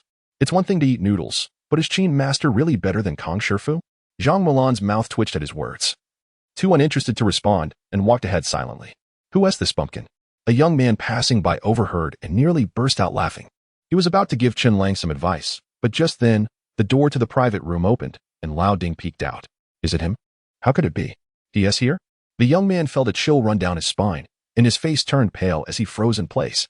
He didn't know Chen Lang, but he recognized Ding Sanshur. To be dining with someone of such stature meant Chen Lang's status was certainly high. Advice? Forget it. Confirmed by that look, this is someone you can't mess with. It wasn't until Chen Lang and Zhang Mulan entered the private room and closed the door that the young man finally regained his composure. His legs trembled slightly as he wiped the cold sweat from his forehead and hurriedly left. From a distance, I heard you say, You're so stingy. Inside the private room, Brother Xiaoma sat on a wooden chair, smiling at Chen Lang. He then pulled out a card from his pocket and handed it to Chen Lang. What is this? Chen Lang asked curiously, accepting the card. Brother Xiaoma chuckled. Didn't you call me stingy? This is the invitation to be a judge for the Huaxia Chef King Championship that Penguin Video is hosting soon. It was originally meant for old Ding. But since both of us will be busy later on, I thought I might as well give it to you. Me? Chen Lang was surprised. Isn't this just a variety show? You want me to be on it? Don't underestimate this competition, old Ding interjected, tapping the table with dissatisfaction. If it weren't for our recent collaboration needing to reform the gaming industry beneath us, do you think we would give you this opportunity? It's true that it's a variety show, But this one is different. Penguin Video has partnered with the National Culinary Association to invite renowned culinary masters from various provinces across the country to participate. The skill of the contestants and the ingredients provided by Penguin Video are truly exceptional. For a true foodie, being able to participate and taste those delicacies is definitely more exciting than winning the lottery. Moreover, this is the real Chef King Championship, certified by the National Culinary Association. The winner will receive the title of Chef King for 2023, and it's not just for show. Chef King. So, there have been other Chef Kings before, and there will be more in the future? Chen Lang asked. Exactly, Brother Xiaoma replied with a smile. In the past, such competitions were held privately, with judges who were either famous food critics or legendary culinary masters from earlier generations. This is the first time a competition is being held publicly, and if everything goes smoothly this time, future Chef King Championships will be exclusively live-streamed by Penguin Video every year. So this judge position is quite valuable, huh? Of course it's valuable. Old Ding shot Chen Lang a glare. This is the real domestic Chef King Championship, not a publicity stunt or a fake event. Do you know how much weight the title of Chef King carries? In ancient times, anyone with that title could easily become an imperial chef, even in modern times. Once you get that title, you won't even have to seek it out. People will come to you wanting to start food companies, chain restaurants, and so on. Some people have even spent millions or tens of millions in bribes to judges just to obtain the title of Chef King. Only because your assets have reached a certain level can you even get this invitation. Otherwise, even with an invitation, the Culinary Association wouldn't allow you to be a judge. To prevent judges from accepting bribes, anyone who can serve as a judge must be a reputable culinary master or a well-known food critic with a good moral standing. If it weren't for the fact that this cooking competition has transitioned from a private event to a public one, you wouldn't even have this spot. Previously, the judges were only of two types: seasoned culinary masters and renowned food critics. This time, due to the shift to a public format, they've added a third type of judge, an amateur, to enhance credibility and visibility. So, this so-called cooking competition is no joke. It's the real deal. Chen Lang, holding his invitation letter, couldn't help but ask, aside from my invitation, who else did they invite as amateur judges? Jack Ma and Lei Jun, replied Xiaoma casually, mentioning the two nicknames. Hearing this, Chen Lang couldn't help but twitch his mouth. He had thought that attending a variety show as a successful entrepreneur worth 20 billion was a bit of a waste of time. But now it seemed there were two even more idle people involved. All right, I'll go then. Chen Lang checked the date on the invitation. The amateur judges would only participate in the round of 16, quarterfinals, semifinals, and the finals, which would take place over 2 days, with 2 lunches and 2 dinners. You little rascal, taking advantage and then playing coy. Old Ding teased, then picked up the tablet on the table and started ordering. He casually chose a couple of dishes and handed the tablet to Xiaoma, who then passed it to Chen Lang. Chen Lang took the tablet and looked at it, feeling a bit dazed. What the heck? You're charging 18,000 for a bowl of beef noodles. I can barely sell a piece of clothing for a few thousand. How can you be so ruthless? Stop looking. That's the price. Old Ding poured 3 cups of tea and pushed them in front of Xiaoma and Chen Lang, filling the air with the fragrant aroma of tea. Although they were dining in a restaurant, the tea was of exceptional quality. Master Chen's family had been researching beef noodle recipes for generations, striving to create infinite flavors from limited ingredients. Just the broth for the noodles was simmered with dozens of precious ingredients for 3 days and nights. The beef was pounded to extract its essence and flavor, which then infused into the broth, resulting in a dish that was both delicious and nutritious. The beef itself was tender and flavorful, with all the qualities one could hope for. Xiaoma picked up his teacup, took a sip, and smiled at Chen Lang, saying, moreover, Master Chen was the chef for state banquets in his younger days. Wow, that's impressive. I definitely want to see what makes these beef noodles so special. Chen Lang nodded, also ordering a bowl of the all-encompassing beef noodles, and then glanced at the menu and ordered a large portion of Master Chen's exclusive spicy crayfish. What are you ordering that for? Old Ding was suddenly anxious. What's wrong? Chen Lang asked, confused. Did you not see that I'm also wearing a suit today? Old Ding pointed to his outfit. What exactly are you trying to say? Chen Lang was baffled. Haha, just ignore him. The usually gentle Xiaoma couldn't help but burst into laughter, saying, this guy is quite the foodie. His favorite is spicy food. He had something to do this afternoon, so he dressed up. Otherwise, you wouldn't even need to order for him. He would definitely dig in. But since he's in formal attire, he can't eat these crayfish and can only watch, which is why he's so anxious. Chen Lang was momentarily speechless. After a moment, there was a knock on the door of the private room. 3 ladies in kipayos entered, each carrying a tray, and they lined up to place 3 bowls of beef noodles and blue and white porcelain in front of Chen Lang and his companions. Soon after, others arrived with several small dishes of appetizers that were placed on the table. Once everything was set, one of the ladies bowed and said, "Please excuse us. The crayfish need to be freshly prepared, so it will take about 10 minutes. It's fine. You can go." Chen Lang waved his hand. Hearing this, the lady bowed again and then closed the door as she left. No complaints about the service. If the beef noodles taste really good, then it's worth the price. Chen Lang picked up a pair of chopsticks and began to taste. No doubt about it, the meat is tender and juicy. The broth is rich with the flavor of beef, and the noodles are chewy and flavorful. This is definitely the best meal Chen Lang has had since his rebirth. Even more impressive than that meal at Longzhou Manor. "Are you satisfied?" Shama asked, grinning. "Very satisfied. It's really good." Chen Lang nodded in agreement and then began to sample the appetizers. "Artistry," Chen Lang remarked as he tried all the appetizers, which were all vegetarian. There wasn't a single meat dish. Yet, each of these vegetarian dishes had a unique flavor, perfectly showcasing the essence of the ingredients at their peak. If you think it's delicious, that's what matters.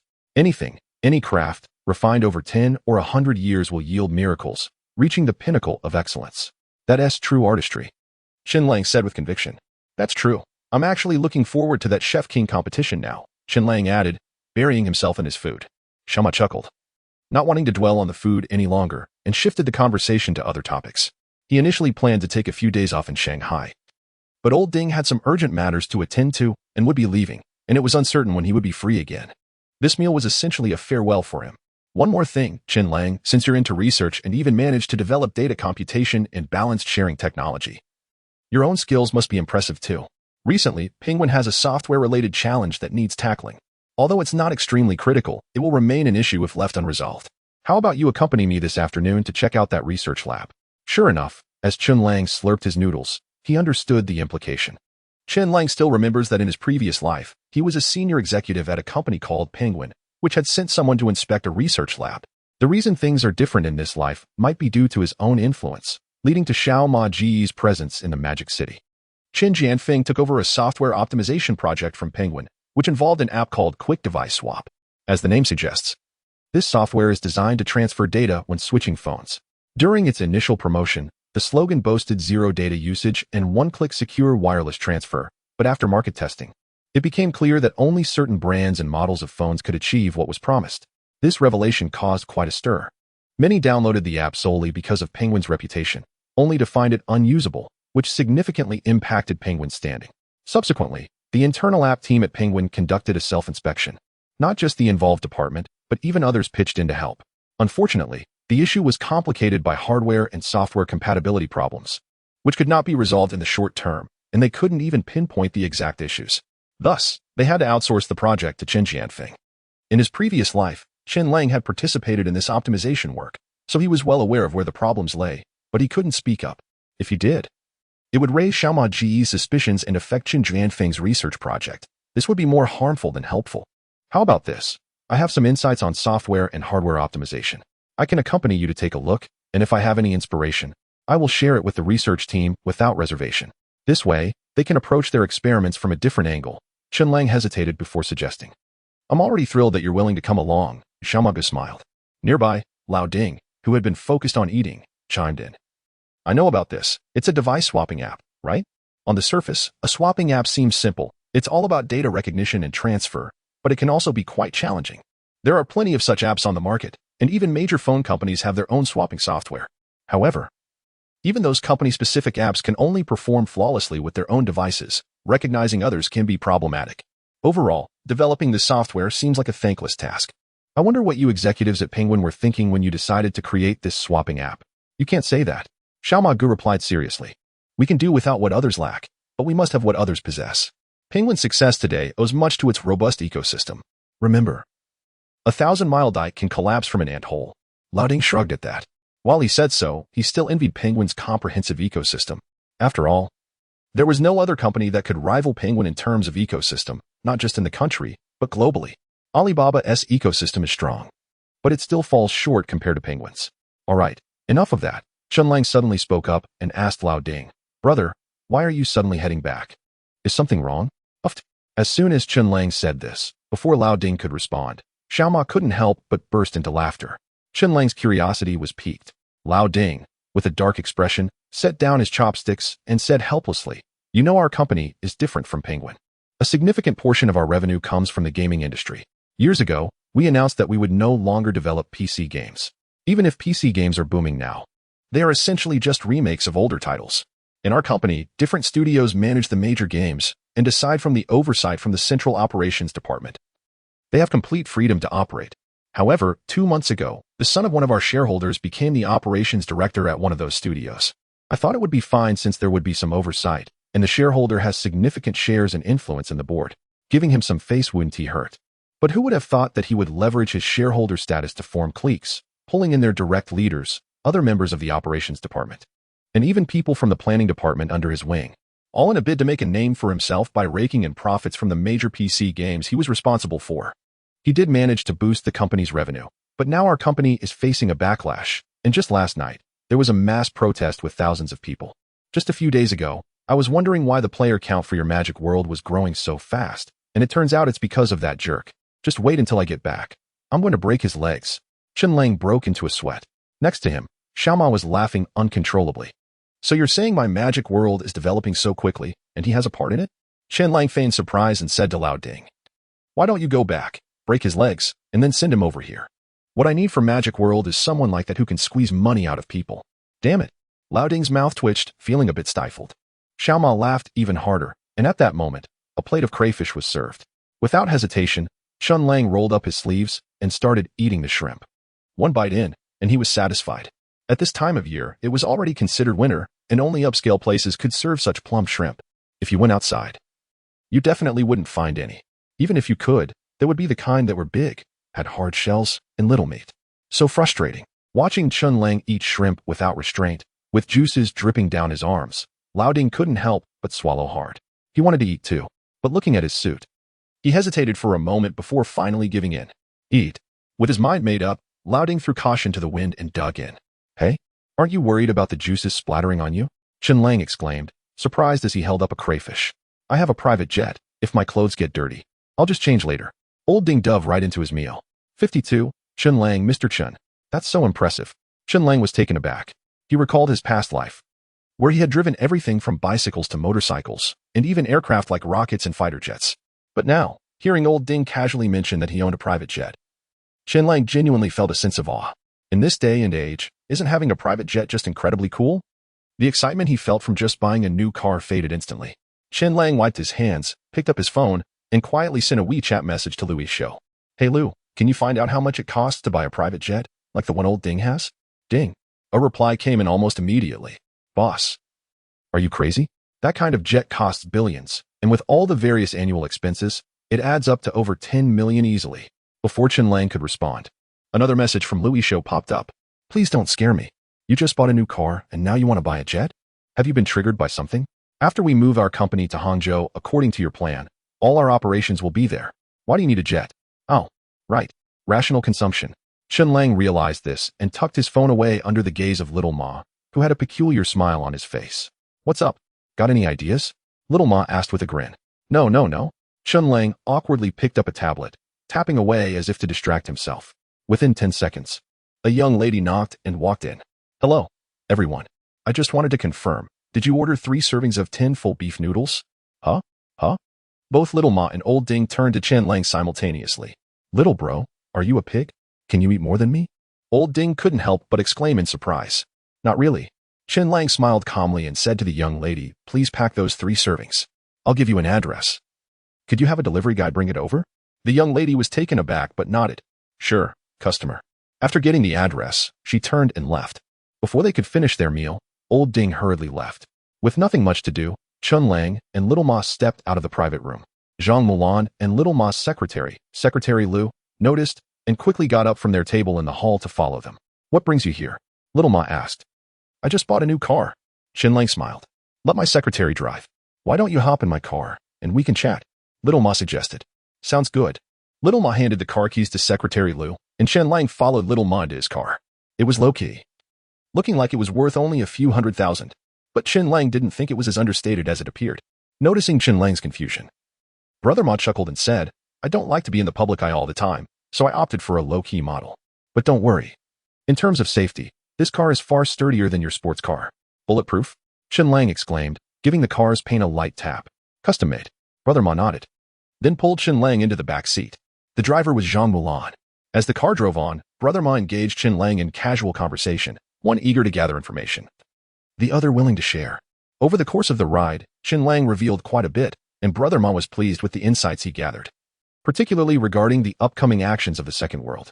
It's hard to imagine, Brother Ma remarked, that at such a young age you possess such maturity. Not only have you secured 200 billion, but you also maintain your composure and have your own thoughts and plans for the future of yourself and your company.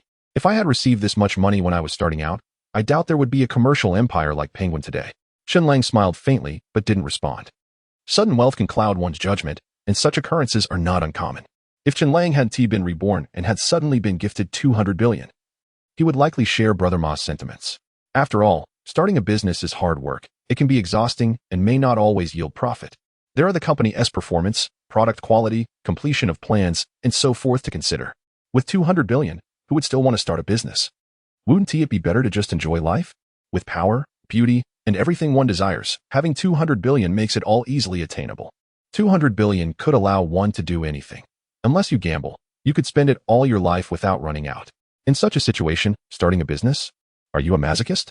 Since it was around noon and the traffic was heavy, especially since the research lab was located at the Software College of Jiaodong University, it took a full hour and a half to arrive.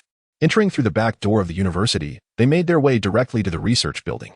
Before even getting out of the car, Chen Lang looked out the window and saw a group of people waiting outside.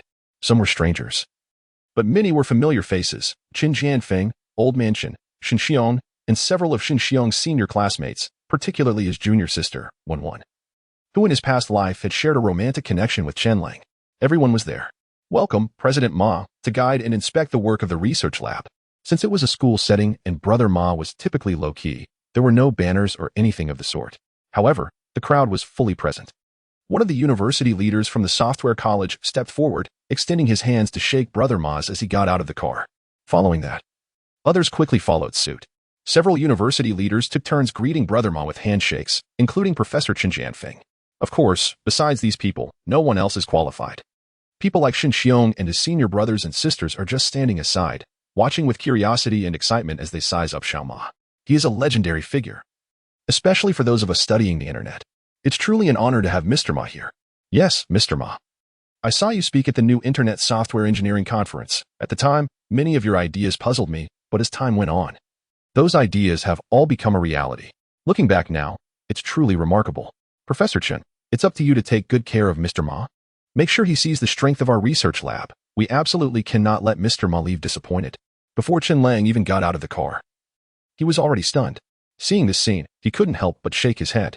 These people may seem unremarkable now, but in the future, they will be highly esteemed researchers. In the future, they would need to be courted, but now, they are actually flattering him. The current situation is simply a reflection of the changing times. You're all joking. Although I also study IT, I can't compare to all of you experts when it comes to research. I can come to observe, but I'm certainly not in a position to offer guidance. Xiao Ma humbly said, then pointed at Chen Lang and added, however, I specifically invited my partner, the currently renowned chairman of Second World Technology, Mr. Chen Lang, to provide some advice and guidance. I believe with Chairman Chen's help, addressing the core issues should be manageable. Chen Lang? Chairman? Chairman of Second World Technology? A whole bunch of eyes turned towards Chen Lang, who had just gotten out of the car. Langgu? Shen Xiong exclaimed in shock. Youth is wonderful. Langgu? As soon as the chubby Shen Xiong spoke, everyone froze. In the lab, people like Shen Xiong usually couldn't use their phones and needed to focus on their research, so they were completely unaware of the buzz happening outside. But for Professor Chen Jianfeng and the leaders from the software school present, they certainly knew about Chen Lang. You see, while the attention on Chen Lang has only recently exploded in the outside world, professionals in the IT industry have long been looking at him. The technology mastered by Second World, the acquisition event that involved Pingu and Pig Factory at a price of 20 billion, and the game Magic World, which is considered an incredible and textbook-perfect optimization. These have always been topics of admiration within the IT industry. Knowing Chen Lang also means they understand the significance of his presence here. Shut up. Chen Jianfeng's expression changed as he turned and glared at Shen Xiong, sternly saying, Who told you to speak? You have no manners. Old Chen, wait. At that moment, one of the school leaders suddenly reached out and grabbed Chen Jianfeng. After taking a closer look at Shen Xiong, he spoke in a gentle tone. Do you know Mr. Chen? Know him. More than just know him. He is my childhood buddy. Shen Xiong was taken aback, confused as to why Chen Lang was here. and he had never heard of the company's second world before. However, from what little brother Ma said, it seemed that this second world was quite impressive. Unbelievable. Chen Xiong stared at Chen Lang in a daze, a mix of disbelief and excitement washing over him as he finally spoke. Langgo, is it really you? Who else could it be? Chen Lang chuckled and stepped forward to pat the chubby guy's shoulder, saying, the underdog turned into a top student. Impressive. Phew. The school leaders immediately relaxed. It's good that they know each other. After all, Chen Lang is the head of a company valued at 20 billion. While that may not make it a giant in the internet industry, it's definitely a substantial player. For someone like him, even if they can't become friends, they certainly shouldn't offend him. They had long heard of Mr. Chen's reputation, particularly regarding Second World's breakthroughs in critical technology and the perfect optimization of the game Magic World. Many in the industry and at our software college treated it as a textbook case for research. Indeed, it was fascinating to wonder what kind of person could establish a legendary company in the online gaming industry in just a week. When Mr. Chen's photo surfaced online yesterday, I couldn't believe it. After all, how could the head of Second World be so young? But seeing him today, it's true. Heroes emerge in youth. The school leaders instinctively praised him. Although Chen Lang found it amusing, he felt quite pleased inside. However, compared to the other leaders, Professor Chen Jianfeng was in a completely different state. At this moment, he was utterly bewildered. Chen Lang? The head of Second World, Chen Lang? The same Chen Lang that Chen Xiong mentioned, who graduated from undergraduate studies, worked for half a year, and then resigned for some reason, prompting Chen Xiong to seek his help to arrange a job? Could it really be the same person? Professor Chen Jianfeng was confused. He couldn't believe that the slacker he had long considered unambitious could turn out to be such a significant figure. But neither Chen Xiong nor Chen Lang could be faking it. Everything happening before his eyes indicated that it was real. Professor Chen Jianfeng opened his mouth, unsure how to begin. Chen Lang looked at him and couldn't help but chuckle inwardly, knowing full well what kind of temperament this old fellow had. He must be feeling quite awkward right now. Hello, Professor Chen. Chen Lang took the initiative to step forward and shake hands with Chen Jianfeng. Chen Jianfeng let out a slight sigh of relief and then chuckled. Mr. Chen, it's good to see you. I heard from Chen Xiong that you were starting a business, and I thought it was a bit far-fetched. I never expected that in such a short time, not only did you succeed in your venture, but you've also become a partner of Tencent with a fortune worth hundreds of billions. It's truly unbelievable. Technology changes lives and innovation transforms destinies. And that's just how it is. Chen Lang smiled slightly. Well said. Next to him, a school leader began to clap, prompting others to join in. The school leader, feeling quite emotional, remarked, they say heroes emerge from youth, and that couldn't be truer. Mr. Chen's insights on technology and life are on par with anyone else's. Even we have much to learn from him in this regard. Absolutely. How about Mr. Chen takes some time to give a lecture to our software students? That's a bit much. Chen Lang's mouth twitched. At that moment, he was left speechless. Meanwhile, Brother Ma stood nearby, smiling as he observed the excitement without interrupting, simply watching Chen Lang's reaction. Chen Lang, feeling helpless, shifted the topic. Today is mainly about Mr. Ma's visit. I'm just here to join in the fun and see if I can lend a hand. So let's save our time for Mr. Ma. Implicit in his words was, can you all get your priorities straight? The real big shot is right here. As the saying goes, experience brings wisdom, and sure enough, as soon as Chen Lang spoke, several school leaders turned their attention to Brother Ma. Mr. Chen is right. Mr. Ma's time is precious, so let's not waste it here. Mr. Ma, please. Phew. This time, Chen Lang couldn't help but breathe a sigh of relief. Brother Ma smiled, gestured towards Chen Lang, then shook his head and walked ahead. Chen Lang smiled back and followed him. Chen Xiong, excited, walked beside Chen Lang, struggling to find the right words to say. Chen Jianfeng, who was serious about his academic pursuits and not known for his easygoing temperament, took the lead in guiding Brother Ma. As for Chen Xiong's senior classmates, they followed behind in a daze, glancing at Chen Xiong and then at Chen Lang. Wow, I really thought Chen Xiong's buddy was just showing off. But it turns out he is genuinely impressive. One of Chen Xiong's senior brothers, the one who had been on the phone with him the day before, looked completely bewildered. I thought it was all talk too. Chen Xiong's junior sister, Wen, was also staring at Chen Lang ahead in confusion. Alright, enough said. This is the real deal. We should take care of Chen Xiong. He might worry about not landing a good job after graduation. Hee. I bet the one feeling the most pressure right now is old Chen, right? He has criticized Chen Xiong quite a few times over this. Just shut it. Old Chen is probably feeling terrible right now. If he hears you, just wait and see how he deals with you. Shoo, keep it down, keep it down. Beside them, Zhang Mulan glanced oddly at a few graduate students and couldn't help but chuckle, feeling a wave of nostalgia for her own student days. Youth is truly wonderful. Since the establishment of the software college, Professor Chen Jianfeng has been one of the first professors at our software college. It can be said that very few students who have graduated from our university's software college don't know Professor Chen. Over the years, he has won numerous awards in his field and has published many refreshing theories in various relevant forums and publications. As everyone toured the research lab, they gained a certain understanding of its hardware capabilities, while one of the university leaders provided an introduction to the lab and its researchers. Once the tour was completed, they moved into a critical moment. Professor Chen Jianfeng led a discussion on the software optimization outsourced to them by Penguin, sharing his thoughts, ideas, and research directions. Of course, the main focus was on how to solve the core challenges. Professor Chen is undoubtedly an expert, and his explanations of software optimization were clear and insightful, even making it easy for Xiaomago, who had long been out of touch with such work, to understand. However, since the core issues had yet to be resolved, Professor Chen could only discuss his understanding of the software, the research on hardware compatibility, and the direction he planned to pursue for solutions. Once Professor Chen finished his presentation, everyone applauded, and then Xiaomago spoke up. I have some understanding of the key issues at play. Of course, if this were easy to resolve, it wouldn't have been outsourced. I think Professor Chen's approach is excellent. Although it hasn't been tested in practice, I believe he can tackle this challenge. Xiaomago's words were diplomatic and sounded good, yet they revealed no clear stance. Naturally, this was what he was supposed to say. After all, this isn't a company, and the software optimization work has already been outsourced.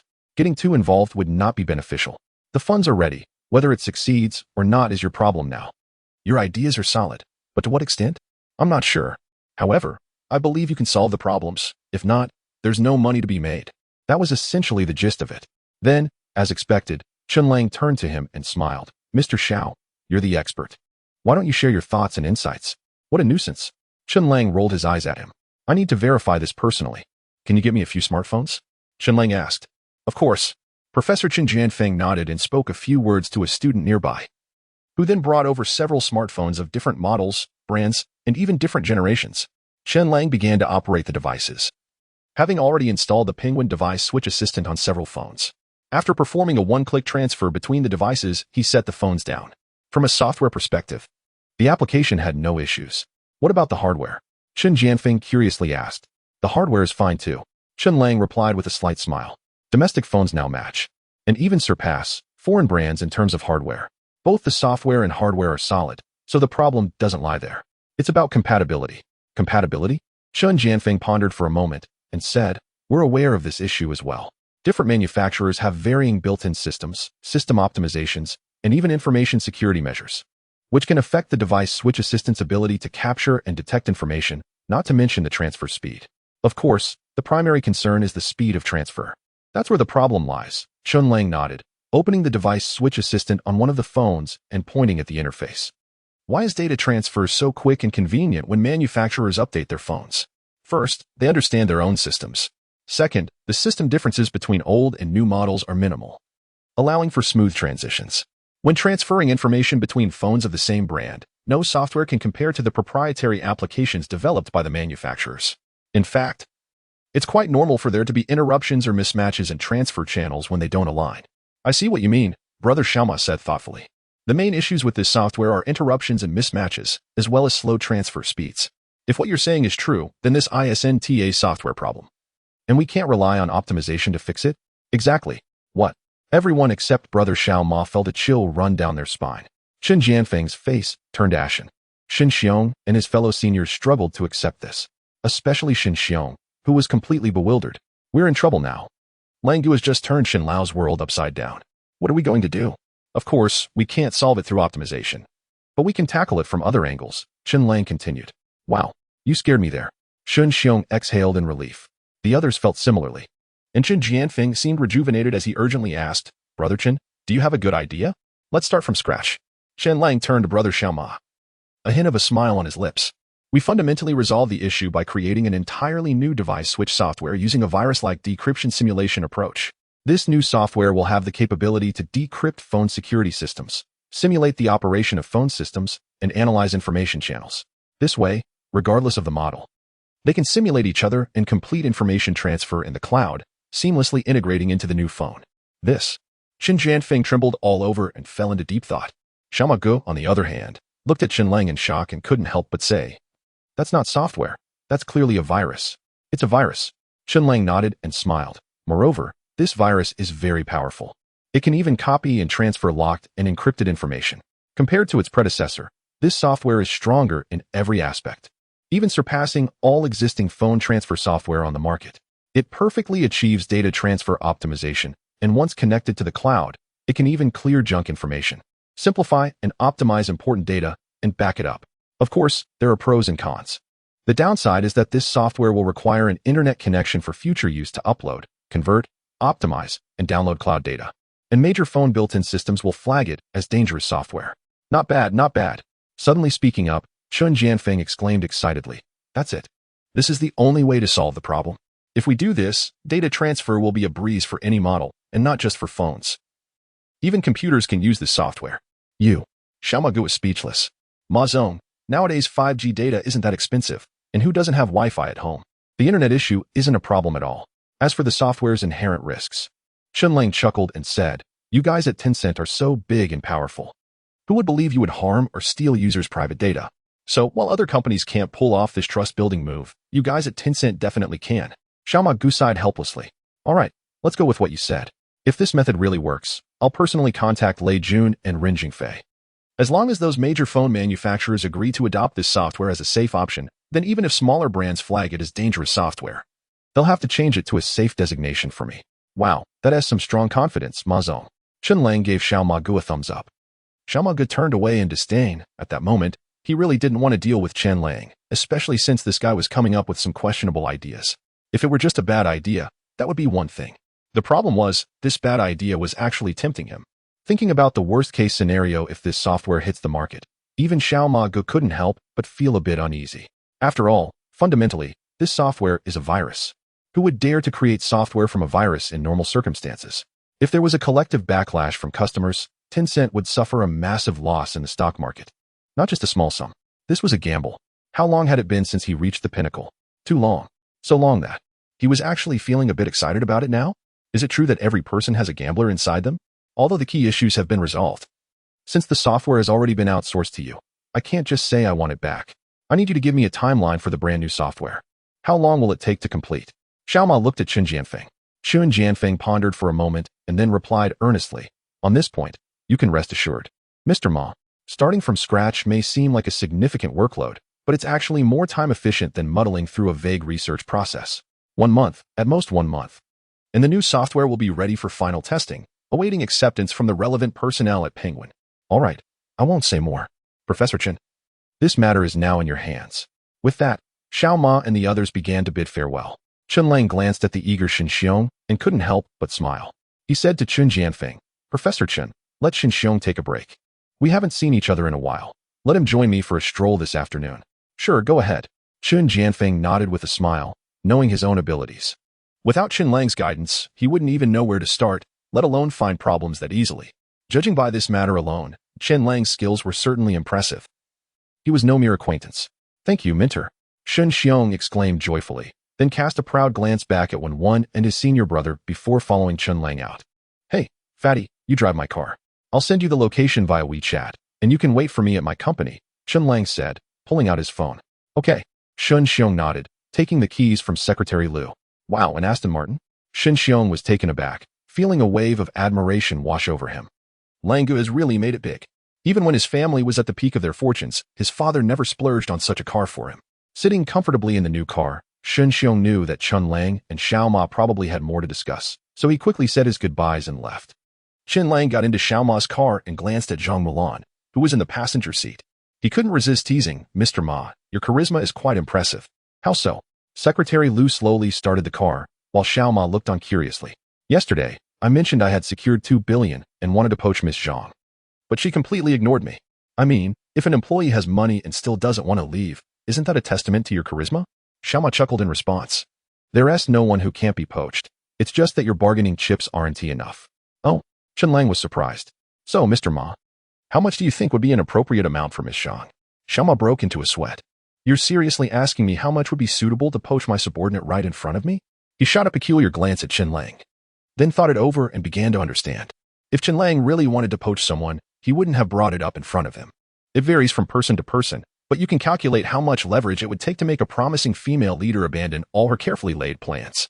Well, that's quite a bit.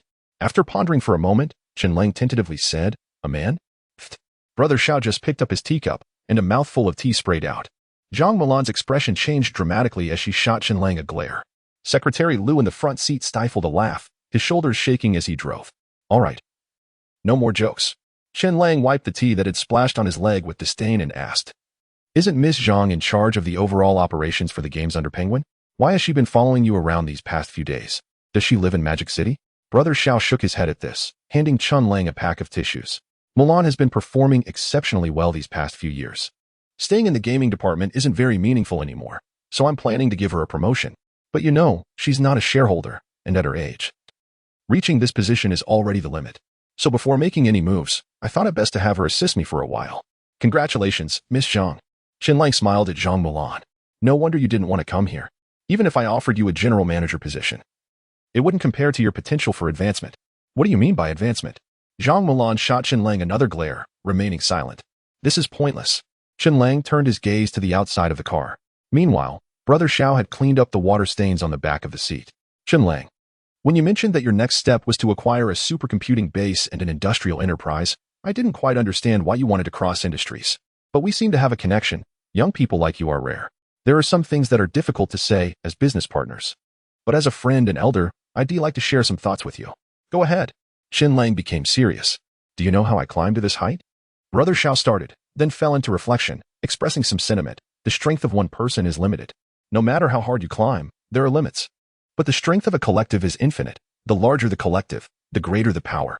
Penguin has developed to where it is today, and in the beginning, I almost sold it for a few $100,000. So why am I here today? It's not because of me, but because of others. If I had sold it, I would have been clean, but what about the others? They encouraged me to keep going. Later, Penguin grew stronger, surviving several critical crises along the way. Why? Because it was just me who wanted it to survive. The employees and users of Penguin all wanted it to live on. And that's why Penguin made it through. On this journey, there is actually very little I need to do. I just need to focus on creating great products. And then I won't have to worry about anything else. Users will collectively rally and elevate me even higher. The reason I've reached this level today isn't due to money or connections, but because of the users. This is what we call the will of the people. When you create what they love, they will strive to push you even further. Success is quite simple. But for great success, the people's affection is essential. The power of the people is the greatest force of all. For me and the employees at Penguin, we're engaged in a shared mission. It's not just my mission, but a collective endeavor that unites us all, which is why Penguin continues to grow stronger. For Penguin's users, it has become a part of their daily lives. Anyone who wants to see Penguin disappear is infringing on their preferences. How many users does Penguin have? Thus, Penguin is inherently unbeatable. At this point, Brother Ma turned to Chen Lang and said earnestly, "The magic world is a classic.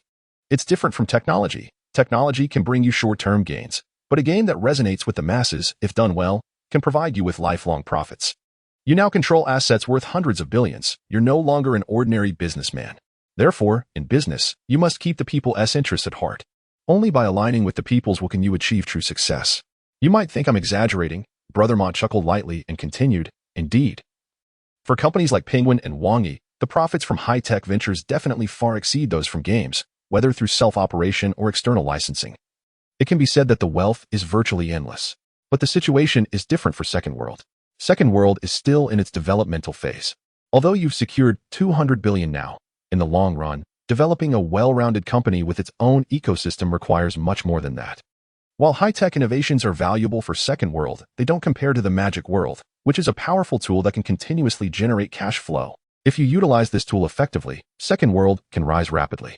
If you can keep the magic world thriving, you won't have to worry about cash flow at all.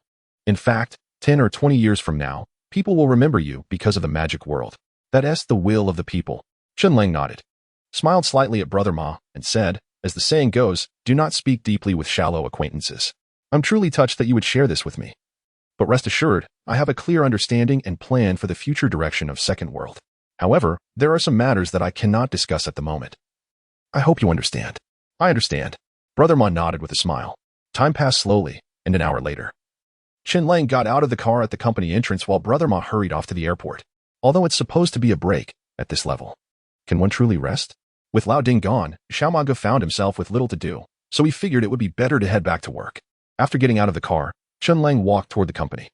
He understood what Xiao Magu had said and deeply resonated with it. Any great success is not a coincidence but a necessity. Great individuals are still human. No one is born great.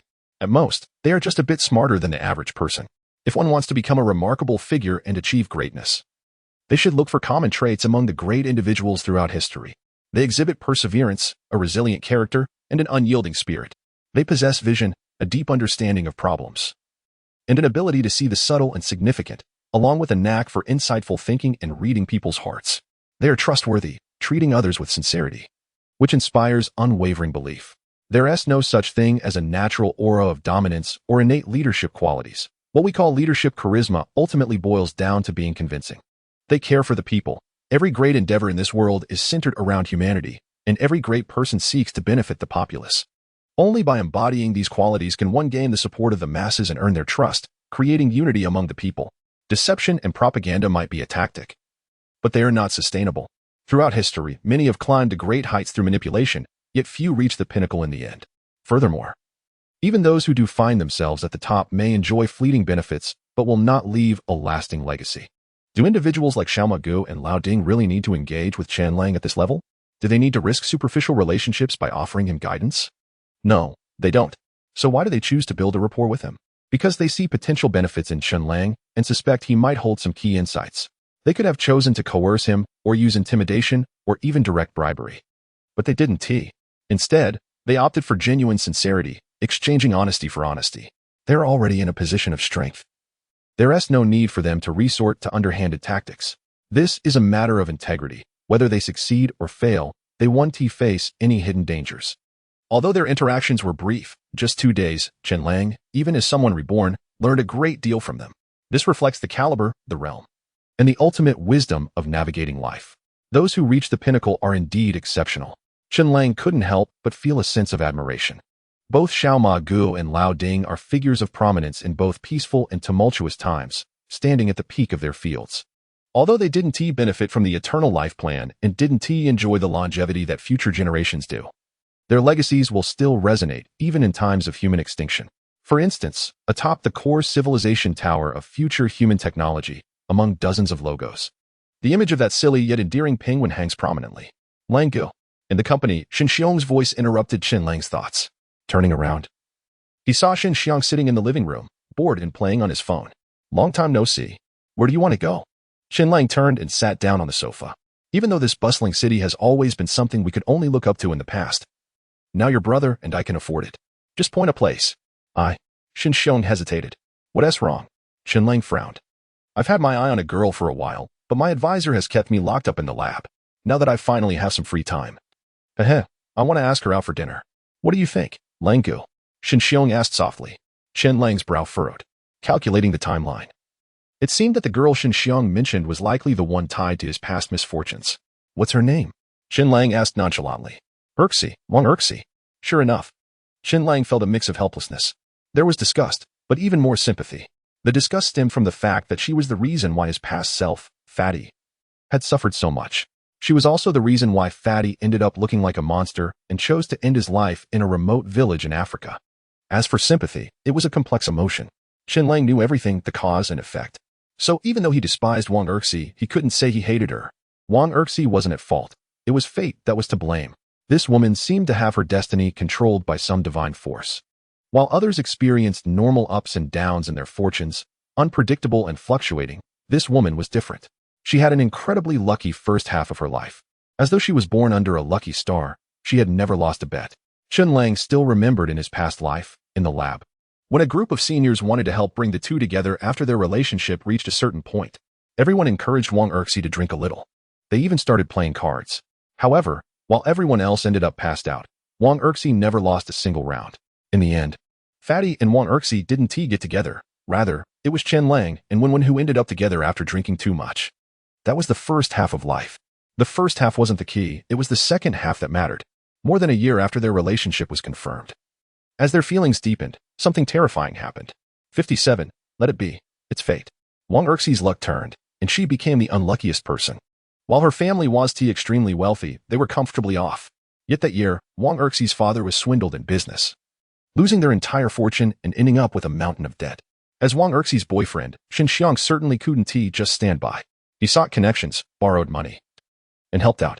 Eventually, they managed to settle things, but soon after, Wang Erxi's mother was diagnosed with cancer. Then came another wave of requests for financial help. Everyone was busy, and due to family matters, even work couldn't proceed. That year, Chen Xiong was still under Chen Jianfeng's guidance, and fortunately, Chen Jianfeng cared for his students. Otherwise, the only source of income for the chubby guy would have vanished. Along with Chen Lang and Wen, a group of senior students helped raise money for him. The money was spent, but it was of no use. There was still no cure for cancer at that time. One night, Wang Erxi's mother and father committed suicide together in the hospital. Wang Erxi was left alone, with no money and feeling utterly abandoned. Chen Xiong couldn't just stand by and watch. He brought Wang Erxi back to his home to live with his mother. Later, as Chen Xiong gradually paid off his debts, his father was released from prison. It's hard to know what Shen's father was thinking. Perhaps he couldn't bear to see the family's misery. So he took a gamble and borrowed money to start a business. The venture failed, leaving him in debt, and he tragically jumped from a building to end his life. Less than a year later, Shen's mother followed him. The two families were left with just the two young people. This event hit Wang Erxi hard, and she even developed some mental issues. She felt completely insecure and clung to Chen Xiong. Of course, this wasn't a serious illness. It was more about her psychological lack of security and her dependency on Chen Xiong. Everyone thought this incident had passed, but who knew that years later? With the advent of the stellar era, Wang Erxi began to exhibit the same issues her mother had. It was a hereditary myelodysplastic syndrome, a new type of cancer. Wang Erxi was hospitalized, and to raise money, Chen Xiang signed up for a genetic experiment at a laboratory. The experiment failed, although he received payment. Chen Xiang transformed into something monstrous, neither human nor ghost, hiding away like a turtle in a small tribe in Africa.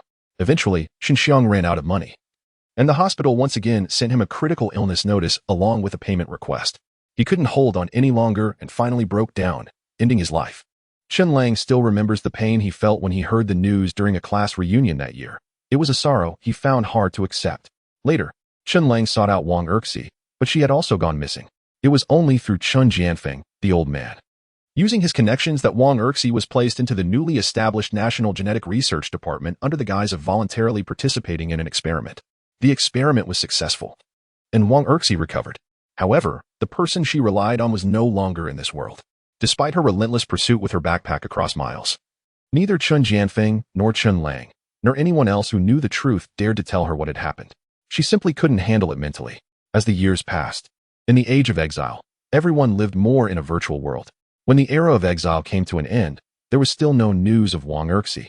It's hard to say whether the person is gone or if they've just hidden away to start a new life. Sighing, Chen Lang forced a smile and said, "Why don't you just bring them out? I'd like to see what my future sister-in-law is like."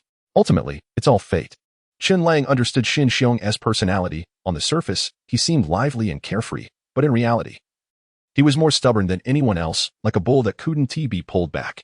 He had made up his mind, and there was nothing anyone could do about it. Just like when Chen Lang found Chen Xiong in Africa in his past life, Chen Xiong was already disheartened by then.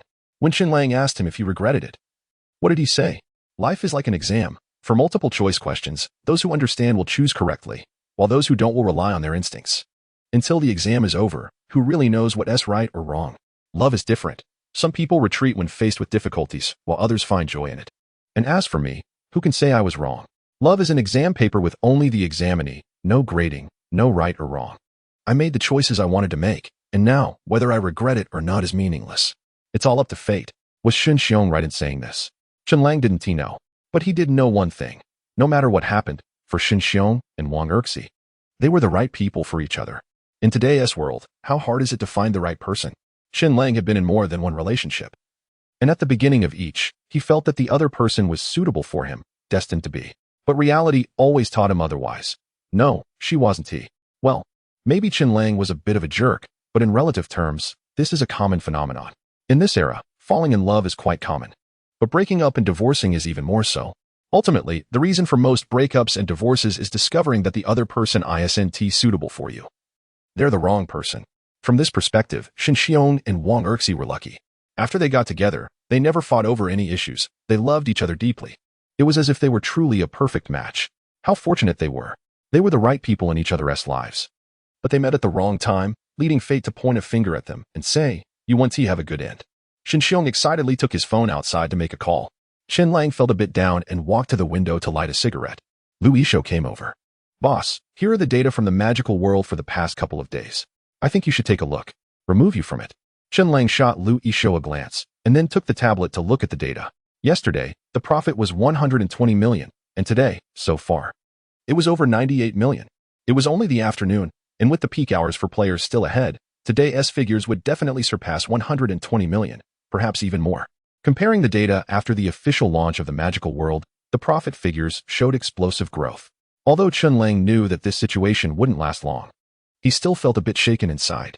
Were these people really this intense about playing a game? Boss, the day after tomorrow is Monday. Do you need me to prepare in advance, and then accompany you to Hangzhou? Lu Yishou asked again. No need. Chen Lang pondered for a moment. The company needs someone to keep an eye on things, so you should stay. How about this? Let Shai accompany me. Once the company expands, we will definitely hire more people. As a veteran, she shouldn't remain in customer service and administration. For now, let her try working as my assistant for a while. If it goes well, I'll focus on nurturing her. Got it, Lu Yishou nodded.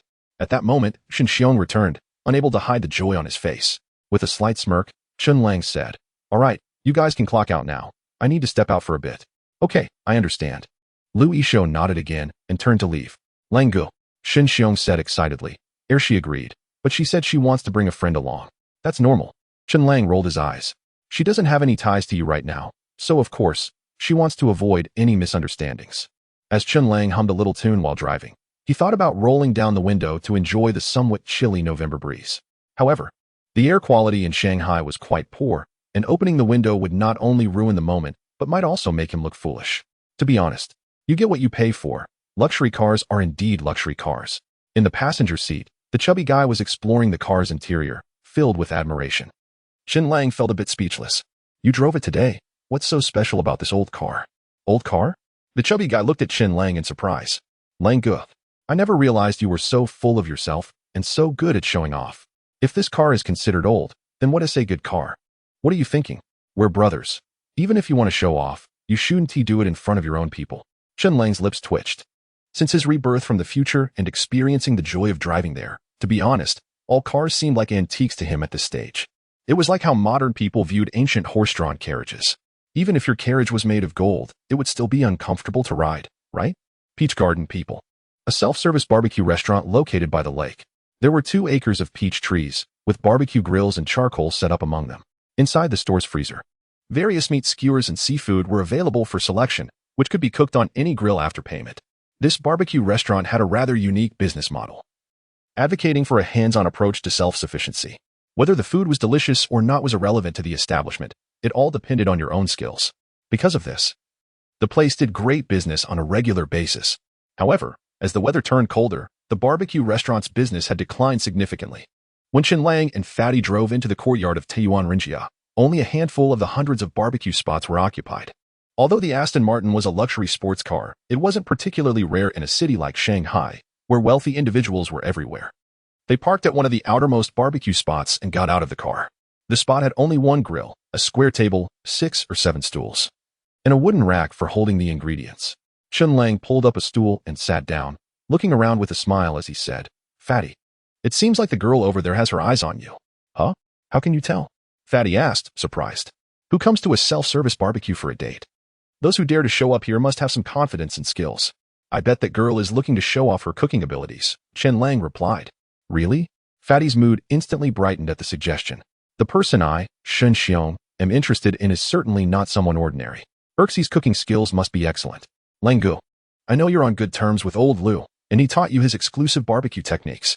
Just make sure to sit tight and don't interfere. I want to savor my Erxie's skills. Chen Lang shook his head. How did she become your Erxie all of a sudden? I used to see you as a pig. But now you've transformed into a love-struck fool? Not long after, about 10 minutes later, a taxi stopped at the entrance of Taiyuan, and 2 girls stepped out. Fatty was initially delighted, but then his expression changed to one of concern. Lang Gu, I just realized your car only has 2 seats. How are we going to get them home afterward? Simple, Chen Lang said, glancing at the girl next to Erxie with a mischievous grin. You can drive Erxie home, and I can take that girl to a hotel, or I can drive that girl home, and you can take Erxie to a hotel. Fatty looked completely bewildered. Lang Gu, you weren't like this before. You used to pursue girls relentlessly, then break up after a while, but at least you had a process. You were a bit of a jerk, but you still had some humanity. Have you really become so heartless in this time apart that you've turned into a beast? This doesn't match your image of a tough guy on the outside and a scumbag on the inside. Giving Fatty a sidelong glance, Chen Lang snorted. What are you looking at me for? The girls are here. Aren't you going to greet them? Oh, right. Fatty hurriedly stepped forward to join the two girls, then waved to Chen Lang, inviting him to come and pick ingredients together. Chen Lang waved his hand to indicate he wasn't interested in joining the commotion. Fatty nodded and took Erxie and the other girl to choose ingredients. Erxie didn't say anything, but the girl next to her couldn't help but look at the Aston Martin parked at the barbecue spot. Shen Xiong, is that the childhood friend you mentioned, Chen Lang?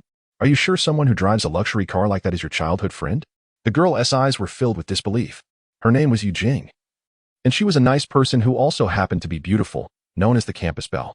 However, one trait that could be seen as either a strength or a weakness was her materialistic nature. Shen Xiong had often found himself the target of her behind-the-scenes sabotage when he tried to flirt with Wang Erxie, but he understood that she meant well for Erxie. So despite sometimes feeling frustrated, he didn't say much. This time, however, it was different. Are you seriously doubting my relationship with Lango? The chubby guy couldn't hold back and said quietly, don't look down on me. A few years ago, my family was worth billions, and besides, Lango didn't rely on his family. He earned everything himself. All right, let us all tone it down a bit. Wang Erxie, who was walking ahead, turned back helplessly and shot Yi Jing a glare before addressing the chubby guy. That's just how she is. Don't take it personally. Got it. The chubby guy immediately cheered up. Yi Jing shrugged and chose not to pursue the topic further as they moved on to select ingredients.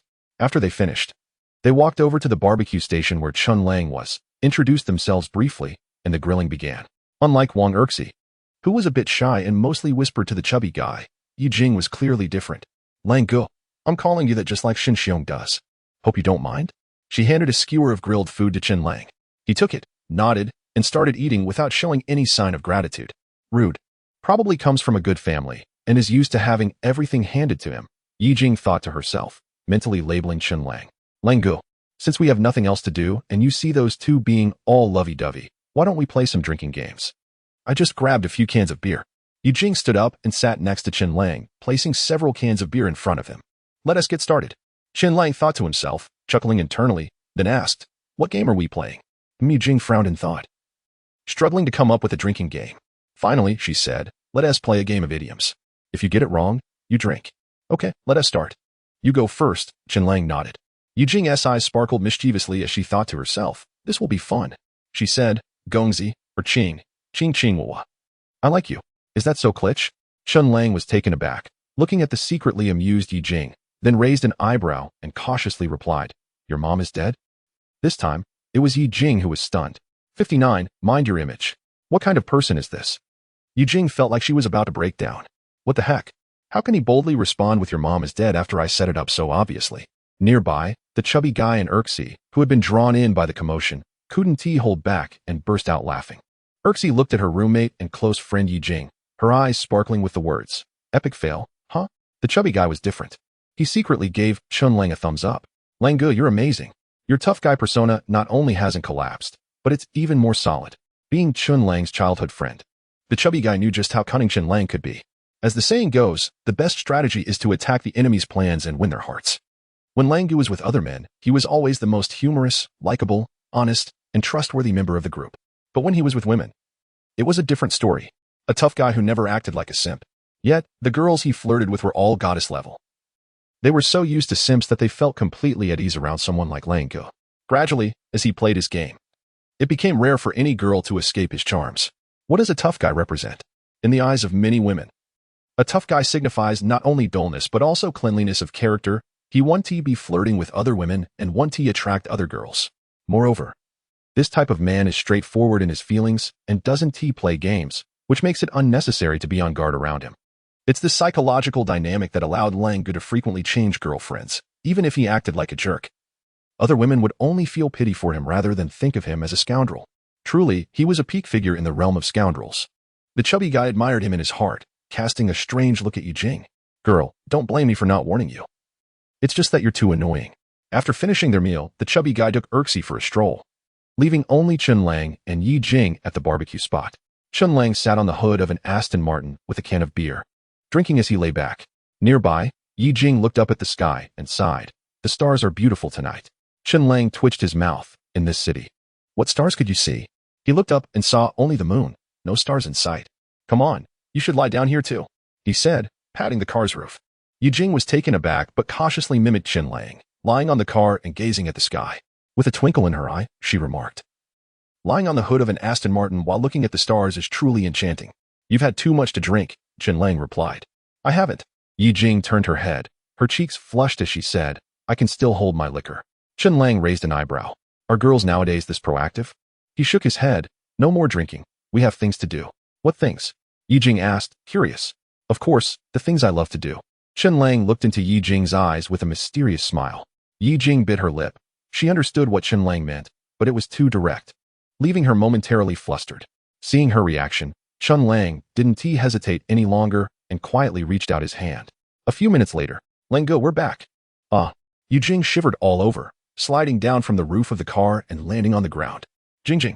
Wang Erxi hurried over to help Yijing up, momentarily taken aback by her disheveled appearance, covered in dirt. How did you get your clothes in such a mess from just a fall? Are you hurt anywhere? Chen Lang stood up and asked gently.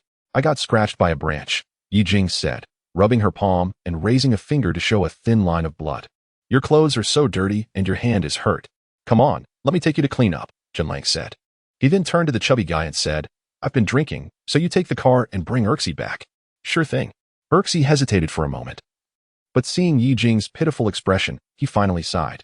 On the third day, Chen Lang and Yijing stepped out of the hotel early in the morning. They hailed a taxi, and as Yijing stepped forward to hug Chen Lang, he instinctively took a step back. Mind your image. What the hell? Yijing looked at Chen Lang in disbelief. I spent 2 whole days with you, and you tell me to mind my image now? Oh right. Chen Lang rubbed his waist, raising an eyebrow. I'm heading to Hangzhou and want to be back for a while. The Aston Martin is with the chubby guy at your school, and I don't have time to drive it, so I'm giving it to you. The keys should be with Erxi. Let us hope we meet again. With that, Chen Lang got into the car, closed the door, and quickly told the driver. Let us go fast. This woman cheated and still wants my forgiveness. What? The driver was taken aback, then angrily said, no wonder you were at the hotel so early. Looks like you were catching her cheating. Wanting forgiveness after cheating? No way, man. Buckle up. With a press of the accelerator, the taxi sped away. Whoosh. The taxi vanished like the wind, leaving Yijing staring in shock at the scene. After a long moment, she shouted angrily, Get lost, you bastard. Scumbag. Good for nothing. Damn you. After venting her anger, she took a deep breath. At that moment, an older man walking out of the hotel couldn't help but laugh, saying, Little girl, love can be painful and harmful. You're so beautiful. Why are you so down? Think about it. Who you sleep with is who you sleep with. If you sleep with him and end up heartbroken and hurt, why not come with me? You look like a student. I can give you 10,000 a month for living expenses. What do you say? Get lost. Yijing shot a cold glance at the man, disdainfully saying, He slept with me for a day and gave me a 7 million yuan Aston Martin. What do you think you are? With that, Yijing turned to leave. The older man stood dumbfounded, scratching his nearly bald head, muttering to himself, So she got a car worth 7 million just like that? Is college life really that good now? Brother, take care. In the taxi, the driver said with a look of indignation, Women these days are all like this. It's infuriating. Oh, do you have a story, sir?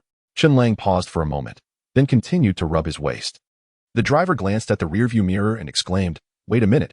Aren't you here because you caught someone cheating? Why are you rubbing your waist? I got beaten, Chen Lang casually replied. It feels like my kidneys were kicked hard. I reckon I won't have any desire for intimacy for at least a month. But maybe that's for the best. It'll help me forget this relationship sooner. As long as you can take it well, that's good. The driver, full of drama, sighed. I remember back in the day. Never mind, I won't think about it. 60. Master Chun from Hangzhou when Chen Lang returned to the company. Xiao Xiai had everything ready. The distance from Shanghai to Hangzhou was too short for a flight, so they booked train tickets instead. Lu Yishou drove his S680 to take the 2 to the station. It was Xiao Xiai's first time accompanying Chen Lang on a business trip, so she felt a bit nervous. Seeing Chen Lang rubbing his waist from time to time, she couldn't help but ask, Boss, are you feeling unwell? Lu Yishou, who was driving, chuckled and gave Chen Lang a meaningful glance, muttering, Youth is truly wonderful, with a dark expression. Chen Lang and Xiao Xiai boarded the high-speed train to Hangzhou. After a 20-minute wait, they settled into their seats. Less than an hour later, they arrived at Hangzhou High-Speed Railway Station, stepping off the train. Hey bro, I'm here. Where are you? Chen Lang contacted Lao Ding. Lao Ding laughed heartily. It was clear that the issues at the company had been resolved. He said, I'll send you the coordinates. Hurry over, The auction is about to start. Once in the car, Chen Lang and Lao Ding sat in the back, while Xiao Xiai occupied the passenger seat. Young people should be mindful of moderation. Lao Ding glanced at Chen Lang meaningfully. Chen Lang's mouth twitched. Was it that obvious? How could everyone see through it? By the way, Chen Lang, your family is from Hangzhou, right? I can tell by your demeanor that you didn't come from an ordinary family. What does your family do? Lao Ding asked curiously. Xiao Xiai perked up her ears, equally curious about her boss's background. After all, what her boss was doing seemed almost legendary, like something out of a dream. If you're from Hangzhou or have an interest in antiques, you might have heard my father's name. He is called Chen Wang. Chen Lang replied with a smile. Master Chen from Hangzhou? Lao Ding was a bit surprised. Yes. Chen Lang nodded. If it weren't for his rebirth, he would have had to wait several more years to learn about his family's situation. And even then, he only found out because something happened at home. If it weren't for the family issues, one could say that as long as Chen Lang didn't get married, he would never know the true situation of his family. Chen's father belonged to the type of parents who believe in raising boys in poverty while spoiling their daughters. You grow up thinking your family is so poor that you can't even afford a meal, only for your father to suddenly tell you when you reach adulthood, son, we're not poor, we have tens of millions, even hundreds of millions. Chen's father, named Chen Wang, officially runs a shop selling handicrafts, but secretly he is involved in the antique business. In the antique trade in Hangzhou, almost no one is unaware of Chen Wang, earning him the nickname Master Chen. In future decades during the re-education period, Chen Lang and his father end up in the same class. When Chen Wang boasts to the class beauty about his past, he says, back in the peaceful times, in Hangzhou's antique scene, who didn't know the name of Master Chen from Qiyun Studio? Unfortunately, due to a precious artifact, Master Chen was reported for trafficking cultural relics and was implicated in fraud, although he spent a considerable amount of money to settle the matter. His unyielding nature led to the loss of his connections and resources, causing the Chen family to decline. After that incident, Master Chen didn't even sell handicrafts anymore. The antique business is quite treacherous, but no matter how deep the waters are, for you, it's just a small pond. Antiques, in the end, are merely expensive toys for us. Old Ding nodded slightly, and then checked the time. It was almost 10:30, and the auction would start in half an hour. Little Ma knew you were interested in acquiring that supercomputing base, so he didn't show up. However, others were unaware of this. Besides the executives from various companies, it was rumored that a few wealthy individuals were also attending. To secure the supercomputing base, you would likely need to spend quite a bit of money. No worries. Chen Lang smiled and said, no one's money comes from thin air, so even if the prices are inflated, they won't be excessively high. That's true. At the Hangzhou TNS supercomputing base, Old Ding approached and shook hands with several people before introducing a thin man to Chen Lang, saying, this is Mr. Li from Chengdu. He then turned and introduced Mr. Li. This is our partner with Little Ma, Mr. Chen from Second World. I'm sure you've heard of him, Mr. Li. With such a big matter, how could I not have heard? Mr. Li replied with a smile, shaking hands with Chen Lang. Mr. Chen, you were quite accomplished at a young age. Heroes emerge young. As for your company's technology, not just me, but several others deeply regret missing out on it. We were caught off guard when Little Ma and Old Ding pulled a fast one on us. Please remember us at Chengdu for any future collaborations. Mr. Li chuckled. Chengdu is a top-tier internet company in the country and globally. How could Second World, which is still growing, not need your guidance? Chen Lang responded with a smile. After that, Old Ding introduced a few more people, and Chen Lang continued to engage with a smile. Of course, while the pleasantries sounded nice, in reality, they were merely acquaintances. If there were any competitive interests at stake, none of these individuals would hold back.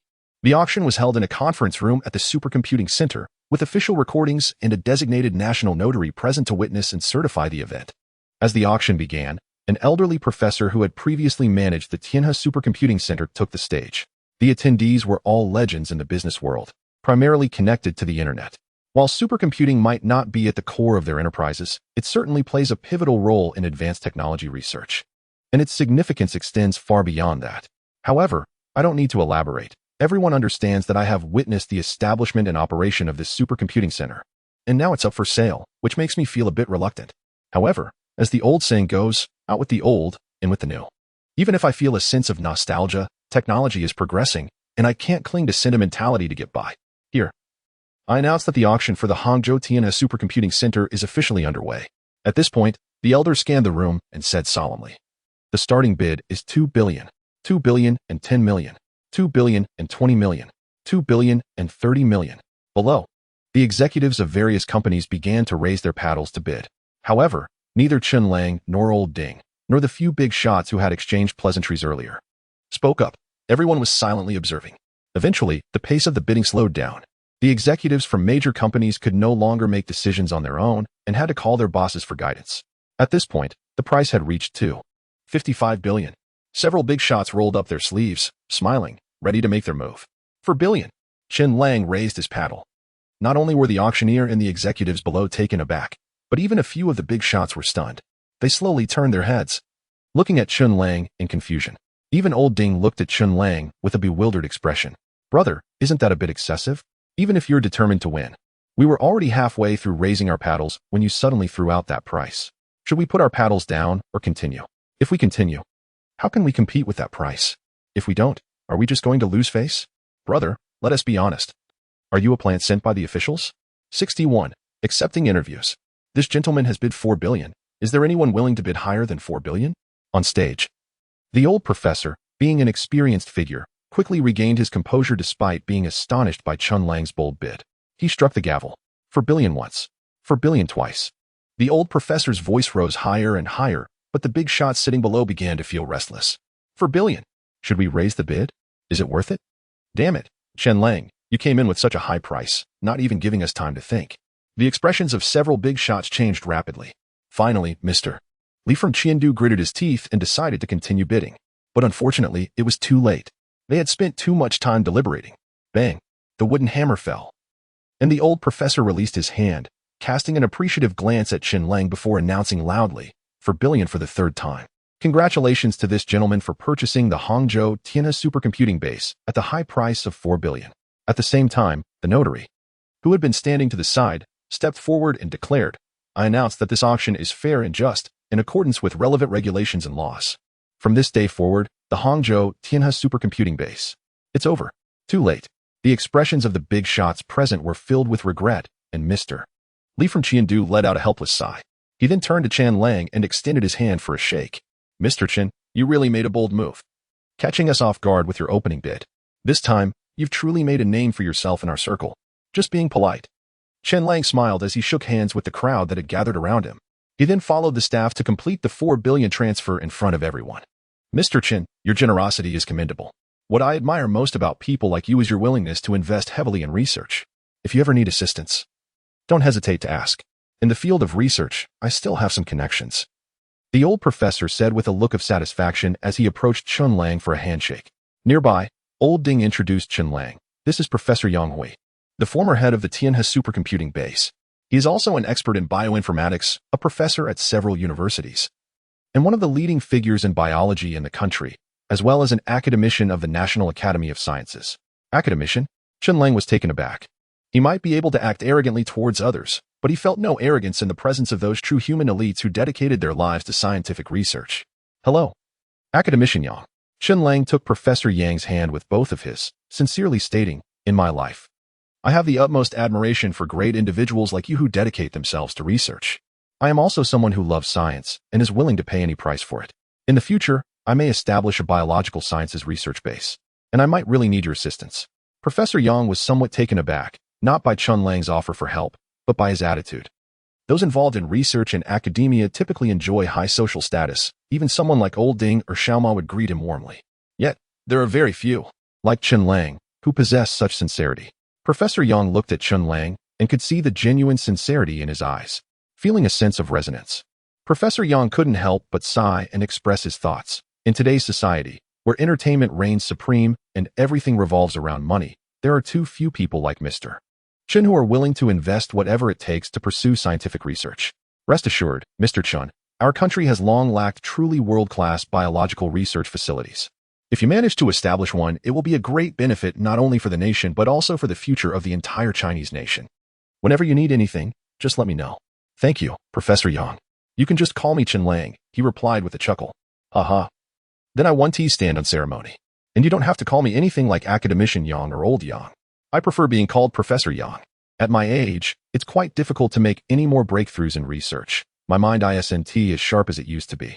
Now, I'm focused on teaching more students and nurturing them, as they are the hope for our nation's future, Professor Yang said with a hint of nostalgia. After exchanging contact information, Professor Yang left with a few students. Watching their departing figures, Chen Lang couldn't help but reflect. This is the backbone of the nation. Absolutely. Old Ding nodded in agreement, then added, By the way, there are quite a few reporters outside. Think about how you want to respond to their questions before you go out. You're still young, and being young can sometimes lead to saying things you might regret later. Those could become black marks in your history. Do you still not understand me? I've got this under control. Chen Lang scoffed with a confident smile and strode toward the exit. As soon as he stepped outside, a swarm of reporters surrounded him. Hello, Mr. Chen. I have a question for you, Mr. Chen. Can you explain why you spent $4 billion to acquire the Tianhe supercomputing base, Mr. Chen? Mr. Chen, furrowing his brow, Chen Lang raised his hand and said, Everyone, please calm down. One at a time. I have limited time, and I have important matters to attend to. I will only answer 3 questions. Here is how it will work. I'll point to someone, and that person can ask 1 question. With that, Chen Lang pointed to a reporter from Wangyi News. In the back, old Ding chuckled at the sight, thinking to himself, look at that. He knows how to take care of his own people. It was worth it for me to personally bring him here to the auction. Hello, Mr. Chen. The reporter from Wangyi, knowing that Chen Lang had a partnership with their boss, was careful not to ask anything too pointed. After a brief thought, he asked, We all know that Penguin and Wangyi invested $20 billion to acquire a technology from you. However, just 3 days later, you spent $4 billion to acquire the Tianhe supercomputing base in Hangzhou. Why did you do this? Is it related to the game Magic World? That is actually 2 questions. Chen Lang smiled slightly and then said, But I can answer your question. Yes, this matter is related to the magical world. As everyone knows, the current level cap in the magical world is level 19, and as of yesterday, a significant number of players have already reached level 19. This means that very soon, within 2 weeks at most, the magical world will release a new expansion, which will introduce levels 20 to 29. During this phase, players will truly venture out of towns and into the main city. The map of the main city is larger and requires more advanced cloud data. Even with our technology, relying solely on servers clearly won't meet the player's needs, so acquiring the Tianhe supercomputing base is essential for Second World. Now, another question is, why am I doing this? Half of the reason is as mentioned above, and the other half is that Second World plans to establish its headquarters in Hangzhou. The Tianhe supercomputing base occupies a vast area, making it more than sufficient to build a company headquarters on that foundation. So that's why I'm pursuing this. With that said, Chen Lang pointed to another reporter and said, You can ask the next question. A young and enthusiastic reporter from Penguin News suddenly felt excited when Chen Lang called on him. He said, Hello, Mr. Chen. Second World has developed in a very short period, but has created the most popular online game in the country, the Magical World. This is nothing short of a miracle. I would like to ask, what direction will Second World take next? Will you continue to develop new online games or venture into single-player games? While RPGs are quite popular, there are also many players who enjoy competitive games. Will Second World explore game development in that area? No. Chen Lang shook his head and said seriously, in my opinion. A game is a world, and the magical world is Second World. Our company will not continue to develop so-called Third World or Fourth World. However, those who have truly played the magical world know that it has achieved the pinnacle of global balance among professions. Next, we will improve the profession combinations and develop arenas. I believe that in the next version, players will experience a perfect competitive experience and feel the true charm of swords and magic. At that time, our company will regularly hold major competitions focused on the competitive aspect of the magical world, whether it's the prize money or the grandeur. I believe it will not be inferior to any past gaming competitions. Then, Chen Lang pointed to a reporter from Chengdu News.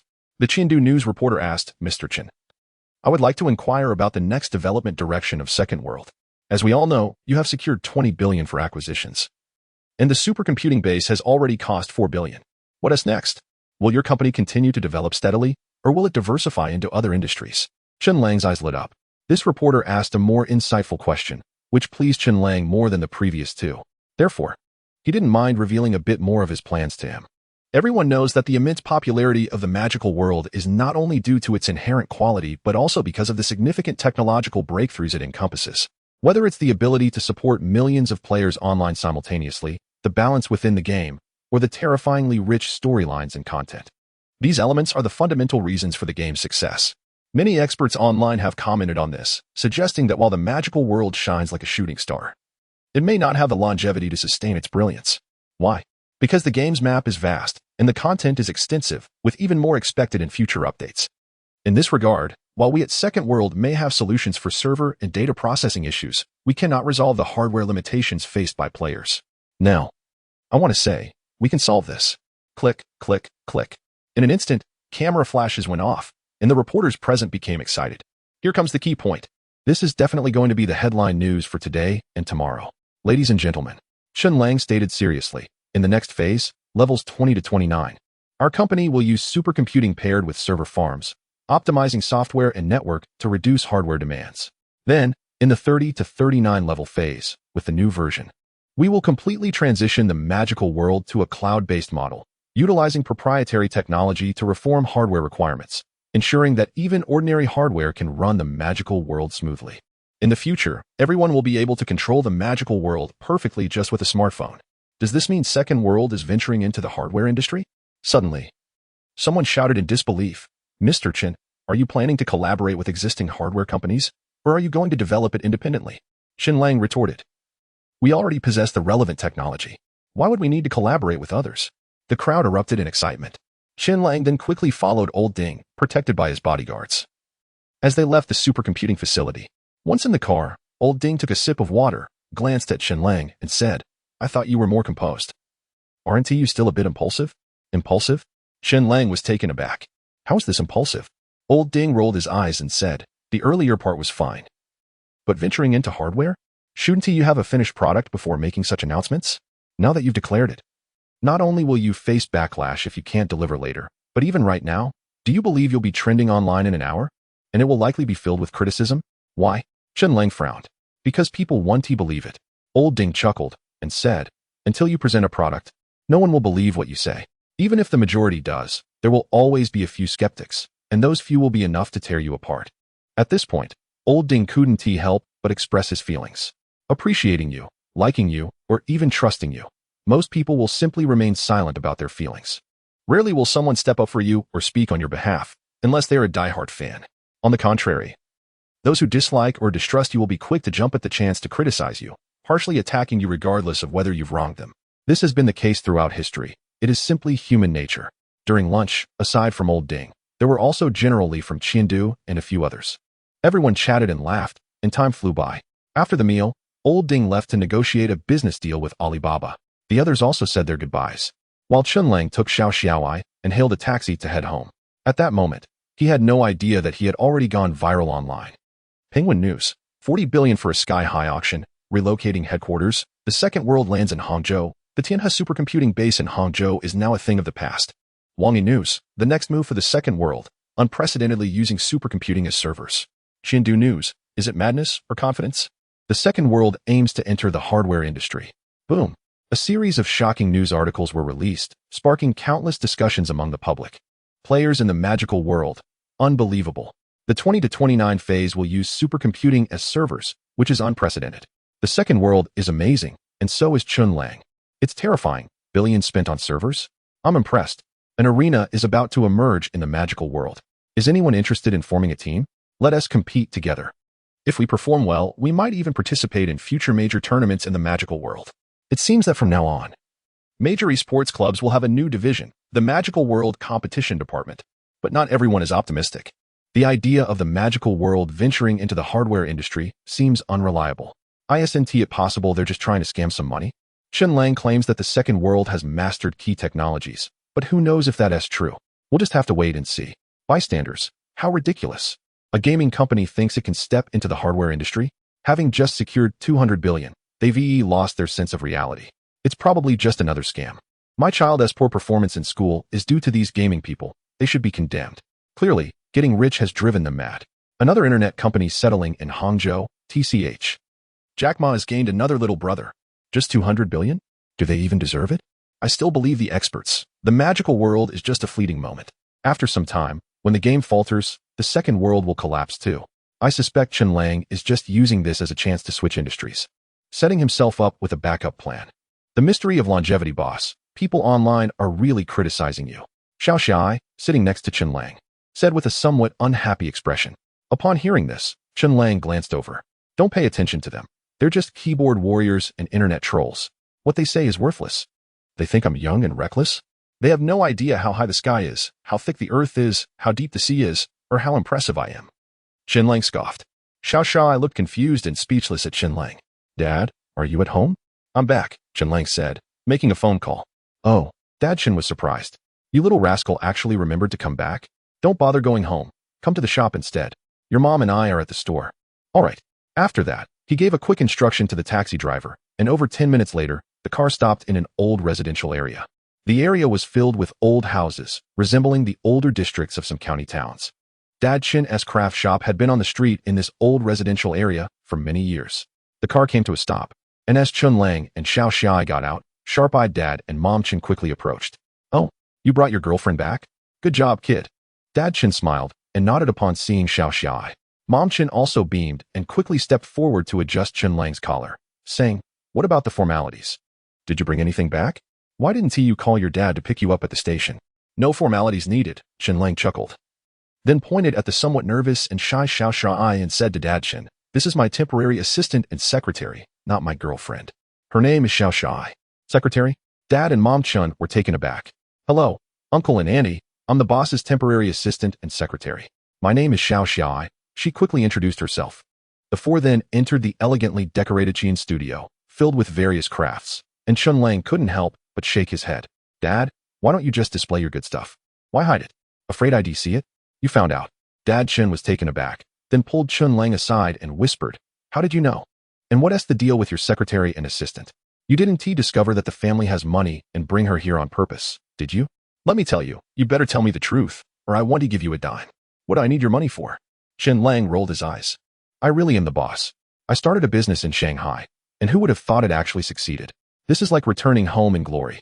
If you don't believe me, just search online. Just look up my name, and you'll find it." Dad Chen was skeptical as he walked toward the computer, mumbling, "What kind of business can make the news right after starting up?" He then searched and took a closer look, and suddenly, he exploded with anger. "Come here." Chen Lang was stunned. "Good people don't act like animals, right?" Dad Chen said angrily. "Have you seen how people are trashing you online? They say you're scamming people, that you're into some kind of game. You're not the founder of some pyramid scheme, are you? Uncle, you've misunderstood." Xiao Xiao AI quickly stepped forward and said, "Our boss is running a legitimate business, not a pyramid scheme. The reason people are bashing him online is because of some comments made during the TECH supercomputing auction, which made others think our boss is unreliable. These are just internet trolls and keyboard warriors. You can't trust them. Is that so?" Dad Chen looked at Chen Lang with suspicion, then sat down and lit a cigarette. After a moment of hesitation, he suddenly turned to Chen Lang and said, "Have you run into some business problems? How much do you need? Our family's finances are limited, but I can help with a few million." "I don't need the money," Chen Lang replied. "Don't be arrogant," Mom Chen chimed in, coming over to pat Chen Lang on the shoulder with a sigh. "How can you not need money in business? You're just starting out, and your dad and I know how tough it is to start a business. But since you've chosen this path, just accept it. If you have a few million, your business can stabilize." "I really don't need the money," Chen Lang insisted, feeling helpless. He quickly asked Xiao Xiao AI to bring out some documents. "Second World Technology Company, Magical World? Are you in the online gaming industry?" Dad Chen was surprised as he looked at the documents Xiao Xiao AI handed over. He never expected that his son would have made such progress after just 6 months. "What's this? An Aston Martin?"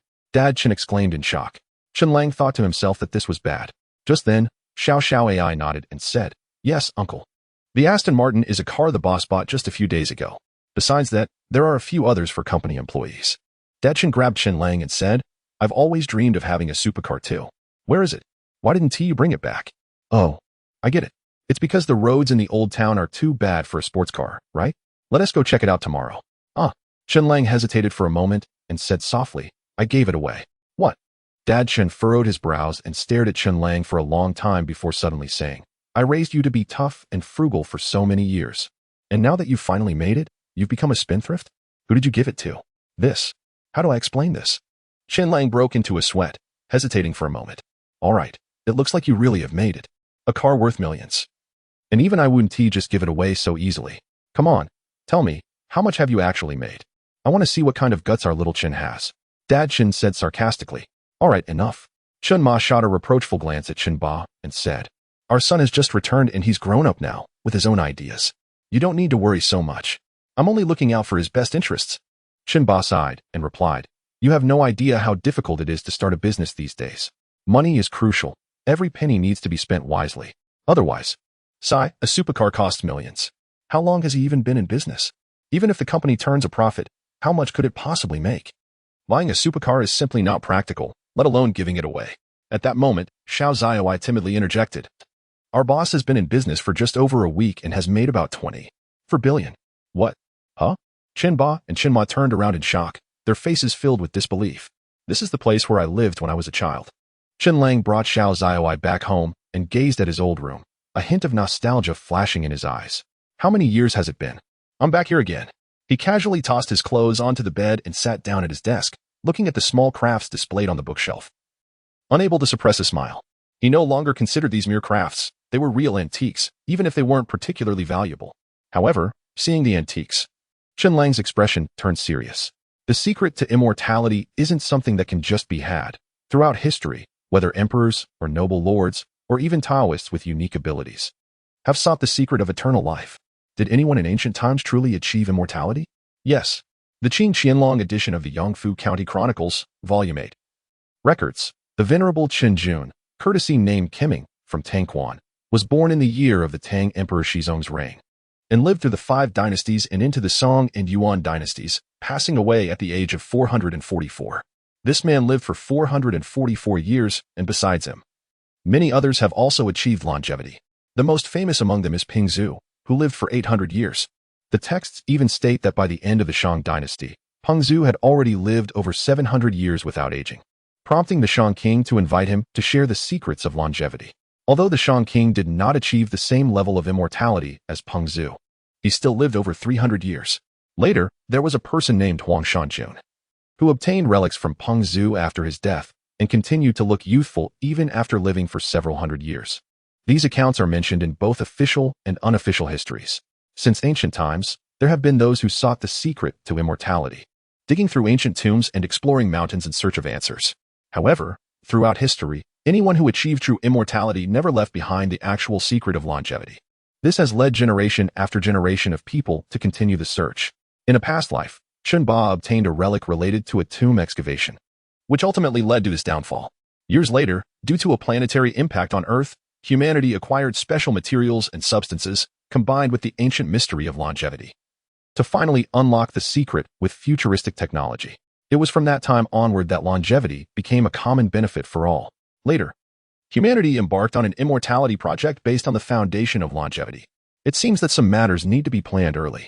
Chen Lang furrowed his brow and pondered for a moment, thinking to himself. Chen's father was in the antique business, which naturally connected him with those who explored tombs. Over the years, if it weren't for those people preferring to do business with Chen's father, he wouldn't have earned the title of Master Chen. As a reincarnated person, Chen Lang had many advantages. For example, he knew the future. Once one knows the future, many past events can no longer be hidden, including the secrets about longevity that are still classified and held closely by a select few. In this era, immortality is a fantasy, an unrealistic notion. Simply put, it's an obsession, a daydream. Whether among common folk or high-ranking officials and wealthy individuals, hardly anyone believes in the existence of immortality.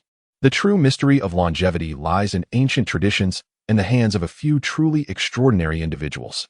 These people adhere to ancient ancestral teachings, struggling and surviving in the wilderness from generation to generation, seldom interacting with outsiders. Among them, some families have fallen into decline while still searching for answers. Others have risen to prominence, with fortunes in the hundreds of millions or even billions, ostensibly running companies and conducting business, while secretly seeking this elusive secret. In his previous life, Shenxiang had participated in a genetic research institute for money, which was part of one such family's enterprise. Longevity. This is a benefit that surpasses all others. Ancient legends say that whoever can unlock the mystery of longevity can control the world. But unfortunately, the rapid advancement of the times, especially after the planetary collision with Earth, led to the unraveling of the longevity mystery. Yet, none of those families could seize control of the world, as the stakes involved were too high, and even the state couldn't profit from it. In the end, those families fell apart, almost completely annihilated, leaving only those who knew the secret but had fallen from grace, lacking the qualifications or courage to think about controlling the world. One of them, having suffered greatly, turned to writing novels and revealed his experiences in the mystery of longevity. The book was titled The Longevity Journal. It became an overnight sensation, ultimately making him the only one among them to profit, due to its authenticity exceeding 98. The book was even included in the Human Technology Museum. Coincidentally, during decades of re-education, Chen Lang had read this book. Therefore, he was well aware of what the longevity mystery was, where to obtain it, how to acquire it, and even what mechanisms existed in ancient tombs or altars. Along with the stories behind them, all of this knowledge was at his fingertips, to say nothing of other factors based solely on the Longevity Journal. Chen Lang could confidently assert that if given a professional team, he could uncover the long-forgotten mystery of longevity within a month. For now, he would reside at home. Chen Lang pondered for a moment and thought to himself, "First, I'll stay at home for a while. During this time, some people will definitely come to find Dad to sell antiques, and I can seize the opportunity to win over a few of them. Besides that, I also need to keep an eye on the supercomputing base. I have to get the artificial intelligence up and running. Once that's done, we can move on to the next phase of the magical world." As it stands, while the magical world is making decent money, it's still not a lot because the current players have limited exposure to the content. However, once we open a new phase and players transition from novice mages to professionals, the magical world will bring Chen Lang unimaginable profits. This is because during the novice phase, players have access to only basic gear. Once they officially become professionals, appropriate and high-quality equipment will emerge, and at that point, wealthy players will start spending heavily on gear, materials, and so on. With a significant amount of money being poured in, the entire financial system of the magical world will enter a state of frenzy. By that time, even just a 5 tax from the daily market could yield Chen Lang wealth that far exceeds what he has now. However, before all that, I need to get the industrial base up and running. This way, I can work on the construction while simultaneously developing the artificial intelligence. When the AI is officially in use, the industrial base can start mass-producing intelligent robots and machinery. All right, it's decided. Chen Lang turned to Xiao AI, who was sitting nearby, and said, "Contact Sun Tianhong, the chairman of Tianhong Industries, and tell him I want to play basketball with him." "Yes, boss." Xiao AI nodded, picked up her phone, and began dialing. Since Chen Lang had already explained the situation to her beforehand, she wasn't too nervous. "Hello? Is this Chairman Sun Tianhong of Tianhong Industries? I'm the secretary of President Chen from Second World. Our president would like to schedule a basketball game with you." "Basketball? Ha ha ha, great. Just give me an address. I'll head over right now." Sun Tianhong laughed heartily. Xiao AI turned back to look at Chen Lang. Chen Lang raised an eyebrow and said, "It's just a basketball game. There are courts everywhere. Let him come here, and we can meet up first." Xiao AI nodded and conveyed the message to Sun Tianhong. Half an hour later, Sun Tianhong's car pulled up downstairs. Chen Lang changed his clothes and went downstairs with Xiao AI. Wow, another Bentley. The car door opened, and Sun Tianhong stepped out holding a golf club. But as soon as he saw Chen Lang, he was taken aback. "What the heck? Basketball?" Chen Lang was wearing a jersey and holding a basketball. Equally stunned as he stared at Sun Tianhong. "Oh, ha, ha, ha." Sun Tianhong chuckled awkwardly, tossing the golf club into the car. "I thought President Chen wanted to play golf. Turns out it's basketball. Youth is great. You can play, right?" Chen Lang asked, surprised. "Of course, I can." Sun Tianhong gritted his teeth and nodded, chuckling awkwardly. "It's just that I didn't bring my jersey, so how about?" "No worries, there's a sports store up ahead. I'll have my secretary go buy one." Saying this, Chen Lang turned to Xiaobai and said, "Hurry up and get a jersey for Mr. Sunday." "Yes, boss." Xiaobai quickly jogged ahead. Chen Lang then pointed to a small park not far away and said, "Let's leave the car here. There's a basketball court in that park." "Mr. Sun, do you want to change clothes at my place?" "No, that's unnecessary. I can change in the car," Sun Tianhong replied, continuing to chuckle, though he felt a pang of regret when he looked at his own large, bulky figure. "What am I doing playing basketball? Golf would suit my noble character much better. If I had known it would be like this, I shouldn't have agreed to play." After a while, at the basketball court, Chen Lang effortlessly jumped up for another three-pointer.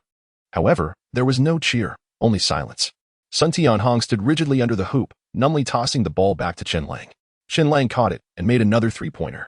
Sun Tianhong picked up the ball and tossed it again, his eyes lifeless, his expression one of utter disillusionment. Nearby, Xiaobai covered her eyes, unable to bear the sight. Is the boss really that bad? Is he here to play basketball, or just to have someone pass him the ball? That's 27 three-pointers, all without a miss. And now Mr. Sun is completely numb to it. For goodness sake, just act like a human. 65, 30 billion renovation. Sun Tianhong's assistant stood next to Xiaobai, bewildered by the scene. He tried to speak several times, but seeing that his boss had said nothing, he hesitated to voice his thoughts. Finally, he leaned over and whispered to Xiaobai, "Miss, could you please talk to your boss?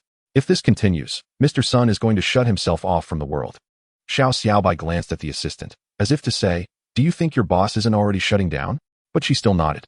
Picking up a bottle of water, Xiaobai walked over to hand it to Chen Lang. Chen Lang casually tossed the ball aside and took the water, gulping it down.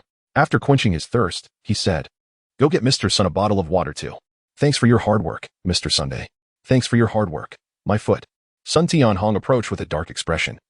taking the water from his assistant and downing it in one go. Then, with a forced smile, he said, "Mr. Chen, your basketball skills are truly impressive. With that talent, you could play in the NBA. Isn't that right? 27 three-pointers, it's simply freakish," both Xiao Xiaobai and Sun's assistant thought to themselves. Chen Lang smiled at the comment and shook his head slightly. He had no intention of playing in the NBA by the time of his future. Most sports had already been phased out, and basketball was no exception. There's no way around it. The physique of people from the future is just too strong. Especially after training in the virtual world, their mastery of strength is incredibly precise. A future person can effortlessly make 100 of their three-point shots. The reason they're here to play basketball is mainly because the sport has disappeared in later generations. Chen Lang suddenly spotted a basketball at home, which made him eager to play. Mr. Sun joked, "We've had our fun, but how about we discuss some serious business?" Chen Lang handed a bottle of water to Xiao Xiaowai and smiled at Sun Tianhong. Sun Tianhong nodded and said, "Actually, I wanted to meet General Chen this morning, so I attended the Tianhe supercomputing auction. I'm still shaken by Mr. Sun's grand bid of 4 billion, which outshone everyone else. General Chen's charisma and dominance are unmatched." "Oh?" Chen Lang raised an eyebrow. "Then why didn't Mr. Sun call me? How could I?" Sun Tianhong sighed as soon as the auction ended. General Chen was busy shaking hands with the big shots and then went on to give interviews. "By the time I wanted to call you, you had already been whisked away by Mr. Ding from Wangyi." At this point, Sun Tianhong couldn't help but feel a sense of admiration. Chen Lang's connections were impressive. Previously, he had only heard that Xiaoma from Penguin and Old Ding from Wangyi were merely acquiring the technology from Chen Lang. But clearly, their relationship was much more than that. He was someone backed by powerful allies. Sun Tianhong glanced at Chen Lang with envy. If only he had had such support in the beginning, he wouldn't have struggled for a lifetime and ended up at this level. "Haha, sorry about that, Mr. Sun." Chen Lang chuckled and continued, "I'm not one for empty talk. As we discussed earlier, I'll offer 8 billion in cash for Tianhong Industries. What do you say?" "That is possible, but don't you want to take a look inside Tianhong Industries first?" Sun Tianhong asked, somewhat surprised. "No need. A lot of it needs to be torn down and rebuilt anyway. I plan to invest 3 billion to renovate and clean up the company. We'll keep what is useful and sell off the rest as scrap," Chen Lang replied casually. Sun Tianhong looked at Chen Lang in confusion. "What is going on? Buy it just to dismantle it? You might as well start a new industrial company from scratch." "Sure, it would be a bit more troublesome. But at least the equipment would be new, and the company would be new too." He opened his mouth to say something but then quickly closed it. No. He couldn't advise against it. What if Chen Lang took his advice, and then who would buy his company? To avoid any prolonged discussions, Sun Tianhong quickly said with a smile, "General Chen truly has a grand vision. How about we sign the contract today and hold a press conference tomorrow morning?" "Sounds good." Chen Lang nodded. He then led Xiao Xiaowai and Sun Tianhong to a nearby tea house. Sun Tianhong made a phone call to summon the legal department and relevant executives. And together, they drafted a company transfer agreement in front of both parties. Chen Lang reviewed the contract content with a keen eye and made several modifications before saying to Sun Tianhong, "Let us go with this." Sun Tianhong raised an eyebrow and stared at the contract for a long time before handing it over to the legal department staff. After the legal team reviewed it, they looked at Chen Lang with expressions of surprise. "Boss, this is great. Compared to the previous version, the contract after Mr. Chen's revisions is much more formal, clearer in terms of responsibilities, and carries stronger legal effects," one of them remarked to Sun Tianhong. Hearing this, Sun Tianhong nodded and had his subordinates print 2 new copies of the contract. He then signed them and handed them to Chen Lang. "Mr. Chen is truly remarkable. He even understands such highly specialized matters." "You're too kind," Chen Lang said with a slight smile, before signing his name as well. "This contract will take effect after tomorrow morning's press conference. Mr. Chen can transfer the funds to me during the press conference." Sun Tianhong continued, "I won't keep you any longer, Mr. Sunday. Both the press conference and internal company affairs need urgent attention, so I'm sure you'll be busy from here on out. Mr. Chen, it's been a pleasure working together." "Pleasure's all mine." The two shook hands. And then Sun Tianhong and his team left. "Boss, aren't we heading back?" Xiao Xiaobai asked Chen Lang as she saw Sun Tianhong and his team walking away. "This top-quality Longjing tea costs over 3,000 just for a pot, and you want to leave after only one sip?" Chen Lang replied, surprised. "Huh, is it that expensive?" Xiao Xiaobai was taken aback. Chen Lang smiled at her reaction and said, "After participating in the auction, I noticed that many of the construction company owners or executives present handed you their business cards. Have you done any filtering?" "Yes." Xiao Xiaobai nodded.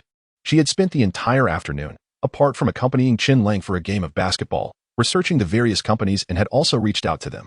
They had sent her some electronic information as well. I have 3 requirements. First, guaranteed quality. Second, quick turnaround. Third, the company must be strong but not too complex in structure. Based on my criteria, let us get in touch. Understood, boss. Xiao Xiaobai fell into thought and picked up her tablet to check the information. After a moment, she selected 2 companies. Hangzhou Jiaji Construction Group, valued at 3 billion, is the most reputable construction group in Hangzhou. And Jinhong Construction's Hangzhou branch, valued at 17 billion, though it's just a branch in Hangzhou, has substantial strength and is well known for its quality and speed in the industry. Are these 2 suitable? Xiao Xiaobai asked. You decide. If you think they're good, then contact them and have them come over. I don't want to waste this pot of tea, Chen Lang said with a slight smile. Xiao Xiaobai took a deep breath, nodded, and began making calls. It was a quick meeting, lasting less than 20 minutes. When 2 middle-aged men in suits arrived at the tea house, each accompanied by a secretary who stood outside the private room. Mr. Chen, let me introduce myself. I'm Lu Hong from Zhongji Construction. Mr. Chen, thank you for giving us this opportunity. I'm Zhao Qian from Jinhong Construction. The 2 men initiated their introductions. Please, have a seat. Chen Lang gestured for them to sit down. 66, Lu's nephew, he added as the 2 took their seats. But not without sneaking a glance at each other. There was a palpable sense of rivalry. As the saying goes, business rivals are like enemies. In their view, Chen Lang had called them both in for negotiations and comparisons. First, I'd like to know how long it would take for your 2 companies to fully construct a company headquarters? Chen Lang inquired, sipping his tea. Of course, the headquarters isn't large. You know the situation with my company in the second world. While the company has grown, the workforce isn't substantial. Although we plan to hire more in the future, the nature of the industry and the headquarters differ. Specifically for the second world, the headquarters will be based on the TECH Supercomputing Center, consisting of 6 interconnected 6-story buildings filled with a sense of advanced technology. Both men fell into deep thought. After a moment, Lu Hong hesitated. Mr. Chen, do you have the design plans for the headquarters? Yes, Mr. Chen. Having the design plans would allow us to start construction directly, saving a lot of time. Additionally, with the plans, we can more accurately predict how long it will take to complete the construction, Zhao Qian chimed in. Chen Lang nodded slightly and then looked at Xiao Xiaobai. Back in the Magic City, Chen Lang had already designed modifications based on the blueprints of the Tianhe Supercomputing Center and Tianhong Industry. He indeed had the design plans, crafted in a futuristic style using advanced design technology. They were undoubtedly among the pinnacle of contemporary design. As for where he obtained the blueprints of those 2 locations, he had hacked into their internal systems to acquire them. Xiao Xiaobai pulled out 2 USB drives and handed them to Chen Lang. He placed them on the table and said, these are the renovation plans for Tianhong Industry and the design plans for the Tianhe base headquarters. You can send them back to your companies for your professionals to assess. It would be best if they could calculate both the time and cost involved. Rest assured, Mr. Chen, with these plans, everything else will be easier to discuss. The 2 men smiled at this, then asked their secretaries to bring in a laptop to begin transferring the data. Time passed slowly. After about an hour, both companies provided feedback. Based on rough estimates, if Zhongji were to construct the Tianhe base headquarters without budget constraints, it would take about 2 months. However, such an approach would significantly increase the construction costs, roughly around 400 million. Lu Hong opened his mouth, and seeing Chen Lang's lack of reaction, he continued, the renovation of Tianhong Industry will take a lot of time. At least 6 months.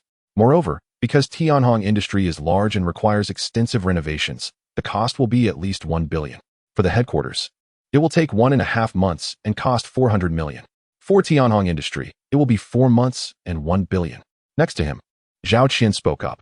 Although the price hasn't changed, the construction period has increased significantly. This shows Jinhong's strength. Lu Hong felt a bit awkward and gritted his teeth as he glanced at Zhao Qian, finally saying in a low voice, Mr. Chen, if it's just one project, we can act with full force and at any cost to shorten the time and reduce the price. Enough. Chen Lang waved his hand and said indifferently, you still don't understand my point. I'm not asking you to save money. I want speed. At this point, Chen Lang pondered for a moment and then said, Zhongji's capabilities are limited, so you'll be responsible for constructing the headquarters. It will take half a month and cost 500 million. How is that possible? Lu Hong exclaimed in disbelief. That S6 6-story buildings arranged in a hexagram around the supercomputing base, and the material requirements are very high. No one can accomplish this in half a month. 600 million. If you can't do it, I'll find someone else. Chen Lang shot Lu Hong a glance. Guarantee the completion of the task. Lu Hong suddenly stood up. Damn, 600 million. That's 1.5 times more than the company's quoted 400 million. If this is completed, the profit will be staggering.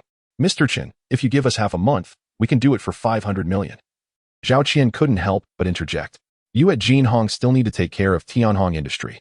Chen Lang looked at Zhao Qian and said, complete it within a month for 1.5 billion. Guarantee the completion of the task. Zhao Qian also stood up excitedly. Leave the company account. I'll pay a deposit first. You all go back and get ready. Tomorrow at noon, we start work together. Yes, Mr. Chen. The two left their account details with Xiaoxia AI and then rushed out. They had long heard that Mr. Chen from the second world was generous. But they didn't expect him to be this extravagant. It was hard to comprehend. Clearly, things could be resolved with more time. Yet he was willing to spend more money to solve it. Perhaps this was the world of the wealthy. After they left, Chen Lang also stood up and took Xiaoxia AI out. It was already evening. After stepping outside, Chen Lang pondered for a moment and asked, how's the personnel evacuation at the Tianhe supercomputing base? Xiaoxia AI made a phone call, and after connecting, she said to Chen Lang, they said that the staff at the supercomputing base have already been transferred to another base. Now, aside from the security personnel waiting for us to take over the base, there is no one left inside Tianhe. This won't do. Chen Lang frowned. The Tianhe base is very important and absolutely cannot have any issues. After thinking for a moment, Chen Lang dialed Lu Laoda's number. After waiting for half an hour at the tea house, Lu Laoda's two apprentices arrived in a van. You must be Mr. Chen, right? We're here on behalf of Master Lu. I'm Wang Ming, and this is Li Jun. Both young men looked to be in their late 20s, almost 30. Wang Ming had a scholarly air about him, while Li Jun appeared to be a rough and tumble type. Nice to meet you. I'm Chen Lang. Chen Lang extended his hand for a handshake, and he could tell both were seasoned fighters just by the grip. Hello, Mr. Chen. They greeted him with respect, clearly having heard about Chen Lang from Lu Laotu. Let us go. It's time for dinner, Chen Lang said. The restaurant wasn't too far, but it wasn't exactly close either. It was at a luxurious hotel outside the Tianhe Supercomputing Center. The two young men seemed a bit out of their element in such a fancy place, but they relaxed once they entered the private dining room. However, when the waiter began serving beautifully plated dishes that were both aromatic and flavorful, the brothers' breaths quickened. Let us have a drink first, Chen Lang suggested, noticing their discomfort. Alcohol can be a great icebreaker, and sharing drinks often brings strangers closer together. Sure enough, after a few rounds, the two loosened up significantly and even started joking around. What did you two do before this? What was your salary? Chen Lang inquired. I got a teaching certificate and my master helped me find a job as a teacher at a high school. But the students were unruly. And when I enforced strict discipline, they wanted to fight me. How could I stand that? So, I ended up hitting one of the kids and got fired. Now I'm just unemployed at home, Wang Ming replied helplessly. Chen Lang couldn't help but twitch his mouth at that. He then turned to Li Jun. I don't have much education, so I had to find work outside. I always heard people say that if you go to Hong Kong East, you'll get lost in the crowd of handsome guys, so I thought I'd give it a try. But once I got there, they all called me Dio Mao, a derogatory term, and I couldn't take it. I ended up getting into a fight and came back home. Now I'm also unemployed. Li Jun said, scratching his head. Chen Lang lowered his head, his mouth twitching again. You two are just here to make me laugh, right? Xiao Xiaoai, who had been resting her head on the table, was shaking with laughter. So, both of you are unemployed? That makes things easier, Chen Lang said, contemplating for a moment. Wang Ming and you, Dio Mao. I mean, Li Jun, why don't you both come work with me? Since you're Master Lu's apprentices, I won't treat you poorly. How about this? A monthly salary of 30,000 plus bonuses on top of that. What do you think? 30,000. Wang Ming and Li Jun were stunned. Though they were strong fighters, finding work in this day and age was tough, especially for martial artists without connections. Even getting a job as a bodyguard was nearly impossible without a referral. After all, even wealthy individuals worry about their bodyguards being disloyal. So they definitely look for trustworthy people. Take those two brothers, for instance. They used to work as security guards but felt their salaries were too low, which is why they sought new opportunities. Among their peers, some who practiced martial arts ended up as bodyguards, while those who did reasonably well became soldiers or police officers. Those struggling severely had no choice but to resort to underground fighting to make a living. When they arrived, they were mentally prepared and had consulted friends who worked as bodyguards. They learned that the salary for bodyguards was typically around 10 to 20,000. With those earning over 20,000 usually having solved significant problems for their bosses. However, they never expected that right after joining, the boss would offer them a monthly salary of 30,000. On top of that, there were bonuses. I know both of you are skilled, so I'm offering a slightly higher salary. As for the bonuses, as long as you contribute to me or the company, the amount will vary based on the significance of the task. For example, if I were kidnapped and you rescued me, the bonus would start at 10 million. Got it? Chen Lang held up a finger. The two men's hearts raced. Got it, got it. Wang Ming and Li Jun nodded eagerly. Good, now eat up. After the meal, I have tasks for you, Chen Lang said. Yes, yes. The two quickly started digging into their food. Seeing this, Chen Lang couldn't help but feel a bit amused. While eating, he turned to Xiao Shuai and said, 3 things. First, have old Lu start hiring. Each department should recruit according to their needs. Second, you should also hire 2 people to handle the engineering issues on both sides, and once the projects are completed, we can reassign them. Third, announce externally that we are looking to recruit a batch of veterans as bodyguards, offering high salaries. Understood, boss. Xiao Shuai nodded. Boss.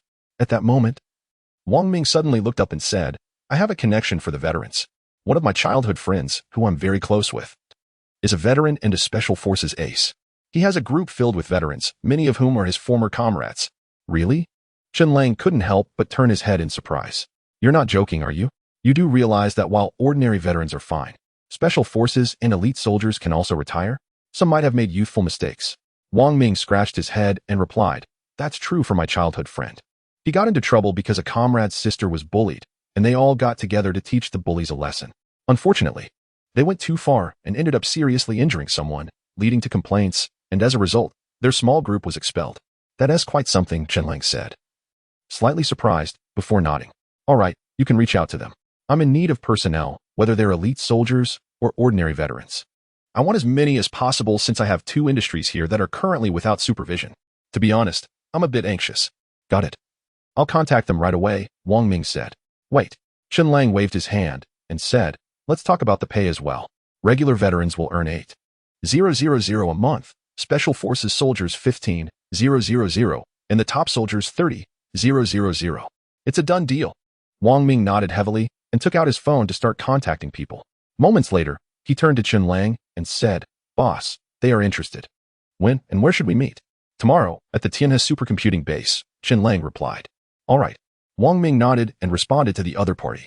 They replied promptly, No problem. But could you check with your boss to confirm how many you want? You should know, I have quite a few people here, and their jobs aren't great. If you need a lot, over 1,000 is impossible, but I can easily bring in a few hundred. Wang Ming was taken aback and then covered the phone to tell Chen Lang, Boss, it's a few hundred people. A few hundred? That's fantastic. Chen Lang slapped the table and said, We'll take them all. However many you can get, we want. If you pull this off, it's your achievement. And I'll give you a 500 yuan bonus for each person. Don't worry, boss. Wang Ming was thrilled and shouted into the phone, Bro. We want as many as you can get. Don't hold back. Our boss has a lot of businesses and needs even more people. The pay is good. So bring as many as you can, okay? The more, the better. I'll treat you to drinks later. A moment later, Wang Ming turned back to Chen Lang and said, Boss, it's all arranged. Good.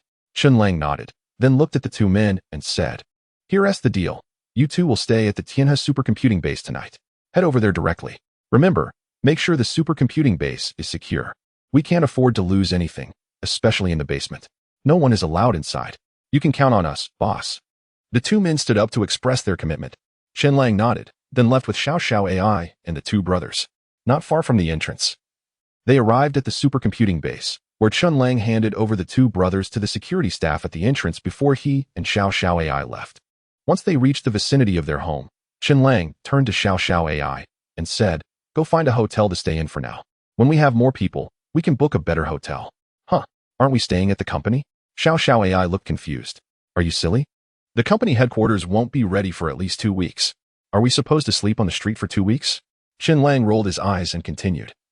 Remember to get an invoice. The company will reimburse you. With that, Chen Lang turned and walked away. Beep, beep, beep. At that moment, Xiao Shuai's phone rang. Glancing at the departing Chen Lang, she answered the call. Hello, Mom? Aren't you supposed to be off work? Why haven't you come back yet? Oh, Mom. I forgot to tell you. I'm on a business trip with the boss now. I'm not working in administration or customer service anymore.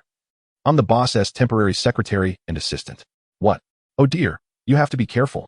How can you take on such a role? It's too dangerous. No wonder your boss gave you a car. You should hurry up and quit your job and return the car. I don't want you to be taken advantage of by some older man. Mom, what are you thinking? Xiao Shuai replied, looking exasperated. Our boss isn't as terrible as you think, and he is not an old man. In fact, he is about my age. That's even more dangerous. Old men might not be able to keep up, but young ones are as hungry as wolves. Come on, Mom. Really? It's fine. Besides, The car is just for me to use. It's not a gift. Our boss is loaded, worth billions. What kind of woman wouldn't he be able to get? There is no way he'd be interested in me. Who says I'm not interested in you? Just as she hung up, Chen Lang's voice suddenly rang in her ears, startling Xiaoxiae so much that her phone fell to the ground. Taking a deep breath, she hesitated and asked, "Do you like me, boss?" "No." Chen Lang shook his head, smiling slightly. "I was just curious about who told you that I'm not interested in you." "Damn it. How dare you?" Xiaoxiae cursed him silently in her mind. But she had to force a smile and ask, "Boss, why are you back?" As soon as she asked, she suddenly remembered what her mom had said, and a chill ran down her spine.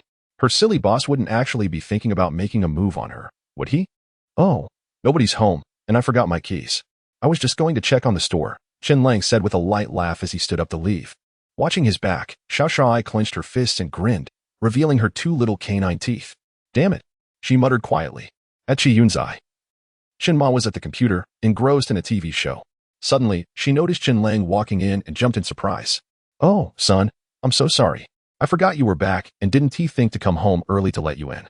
Chen Lang twitched his mouth. "Where's Dad?" "Oh, he's inside. A guest came by to see him about some goods." Chen Ma hesitated, but decided not to hide anything since Chen Lang already knew what the family business was. "I'll go take a look," Chen Lang said, suddenly interested, and turned to walk inside. Once inside, the atmosphere was completely different, for walls lined with shelves displaying various ancient artifacts, clearly antiques. In the middle of the room, Chen Dad was talking to a burly man dressed in jeans and a tank top. Suddenly, the door opened, and both men jumped in surprise. Chen Dad looked at Chen Lang and breathed a sigh of relief, saying to the burly man, "Don't worry, that's my son." The burly man tensed his muscles and relaxed again, carefully studying Chen Lang before breaking into a smile. "It's true what they say, dragons give birth to dragons and phoenixes give birth to phoenixes. Young Master Chen here has quite the impressive presence." "Of course," Chen's father replied without hesitation. "My son has accomplished far more than I ever did. He has started his own company. And you know about the supercomputing base auction that is causing quite a stir in Hangzhou today, right?" "Ah, I know." The burly man was taken aback, momentarily confused about what Chen's father meant. "My son won it." Chen's father pointed to Chen Lang, boasting to the burly man, "He spent 4 billion. It nearly broke my heart." "4 billion?" The burly man exclaimed in disbelief. "Hello." At that moment, Chen Lang stepped forward and extended his hand to the burly man. In that instant, the burly man lost his earlier composure and quickly stood up to shake Chen Lang's hand. Hello. Please, have a seat." Chen Lang pulled out a chair and sat down, then pointed to the seat beneath the burly man. The burly man nodded and cautiously sat down. "What brings you here? Didn't you always say you weren't interested in antiques?" Chen's father removed his glasses, suddenly losing his genteel demeanor. "Curiosity." Chen Lang casually picked up an antique that Chen's father was appraising, examining it closely. It was a small bronze casting resembling a miniature tripod. Likely just an incense burner in an ancient wealthy household. "Be careful." Both Chen's father and the burly man were startled by Chen Lang's action. "What is there to worry about?" Chen Lang scoffed. "This thing isn't worth much." "You brat," Chen's father said, annoyed. "Even I can't accurately appraise this. Don't underestimate it. This isn't just an incense burner. It's a relic from before the Qin dynasty."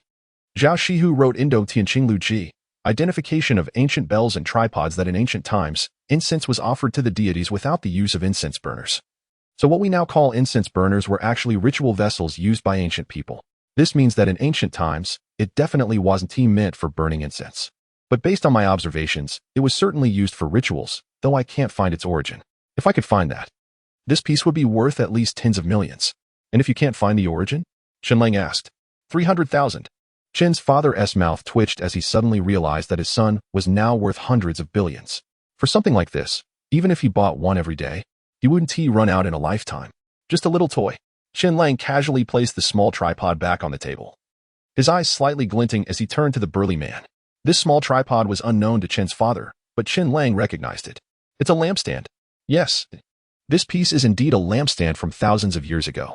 Its specific name is unknown, but it dates back to before 2500 BC. It was a forgotten era, a time when the Huaxia civilization was ruled by the 3 sovereigns and 5 emperors, while a broad pyramid stood tall. During this period, countless extraordinary legends of immortals and divine beings emerged, along with monumental structures akin to the pyramids. However, the transmission of these tales eventually ceased, leading to a rupture in civilization. According to later speculations, it is highly likely that the so-called deities of that time truly existed, and they may have been extraterrestrial beings. The mystery of immortality also traces its roots back to this era. No matter how future generations sought to uncover the truth, they were essentially pursuing the essence of that period. Indeed, the enigma of immortality is the source of that time. Research from later generations suggests that extraterrestrials might have been on Earth during that era, studying the secrets of eternal life. Nobody knows whether they succeeded, but based on current realities, it is quite possible that they did succeed and left Earth with the secrets of immortality. Moreover, artifacts related to the mystery of immortality and the divine were likely buried with the ancestors of that time. However, due to the absence of written records, it is impossible to uncover the truth of that period. Consequently, future generations referred to this small cauldron as a lampstand. There was no way to know its name because there was no historical documentation, and no written language from that time has survived. The secrets of immortality pursued by later generations rely on the traces left by those artifacts, material analysis, and the examination of some decayed so-called elixirs unearthed from ancient tombs, from which only partial data has been obtained. What should we call you? Chen Lang asked the sturdy man. Sun Tianhai. The robust man hesitated for a moment before revealing his real name. Beside them, Chen's father was speechless and remarked, "Show some respect for your elders. Your uncle's son is one of the legendary figures in the treasure hunting community. Outsiders refer to him as Elder Sunday, even if you don't want to follow the customary titles. At least call him Uncle Sun. One to you? No need, no need." Sun Tianhai shook his head and smiled. Young Master Chen is a big shot. How could I dare take advantage of that? If you think highly of me, just call me Old Sunday, Chen's father facepalmed. This was truly bizarre. He knew that Sun Tianhai was a tough character. In the past, a team had accompanied them into a tomb, but due to their poor attitude, when they called him Old Sun, they ended up trapped inside the tomb. Now, this tough guy was actually inviting people to call him Old Sun? Is the world that pragmatic? 69. Would you like to be a hero? All right, then I'll call you Old Sun. Chen Lang smiled slightly, picked up a cup of tea from the table, took a sip, and asked, in this line of work, going back and forth, it must be quite profitable, right?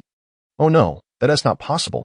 Sun Tianhai sighed and replied, Young Master Chen, doesn't he know? Our line of work may seem easy to make money, but in reality, it's not that simple. The price is determined by the market, and the market is driven by supply and demand. After all, things are valuable when they are scarce.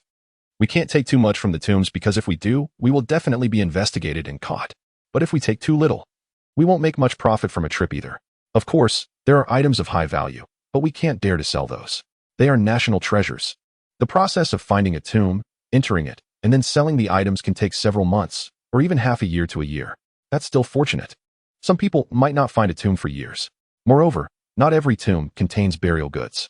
Throughout history, most tombs with burial items have been completely excavated, making it incredibly difficult to find one with something valuable.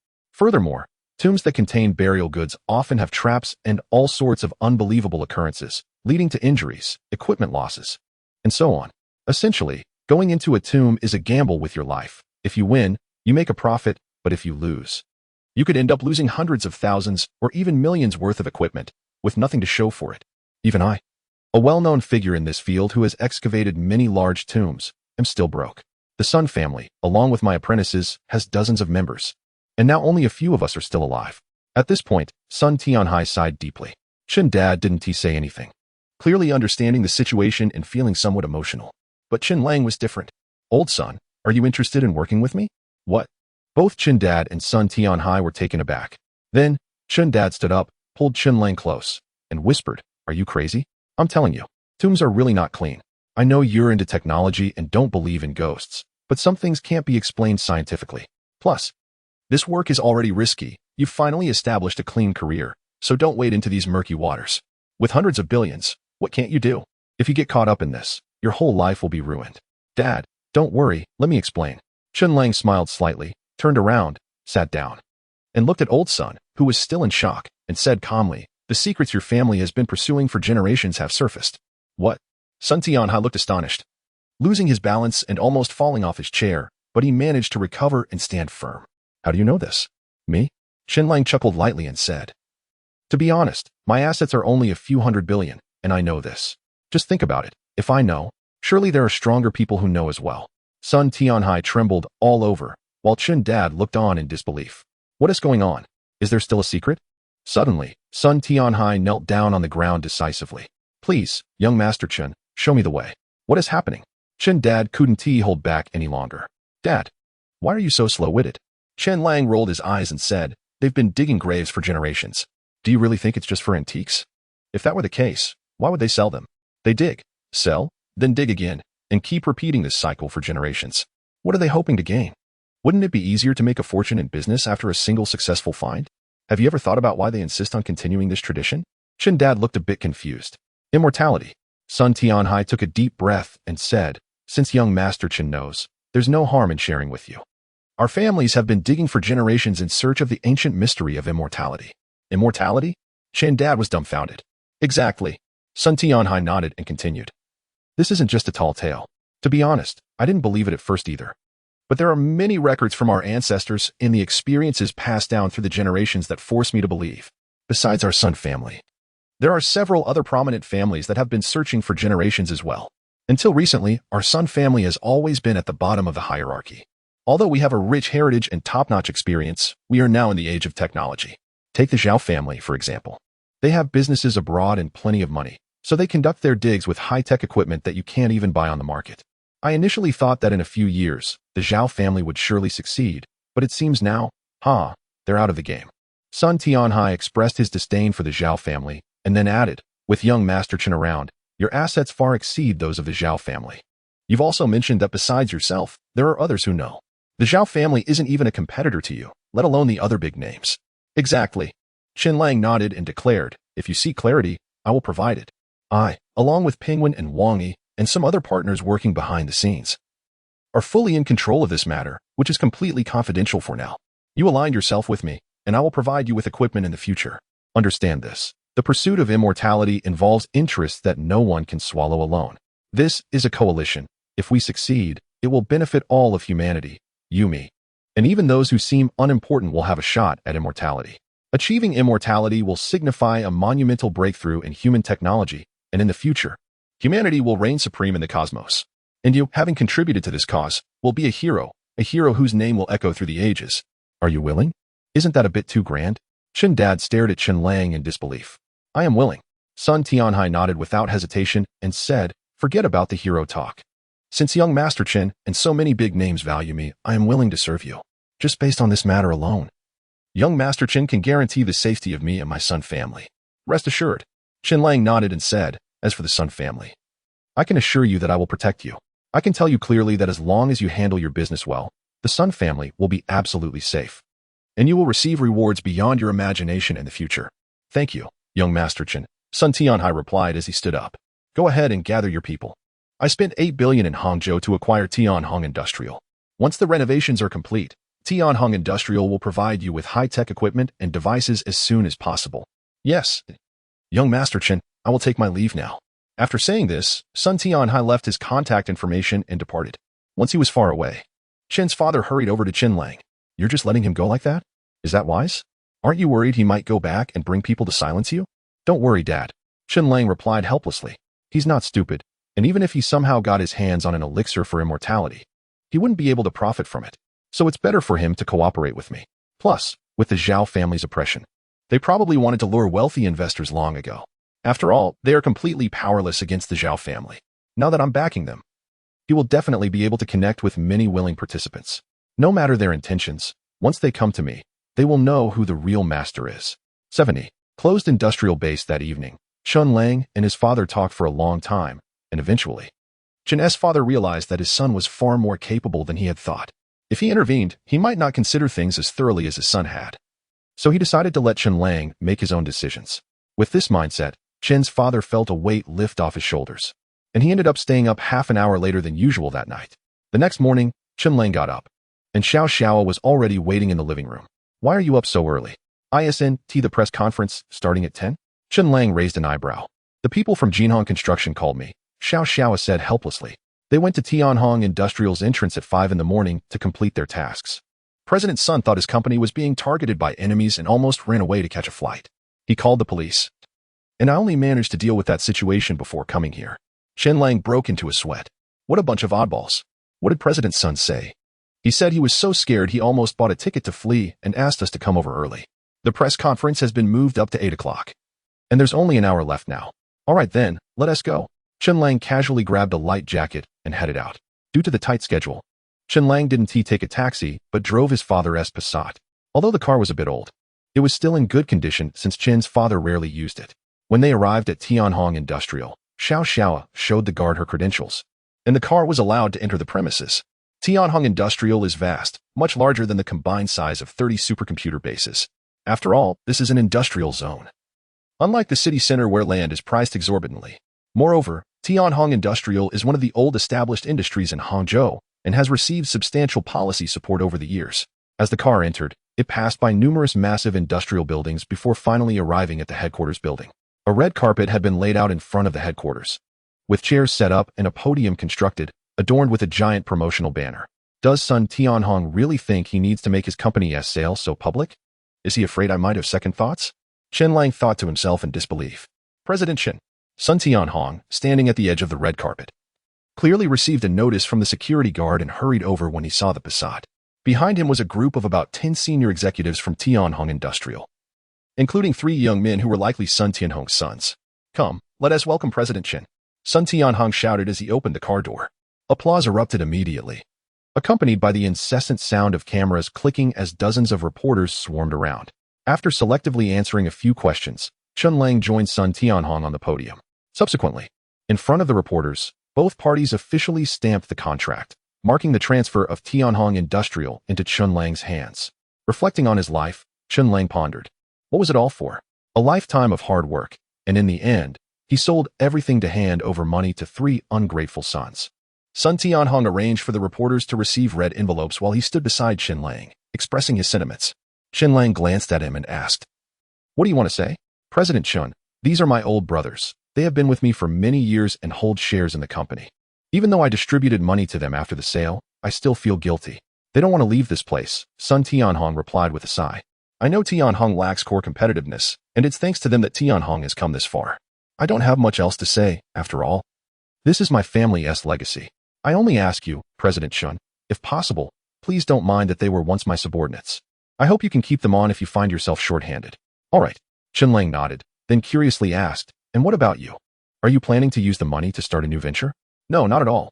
Sun Tianhong replied, reflecting, I've kept 100 million, and the rest is divided among my 3 sons. That's enough. I'm getting old. From now on, it'll be up to them. You're spoiling them. Chen Lang mildly shook his head. Not necessarily, Sun Tianhong countered. My 3 sons, how should I put it? They're all truly talented. It was the burden of Tianhong that limited them. If they were to start their own ventures from scratch, I believe they could succeed. Well, the next generation will have their own blessings. I can't be bothered to ask anymore. Are you interested in staying? I need people under me. If you're willing, I'll offer you the position of CEO of Tianhong Industries. How about that? What? Sun Tianhong was taken aback. Do you think I enjoy dealing with junk? Chen Lang scoffed. I plan to use Tianhong as a foundation to incubate the industrial enterprise I truly want. While Tianhong Industries is decent, in my eyes, it's still lacking. If you agree, you can continue to manage Tianhong Industries, but I intend to establish a new closed industrial base within the company, which won't be under your jurisdiction. A new base? How much will that cost? Sun Tianhong was shocked. Approximately around 1.5 billion, along with the renovation costs for Tianhong Industries, totaling around 3 billion. Chen Lang replied nonchalantly. All right, I'm in. Sun Tianhong was amazed by Chen Lang's boldness. After a moment of hesitation, he nodded and said, since I'm free anyway, and I don't want to start my own business anymore, I can at least catch up with my old buddies here. I'm with you. Great. Let us bring in the team from Jinhong Construction. Quickly sell off any unused equipment while it still has some value, and just keep the essential industrial mother machines. As for the workers, we can let them go and retain only the true elites. Regarding the middle and upper management, Chen Lang glanced at Sun Tianhong and added, you handle that. I want a vibrant company, not the mess you had before. You understand what I mean. Don't worry. I'll take care of it. Sun Tianhong nodded. Since you're so confident, I'll leave the construction of the closed industrial base to you. You can either hand it over to Jinhong Construction or find another construction company. However, my requirement is that it must be established within 2 weeks. 2 weeks? How is that even possible? Sun Tianhong found it hard to believe.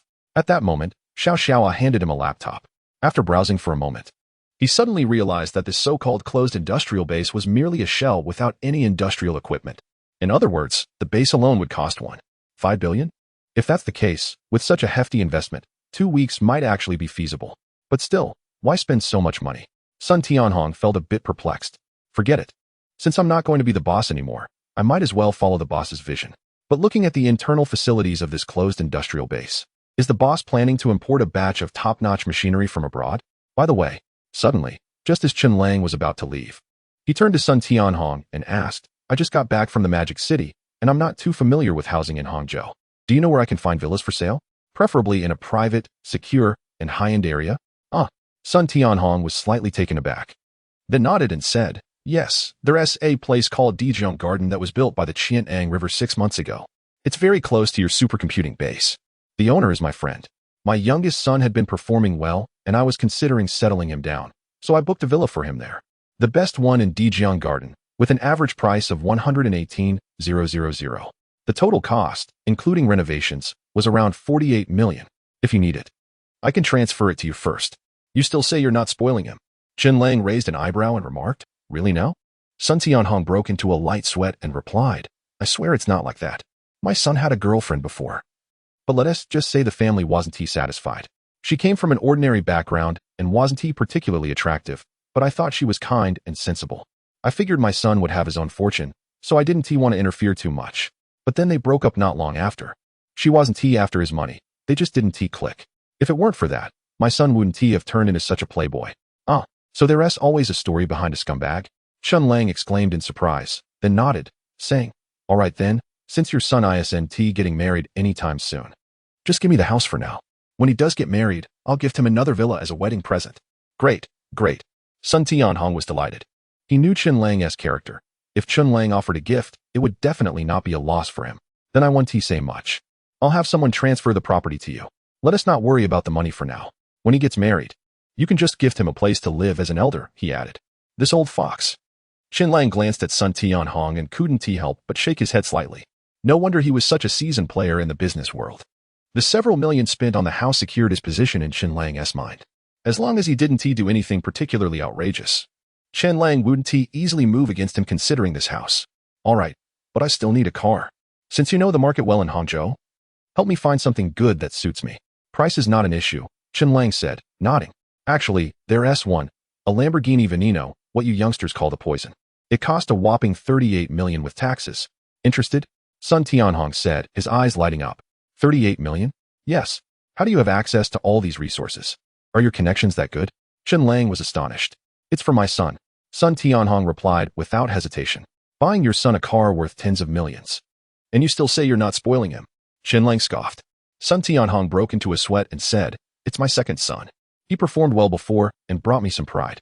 I said I'd buy him whatever he liked, and I ended up footing the bill. But he tricked me into buying a 38 million car. He was the one who pulled a fast one on me. Don't worry, boss. I'll sell it to you for 35 million. The car will clear customs and arrive in Hangzhou tomorrow, and I'll personally drive it over to you. What an unusual family. Chen Lang smirked and waved his hand, getting up to leave with Xiao Zaiwei. Boss, if you don't have a car right now, you can take my Bentley. I'll lend you the driver for a while too, Sun Tianhong called out from behind. All right, thanks. After arriving at the supercomputing base in Sun Tianhong's Bentley, Chen Lang drove himself, as the driver had other tasks. His job was to return his father's Passat. Boss. Li Jun quickly opened the door, grinning as he welcomed them. Where's the rest of them, Li Jun? Have they all arrived? Chen Lang asked, rolling down the window. They're here. Li Jun nodded, pointing. They're all in the small square behind the supercomputing base building. Got it. Chen Lang replied with a nod. A moment later, Chen Lang arrived at the small square. As soon as the car came to a stop, Wang Ming and a sturdy young man approached together. Boss. Wang Ming greeted him. Chen Lang got out of the car and looked up to see the small square packed with people. Upon seeing Chen Lang arrive, everyone quickly stood up and gathered around. Form a line, the sturdy young man yelled. In a flash, the crowd quickly organized into 3 neat rows in just a few seconds. Hello, Mr. Chen. The young man extended his hand for a handshake. After that, he waved his hand, and 3 individuals stepped forward from the group to stand in front of Chen Lang. I believe Wang Ming has mentioned us to you. We're from a special forces unit, but I can't disclose the specifics. I hope you understand. Let me introduce myself. I'm Zhao Kai, team leader and sniper. These are our assault specialists Qian Tian, demolitions expert Sun Pai, and machine gunner Li Di. Nice to meet you. Chen Lang shook hands with the 3, then asked in surprise, I remember special forces teams usually consist of 6 to 8 members. Why are there only 4 of you? A hint of sadness flickered in Zhao Kai's eyes as he replied. Before this incident, we completed a mission and lost 3 brothers. If it weren't for that, we wouldn't be so reckless. Chen Lang felt a surge of respect upon hearing this. You are all heroes. You flatter us, Mr. Chen. Zhao Kai smiled, then continued. Wang Ming mentioned you have a lot of vacancies here and that the pay is good, so I brought a few more brothers over. They are all veterans, and you can trust their skills. Any one of them can handle 4 or 5 opponents. You don't need to worry. I will definitely treat you fairly in terms of compensation, Chen Lang nodded, scanning the 3 rows. In an instant, his smart brain provided him with data. 307 people. Comrades. You've all worked hard. Looking at the straightened rows of over 300 individuals, Chen Lang couldn't help but speak up. Serving the people. In the team. Someone couldn't help but chime in with Chen Lang's words. Nearby, Zhao Kai's face darkened, his mouth twitching as he explained to Chen Lang. Sorry, Mr. Chen. Many of them just recently left the military. It's fine. Chen Lang waved his hand and smiled. Everyone needs to have faith. I appreciate people with beliefs. He then carefully scanned the more than 300 individuals before continuing. From now on, besides serving the people, you will also have a belief in serving the company. I know many of you have never been on the battlefield, but by choosing to be soldiers, you are potential heroes. I will never shortchange my brothers, nor will I neglect those who work for me. Work hard, and I guarantee that none of you will regret your choice today in the future. 72. Artificial intelligence activated 10 minutes later. In an office at the supercomputing base, Chen Lang sat down with a few people. You 4 are all truly capable individuals. Chen Lang said, taking a sip of water. It's a waste of your talents to just follow my lead. Here's the plan. You 2 will accompany me, while the other 2 will lead these people.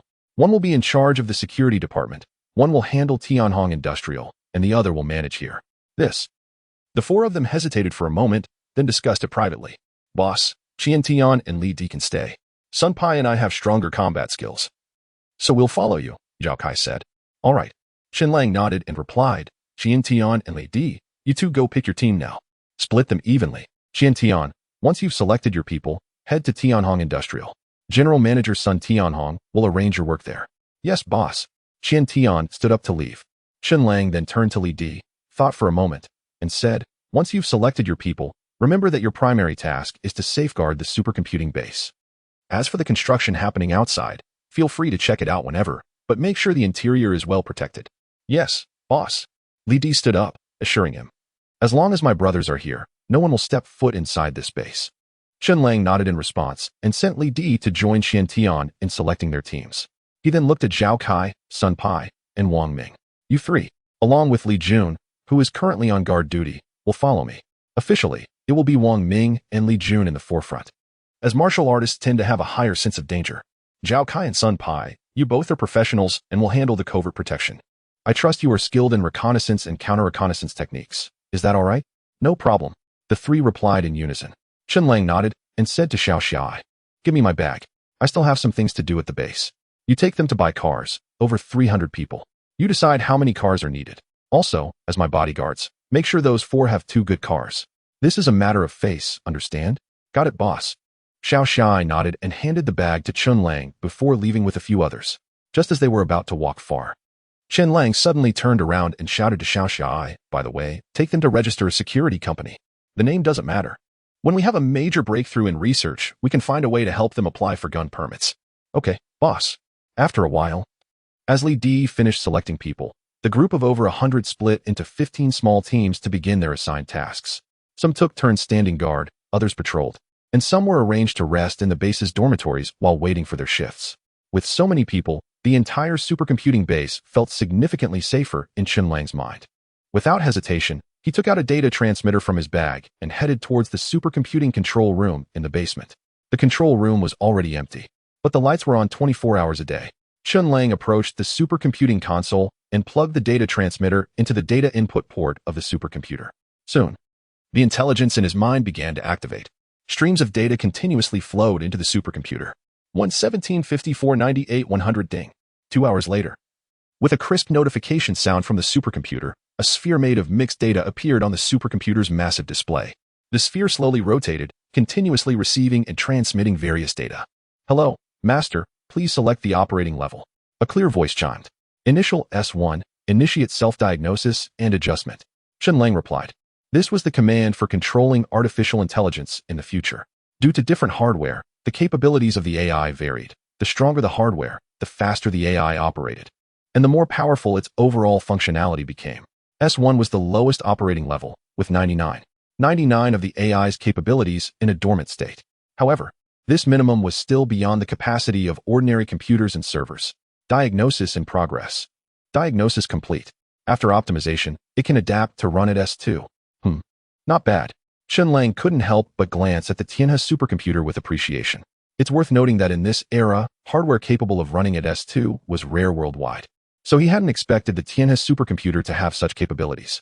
Begin optimization. Optimization in progress. Optimization complete. Restarting. After a moment. As the display momentarily dimmed and then brightened again, a more realistic voice emerged. Hello, Master. Chio is here to serve you. The voice belongs to a girl. But this familiar sound makes Chen Lang's heart flutter. Chio. This dog-like name is the name of Chen Lang's personal AI from his previous life. In this life, after rewriting the program, he unconsciously imported the data from his past AI. Are you doing well? Chen Lang asked, realizing it was a rather silly question. After a moment, he smiled wryly and said, Search for Second World Technology Company. Copy the server for the Magic World game. Transfer it to this supercomputer. And let those servers within Second World Technology assist you in data processing for the game. At the same time, optimize and balance the in-game financial system and character classes. As he spoke, Chen Lang put on the data transmitter again, transferring the latest version updates for the Magic World into the supercomputer. He then issued a system announcement in the game, stating that a new version would be updated tomorrow. Yes, Master. Command and execution. Execution complete. Activate disguise mode. Preventing detection except by me, while monitoring Second World Company, Tianhong Industrial Company, TECH Supercomputing Base, and myself. Yes, Master. Command and execution. Execution complete. Entering semi-hibernation mode. Understood. Chen Lang slowly walked out of the underground control room, locked the door behind him, and then saw Xiao Zioi and the others had returned.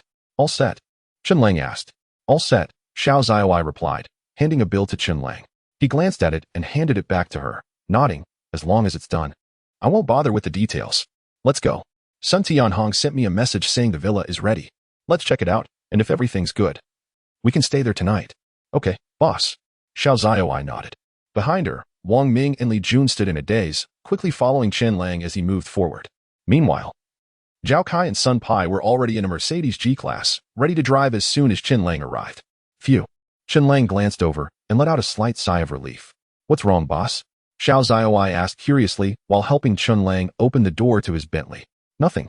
Chen Lang shook his head, looking at Zhao Kai and Sun Pai, who were ready for action. He mused, I guess I've encountered quite a few fools lately, and I felt like I might have some kind of special aura that attracts them.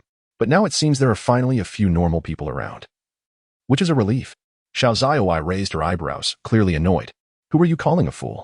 You're the biggest fool here. People's understanding of the outside world is what we call science. But why does Chen Lang dare to trust and heavily rely on these individuals? It's simple. Because he understands them.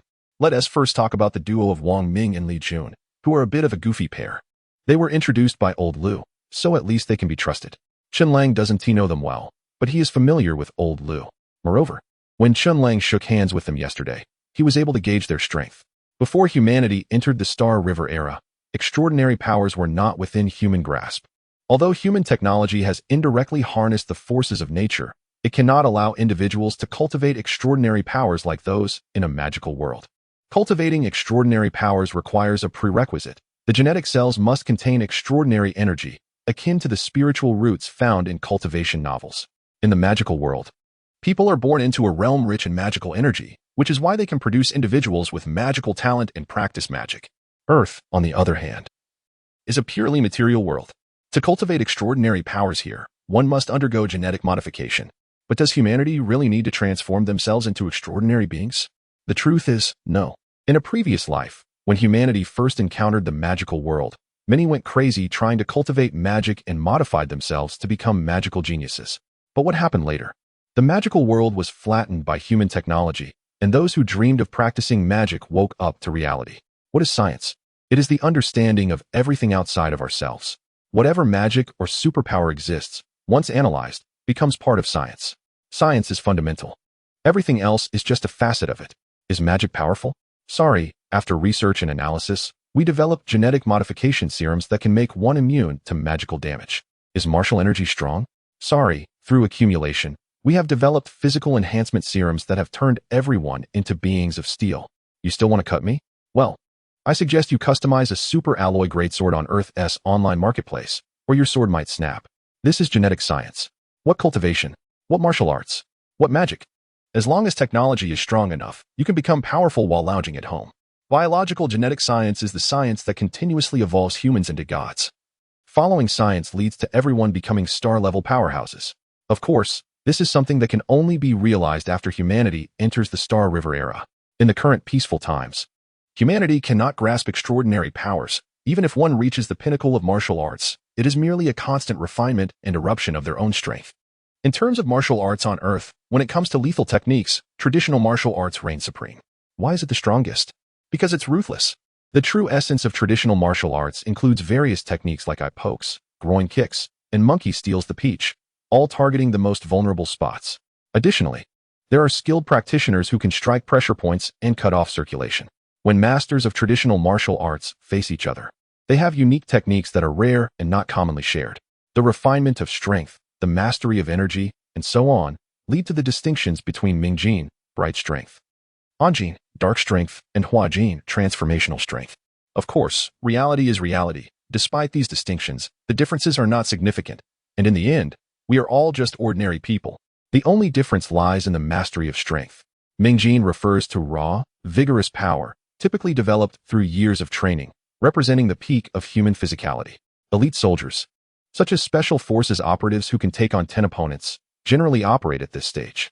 After a handshake, Chen Lang has also discerned that Wang Ming and Li Jun are at this level as well. While Anjin is indeed stronger than Mingjin, its potential is limited and does not allow for the storage of energy within the body for explosive release, as depicted in novels. That would be absurd. A mortal body cannot store energy in such a way. If it were truly like the chi sword, the body would have already exploded from the pressure during storage, leaving no chance for combat. At its core, Anjin is about the mastery of energy, allowing one to conceal and release energy at will, which is more refined and energy efficient compared to Mingjin. In a life and death struggle, it would be no contest. 2 or 3 Mingjin masters could easily teach an Anjin master a lesson. The same applies to Huajin masters, who have a greater ability to harness power. But in terms of life or death combat, they might only be able to take on 5 Mingjin fighters at most. If it were otherwise, the government would not be so indifferent. Martial artists in this era have little future, and it's no joke. In the age of firearms, martial artists without extraordinary abilities, no matter how strong, cannot withstand a few bullets. If someone wanted to kill you, they could just send a few individuals for a round of gunfire, and that would be the end of it. Moreover, those who have reached Anjin or Huajin are mostly older individuals. Few young people can attain this level. Once martial artists pass their peak, even if they have mastered Anjin and Huajin, what does it matter? Strength still fears youth, no matter how well you control your energy. It can't compete with someone who can overpower you with sheer strength in a single punch. This is the tragedy of martial arts in the technological age. If martial arts cannot make one invincible, then it is merely a means of physical fitness. In later generations, with the emergence of virtual online games, traditional martial arts and various fighting styles have become widely accessible for everyone to learn, even turning into a form of leisure and entertainment. However, it was also during this time that martial arts truly began to develop. As human genetics improved and genetic modification advanced, human strength reached unimaginable levels, and martial arts began to shine in its own right.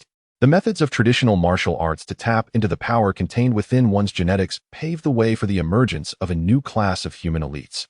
Subsequently, the magical world emerged, but its cultivation system was completely ignored by humanity. Why? Because these are ultimately just forms of entertainment. In an era of technological explosion, individual strength will always be insignificant on a grand scale. No matter what secret skills or unparalleled techniques exist, they are useless. Humanity can rise to great heights through technology. Learning the energy control methods of traditional martial arts to unlock one's potential, and then mastering combat techniques to harness that power, is all that is needed. This is the reform brought about by technology. In a world akin to magic, after humanity has dominated it, do the subservient races still aspire to practice magic and become great sorcerers? No. Their aspiration is to become citizens of Earth, seizing the opportunity for free genetic enhancements. That is the true path to soaring success. Wang Ming and Li Jun possess the strength of Mingjin, which Chen Lang believes is already sufficient. With others like Zhao Kai who are more specialized, attempting to rely on unarmed assassination against Chen Lang is utterly impossible. If it involves firearms, that's another matter entirely. As for Zhao Kai and his companions, while they claim to be secretive, what secrets exist in this world when faced with Chen Lang, who has access to smart brains and artificial intelligence? None. Chen Lang can simply ask his AI, Qiu Qiu, After investigation, these individuals have proven to be completely trustworthy. A Bentley and a Mercedes G-Class are parked nearby. Zhao Kai is responsible for driving Chen Lang, while Sun Pai drives Wang Ming and Li Jun. On the banks of the Qiantang River, close to the supercomputing base, stands a beautifully landscaped manor. Sun Tianhong, in a Ferrari supercar, opens the door, waiting for Chen Lang's arrival. "Dad, do I really have to call that kid uncle?"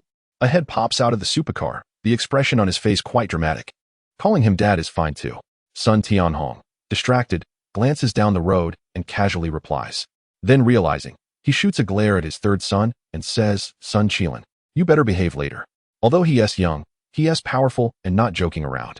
"If it weren't for your age being greater than his, I'd consider having you call him Godfather." "GG Godfather?"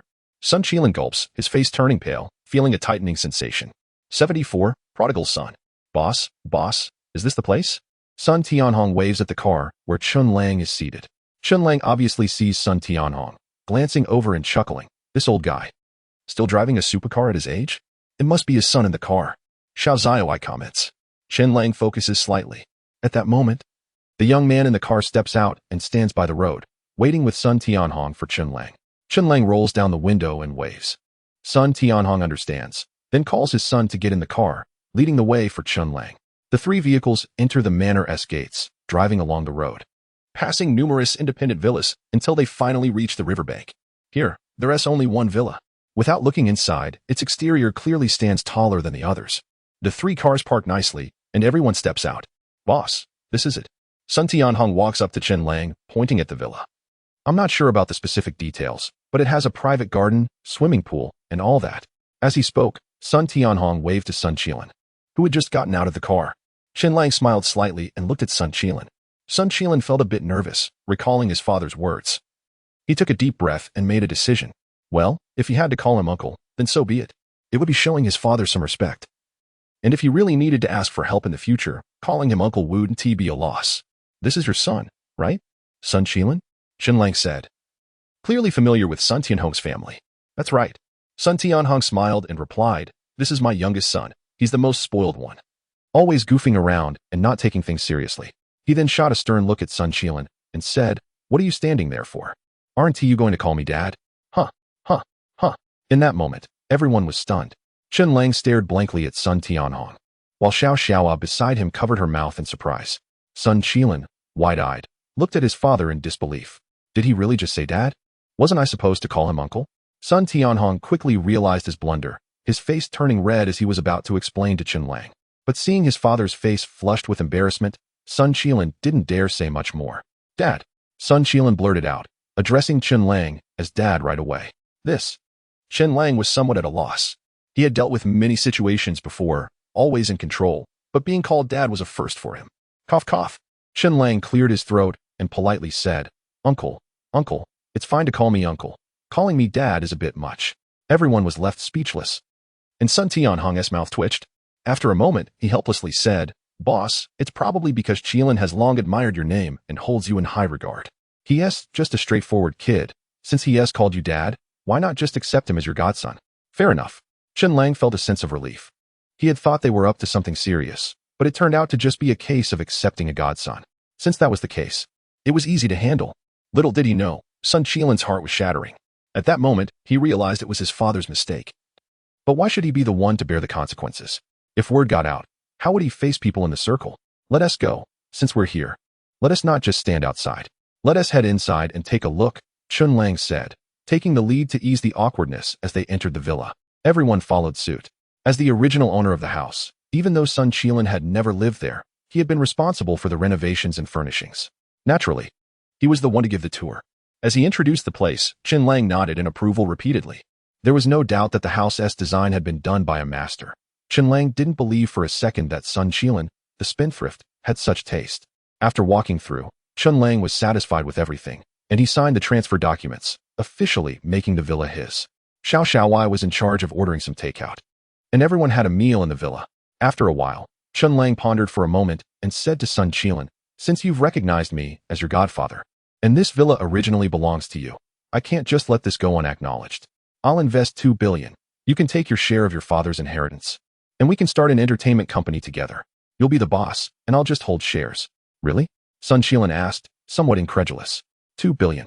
His company sold for 8 billion, and after distributing to shareholders and paying off debts, they were left with around 4 billion. My brothers and I each got a fair share of 1 billion. It seems like a lot, but if we really put that into the entertainment industry, it would barely make a splash. Do I look like I'm joking? Chen Lang smiled slightly and transferred 2 billion to Sun Qilan. Register the company as soon as possible, and when it's ready, just bring me the contract. Thank you, Godfather. Sun Qilan was overjoyed, and he called out Godfather with particular enthusiasm and excitement. The father-son duo soon left. After they departed, Chen Lang prepared a list of materials and instruments, instructing Wang Ming and Li Jun to purchase them. Around 3 p.m., the two arrived at the villa with a delivery truck loaded with supplies. By that time, Chen Lang had already had Zhao Kai and Sun Pai tidy up the basement, as he had decided to convert it into his own small studio. After assigning tasks to everyone, Chen Lang busied himself alone in the basement. There were quite a few instruments, though they didn't take up much space relative to the large basement. The materials were secondary, the instruments were what mattered. While not top tier, these instruments were among the cutting-edge tech products. If it weren't for Professor Yang's help, after Chen Lang had specifically called him, Wang Ming and Li Jun wouldn't have known where to buy them. Even so, the total cost of these instruments came to nearly 10 million. There were the latest LED transparent glass displays, miniaturized signal transmission chips, and so on. The reason Chen Lang gathered these materials was to create a pair of glasses, super glasses that would connect to a smart brain and artificial intelligence. They were similar to the glasses in the movie Iron Man, although Chen Lang's version wouldn't be as powerful. Ultimately, it came down to the limitations of the materials. If not for those restrictions, Chen Lang could have made a pair of glasses far superior to Iron Man's. However, if technology reached that level, there would be no need for glasses at all. Right now, the purpose of making these glasses was simply to utilize artificial intelligence at all times. He worked tirelessly until nightfall, and finally, the glasses were completed in Chen Lang's hands. He polished the edges to enhance their technological and aesthetic appeal, then put them on. After pressing a tiny button near his ear, the lenses flickered with light, and rows of data appeared before Chen Lang's eyes, connecting to the smart brain. As soon as a thought crossed his mind, the intelligent brain connected to the ultra-miniature consciousness transmitter embedded in the frame of Chen Lang's glasses. Once the connection was established, Chen Lang focused his mind, and the intelligent brain transmitted electronic data. The essence of the data was to link with artificial intelligence, almost instantly acting as an intermediary translator. The intelligent brain translated the data sent by the artificial intelligence into a comprehensible form. Hello, Master. Xiao is here to serve you. The data transformed into a real voice echoing in Chen Lang's mind. Next, it began to check the stability of the signal and the battery life. With another thought, Chen Lang initiated the process. The check completed quickly, revealing a strong signal stability and a battery life of 59 minutes and 41 seconds. Chen Mo frowned slightly and shook his head. The battery issue still needed to be addressed. Then, with another mental command, he activated the smart augmented vision. With a flash, a faint blue light shimmered before him, emanating from the LED lenses. Information suddenly appeared in Chen Lang's field of vision. He turned to look at the teacup he had just used to drink water. Lioli Hall Ice Soul Crystal Cup, a luxury glass cup, universal price, 7,830 yuan. Purchase time. Courier tracking number. Purchaser. A dense stream of information flooded Chen Lang's view, detailing not just the type and brand of the cup, but also the time of purchase, tracking number, the buyer, and even the logistics route it had taken. All this information was generated by the artificial intelligence querying the entire internet and optimizing the results for display on Chen Lang's glasses. However, Chen Lang's gaze was fixed on the cup itself. He concentrated hard on it. This thing costs 8,000 yuan? This kid really knows how to waste money. 75. I'm aiming for 1 billion. After a night without incident, the next day, Chen Lang hurriedly set off for the supercomputing base. The magical world had experienced nearly 2 weeks of development, and the number of players had surged to a packed 7.5 million online simultaneously. Online, in forums, many players had started to voice their complaints. Today marked the launch of a new version of the magical world, and Chen Lang planned to seize this opportunity to open a new server. Previously, the servers had restrictions, but now with supercomputing and artificial intelligence, the pressure to open a new area was significantly reduced. Upon arriving at the supercomputing base, Li Di was on patrol with his team, working in shifts.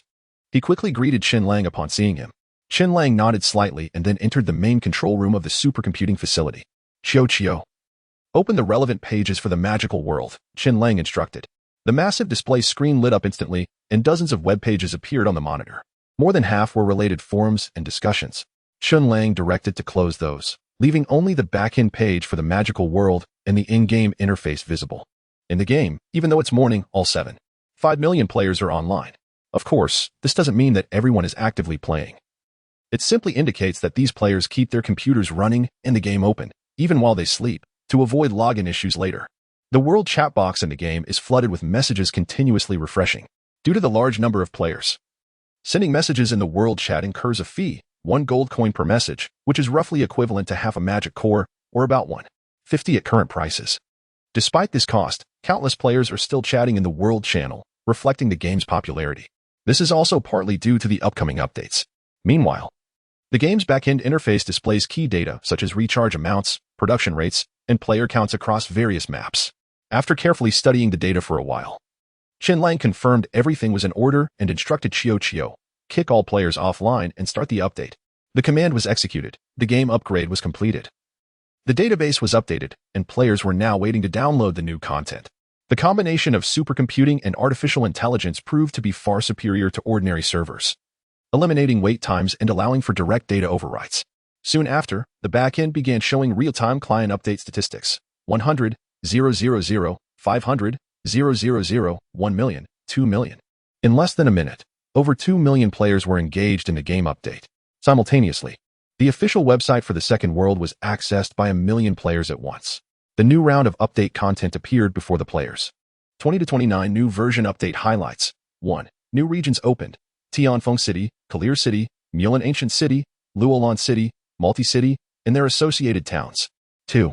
Introduction of the equipment system for players. Equipment tiers include common, white, good, blue, rare, purple, legendary, red, and epic, orange. 3. Introduction of the equipment enhancement and forging system. Players can obtain blueprints as drops to forge equipment using materials, and can reforge or enhance equipment with unsatisfactory attributes. 4. Introduction of 20 to 29 level raid dungeons in the magical world. Wolf Den, Forest Struggles, The Forgotten Race, Celestial Fire and Wind, and Serpent Caverns. 5. Introduction of secondary professions in the magical world. Blacksmith, Enhancer, Enchanter, Alchemist, and Bounty Hunter, among others. 6. Introduction of a fair arena. The fair arena disables player equipment effects to ensure a fair competition. 7. Introduction of skills for all professions. Along with magic combat academies and main cities where players can learn skills or train while AFK. 8. Countdown to the first fair competition tournament. 71, 59, 59. Fair competition. Equipment effects disabled. This is a team battle, limited to players from the 5 opened regions. The winning teams from each region will receive a cash prize of 10 million, along with a spot in the inter-region battle. The final winning team of the inter-region battle will receive a cash prize of 100 million. 9. Countdown to the first Magic World Elite Tournament. For 79, 59, 59. The Elite Battle has no restrictions and is limited to players from the 5 opened regions. This is an individual competition, and the winners from each region will receive the title of the region's top elite, along with a spot in the inter-region battle. The final winner of the inter-region battle will earn the title of the top elite in the Magic World. 10. 11. The update content is extensive. Even with 1 million players rushing to the website to check the updates, many found themselves still reading after more than 10 minutes. Even many less experienced players looked completely bewildered. However, one thing is undeniable. All players who viewed the update content understood one thing. The era of the Magic World is truly upon us. Not to mention the 5 newly opened regions attracting 5 million new players. Just the updates alone indicate that the Magic World is officially entering a new era. Equipment will be available. The 5 levels of gear will certainly come from raid dungeons or crafting, or perhaps from adventure quests. Everyone understands that there are no bound items in the Magic World. Everything can be sold. This means that if someone can acquire a top-tier piece of equipment, they could become wealthy in no time. Will the wealthy lack money to buy equipment? Absolutely not. Looking at the raid dungeons, the 5 major dungeons are located in the 5 main cities. 500-player raid dungeons are enough for millions of players to study for 2 months. Moreover, the secondary professions are clearly designed for profit, indicating that casual players can indeed make money in this game. Types like studios will inevitably be phased out. This is a game for everyone, where anyone can earn money as long as there is a market. Additionally, the introduction of the fair competition arena will undoubtedly attract countless PvP enthusiasts. The class balance in the Magic World is famously stable. To win, it truly relies on skill. Furthermore, there are 2 major competitions. The fair competition is a team event. clearly aimed at esports clubs, with the top 5 teams vying for a prize pool of 10 million, in the first place winning a whopping 100 million. This will surely attract all esports enthusiasts, and since the fair competition is a team event, many wealthy players might directly form their own esports clubs. Then there's the first elite tournament, which is genuinely tailored for wealthy players. This individual competition is all about equipment, and ordinary players might find themselves eliminated in an instant. Do wealthy players need money? No, what they seek is prestige, the ability to show off, to be impressive. The top 5 players from a certain region and the number 1 player from the magical world on the first day have certainly caught the attention of all the wealthy gamers. Those hoping to make money in the magical world are starting to feel a spark of excitement. An opportunity to get rich has arrived. GM, could you be a bit more generous? Is the recharge limit for CTM still capped at 1 million at a time? Can you lift this restriction? I want to recharge 100 million. Within 10 minutes, someone had already completed the download, entered the game, and sent a voice message using a magical communication item. Clearly, this person must have a dedicated internet line. Chen Lang stared at the empty game chat with just that one message and couldn't help but feel surprised. Looking at the sender's name, it was no surprise that it was that foul-mouthed boy, Gu Yan, 76, standing tall among the crowd. Unlock his account limits. No? Unlock the limits for all users who recharge over 1 million. Chen Lang raised an eyebrow, looking at Gu Yan's voice message on the display screen, and said to the AI assistant, Chio. Command executing. Execution complete. Meanwhile, in the game, Gu Yan received a system notification. Ding. Your recharge limit has been lifted. Huh? In a seaside villa in Magic City, an 9-year-old boy suddenly widened his eyes. What the heck? There really is a GM watching? After exclaiming, the boy immediately began typing on the keyboard again, sending out another voice message. GM. I want a set of divine gear for 100 million. There shouldn't be anyone online right now. Let us make a private trade. 100 million. I can transfer it privately. Are you kidding me? Chen Lang frowned as he read the message and told Chio, ban his account for 1 hour. Reason. Suspected of offline trading. Command executing. Execution complete. Almost instantly, in the villa in Magic City, the boy stared in disbelief as his game screen turned gray, with a countdown window appearing in the center. Suspected of offline trading? What the heck? Is trading with the GM also considered offline trading? Just you wait. You'd better not let me find out who you are. If I don't take you down, it would be like saving a dog's life in a harmonious society. The foul-mouthed boy continued to rant. At this moment, Chen Lang had already stopped paying attention to the magical world. This update had a lot of data, and for the average player, even with a 100 megabit fiber upgrade, it would take several hours to download the game. Not everyone has a dedicated line like this foul-mouthed boy. To gather more player feedback, he would have to wait a bit. Chen Lang instructed Chio to close the game interface and then began transmitting information using a consciousness transmitter. Most of this information consisted of technology suitable for the current level of civilization. Of course, it had all been modified by Chen Lang according to the technological standards of this era.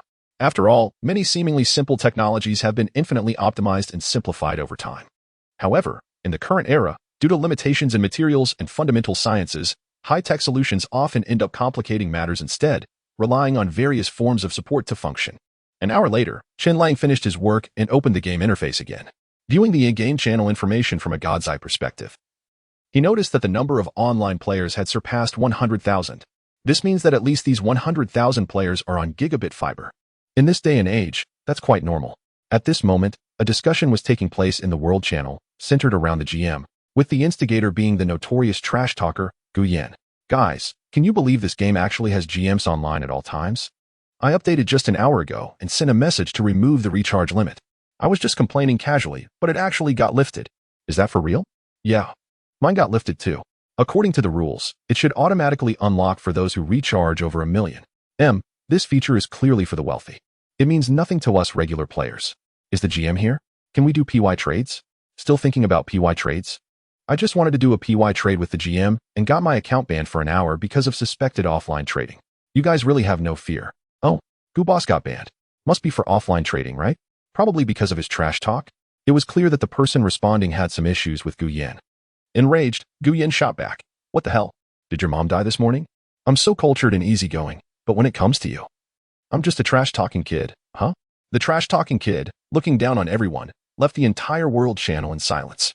After a pause, someone shifted the topic and started discussing the game update. The game had been running for nearly 2 weeks, and they finally rolled out an equipment system. Leaving aside the 5 tiers of equipment, just the enhancement and reforging would probably cost a fortune, right? That's for sure. For regular players, just getting by is enough. But for the wealthy, if they want perfection, they might have to spend millions, especially since the game is so popular right now. TSK. Considering the probability of drawing outfits in this game is 1 in 10,000, the equipment system is probably even more of a scam. I checked. And enhancing requires magic cores and rare materials like soulstones, magic crystals, and sky diamonds, with different enhancement levels consuming different amounts. Rare materials are definitely sky high. And starting today, magic cores are likely to increase in price. Then there's the reforging system, which is basically merging two pieces of equipment. Each merge requires one piece of the same tier, and the attributes aren't guaranteed to improve. It's all based on luck. This seems to be the second world's way of recycling junk equipment. From these 2 points, it seems that the world is now dominated by the brick-moving community. If you want to make money from this game, given the current market conditions, it's truly quite easy. This statement holds some truth. But I doubt that the brick movers can earn too much, aside from the big investors. An average brick mover working hard for a month might not make more than 10,000. After all, there are many brick movers. And if they were all making significant profits, it would mean that wealthy players and casual gamers are investing heavily. Short-term investments might be manageable, but long-term ones would likely become unaffordable even for the wealthy and casual players. However, there's no need to worry about these issues. The developers of this second world are certainly prepared. Haven't you noticed? Currently, the output and consumption are almost proportional, and neither wealthy players nor casual gamers, nor even average players, are complaining about this. What does this indicate? It shows that the financial system in this game is absolutely impressive. Indeed, not to mention future equipment. Even the currently available magic cores and outfits have not depreciated in value. Their prices remain stable, and with a surge of players, they might even be on the rise. This game will definitely not have issues with value retention, as long as the value is preserved. The wealthy and casual players won't mind spending money because it's like keeping money in the bank. Play for a while, and when you're done, you can sell it without losing much. Anyway, I'm ready to spend some money. I'm just an average player, thinking of putting in a few thousand to give it a try. When I decide to stop playing, I doubt I'll lose much, especially since there are no bound items in this game. I also just checked, and I found that the market is shared across all major regions. This means that players in the new region can buy magic cores from the old region for quick upgrades. I estimate that in just a few days after the new region opens, there will be players spending money to catch up to the mainstream level. What does this mean? It means that investing now and then selling in the new region will guarantee profit. Early movers will reap the rewards. I've noticed several esports clubs starting to announce their entry into the magical world, officially establishing branches in the magical realm, with a prize pool of 100 million. Even the top 5 will earn 10 million. It's hard to imagine how financially powerful the second world is. Is anyone interested in fair competition? Although we definitely can't compete with the wealthy in terms of equipment, and there's no chance in the elite tournaments, there's still an opportunity for fair competition. What if we win? That could mean millions or even billions. Count me in. Me. If you're interested, add me as a friend and let us chat about forming a group. 77, strong buying and selling. Almost instantly, as someone kicked things off, the world channels across various regions in the magical world exploded with messages about forming teams. At the same time, a transmission magic item was activated by the Shining Guyan, and the message flickered across the screens of everyone in the Luizer City region. Looking for skilled players for fair competition? Join our QQ group. After applying to join the group, participants will be organized into the arena. The final 10 winners, 2 from each profession, will become members of the club I'm about to establish, turning into professional players with a monthly salary of over 100,000, along with various ongoing benefits. Wow! Is Boss Goo personally getting involved in establishing a club? Boss Goo is generous. Count me in. One bull. In an instant, the world chat was flooded with messages. Moments later, within half a minute, more and more magical communication devices were being used. Recruitment announcements appeared at the top of every player's screen. Recruiting skilled competitors, starting salary of 100,000. RPG club recruiting. Starting salary of 100,000.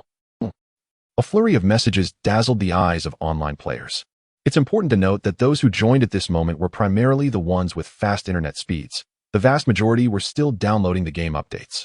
A group of wealthy players ignited a wave of fair competition, each starting to form their own clubs, preparing to apply to the second world to participate in the fair competition tournament. Of course, this was happening not just in Razor City, but across other regions as well. Although Razor City, being the oldest server, had the most affluent players. Wow, guys, did you see that? It's starting. On a certain streaming platform. The newly updated player Long Outyin stared in shock at the club recruitment messages. The platform had already hinted to the streaming service, so they were no longer banning streamers from broadcasting the magical world.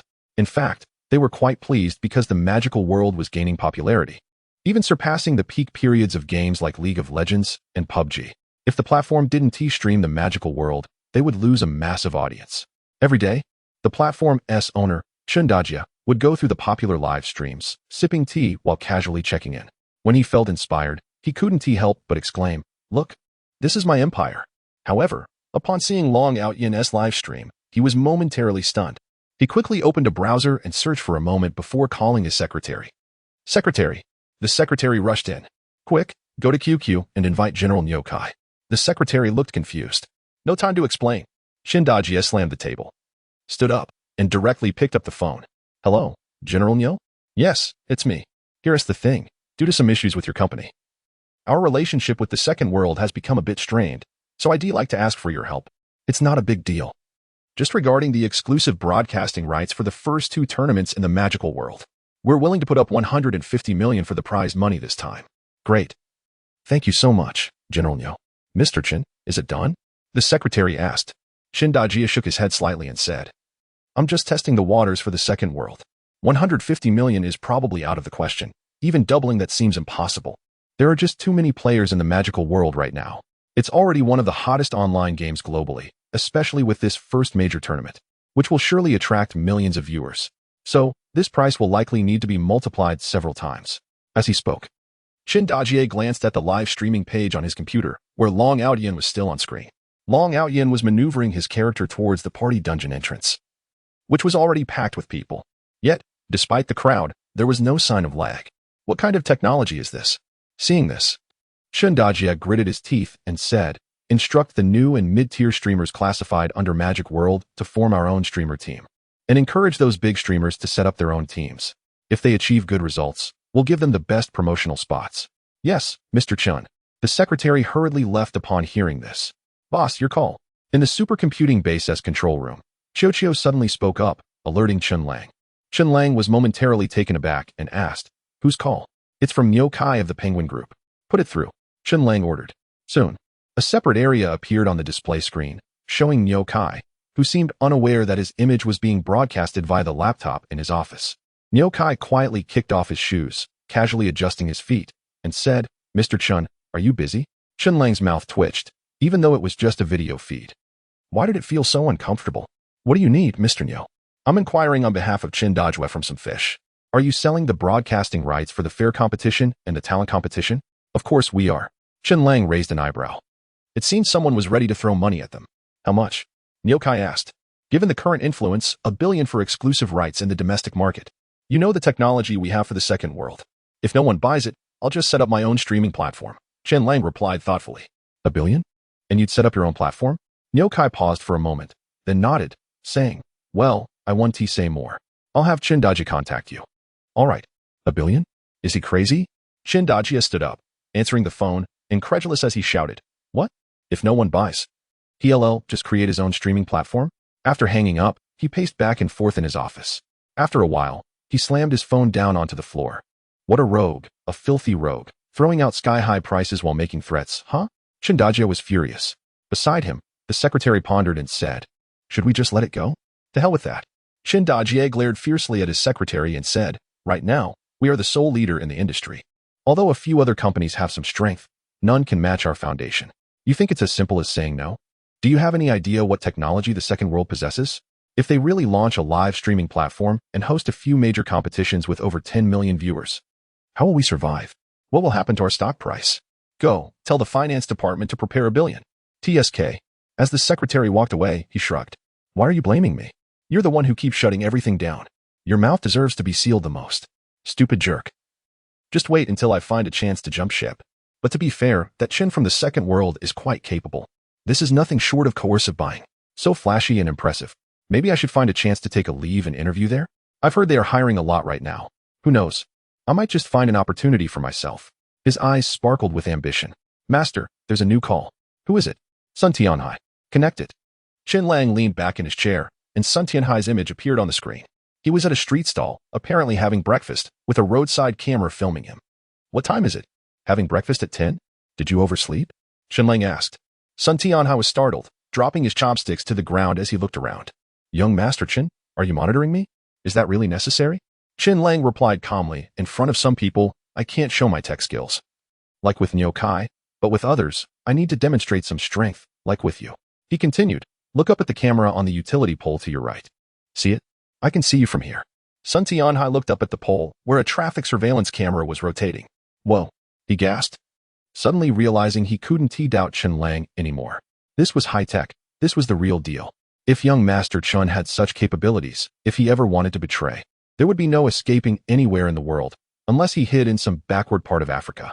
With that thought, Sun Tianhai's demeanor turned serious. Young Master Chen, I've made significant progress on the tasks you assigned. I've contacted quite a few people in our circle, no less than 20. As soon as you give the order, we can gather at the grave site. What do you think? Take your time. Chen Lang recalled the terrifying ancient tombs described in the Chronicles of Eternal Life and said, keep contacting people. The more, the better. I know that in your line of work, fewer people make things easier, but I prefer to be completely foolproof. You don't need to worry about equipment. Just call whoever you need. When the time comes, I can provide any gear you require. 2 weeks from now sounds like a good time. Just bring your team over then. All right, young Master Chen. Sun Tianhai took a deep breath and nodded. After hanging up the phone, Chen Lang turned to Chiu and said, keep an eye on the group that Sun Tianhai is contacting. If you find anyone suspicious, discreetly inform Sun Tianhai. Yes, master. I'll contact Sun Tianhong. Moments later, Sun Tianhong answered the call. How long until the closed industrial base is completed? Chen Lang asked directly. Sun Tianhong was momentarily taken aback. He hadn't expected Chen Lang to inquire so soon, especially since construction had only begun yesterday. Boss, it might take 2 weeks. We just started yesterday, and while I've applied some pressure, this isn't a shoddy project. Speed it up, use the best materials, quick drying, modular, whatever can save a day, do it. Understood. Boss. Also, inform the people at Jinhong Construction that 2 months means 2 months. If there's even a day's delay, it counts as a breach of contract. And they won't get paid. Yes, boss. Does Tianhong Industrial have a large alchemy furnace? No. Contact When Steel and tell them we need to rent their alchemy furnace for a special batch of alloys we're preparing. Ask how much it will cost. 3 days should suffice. Okay, boss. Sell off all the equipment in the factory except for the main industrial machine. Do it quickly, within a week. Even if we have to sell at a lower price, it's fine. We need the space. Boss, what's the purpose of this? Rushing the project is wasting money, and now we're in a hurry to sell equipment. Selling slowly could yield at least 10% more. These are just worthless items. Just sell them. No need for further questions. You'll understand later. All right, boss. After ending the call, Chen Lang sat back in his chair, frowning as he began to consider the tasks he needed to handle in the near future. Various projects were underway, all requiring about 15 days of waiting. During this time, he needed to attend the Culinary King competition, especially since Brother Ma had sent an invitation that clearly indicated its significance. Not attending would surely bring him some criticism. Additionally, the fair competition tournament would start in 3 days, but he could delegate that to his subordinates, and Wu Ti need to be personally involved. Lastly, he needed to secure another source of funding. 200 billion may seem like a lot, but it won't last long with Chen Lang's spending habits. Out of that, he spent 80 billion on Tianhong Industries, 40 billion on the Tianhe supercomputing base, 30 billion for renovations at Tianhong, and 6 billion for building the second world headquarters at the Tianhe supercomputing base. That's already 156 billion without counting the small amounts Chen Lang casually spends. Adding in the 20 billion he invested in Sun Qilin brings the total to 176 billion. With the earnings from the magic world during this period, Chen Lang still has around 30 billion left. While that seems like a lot, if he goes through with any of his plans, it could vanish in an instant. I wonder if there are any rich women worth over 1,000 billion. Chen Lang muttered to himself. Just then, Chiu suddenly displayed a news article on the screen. Penguin News. The Huaxia Cooking King competition is nearing its conclusion. Following tonight's final match, the competition will advance to the top 16, top 8, top 4, and championship rounds, which will take place tomorrow and the day after at the Shihu Fengaliswang. It has been reported that 3 new judges will join the competition. Renowned entrepreneurs Ma Yun, Lei Jun, and the well-known new internet entrepreneur Chen Lang. In addition, to thank the 3 new judges for their participation and to expand the influence of the Cooking King competition, Penguin Video has specially invited the 2023 Peak 303 girl group to bring more energy to the competition and to help more young people understand Chinese culinary arts. Huh? Chen Lang was momentarily stunned, staring blankly at the news page. After a moment, He couldn't help but slap his thigh and mumble, "Old man Lei. These two are wealthy individuals. This is a chance to make some money off them. But they seem pretty savvy. What if I can't convince them?" Shaking his head, Chen Lang thought, "With the experience I have from my past life, if I can't handle this, I might as well crash into a wall and be done with it." With that thought, the urgency in his heart eased a bit. Then, he turned his attention to the words Peak 303. Peak 303? Isn't that the show that Zhao Yushin participated in when she debuted? Could I possibly run into her again this time? TSK. Just thinking about how skinny that girl was, coming to the Cooking King competition for money? I can't help but doubt it. Is she perhaps here just for the food? Women. They get more excited over good food than they do over their husbands. Then again, they haven't experienced the peak cuisine created with artificial intelligence. Now that would be a soulless experience. 79. Vacation, learning to drive. Knock, knock, knock. Just as he finished his work, a knock at the door interrupted him. "Qiu, enter semi-sleep mode and conceal yourself." "Yes, master." In the control room, the display screens were turned off, and various electronic devices that had been flashing with lights gradually powered down, just as they had been before Chen Lang entered. He stood up to open the door, and there was Xiao Xia waiting outside. "Boss, Mr. Sun's driver has brought the car," she said. Chen Lang nodded slightly and replied, "All right, let's go take a look." With a thought, he connected his smart brain to Qiu and instructed it to transfer 35 million to Sun Tianhong. As they exited the supercomputing base, Li Di had already gathered over a dozen security guards around the car. The noise from nearby construction was incessant, and many workers were curiously watching the scene unfold. The car was simply too eye-catching.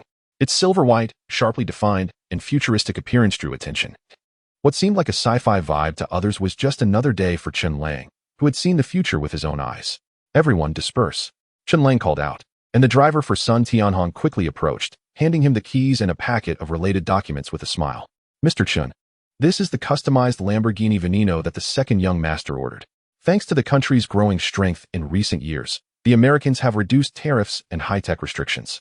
Plus, the parent company of Lamborghini faced an economic crisis earlier this year and released a new model, making the limited global edition a joke. Otherwise, getting a car like this a few years ago would have been impossible. Even if you had the money, it would cost at least 100 million.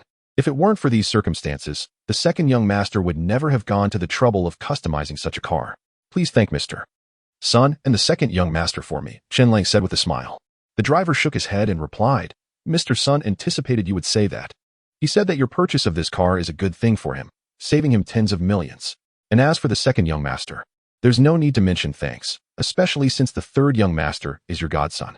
In terms of seniority, the second young master should call you uncle. Now that the car has been delivered, I won't disturb you any longer and will head back." Hearing this, Chen Lang smiled and nodded, taking the documents and keys from the driver. "Since you drove here from the seaside, we can't let you take a taxi back. Li Di, send someone to take him to Tianhong Industrial." "Yes, boss." Li Di responded seriously, scanning the area before selecting a reliable person. "Go to the garage, drive the car, and take this gentleman." "Yes, sir." The person nodded and quickly left. Upon hearing the title minister, Chen Lang couldn't help but turn to Xiao Xia and ask, "Has the security company been sorted out?" Xiao Xia nodded and said, "It's done. The company will be called Casual Security Company. Since you're not here, the legal representative will be temporarily under my name, and I'll transfer it back to you later. Currently, Casual Security Company has two departments, the Tianhong Security Department and the Tianhe Security Department, headed by Li Di and Qian Tian respectively. In addition to the two department heads, each department has 15 team leaders and 15 deputy team leaders. Those who are capable will take on more work and earn more. Let's give them a salary increase. How much should it be?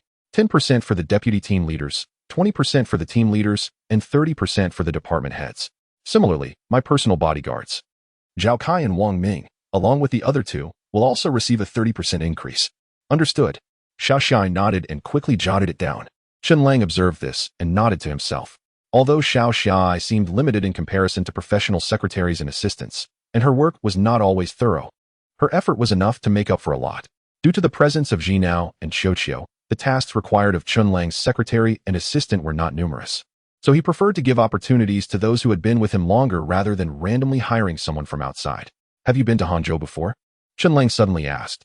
Xiao Xia was slightly taken aback and shook her head. "Although Hangzhou is very close to Shanghai, I just graduated. So this is my first time here. Hangzhou is a great place." Chen Lang looked up at the sky and said, "You've been running around with me these past few days, and I appreciate your hard work." Currently, the various departments in the company are not fully established. Even though you're no longer doing customer service or administration, you're still temporarily serving as my secretary and assistant and handling a small part of the finance work. So today, I'm giving you a day off and a 30,000 yuan bonus. Go enjoy yourself. I'll head home to reunite with my family for a day. Just make sure to meet me at 10 o'clock tomorrow morning. Xiao Shai was left speechless. Go on, there's nothing to do today. It's a holiday. Chen Lang smiled slightly, picked up his keys, opened the Lamborghini's wing-like door, got in, started the engine, and sped away. Behind him, Zhao Kai, who was already prepared, personally drove the G-Wagon, quickly catching up with Wang Ming and the others. Xiao Shai, feeling helpless, made a phone call. Hello, this is Xiao Shai. I'm in Hangzhou. Do you have someone here? Yes? All right. I'll wait for you at the supercomputing base in Hangzhou. There's plenty of space here. Okay, that is settled. Sister Xiai, aren't you going out to have fun? Li Di, standing nearby, couldn't he help but ask curiously. Li Di wasn't very old, but he was older than Xiao Shai. However, in the workplace, Xiao Shai held significant power as Chen Lang's secretary and assistant, so Li Di and the others had all started calling her sister. Xiao Shai felt helpless but had no choice but to accept. Nope. Xiao Xiaotai shook her head and said, it's not easy to find time. So I really need to practice driving. My boss will definitely have more social engagements in the future, and since he drives a sports car, if I learn how to drive, I can help him out. Li Di listened and felt a surge of respect. After a moment of hesitation, he asked, do you want the guys to help? I'm a special forces soldier. Driving is a piece of cake for me. I have people under my command who specialize in driving in the army. Their skills are top-notch. Xiao Xiaotai felt a bit tempted, but ultimately shook her head and said, forget it. I've already made arrangements with someone. The other party is an employee from the Thunder God Automotive Trade Company in Hangzhou. They've promised to help me get my driver's license as quickly as possible, so I think it's best to leave this to them. Meanwhile, at the Hangzhou branch of Thunder God Automotive Trade Company, the general manager received a call from the headquarters in Shanghai. After a moment, he nodded and hung up the phone. Send someone from the logistics department to handle the after-sales driving service. Yes, manager. A moment later, two young men walked in. Manager, you called for us. I have a task for you. Go to the Tianhe supercomputing base and teach a client how to drive. She's a female client, and a major one at that. The headquarters has promised to expedite her driver's license, but she has very limited time, possibly just today. You must ensure she learns to drive today and can take the test tomorrow. I know you both used to be driving school instructors and may have had a bad attitude, but this time you need to keep it in check. Just one day? How is that even possible? The two looked baffled. Just one day? The manager nodded, feeling a bit uneasy. He looked at them and said softly, do your best. If you pull this off, you'll catch the headquarters' attention. Getting promoted and getting a raise will be a piece of cake afterward. 80. There's something wrong with your thinking. Promotion and raise? If I believe that, I must be a real fool. A regular test drive car was on the road and inside. The burly young man in the passenger seat looked a bit grim. The young man driving, sensing his mood, frowned and said, teach someone to drive in one day and make sure they pass the test to get their license? Is that even something a person can say? Xiaoyang, I don't want to do this anymore. The burly young man's expression shifted between frustration and uncertainty. The pay is already low, and they always find things for us to do, making this job tiring and without prospects. Now they want us to deal with this nonsense. I might as well quit. The driver, Xiaoyang, was taken aback and asked, Shangge, do you have a new lead? I do. Shangge nodded.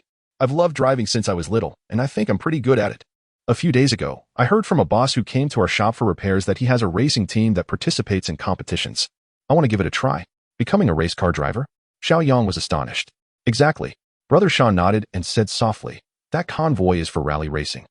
And I still need a navigator. Xiaoyang, you've studied this before. Are you interested in helping me out? Let me think about it. Xiaoyang hesitated. As they drove into the Tianhe supercomputing base, they saw thousands of people busy constructing buildings around the perimeter, and both couldn't help but glance over. However, once they entered the base, a team of security guards stopped them. What are you doing here? One of them asked. Oh, hello. We're from Thunder God Auto Trade. Here to teach a girl named Xiao Xiao AI how to drive. Brother Shan quickly replied. The guard furrowed his brow and picked up his walkie-talkie to inquire. After a moment, he nodded and said, you can go in. Brother Shan let out a sigh of relief. The car continued moving. And Xiaoyang couldn't help but whisper, Brother Shan, what kind of place is this? Why are there so many security guards? As they drove, they had already encountered 3 waves of security teams, each with more than 10 members. Sweat appeared on Brother Shan's forehead as he said quietly, that Xiao Xiao AI must be someone important. We need to be careful and not offend anyone. Don't worry, Brother Shan. It's mainly your temper. If she learns slowly. Don't lose your cool, Xiaoyang added. Do I dare? If I lose my temper, how are we even going to leave here alive? Brother Sean replied, speechless. After a moment, the car stopped at the side of the supercomputing base, near the parking garage. The asphalt was clean and wide, perfect for learning to drive. Xiao Xiao AI was already waiting. Next to her, Li Di and his dozens of subordinates, who were not on shift, were idly watching the scene. As the car came to a stop, Brother Sean and Xiao Yang got out nervously, and Xiao Xiao AI approached them. You must be from Thunder God Auto Trade, right? Hello, I'm Xiao Xiao AI. Thank you for coming. The two were taken aback by her politeness. Then, Xiao Xiao AI looked at the car they arrived in and curiously asked, Are you going to use this car to teach me? Xiao Yang shook his head and replied, That's a test drive car. It can't be used for learning. You'll need to provide a car. All right, let's out go drive. Xiao Xiao AI nodded and led them towards the garage. The garage was underground, and once they entered, both were momentarily stunned. Row after row. There were 20 Land Rover 7-seater SUVs. Is this the garage for that 4S store? Brother Sean wondered aloud. These vehicles, Miss Xiao. They're all off-road vehicles and not suitable for learning to drive. He couldn't help but swallow hard. Oh, those are all security department vehicles. My car is inside, Xiao Xiao AI clarified. Xiao Xiaoi casually replied and walked towards her Porsche 911. The car, sitting idle at the company in the bustling city, was taking up space without anyone using it. To free up the parking spot and make it convenient for Xiao Xiaoi, Louis Shou had arranged for it to be brought over. He even made sure to get it registered with the Hangzhou license plate while they were at it. Here it is. Xiao Xiaoi pointed at the 911 and said to the two of them, I don't have a driver's license. So can you help me drive it out? I don't have any other car. Let us just use this one for practice. Shanggu and Xiao Yang exchanged glances. Beads of sweat forming on their foreheads. Learn to drive in a car worth millions? A sports car at that? I'm so nervous. What if something happens and the boss finds out? That would be disastrous. What's wrong? Is this car not good enough? Xiao Xiaoi asked, confused. Okay. Shanggu was the first to snap back to reality. He had been thinking about racing. And now he had the chance to experience what it felt like to drive a sports car. They got in, slowly started the engine, and drove out of the garage. Xiao Xiaoi sat in the passenger seat while Shanggu took the wheel, starting to teach her how to drive step by step. However, being a novice, Xiao Xiaoi took an hour to grasp the theoretical knowledge. When they got back in the car, it suddenly took off. Hit the brakes. Shanggu shouted in horror, his voice rising in panic. Screech. The car came to a halt, and both Shanggu and Xiao Xiaoi were pale with shock. The onlookers, including Li Di, quickly gathered around. Are you crazy? You floor the gas in a sports car? Have you lost your mind? Shanggu yelled as he flung open the car door. Xiao Xiaoi clearly understood that being scolded while learning to drive was normal. So she lowered her head and didn't dare to speak. However, her silence didn't stop others from chiming in. Xiaoyang tugged at Shanggu's shirt. Pulling and pulling. What are you doing, you idiot? Why are you pulling me? Shanggu snapped back angrily. But when he turned around, he found Xiaoyang trembling, and behind him stood dozens of burly men, all smirking at him. In an instant, Shanggu felt his legs turn to jelly. Fortunately, Li Di stepped forward, patting Shanggu on the shoulder and said, Bro, teaching her is one thing, but shouldn't you tone down your temper? The more you yell, the more nervous she gets. Just teach her calmly, all right? Okay. Shanggu's calves were shaking as he looked at the group of strong men. He didn't have the courage to confront them. At Shiyunzhai, Chen Lang parked the car at the entrance. Immediately, neighbors gathered around, drawn by the side of the car, and began to chatter excitedly. Chen's dad walked around the car, tried it out, and then came out to boast to the neighbors. Once the crowd dispersed, Chen's dad couldn't help but smile and said, How come you bought another car? How much did this one cost? I got it from Sun Tianhong, 35 million. When Chen's dad heard this, his smile immediately froze on his face. How much? 35 million. 35 million for a car? Have you lost your mind? I'll beat you for being such a spendthrift. Chen's dad lunged at Chen Lang. Wait. It's just a small amount. Chen Lang held his dad's shoulder and continued. I bought a villa by the Qian'an River, located in Dijiang Yuan. Would you and mom like to move there? How much did you spend? Chen's dad halted, looking at Chen Lang with suspicion. It didn't cost me anything. Sun Tianhong gave it to me, Chen Lang said with a slight smile. His son recognized me as his godfather and gifted me a villa. When he gets married, I'll just give him one in return. Chen's dad felt a mix of emotions, realizing his son had reached such a level. Not only was he buying cars worth tens of millions, but he was also receiving villas as gifts. After a moment, Chen's dad curiously asked, So Sun Tianhong is the boss of Tianhong Industries, right? He has such a young son? If he recognizes you as his godfather, does that make me a god-grandfather? You have to introduce me to this god-grandson of yours. Chen Lang's mouth twitched, and he nodded perfunctorily. I wouldn't dare let you meet him. Having a godson older than me, I wouldn't even know how to handle that. You'd probably beat me to death if you found out. Come on, old Chen. You're being unreasonable. Lang is doing well now. Shouldn't you let him enjoy life? Nearby, some older relatives were playing chess, and one of them chimed in. Yeah, old Chen, just take pride in it. With a son like Lang, how can you still lecture him? Another added. Come on, Lang. Didn't you learn chess for a while when you were younger? Let us see what you've got. All right. Chen Lang laughed as he sat down and said to his dad, Dad, you go ahead and do your thing. I'll play a few rounds of chess with the uncles and have lunch at home. Just you? Chen's dad scoffed. I want to say anything else. But you think you're good enough to play chess? With that, he turned and walked away. The surrounding uncles couldn't help but laugh. They knew that even though Chen Lang had pestered them to learn chess as a kid, he hadn't touched it since. And he definitely wasn't that great at it. However, they weren't really interested in playing chess. They were more curious about how Chen Lang suddenly became successful. Some even started thinking about ways to make their chess skills seem better without drawing too much attention. All right, let us start with Shang-Chi. After setting up the pieces, Chen Lang smiled and said, As they say, times have changed. My chess skills have greatly improved. I hope you uncles want to go easy on me. Let us add a little wager. After our game, we can use the remaining pieces to calculate the stakes. One piece equals 1 pack of Zhonghua cigarettes. What do you think? Sounds good. It truly was a different time. Lang, who used to be quite mischievous, had learned to let us old folks enjoy some comforts too. Exactly. Lang might end up losing a whole box of Zhonghua cigarettes today. Come on, since Brother Lang is so generous, we won't hold back either. I'll go first. The uncles burst into laughter, and Chen Lang joined in. You think I'm a bit cheeky? Fine, I was actually going to let you have a chance. But since you've said that, let me show you what real cheekiness is. He lightly tapped his glasses, connecting his super glasses to his smart brain and AI companion. Chio, take care of them. Yes, master. Less than 10 minutes later. General, 1, 2, 3, 4, 5 packs of Zhonghua. General, 2, 4, 6, 3 pairs of chess, 6 packs of Zhonghua. General, 7 packs. An hour later, a smile crept onto Chen Lang's lips. While the uncles around him looked utterly confused, some even dazed. Am I dreaming? One of them muttered. All right, let's play go. 1 round, 1 pack of Zhonghua. The oldest among them couldn't take it anymore, shoving the chess aside and pulling out the go board in pieces. Hey, are you guys trying to get yourselves killed? Chen Lang grinned confidently, starting with the Blackstones. 20 minutes later. Old Liu, you owe 2 packs and 6 cigarettes. Uncle Son, you too. Brother Wong, look at this chaos you've stirred up. You've lost 3 packs already, right? Damn it, I'm done. One of the uncles couldn't help but curse, pushing the board away in disbelief. How is this possible? It's only been a little while. Chen Lang, did you go off and study chess while you were at university?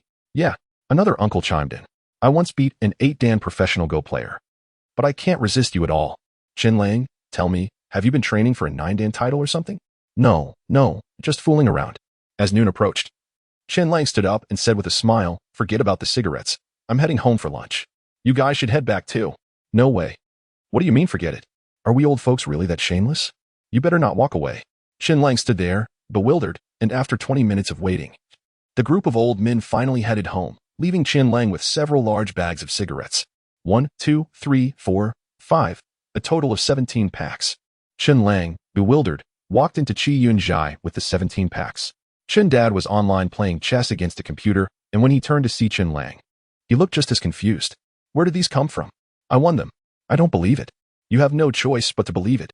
Chen Lang tossed the cigarettes onto the table. It took Chen Dad a while to accept this fact. After a peculiar glance at Chen Lang, he said, As your father, I find it increasingly difficult to understand you.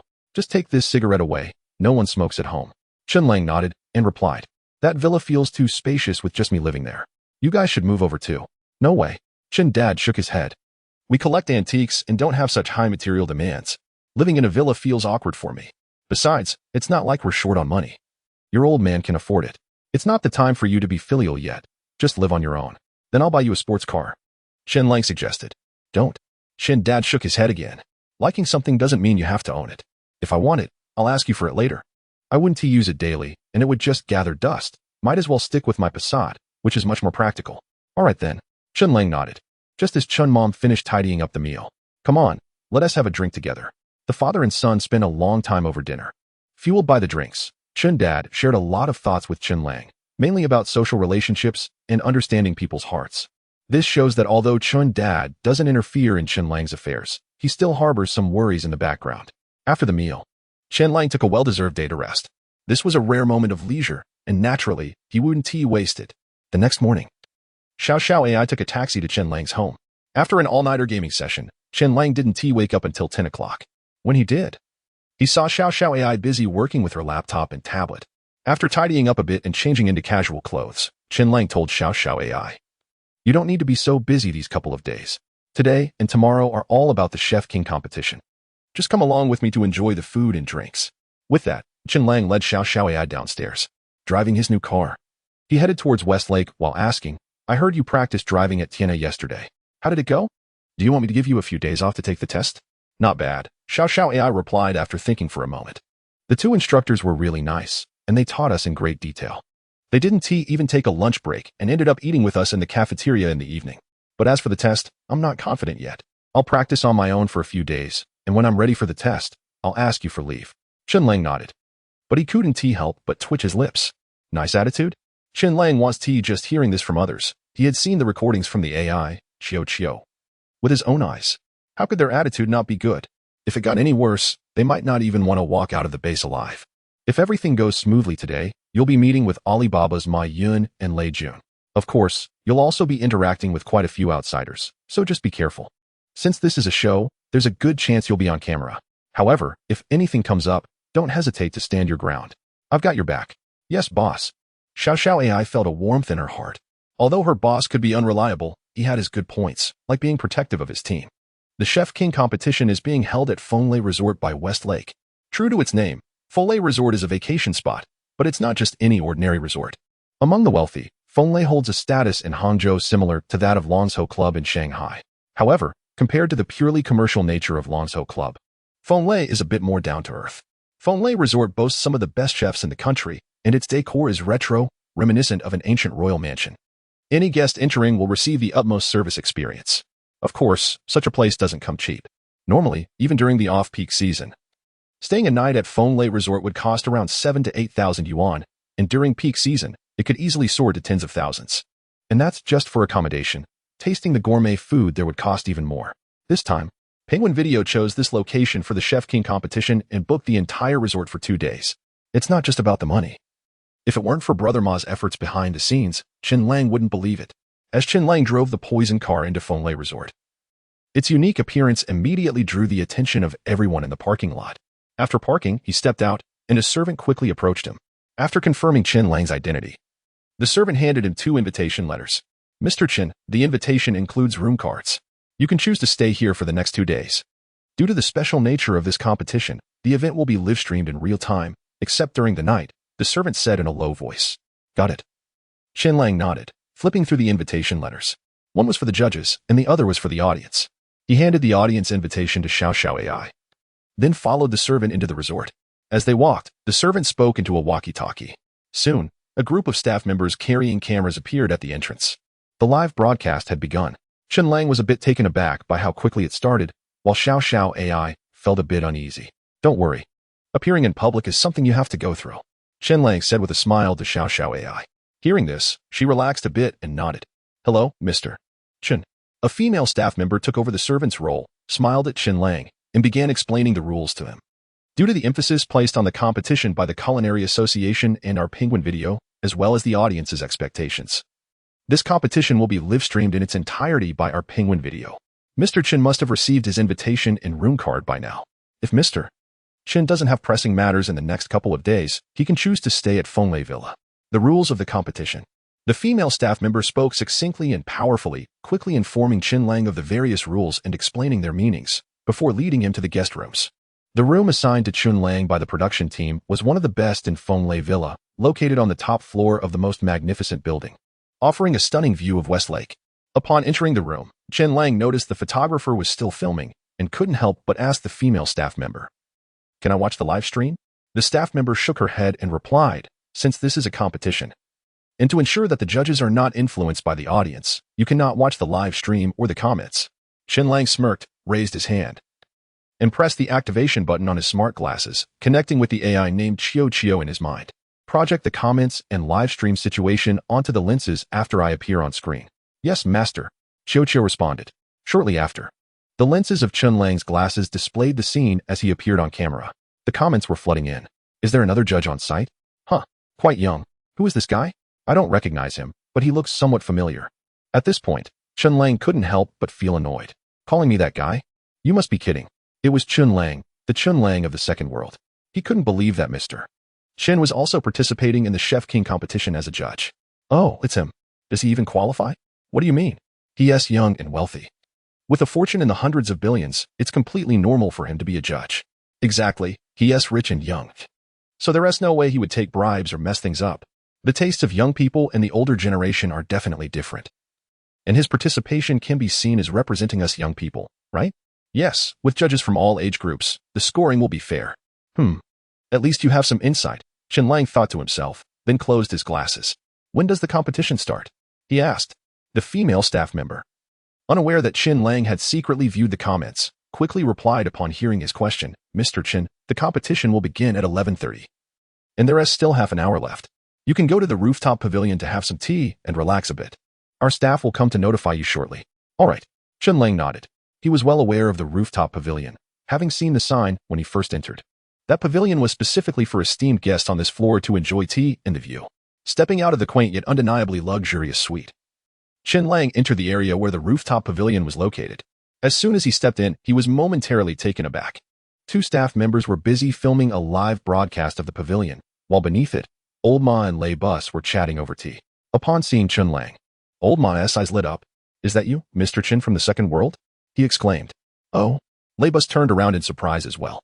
Chen Lang approached and shook hands with both of them before taking a seat. Old Ma poured Chen Lang a cup of tea and laughed. I didn't expect that the third judge would be you. I thought Little Ma would come in person. I'd say I'm even more surprised than you two. Chen Lang chuckled. When I first received the invitation, I was puzzled. Little Ma wants me to join a cooking variety show. Surely there must be a mistake. But once he mentioned both your names, I immediately agreed. Regardless of the show, since both of you are here, how could I refuse as a younger generation? After learning more details, I realized this show is quite something. It's a feast for food lovers. Haha, Old Ma laughed. Exactly, a feast for food lovers. If it weren't for that, why would Old Lei and I come to support Little Ma? Over the years, Little Ma has certainly pulled a few fast ones on me. If he had invited me to a different show, I would have flipped his table in a heartbeat. Lei Bus joined in the laughter. The three of them shared a hearty laugh, while behind them, three photographers were sweating profusely. Their boss was being roasted, and they were left wondering whether they should step in to defend him. After much hesitation, the three photographers decided to play dead, burying their heads and choosing to stay out of it.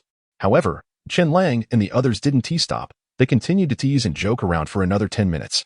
The photographers were on the brink of a breakdown, sensing that after this segment, they might be fired. After all, they were witnessing the relentless roasting of Little Ma right in front of them. Not to mention the subtle jabs that were guiding the live audience to join in on the fun. Oh no, our jobs are at stake, they thought, feeling an urge to cry. Just then, a staff member rushed over to them and said, Judges, the competition is about to begin. Please take your seats. Oh, it's starting? After drinking a bellyful of tea and feeling a bit hungry, Old Ma stood up and said, Let us go. He led the two of them towards the competition area with the staff. The competition venue was outdoors, situated in a standalone courtyard at Fenglei Manor.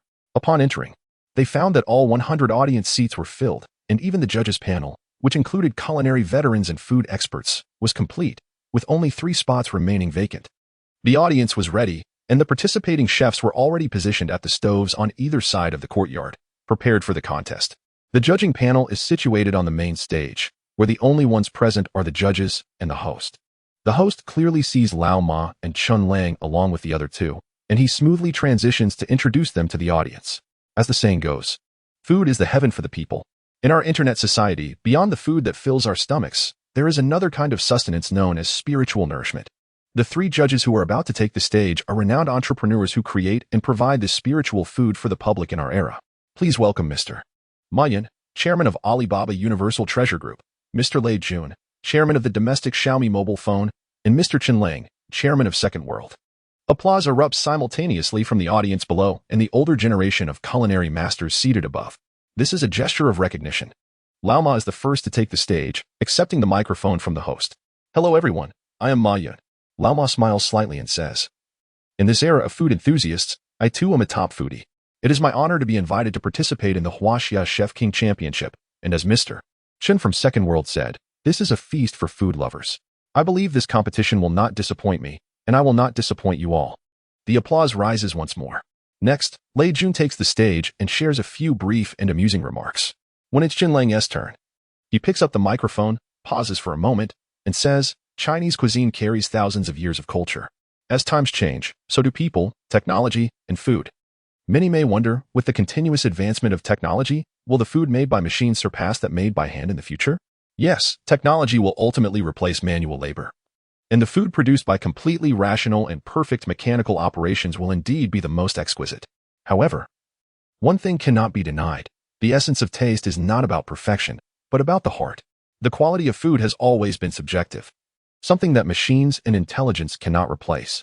Even perfect food can become monotonous. Only the continuously inherited craftsmanship and the warmth of human connection constitute the ultimate flavor of cuisine. I look forward to this culinary experience and even more to the birth of the Chef King. Thank you.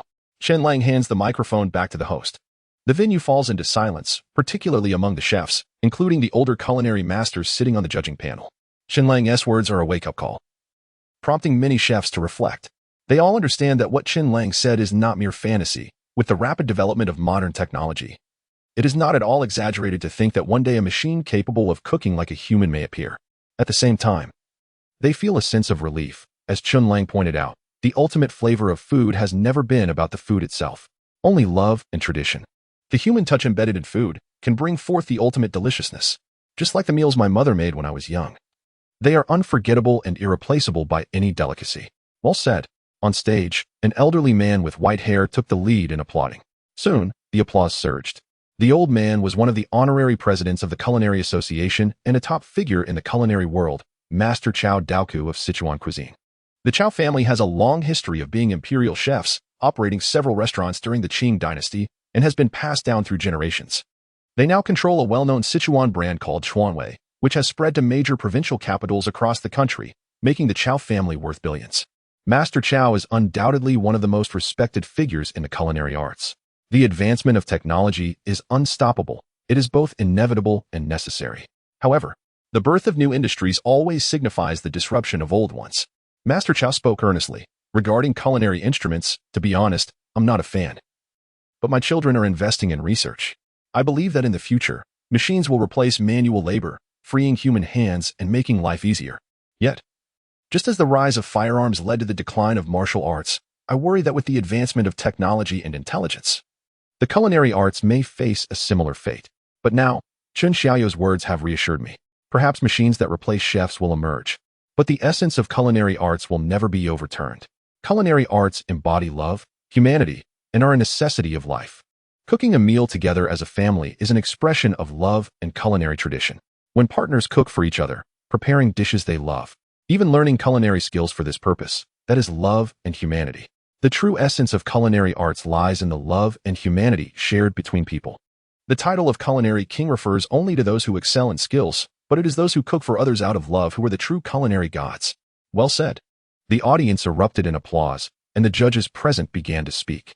Even old Ma couldn't help but agree, saying, "This perfectly responds to a saying. The greatest truths are the simplest." Indeed, the greatest truths are the simplest.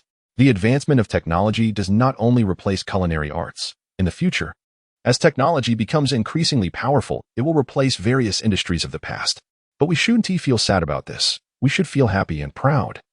Because the development of technology serves humanity and benefits generations to come. This time, it wasn't just the audience present.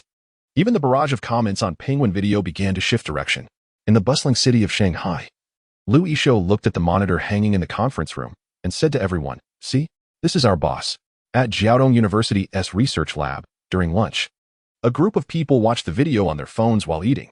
Shen Xiong, speechless, remarked, "My buddy is showing off in front of the whole nation." No, this isn't showing off. Wenwen took a bite of her rice and laughed. "This is really awesome. Ha ha ha." Wenwen is right. At the dining table, everyone burst into laughter, but only Professor Chun Jianfeng furrowed his brows and pondered. It's not that simple. Why would President Chen say such things for no reason? There must be an implication. "Professor, what do you see?" asked a stern senior brother beside him, unable to contain his curiosity. Chen Jianfeng shook his head and replied, "I can't tell for now, but President Chen must have his own thoughts. Let's keep watching." I think the next part will be quite exciting. Wow, President Chen is impressive. The first round of the competition quickly concluded. 16 contestants were narrowed down to 8, with 8 eliminated. The remaining 8 would compete that evening to determine the top 4. The next day, at noon, the semifinals would take place, followed by the finals in the evening. Those who made it to the top 16 were considered among the best young culinary talents in the country. The dishes they prepared were naturally excellent, and both Chen Lang and Lao Ma were very satisfied with the food. Once the competition ended, Chen Lang returned to the accommodation arranged by the staff. After resting for 2 hours, Lao Ma's secretary knocked on the door. President Chen, Ma, and Lei are playing cards in the game room. They asked me to see if you'd like to join for a few rounds. Chen Lang was slightly taken aback. Wearing slippers, he followed the secretary to the game room, hesitating along the way, but this is still being live-streamed. Is it really appropriate to gamble in front of the entire nation? The secretary broke into a sweat and quickly explained, it's not for money, it's just for fun. There might be some prizes, but it's not related to money. That's good. Chen Lang nodded in agreement and stepped into the game room with the secretary. You're here? Have a seat. Lao Ma gestured, and Chen Lang sat down. Looking around. Well, there were quite a few people. Most of the judges were present. Some were playing chess, others were playing cards, and a few were chatting over tea. Chen Lang greeted everyone and then turned to Lao Ma and Lei, asking, what are we playing? How much are we betting? Let us play do di ju. Lao Ma casually suggested. After a moment's thought, he added, as for prizes. How about this? Whoever loses the most at the end agrees to a reasonable condition from the person who wins the most. Sounds good. If I win, I want you to let my Wan Nung Bao sell my phones for free. Lei said, are you just bragging? Lao Ma scoffed. You should focus on making my Wan Nung Bao into a phone with built-in software. Is that even possible? Chen Lang's eyes lit up. He laughed. My request isn't high. If I win, I just want to be able to laugh out loud late at night. Lao Ma and Lei immediately exchanged confused looks. What do you mean by laughing out loud late at night? President Chen, you're not, are you? Lei shifted uncomfortably in his seat. I'm a bit curious too. Lao Ma looked at Chen Lang with a puzzled expression. Sigh, this is where you wealthy big shots just don't get it. Chen Lang sighed and shook his head. Do you know what state I'm in right now? Young and ambitious? Suddenly rich? Not at all. My plans for the future are too grand, and taking big steps can easily lead to trouble. Just look, in just 2 weeks, I've almost spent 200 billion. So, my dear big shots, my current state can be summed up in a joke. What joke? Lao Ma asked, unable to hold back his curiosity. Morning, ha ha. Noon, ha ha. Evening, ha ha ha. Late night, life isn't worth it. Pfft. Lao Ma burst out laughing. Lei Busi looked at Chen Lang in confusion.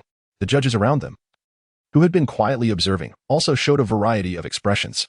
Life isn't worth it? Lao Ma chuckled. Ha ha ha.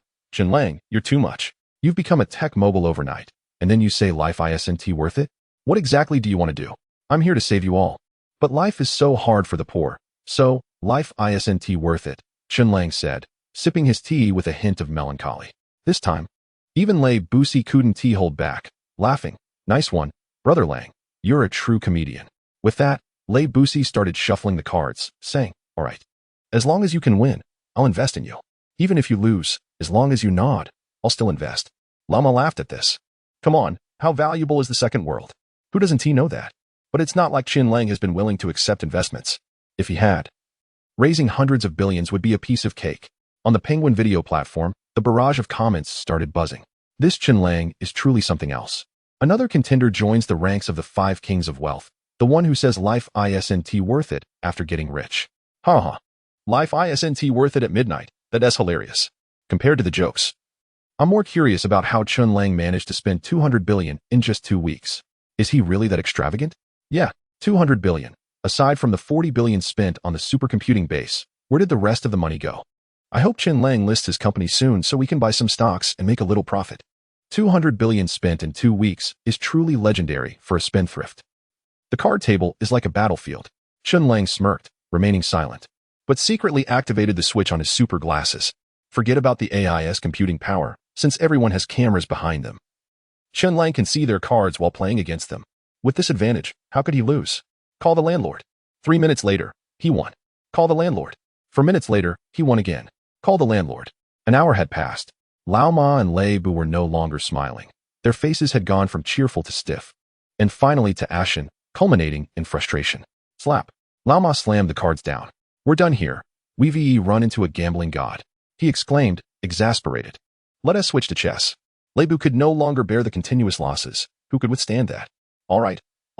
Chess it is, Chen Lang chuckled. With chess. This kid shouldn't be as insane, right? After all, it's quite normal for young people to play cards, but not many can play chess.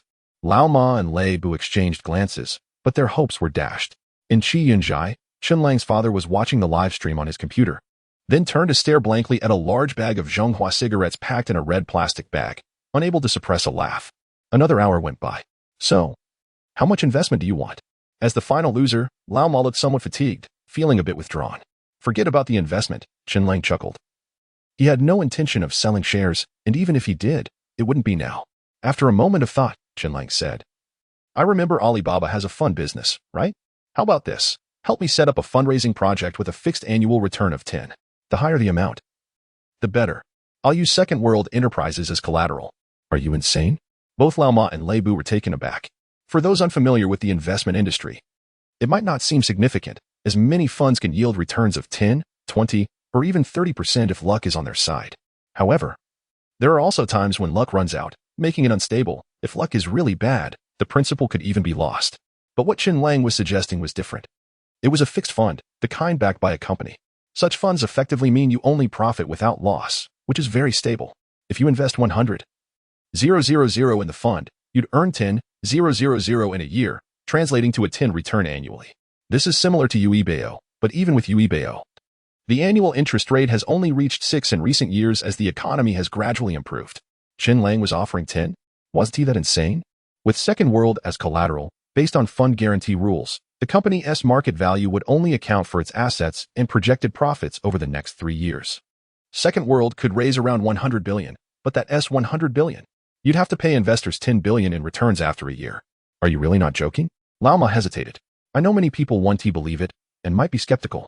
Chen Lang smiled slightly and said, but 6 and 10 would only amount to 4 billion over a year. How much wealth can I create in a year? Compared to that money, I'd rather provide some benefits to those who trust me. That extra 4 is the benefit. Mr. Chen is impressive. Lao Ma gave a thumbs up, though he felt a bit bewildered inside. This kid, with assets worth hundreds of billions, how is he even more extravagant than me, old Ma? Is he scheming to claim the title of father of the people in our country? At the super battery technology site on the side of Fenglei Manor, by the small lake that channels from West Lake, Chen Lang and the 2 others were fishing. After losing all afternoon, old Ma and his friend were feeling quite miserable, so they decided to give up on playing cards and chess and drag Chen Lang out to fish instead. But looking at their empty fishing baskets and then at the occasional splashes coming from Chen Lang's basket, both of them were a bit dazed. Damn, you really are a jack of all trades, aren't you? Chen Lang didn't care much about that. He pulled on the fishing rod, and another fat fish was hooked. As he tugged and exhausted the fish, he turned to Lei Bus and said, Old Lei, I just remembered something. I have a super battery technology in hand. Are you guys at Inter Milan interested? Not interested, nor would I dare. Lei Bus simply shook his head, disdainfully saying, is a super battery really a new technology? Which phone doesn't use a super battery these days? For the current phone industry, batteries are no longer the bottleneck. The bottleneck lies in LED screen technology. Ever since we entered the foldable screen era a few years ago, the real cost for us manufacturers are in the various hardware inside the phones, especially the screens. A foldable screen imported from abroad easily costs over $2,000. If you have foldable screen technology, you could sell it to me. Foldable screens? Chen Lang tossed the fish into the basket, then sat down, dismissively saying, they're just a substitute for reality projection technology. Once reality projection technology is available, foldable screens will be meaningless. But unfortunately, reality projection technology hasn't been cracked yet, has it? Old Lei sighed. Besides, you just got a fun project from old Ma, and you'll soon have 100 billion in hand. Are you really that short on cash? Are you trying to scam some from me? What do you mean scam? Chen Lang widened his eyes, saying, I'm doing this for your own good. Think about it. The current super battery technology was only just developed last year, allowing a phone to last a week on a single charge. But my technology is different. It completely surpasses the current super battery technology, allowing a single charge to last 10 years. Old Lei was taken aback, turning to look at Chen Lang. Meanwhile, Old Ma was also curiously looking at Chen Lang. A phone battery that lasts 10 years on a single charge? Chen Lang, are you sure your battery technology is really that powerful? Both of them asked in unison. What? Interested now? Seeing their reaction, Chen Lang couldn't help but laugh. Are you out of your mind? Old Lei said with a puzzled expression. If the technology is really that strong, why would you use it for phone batteries? You should just make car batteries. If such a powerful battery comes out, all the new energy vehicles worldwide would be begging you for it. Exactly. Old Ma nodded and said, Chen Lang, if you really have this technology, using it for phone batteries would be a bit of a waste. Such a powerful battery could potentially replace half of the energy industry, whether it's for electric vehicles or other applications. This technology could disrupt many industries, like fuel-powered cars and so on. Let's put it this way. If your technology is genuine and not just talk, once it's released, you will face tremendous pressure from the global energy sector, including those wealthy countries in the Middle East. They could hate you to the core. Do you believe that? Kiki. Next to him, Old Lei chuckled and said, Chen Lang, do you understand now? This technology is of no use to me. Our current batteries are already sufficient. One charge lasts a week, and users are more than satisfied. Even if I spend a fortune to get a battery that lasts 10 years on a single charge, what would be the point? After all, a smartphone's typical lifespan is only 2 to 3 years. Once the phone is obsolete, users will just replace it. Am I supposed to collect their batteries then? Of course. This is only from our perspective at Gwami. Furthermore, even if this technology truly exists, I wouldn't dare to take it on. I don't have the confidence to face the big players in the global energy industry. We at Gwami can't afford that. All right then.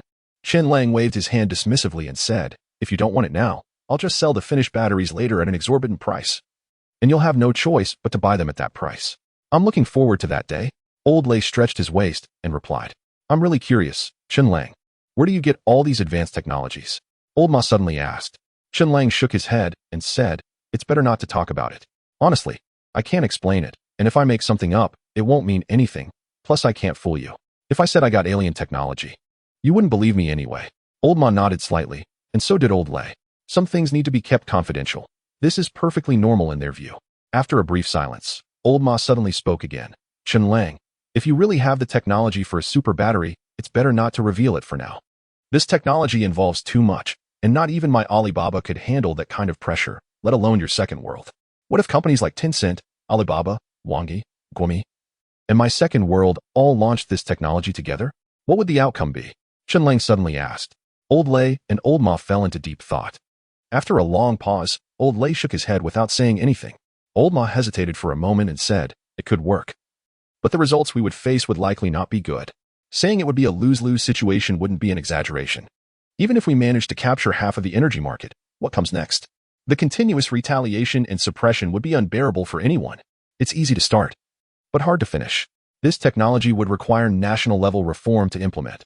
Otherwise, charging ahead like this isn't worth it. Chen Lang nodded slightly and didn't say much more. The timing just wasn't right. If you want to take down some giants, you need to gather more strength, ideally enough to push through in one go. Although this may lead to distributing a lot of profits, money loses its meaning if it's all concentrated in one person's hands. It's better to share it around a bit. That way, you can achieve more with less effort. Simply put, it's more efficient. After fishing for an entire afternoon, the three of them returned to their accommodation to rest. By evening, the team from Ali's investment department had also arrived. After handling various procedures and contracts, the staff came to inform them that the 8-4 competition was about to start. As they entered, Old Ma couldn't help but comment, you really do give away 10, huh? So you're planning to give back to those who trust you. Otherwise, I'd just transfer the money from my Weibo account to you and do nothing for a year while raking in 4 billion. Next time you have a good deal like this, think of your old buddy. Next to him, Old Lei couldn't help but scoff. He wanted to make that money too, but there was nothing he could do. All his funds were his own and the company's. After a year, he'd definitely make more than 4 billion. So he couldn't possibly give that money to Chen Lang. Only Old Ma could use the funds from Weibo directly for Chen Lang without lifting a finger, pulling off a classic con. 86, I'm Chen Lang, a top science student. I've made my promise in front of the entire nation. Am I supposed to backtrack now? Chen Lang said, glaring. Old Ma had no retort, so he could only give a thumbs up and say, impressive. When it comes to boldness, you really take the cake. Just then, the camera crew quickly approached. The three of them fell silent, smiling as they took their seats at the judges' table. The host took the stage. But there was still half an hour before the competition began. Hello, everyone, and greetings to our esteemed judges. The host was young but had exceptional control of the crowd, quickly capturing everyone's attention with just a few words. He smiled slightly and said, as you all know, a few days ago, Penguin Video officially announced that they would invite members of the Peak 303 girl group to participate in this competition. You might be wondering why they weren't here at noon. I can tell you, they are preparing an exciting performance for you all, and after the performance, they will also take part in this competition as waitstaff. Waitstaff? Chen Lang, who had been quite interested, was taken aback. Old Ma couldn't help but chuckle. Old Lei looked even more confused and whispered to the two, I've heard that Penguin Video invested a lot in this girl group. They're all signed with Penguin Entertainment. Are they really trying to undermine their own people? You, a phone seller, wouldn't he understand a thing? Old Ma said with a smile on his face, but quietly added, how many fans can this girl group have right after debuting? The people behind Penguin Video are no fools. This is a strategy to create buzz. It shows respect for traditional culture while also sparking discussions that will bring the girl group into the public eye. This move will surely keep them trending for days. And as long as they produce quality work, there's no way they won't succeed. It's all a clever tactic. Chen Lang nodded in agreement, murmuring to himself. As the audience sat in stunned silence, the newly debuted girl group members took the stage, consisting of 6 girls. All 6 were beautiful, or rather, exceptional. They wore light makeup and stylish uniforms that had been updated by the Penguin Video staff, and they began their performance. The dance was lively and engaging. Each girl had her own style, but they were all undeniably attractive. As the music played, Chen Lang's attention was naturally drawn to Zhao Yushin. This girl was the cute one in the group, petite and slender, with her only standout feature being her adorableness. What kind of cute? The kind that makes her eyes turn into crescent moons whenever she moves or smiles. But that was just Zhao Yushin's style. In terms of age, Zhao Yushin was only 1 year younger than Chen Lang, but if you looked at their appearances side by side, Chen Lang seemed to be several years older. She was a naturally charming girl, much like a little kitten, although her WeChat profile picture was of a cute little brainy character. She had an adorable face and petite stature, and her playful antics felt entirely genuine, never forced or exaggerated. That's not something you can learn. What's up? You've been staring at her. Have you taken a liking to her? Lao Ma suddenly chimed in, teasingly. Want me to have Xiao Ma connect you two? Don't say that. She's my middle school classmate, Chen Lang replied, speechless. Lao Ma was momentarily taken aback. Then he looked at Zhao Yushin thoughtfully and said with a smile. All right, but just based on your connection, Xiao Ma won't mistreat her, and in Penguin Entertainment, no one would dare to touch her. This girl may seem soft and cute, making you want to protect her, but that's not the whole story. She wouldn't owe anyone anything. Plus, don't underestimate her. She is the champion of Peak 303. Do you really think Penguin Entertainment would waste such a talent? Chen Lang shook his head, saying, Zhao Yushin becoming one of the brightest stars in this entertainment era can't be solely attributed to connections. It's all about personal effort. With your understanding. How can you say you're not interested? Lao Ma chuckled. I'm really not. How can I explain that? Chen Lang sighed in exasperation. Just then, the dance concluded. And the girl group quickly gathered before spreading out again. Standing in the center, Zhao Yushin took the microphone. The music began to play softly. And soon a gentle and sweet voice filled the air. Just hearing it made you want to fall in love with her. It was both familiar and strange. Chen Lang's plain expression stirred with subtle waves, revealing a hint of something unusual. In a windless place, he sought the sun in your cold moments. He wished to be your warm light. Amidst the bustle of life, you always remained too naive. For the rest of my life, I only want you. The soft yet deeply affectionate voice caused everyone present to unconsciously change their expressions. No wonder he could secure the championship at Peak 303. With such vocal skills, passion, and that innate tone, it was already a rarity. Quite interesting. Old Ma cast a deep glance at Chen Lang. TSK, someone said it didn't matter. I remember this song is a confession, right? Old Lei chuckled. This time, Chen Lang didn't retort. He bowed his head and quietly listened. I want to take you to see the clear blue sky. Want to tell you loudly that I'm infatuated with you. Time flies, and you will always be moved. For the rest of my life, I only want you. How many years has it been? The same voice lingered, just a bit more immature. Chen Lang sighed inwardly. He wasn't foolish. How could he not see Zhao Yushin's message or hear the meaning behind the song? Yet, Chen Lang understood his own nature. A scoundrel is a scoundrel, no matter how much one tries to whitewash it. Ultimately, he could never give up the entire forest for a single tree. He enjoyed dating. Liked girls, liked women, but he lacked patience. Once together, he would inevitably disappoint the other person. Since that was the case, it was better to preserve the initial beauty. Consider it a lovely memory. Some things are simply too precious to tarnish. Besides, Chen Lang knew Zhao Yushin's personality all too well, stubborn, and the type to hit a wall and not turn back. Such a character isn't suited for dating, only for marriage. When it comes to breaking up, the emotional turmoil is truly unsolvable. Beautiful. As the song ended, Chen Lang began to clap enthusiastically. The audience followed suit. And the 6 girls bowed and stood on either side, acting as waitresses. Zhao Yushin occasionally stole glances at Chen Lang, who averted his gaze, avoiding her eyes. Old Ma and Old Lei looked a bit puzzled, watching Chen Lang, and ultimately couldn't help but shake their heads. When the applause died down, the venue fell into silence. Sensing the awkward atmosphere, Old Ma jokingly said, Chen Lang, that was beautiful, but you really surprised me. Huh, what do you mean? Chen Lang turned back. The host also paused, looking towards Old Ma and Chen Lang. Old Ma smiled. You're still a young man, a high achiever, and famously talented. After all, even the high-tech innovations in the second world came from you. Now, hearing such beautiful music and witnessing such a great performance, and you only say beautiful? Isn't that a bit too simple? What about your talent? Wait. Chen Lang was slightly taken aback, then smiled and said, the science was Chen Lang. Don't understand what you're talking about, huh? Lao Lei couldn't help but laugh and said, Old Ma, don't beat around the bush with him. How does that joke go again? Unfortunately, I'm not well educated, but I can say what the heck and it works everywhere. 87, woof woof woof. Hold on. The host was startled and quickly waved his hand, his face changing dramatically as he said, Mr. Lei, we're live streaming here. No bleeping. Pfft. Chen Lang burst out laughing. These guys are all joke masters. Haha. The people around and the audience all erupted in laughter. After the laughter subsided, the host took the stage to announce the start of the competition, and soon, the food was served. Similar to lunchtime. Chen Lang and the others gave a brief review and a score, then the recording wrapped up. Although the food was indeed delicious, only 2 or 3 people truly had strong skills. It was just a simple round from 8 to 4, and these few were casually whipping up some dishes, completely underestimating their opponents. While the food was tasty, it ultimately didn't excite Chen Lang and the others, as they were really looking forward to top-tier cuisine. It was simple to crave top-tier food, they just had to wait until tomorrow night. The finals tomorrow night would be the real highlight. That evening, Xiao Zhaoai reported some work to Chen Lang. There weren't any major issues, just a few minor ones. But Chen Lang was too lazy to deal with them and told Xiao Zhaoai, Lu Yishou, and Sun Tianhong to make their own decisions. Chen Lang, are you there? Not long after Xiao Zhaoai left, a petite figure sneakily appeared at Chen Lang's door, gently knocking. Creak. The door opened, and Chen Lang looked down at Zhao Yuxing. With waist-length hair, slightly curled ends, and a blunt fringe. Her innocent eyes made her look like a top-tier cute pet at first glance. What are you doing here, shorty? Chen Lang blurted out. Big guy?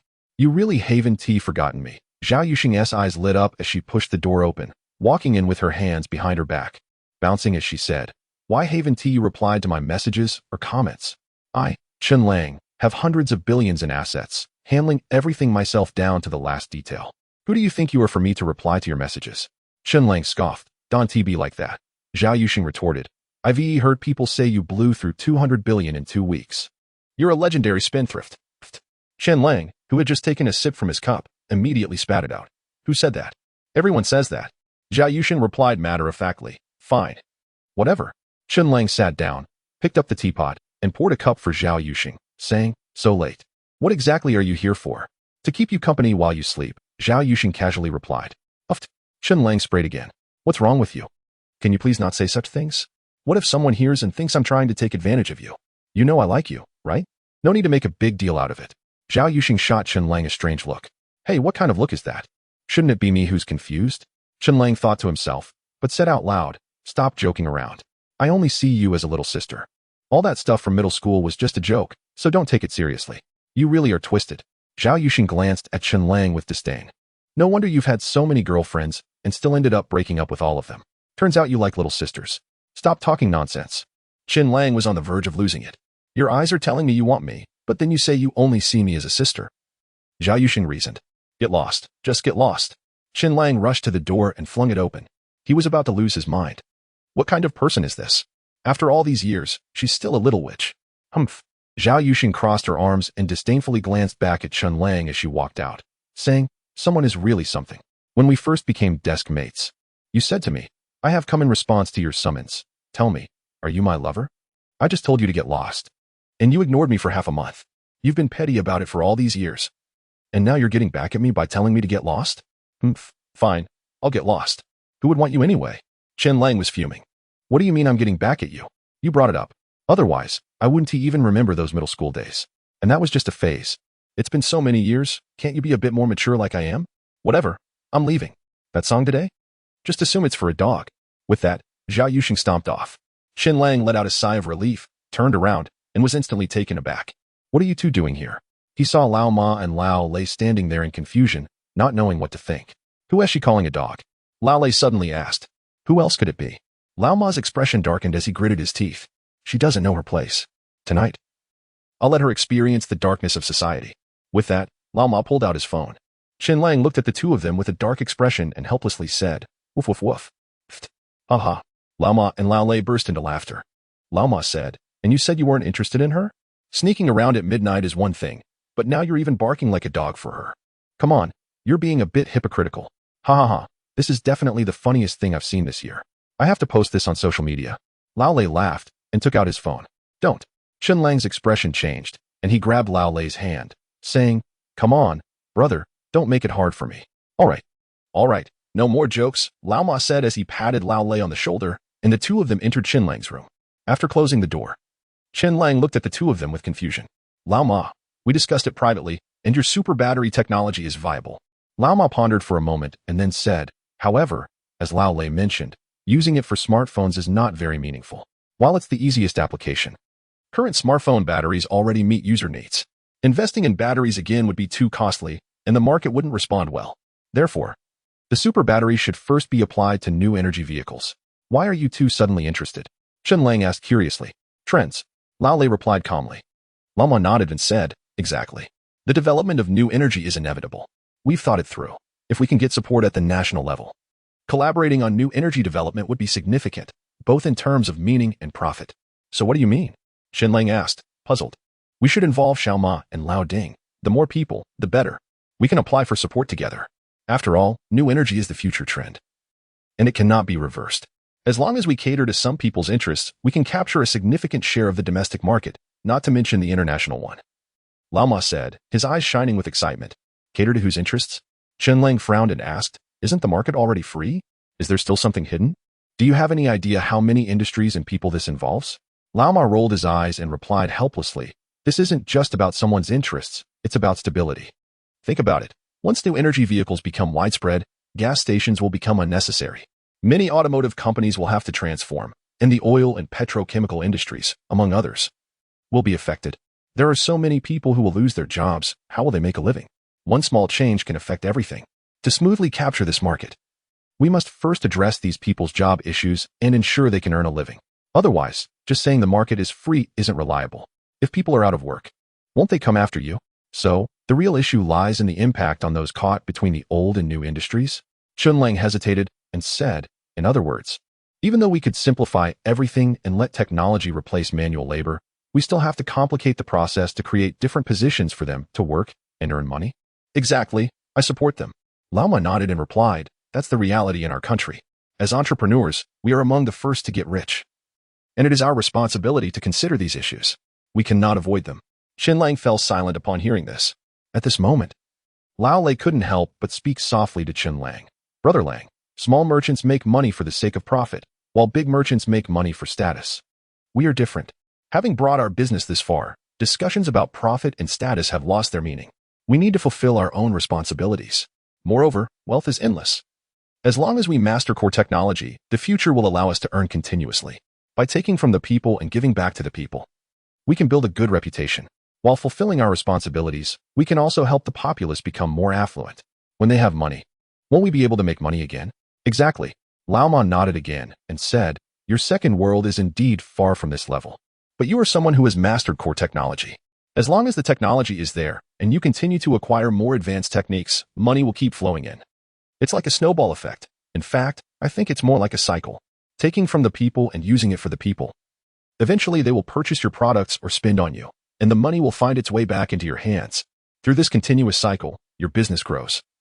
Your reputation and character improve, and the people gain more resources and wealth. In this way, you can create a great enterprise and become a great person. A great enterprise is like an empire. If the people rely on it for their livelihood, it can stand strong. A great character is like being forged in gold. If you have the people in your heart, they will remember you. If you reach this point, then both the development of your business and your personal safety will be impeccable. This is the pinnacle of business. All right. Chen Lang waved his hand helplessly and smiled. Am I someone who is reluctant to part with money? You don't have to preach these grand principles to me. I understand. What I'm thinking about is whether there is a better way to solve the job issues of those people. A better way? Lao Ma and Lao Lei were taken aback. Exactly. Chen Lang nodded, deep in thought. For many people, work is not about passion. It's about responsibility. They work for their families, for survival, for their dignity. Even just to get by. Many feel that whether they love their job or not is irrelevant as long as they can make money. Especially in an era that values profit above all. But I believe this mindset is wrong. If there is no passion, how can one excel? Just working for money?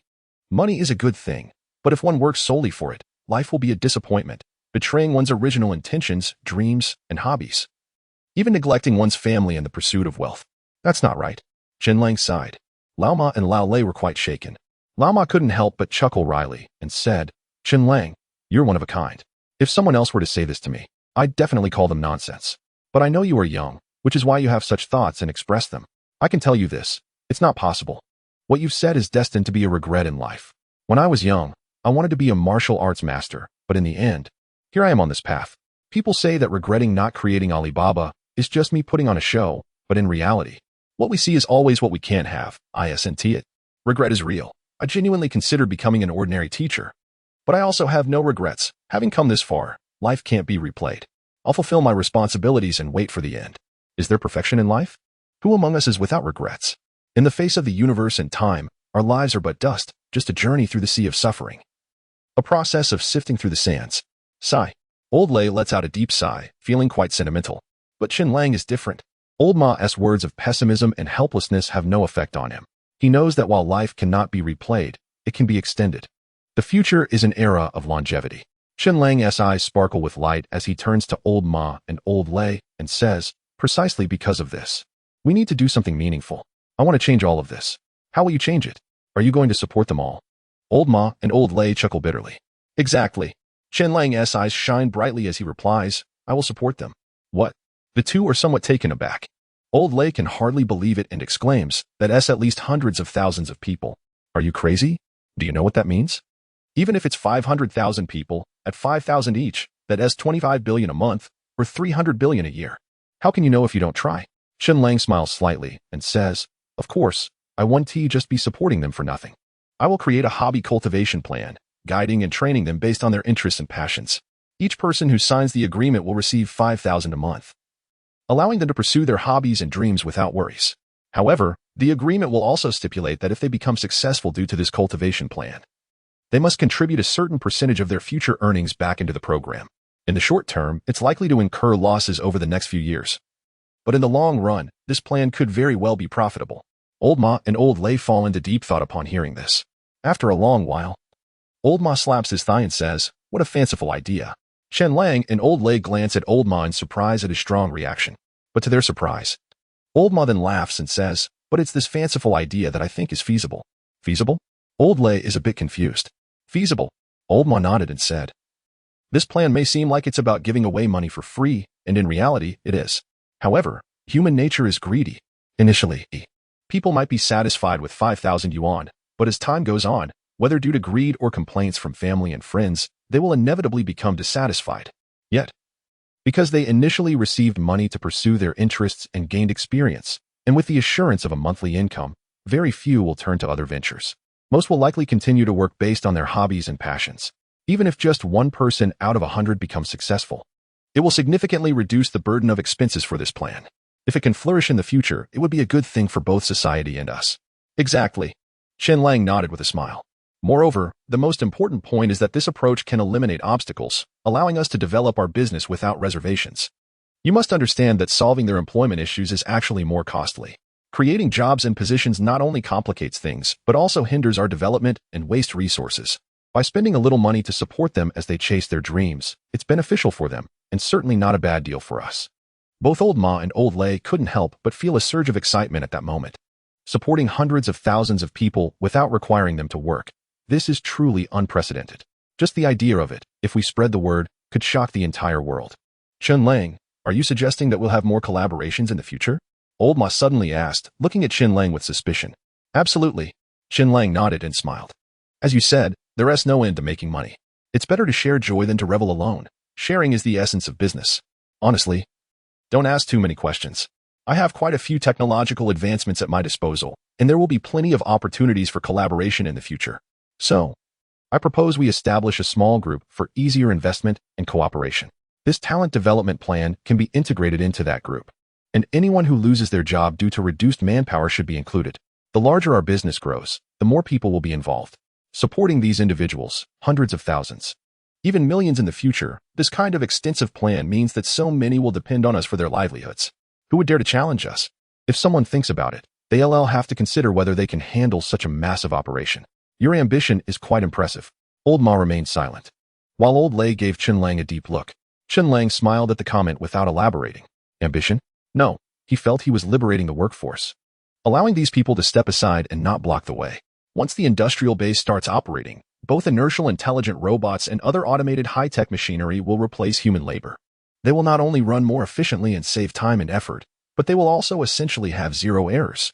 Although the initial investment in machinery may seem high, in the long run, it is far more cost-effective than relying on human labor. Chen Lang does not want to pay high salaries to a group of people who are just coasting along. Is this training program truly Chen Lang's idea? No. This is a management approach that took years for the Human Federation of the Stellar Era to perfect. In a nutshell, it means, please step aside from your position and don't obstruct the path of intelligence and machines. We're paying you for nothing. So you might as well go home and play. This is also a key reason why the virtual world has become so popular. The virtual world has emerged as humanity's second realm primarily because the real world has liberated human labor. Of course, this does not apply to the service industry, which robots cannot replace. While there will be many high-tech restaurants in the future, people are accustomed to interpersonal communication, and higher-end restaurants or other service sectors will primarily rely on human staff. During that time, wages in the service industry will be unimaginable. To put it simply, being a waiter, just serving tea and water, and you could earn $1 million a year. Ultimately, Chen Lang is merely bringing forward a method of labor management from the future by over a decade. After a long contemplation, Old Ma and Old Lei exchanged glances and finally nodded. Let's do it. Subsequently, Old Ma contacted Xiao Ma, while Old Lei reached out to Old Ding. Both Xiao Ma and Old Ding are not easily swayed, and after much discussion, they decided to think it over thoroughly and agreed to meet in 10 days. It was basically a done deal. Old Ma put down his phone and chuckled. This is quite a daunting prospect, paying for hundreds of thousands of people who are not working. Who wouldn't he be scared? But both of them are decisive individuals, and after careful consideration, they are unlikely to refuse. Chen Lang, just wait. In 10 days, we'll gather and finalize everything. All right. Chen Lang smiled and replied, in 10 days, my two industries will nearly be completed, and I'll personally invite you to come and see for yourselves what my confidence is based on. Oh, Old Ma gave Chen Lang a deep look and nodded. Okay, we'll be waiting. Let us go, Old Lei. It's already midnight. We should get some rest. With that, Old Ma took the lead, and the two left Chen Lang's room. The next day, both Chen Lang and Old Ma slept in. They didn't wake up until noon. After getting up and washing up, Chen Lang walked out only to bump into Old Ma and Old Lei, who also looked like they had just woken up. Chen Lang couldn't help but ask, what is going on? Aren't you big shots supposed to be waking up early and being all inspirational? You two are slacking off. Stop joking. Old Ma yawned and said, we're just human, aren't we? We talked until midnight yesterday, and now we can't even sleep in a bit today? Let me tell you, unless there's a meeting or some major issue. Who would be a fool to stay up late every night and wake up at dawn? What is more important, money or life? Besides, hiring secretaries, assistants, and employees, what are they for? If you do everything yourself, you'll wear yourself out sooner or later. You're right, let us go. We haven't even had breakfast. It's a perfect time to grab something good, Old Lei chimed in. Exactly, today should be interesting, Old Ma nodded, pulling the two of them forward as he continued. Due to old traditions, some renowned culinary families have secret techniques and recipes that are not disclosed. Some have been passed down through generations, while others are the result of family efforts. These treasures aren't something random cooks can possess. In the semifinals and finals, you can't miss out on the good stuff. Let us go. We've waited long enough to finally enjoy some fine food. Well said. Chen Lang nodded in agreement. Culinary skills and recipes aren't secrets anymore. Anyone who wants to learn can do so. Even if you can't learn them, you can still pay to taste them. But the truly top-notch food, you can't just buy that at a restaurant. For instance, the representatives of various cuisines in the country are basically culinary legacies, passed down from generation to generation. Besides the inherited recipes, they also come up with new delicious dishes.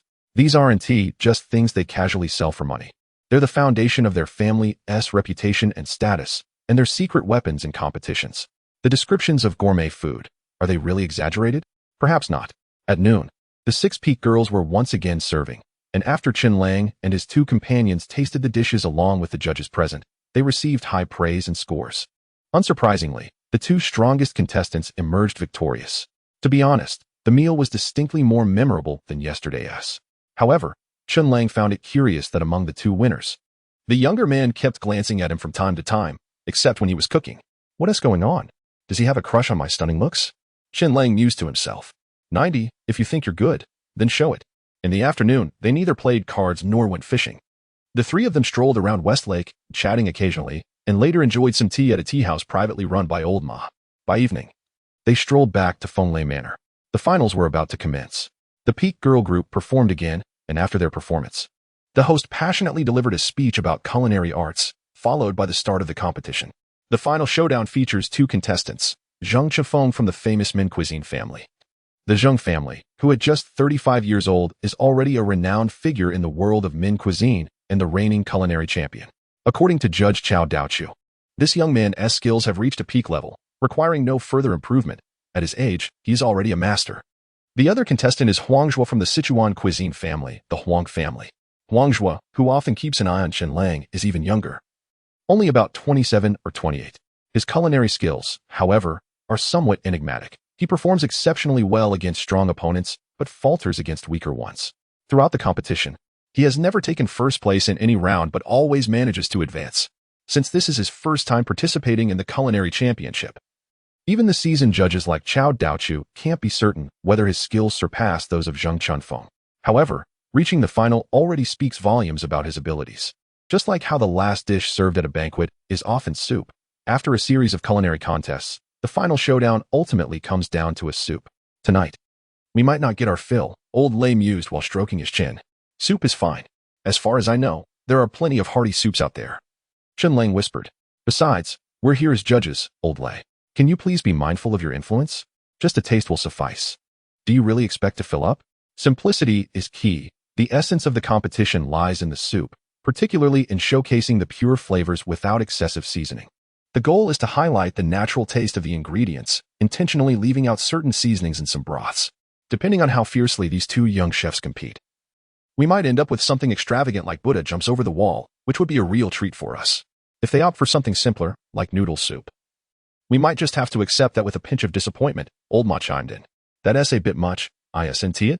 Chen Lang replied, feeling a bit bewildered. Just then, the host took the stage with the menu and announced, Ladies and gentlemen, the dishes for both contestants have been decided.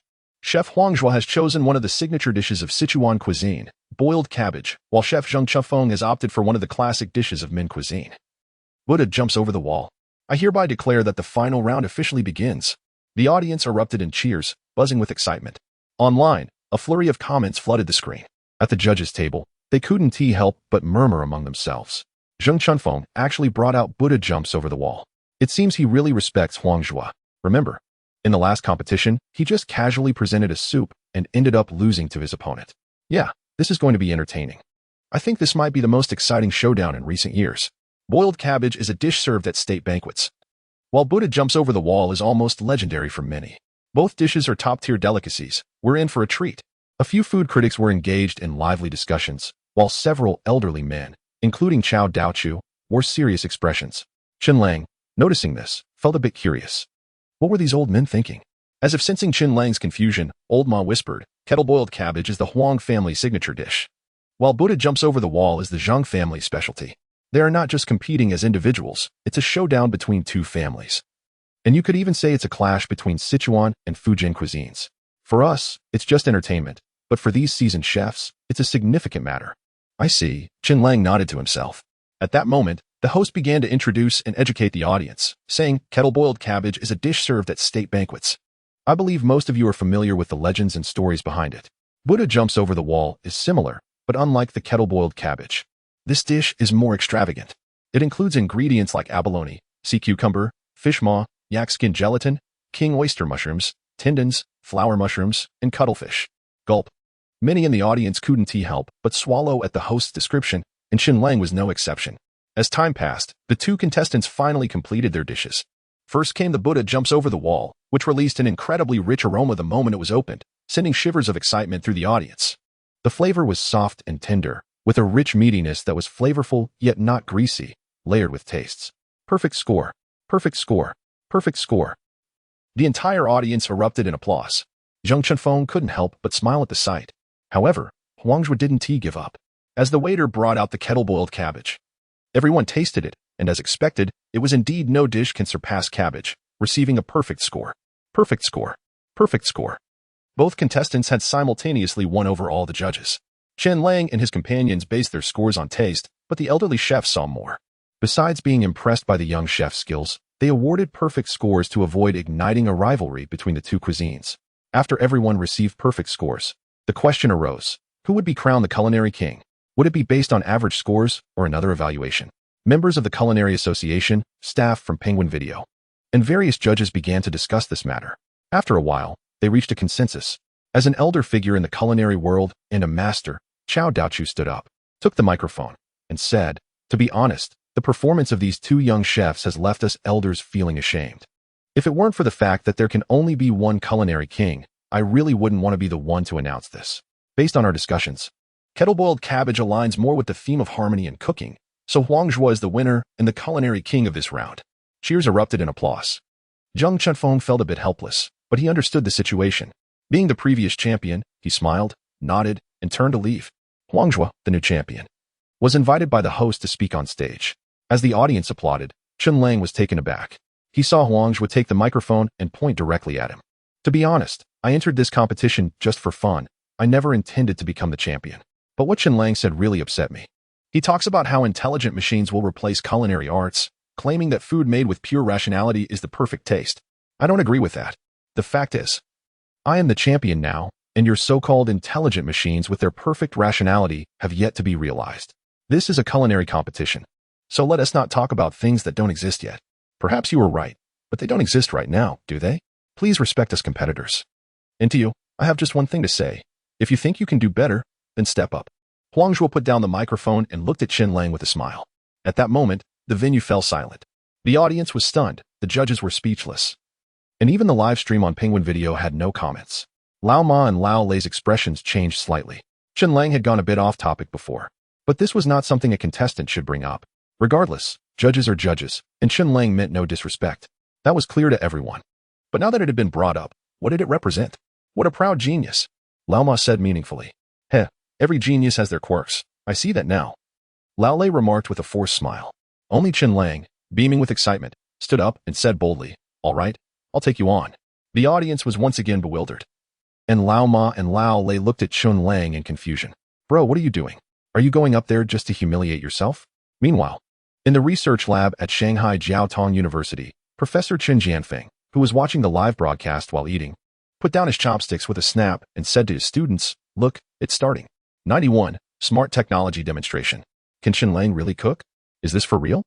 Oh wow, he actually went up there. Now that's some serious bravado. Shen Xiong, is your buddy really that versatile? Does he have some extraordinary culinary skills?" Shen Xiong stared at the TV screen in shock, holding his bowl. "No way. I remember Lang only learned some barbecue from old Lu. He hasn't shown any other skills." On the homepage of Penguin Video's culinary competition page, a flurry of comments erupted. "This Huang Zhuo is too arrogant. Directly challenging Chen the spendthrift? Perhaps this is what it means to be a genius." Additionally, the Huang family has a long-standing culinary heritage, so their background must be substantial. Ordinary people wouldn't dare to act this way. TSK, Chen Lang really hit a rough patch this time. Just because he said a few extra words. He got provoked into a confrontation. What a slap in the face. Talk about trouble coming from the mouth. Wait, hold on. He actually went up there. What the heck? Is he really trying to show off here? Can he even cook? What if his culinary skills are subpar or just mediocre? That would make him look like a fool. He is still young and impulsive. If it were a regular competition, with Chen Lang's background, he could easily whip up something and take first place. The judges would definitely cut him some slack.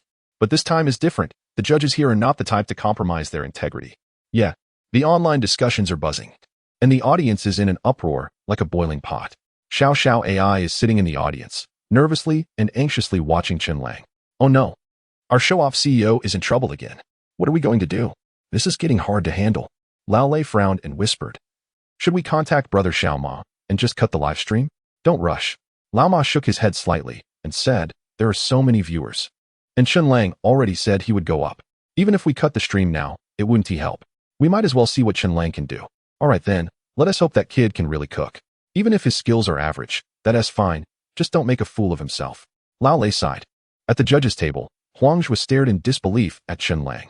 He thought he had a bad temper. But now he realized that Chen Lang's temper is even worse than his. He just shows up out of nowhere. This is a disaster waiting to happen. Huang Zhuo started to panic. If it was just him provoking Chen Lang, and then Chen Lang laughed it off. He could have gained some fame. But now that Chen Lang has taken the stage, if he makes a fool of himself, there is no way Chen Lang would let him off the hook. He knows his own family's situation. Although the Huang family has some background and heritage, if they end up in a serious feud with someone like Chen Lang, they won't be able to withstand it. Unlike others with their complex thoughts and emotions, Chen Lang at this moment is almost ready to burst out laughing. Why did he choose to meddle and say those things at the start of the competition? It was all to find an opportunity to showcase his skills. In Chen Lang's eyes, this live broadcast program, co-hosted by Penguin Video and the Culinary Association, with millions watching simultaneously, is a fantastic opportunity to demonstrate his capabilities and showcase technology. He initially thought he missed the chance, but then Huangjue jumped in. This is a divine assist. Ladies and gentlemen, Chen Lang took the microphone from the host and said, "Why do I say that smart technology will replace manual labor? This is not just bragging or some conceptual idea. Yes, I'm not here to explain or admit any mistakes. Since Huangjue has questioned me in smart technology, I will now show everyone what smart technology really is." As he spoke, under the puzzled gazes of the crowd, Chen Lang pointed to the large screen behind him. This big screen, set up by Penguin Video, was equipped with all the necessary lighting and equipment for the important Chef King competition, despite being an outdoor venue.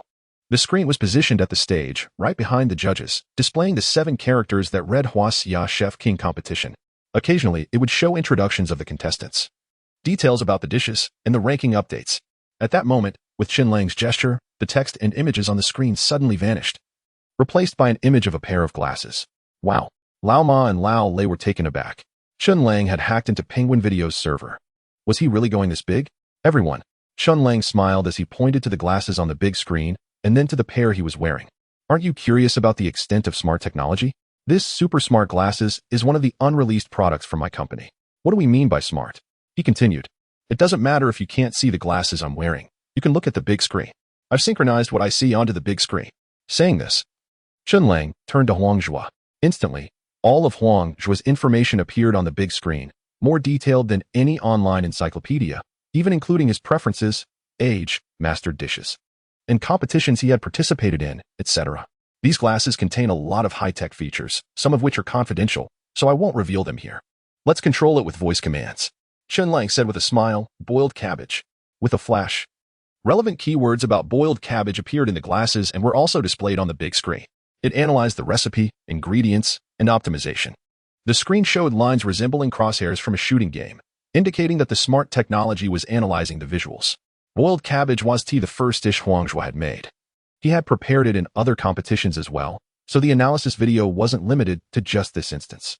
Once the analysis was complete, the ingredients and preparation steps appeared on the big screen. All right, now let's start cooking. Chen Lang stepped off the stage, walked to the stove, and began selecting ingredients according to the prompts from his glasses, preparing the materials in advance. The smart technology even provided precise measurements for seasonings.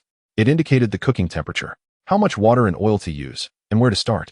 Having trained in the virtual world of the future, Chen Lang was exceptionally skilled at collaborating with technology. His movements were swift and aesthetically pleasing. Before long, a brand new dish of boiled cabbage was ready. At this moment, everyone was completely stunned, utterly bewildered. This isn't just high technology. This is downright black technology. Lao Lei exclaimed in disbelief. Without saying anything else, just looking at this scene, I believe countless people will want to collaborate with Chen Lang for money. This time, Penguin Video and the Culinary Association have truly created a platform for Chen Lang. Thanks to the support of numerous viewers. Old Ma stroked his chin and then said, but it can be considered a win-win situation. With Chen Lang's skills, the popularity of the Chef King competition will definitely reach new heights. 92. Unless you give me another bowl. The Peak Girl group quickly acted as servers and delivered the boiled cabbage soup to each of the judges. Even Huangjue received a portion. As everyone slowly came back to their senses after taking a sip of the broth, they were once again left in a state of confusion. At this moment, Huangjue even began to question his life choices. The old culinary masters, including Old Chow, were equally bewildered. After a while, Huangjue slammed his bowl down, and the room fell silent. A smile gradually appeared on his face, becoming increasingly manic. Finally, Huangjue laughed wildly and exclaimed, "Fake, it's all fake. I don't believe it, it's all a lie. What the heck?" The audience was in shock. The host hurriedly stepped forward to grab Huangjue. Unexpectedly, Huangjue struggled wildly, laughing, "Let go of me. I'm not crazy. It's fake. I don't believe it. It's all fake. Unless you give me another bowl." Isn't pretending to be insane to beg a bit too much? Everyone present looked at Huang Zhuo with suspicion. Huang Zhuo pretended to awaken from a dream, his expression awkward as he lowered his head. Damn it, I've gotten this far. Chen Lang shouldn't hold a grudge against me, right?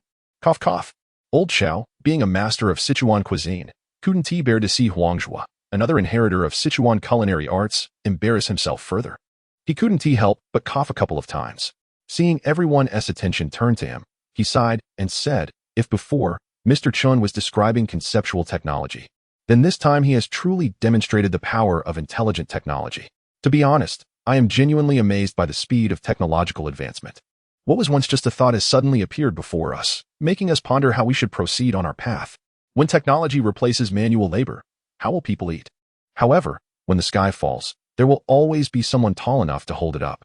I believe that if that day really comes, whether at the national level or among entrepreneurs like Mr. Ma, Mr. Lei, and Mr. Chen, they will find solutions to this problem. I want to say more about it here. Mr. Chen has truly shown us what intelligent technology is. For this bowl of boiled cabbage soup, I give a full score. Full score. Full score. Everyone present raised their scorecards in unison, and seeing this, Chen Lang couldn't help but smile. Although becoming the chef king was impossible, reaching this point was more than enough. Chen Lang believed that after the showcase, no one would dare to underestimate the industries under his name. All that was left to do was wait to collect the money. Soon, the live broadcast came to an end. The crowd quickly gathered around. And only after Chen Lang exchanged contact information with Old Xiao and the others did he manage to break free. Just as he returned to his accommodation, Old Lei and Old Ma showed up again. The two of them fiddled with Chen Lang's super smart glasses for a long time. High tech, black tech, Chen Lang. Never mind, I won't ask what I shouldn't. Let me put it this way, are you planning to turn these glasses into a product for sale? Old Lei couldn't help but say, if you're interested in doing that, how about we collaborate? The brand effect of Inter Milan is quite good. Forget it. Old Ma scoffed. With this kind of black technology, even if it's just for show under Inter Milan's name, can you afford it? Saying that, Old Ma looked at Chen Lang seriously. This thing is good, but you must be cautious. You need to impose certain limitations on its functions, otherwise, if it goes on the market, whether it's privacy issues or anything else, it could lead to you being sued into bankruptcy. I understand. Chen Lang smiled upon hearing this and said, this is just the most basic version. For my personal use, the more functions, the better. There's no way I can launch it to the market in the short term. After all, this has significant implications. Moreover, even if it does launch, the first batch will definitely be for military and police use. Having it in their hands is far more meaningful than in the hands of ordinary people. That's the point. Old Ma nodded slightly, and then added, make a few more pairs, and give one to each of us later. Don't worry, we'll just use them ourselves. We still have basic integrity and principles. We won't analyze the technology behind it. Chen Lang nodded, not too concerned. After all, even if the glasses were researched, it wouldn't have much significance. The technology involved, while rare, wasn't particularly valuable. The real source and true value of these glasses lay in artificial intelligence. Without AI, the utility of these glasses would be reduced by 99%. Let's establish a group company, Old Lei suddenly said to Chen Lang. After the showcase, I believe many people will be curious about you and your industries. If you want to take this opportunity to gain fame or bring your company to the public eye, this is a great chance. All right, Chen Lang nodded and said, I'll take care of that tomorrow. By the way, can my fund enter the financial market tomorrow? Chen Lang looked at Old Ma, who, upon hearing this, made a phone call and then nodded, saying, I had them expedite the process. It will officially enter the market at 8 in the morning tomorrow. Chen Lang nodded, smiling in that case. I can achieve a registered capital of 100 billion for the group company. Old Ma and Old Lei were nearly knocked off their feet upon hearing this. Wait, so all this time you just wanted to do this? You really are going all out just to show off. Shaking his head in disbelief, the two bid farewell and left. After they departed, Chen Lang received a series of phone calls, some from Xin Xiong, some from his parents, and others from Louis Shou and Sun Tianhong. Once everything was settled, Chen Lang pondered for a moment and took a selfie to post on his social media. He captioned it, just got great news from Brother Ma. The company's fundraising project will officially launch on Wanbao at 8 a.m. tomorrow, with a cap of 100 billion. A fixed annual profit of 10. If you get in, you're already making money. Let us go, everyone. Cute emoji. No wonder he has a big shot. Within a minute, a flood of comments appeared on his post. Xin Xiang, worshipping the big shot.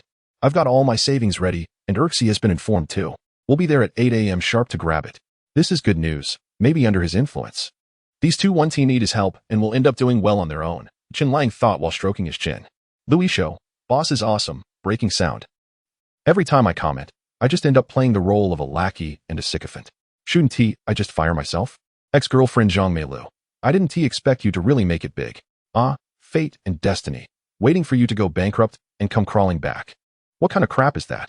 You're just one man away from being blocked. Old Lu. Keep it up, Lang.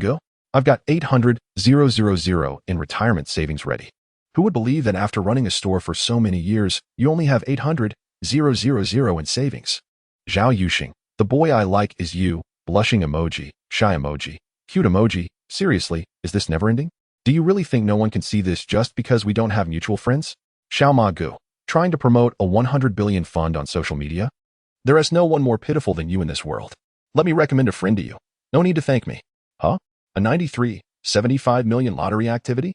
Recommend a friend to me? Chen Lang was momentarily taken aback, then received a friend request. He clicked to accept, and the new friend's profile picture was quite formal. It showed a man in a suit from the waist up. Who is this? Chen Lang furrowed his brow in thought, and at that moment, the new friend began to message him. Hello, General Chen. I'm Chao Wei, the chairman of Xinjiang Weibo. It's a pleasure to meet you. Weibo? Chen Lang suddenly understood, and information about this person flashed in his mind. This guy is no ordinary character. He is someone who takes the ordinary to the extreme. One of the most talented and well-rounded big shots in the domestic internet industry. However, due to his personality, he is quite stable and traditional. Unlike the flamboyant style of Lao Ma and the others, this guy rarely appears in public, even more low-key than Xiao Ma Go, to the point of seldom accepting media interviews. Rumor has it that he was already selected as one of Time magazine's 100 most influential people in the world over a decade ago. Yet even so, when asked by the media, he simply responded with 3 words, no comment. This is a person who truly sees through the essence of things. Able to remain calm in any situation, avoiding flamboyance and theatrics, steering clear of unnecessary conflicts, while valuing his own self-approval deep within. He is someone who can easily sway public opinion in the country. Hello, Mr. Chao. Brother Ma recommended a friend to me, and I was curious about who it might be. Turns out it's you. I've long admired your reputation, Chen Lang replied. You're too kind, Mr. Chen. Chao Wei replied straightforwardly. I've heard about your 10-day agreement with Mr. Ma and the others, and I'm quite interested, especially in tonight's presentation of your smart technology products. Rather than saying Brother Ma recommended you, I'd prefer to say I'm putting myself forward. Would you be interested in sitting down to chat sometime? Sure. Since you're aware of this matter, they must have considered it carefully. You can count yourself in for the 10-day agreement. Thank you, Mr. Chen. I heard you've been busy with promotions. Since we've become friends, I'd like to give you a small gift. If you register a Weibo account and send it to me, I'll help you with the follower issue. Deal. In Kyoto, at the headquarters of Xinjiang Technology. In the chairman's office, Chao Wei, sitting in front of his computer and logging into WeChat, couldn't help but breathe a sigh of relief. He had successfully caught this unprecedented opportunity. He thought to himself, then saw the account that Chen Lang had sent over and quickly forwarded it to the publicity department. This is Mr. Chen Lang's Weibo account. He is the chairman of Second World Technology Company in Hangzhou Tianhong Industrial Technology Company. Add the verification badge and promote it vigorously. Yes, chairman. Buzz. The phone vibrated slightly. Chen Lang looked at his phone screen. It was a push notification from the newly downloaded Xinjiang Weibo app. Legendary Tycoon officially joins the Weibo family. Click to follow and participate in a lottery. Chairman Chen Lang of Second World Technology Company joins Weibo platform. Click to follow and win big prizes. Creator of the magical world, Chen Lang. Is it really that powerful? Chen Lang was a bit stunned. He then opened the Weibo app, and in less than half a minute, his follower count skyrocketed to over 1 million. Moreover, this number was rapidly increasing. The only post he had, which was the automatic registration message, read, I'm on Weibo, everyone come follow me. The comments began to flood in. Mr. Chen has finally joined Weibo. Hello, Mr. Chen, nice to meet you up close. Hello, prodigal son, I'm here to follow you. All members of the RPG Esports Club are following the big boss. Hello, big boss, see you later. The big shot really knows how to make a splash. The official Weibo account has sent out 3 consecutive promotions, an unprecedented level of intensity. The diehard fans are demanding even more. But doesn't anyone care about what the prizes are? Yeah, what are the prizes? Seeing this, Chen Lang became curious as well. He clicked on the lottery option on the page and found that the prizes had been crafted into a spinning wheel. The first prize is a cash reward of 888 yuan, with only 1 spot available. The second prize is 666 yuan, with 3 spots. The third prize is 333 yuan, with 6 spots. The fourth prize is 888 yuan, with 100 spots. The fifth prize is 88 yuan with 1,000 spots. The sixth prize is 8 yuan with 10,000 spots. Wow, that adds up to around 7 or 800,000 in total. This must be a personal gift from Chao Wei, right? Chen Lang was a bit surprised. After thinking it over, he decided to message Chao Wei privately, saying, "Thanks, CEO Chao. You're too polite, my brother." Chao Wei replied quickly, "By the way, I'll send you a red envelope." With that, Chen Lang sent Chao Wei a WeChat red envelope and said, "For this lottery event, let us do 100 rounds, okay?" Chao Wei was stunned, finding it hard to believe. "What the heck? Are you that shameless? One round is 750,000 yuan, and 100 rounds would be 75 million. Are you kidding me?" With this thought, Chao Wei picked up his phone and clicked to claim the red envelope. But when the red envelope opened, Chao Wei was once again dumbfounded. Is this a joke? Is my phone infected with a virus? How is this possible? 75 million? Are you kidding? When did WeChat allow sending red envelopes over 200 yuan? Chao Wei rubbed his eyes and looked again. There was no mistake. It was indeed 75 million. 8 digits. CEO Chen, how did you manage this? We can only send red envelopes of 200 yuan. How can you send tens of millions? Same as 9 years ago, you're still showing off? Oh, I had brother Xiao Ma help me change the WeChat red envelope limit. Chen Lang casually replied. I do believe it when pigs fly. Chao Wei's expression was strange. Can changing the limit really make this work? For such a large transaction. Unless all your money is in your WeChat wallet, the bank wouldn't support such a high online transaction, right? Smart. He must have used some clever tricks to hack the bank and Xiao Ma's WeChat server. Chao Wei's eyes flickered as he began to speculate. The fact that Chen Lang might possess real artificial intelligence had basically ceased to be a secret among these big shots. Not to mention Chen Lang's demonstration of smart technology on the show tonight. Could an ordinary team create a game like Magic World? And why hasn't he the team behind such a game shown themselves yet? With its stable financial system, all of this proves that this game is not under human control. Such a level of control is simply unattainable by humans. They are all experienced individuals. It seems that this guy not only wants to promote but also intends to intimidate me. After a brief contemplation, Chao Wei couldn't help but chuckle. If it were just a promotional lottery, Chen Lang wouldn't need to expose his technology so ostentatiously.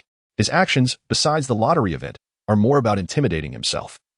Pushing him to adjust his mindset for the gathering in 10 days. Wow, what a guy Chen Lang is, a promising young talent. At this moment, Chen Lang was blissfully watching his skyrocketing follower count, completely unaware of what Chao Wei was thinking. After a moment of reflection, he posted his first Weibo after registering his account. Hello everyone, I'm Chen Lang. Thank you for your support of the magical world and my company. I've just joined Weibo, and I appreciate Mr. Chao's recommendation. Let me share 2 benefits with you. Benefit 1. Starting now, you can participate in a lottery by following and retweeting every 10 minutes. With a total of 100 rounds. The prizes are all cash, totaling over 75 million. Benefit 2. Tomorrow at 8 a.m. The Universal Treasure Fund will officially launch a fund project under my name, raising a total of 100 billion with a fixed annual return of 10. If you have extra money, you can buy directly through Universal Treasure. Thank you all for your support and attention.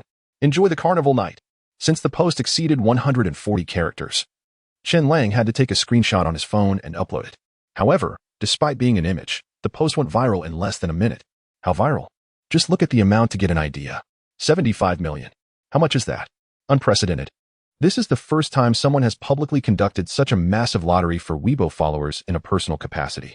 Moreover, it's a cash lottery with over 10,000 spots per round. Every 10 minutes, a round with over 700,000 in prizes. By this calculation, how long will it take for 100 rounds? 6 rounds an hour means it would take nearly 20 hours for 100 rounds. It's around 10 p.m. now. And this lottery will last until tomorrow afternoon. This is insane. 100 rounds of lottery? I never knew what extravagance was until I saw Boss Chen join Weibo and offer nearly 1 million in red envelopes for a lottery. Now he says there are 100 more rounds? I feel like he's shamelessly flaunting his wealth. Let this humiliation come even stronger. 100 rounds of lottery. And if I win just once, that's a domestic car. Retweet, like, support. I'm going to call my friends and family. No sleep tonight. It's lottery time. Lottery. At that moment, on Weibo, countless people began to share Chen Lang's posts. It wasn't just ordinary folks either. Even high-profile accounts like Chao Wei, the official Weibo account, as well as Penguin, Wang Yi, Alibaba, Inter Milan, and many other public accounts or official accounts connected to Chen Lang also started reposting. It was a massive explosion of activity. And within just a few minutes, it shot straight to the top of the trending topics. Lale, who loved to play around on Weibo, even took to his personal account to repost and comment. He shared, Chen Lang, A lot of people online like to call you a spendthrift. But I don't see it that way. I've always thought you were quite steady. What seems like reckless spending actually has deeper meaning. But this time, spendthrift, well done. Then there was Chao Wei's personal account, which reposted. Chen Lang. Mr. Chen's bold move has truly shocked me. It really solidifies the word wealthy. Chen Lang didn't have time to respond to the messages on Weibo. By this time, he had already closed the app. There were just too many messages. And if he didn't shut it down, his phone would freeze. Instead, he was scrolling through his WeChat moments. A ripple effect had been set off. How could such a significant move by Chen Lang go unnoticed by those around him? His WeChat was buzzing nonstop. Xiaoma, Brother Lang, what a bold move. Reply, you're too kind. Lao Ding, Brother Lang, I've had the public accounts under me repost it all. You better treat me to dinner later. I want a feast worth 1 million. Reply, don't make me treat you. I've been eyeing your pigs for a long time. Lao Ma, the fund is ready to go. I've arranged everything for an 8 a.m. launch tomorrow. By the way, your promotional strategy has really paid off. Reply, thanks, bro, but when it comes to being extravagant, I'm nowhere near your level. Xiao AI, boss, can I take a day off? I want to grab some red envelopes. Reply, no days off allowed. But there is not much going on these days, so hurry up and get your driver's license. Louis Show, boss awesome, boss awesome, boss awesome, boss incredible, boss awesome. Reply, you think I didn't see that? Just wait, you're in for it. Messages from dad, mom, Shen Xiong, and countless others flooded in. Chen Lang's WeChat had never been this lively before. After replying to a bunch of messages, he couldn't be bothered to read through the frantic pleas from Louis Show and just turned off his phone and went to sleep. That night, Chen Lang slept soundly, feeling a distinct brightness in his consciousness, a radiant glow from the core of civilization deep within him. And that night, Weibo was in a frenzy. The night of celebration lived up to its name. Chao Wei was even woken up several times after going to bed. And it wasn't until he increased the number of on-call staff that things finally settled down. The next morning, Chen Lang got up, pulling along a slightly sleep-deprived Xiao AI, and hopped into his Lamborghini. The engine roared to life. He began discussing the important tasks that needed to be tackled soon. At the Tianhe supercomputing base, Chen Lang walked ahead while Xiao followed closely beside him. Hearing Chen Lang's inquiry, Xiao took out her tablet, glanced through it briefly, and said, according to your arrangements, boss, there are no special matters in the near term. Most of the tasks are scheduled after the headquarters is established. In the next 2 weeks, there are mainly 2 things that require your personal attention. One is the fair competition tournament in the magic world, and the other is the matter regarding renting the Wind's steel smelting furnace that you discussed with General Sun last time. Upon hearing this, Chen Lang furrowed his brow and asked, the fair competition tournament should be happening tomorrow, right? How are the arrangements on Louis Show's end? Also, has the live streaming rights issue with some fish been settled? Is the money in place? General Liu has made all the arrangements. The venue for the finals is the Magic City Performing Arts Center. This venue has hosted several blockbuster S-class events for both domestic and international online games, making it the best venue in Magic City at the moment. Some Fish has secured the exclusive live streaming rights for 1 billion. Additionally, some foreign live streaming platforms and esports television stations are interested in purchasing the broadcasting rights, although their offers are not very high. According to the information we've gathered, there are many fans of online games abroad calling for us to open servers there. Huh? Chen Lang paused slightly, then activated his smart glasses and mentally inquired the smart assistant. Are there players from the magic world overseas? Yes. The voice of the assistant, Qiu, responded directly to Chen Lang's mind. However, due to latency issues, there are relatively few overseas players, only about tens of thousands. Data shows that they generally log into the magic world by purchasing accelerators. Buying accelerators? A hint of curiosity flashed in Chen Lang's eyes. He then asked, can you estimate the potential earnings if the magic world were to open servers abroad? After a moment, Qiu provided the information. Based on market analysis and player feedback, the projected earnings from selling the magic world overseas are expected to be on par with domestic sales. However, we would need to set up at least 3 data centers abroad. Here are the specific figures. Forget it. Chen Lang shook his head. What do I care if overseas players can't play the magic world? Such a small profit isn't worth mentioning. If it could bring in several $billion a day, I might consider the risk of being targeted by foreign business tycoons and opening servers there. But since the profit isn't high, there is no need for that at the moment.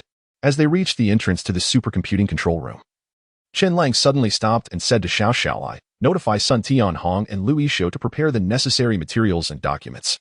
I will be applying for the registration of the group company in the next couple of days, and I'll need their assistance. Especially Louis Shou, tell that old guy to hurry over with the recruits. We're moving the company directly. Just wait and see how I deal with him later. With that, Chen Lang opened the door and walked in, closing it behind him. Xiao stood at the door in a daze and quickly called Louis Shou on WeChat, whispering, "Manager Liu, the boss seems really angry with you. What did you do to upset him?" Louis Shou paused, feeling quite wronged as he replied, "I just accidentally typed the wrong letter when congratulating the boss yesterday, so." "Which letter did you mess up?" Xiao frowned, sensing that things weren't as simple as they seemed. "I accidentally typed in B instead of SB for the boss," Louis Shou said tiredly. "I can't believe that." Xiao rolled her eyes. "You really think anyone can just insult the boss like that? You're going to be in big trouble, old man. The boss said he wants to establish a group company in the next few days, so you need to hurry up and bring your team and equipment over," she continued. "Now, just like that?" Louis Shou was a bit surprised. "Isn't that a bit rushed? Aren't we supposed to notify the players first? Wouldn't shutting down the servers be a bad move? Stop talking nonsense, hurry up. Do you really think the game relies on the servers in Magic City? It's supported by the TECH supercomputer. Pack your things and come over. We won't be affected without those servers," Chen Lang suddenly interjected. Xiao and Louis Shou nearly jumped out of their skins. Louis Shou exclaimed in terror, "Boss, you're also here? Okay, I'll move right away. It was really a mistake yesterday. You have to believe me." Xiao, unlike Louis Shou, had just seen Chen Lang and didn't assume he was nearby. She looked around, feeling a chill run down her spine. How could there be a third voice while they were on the phone? What on earth? This is high-tech.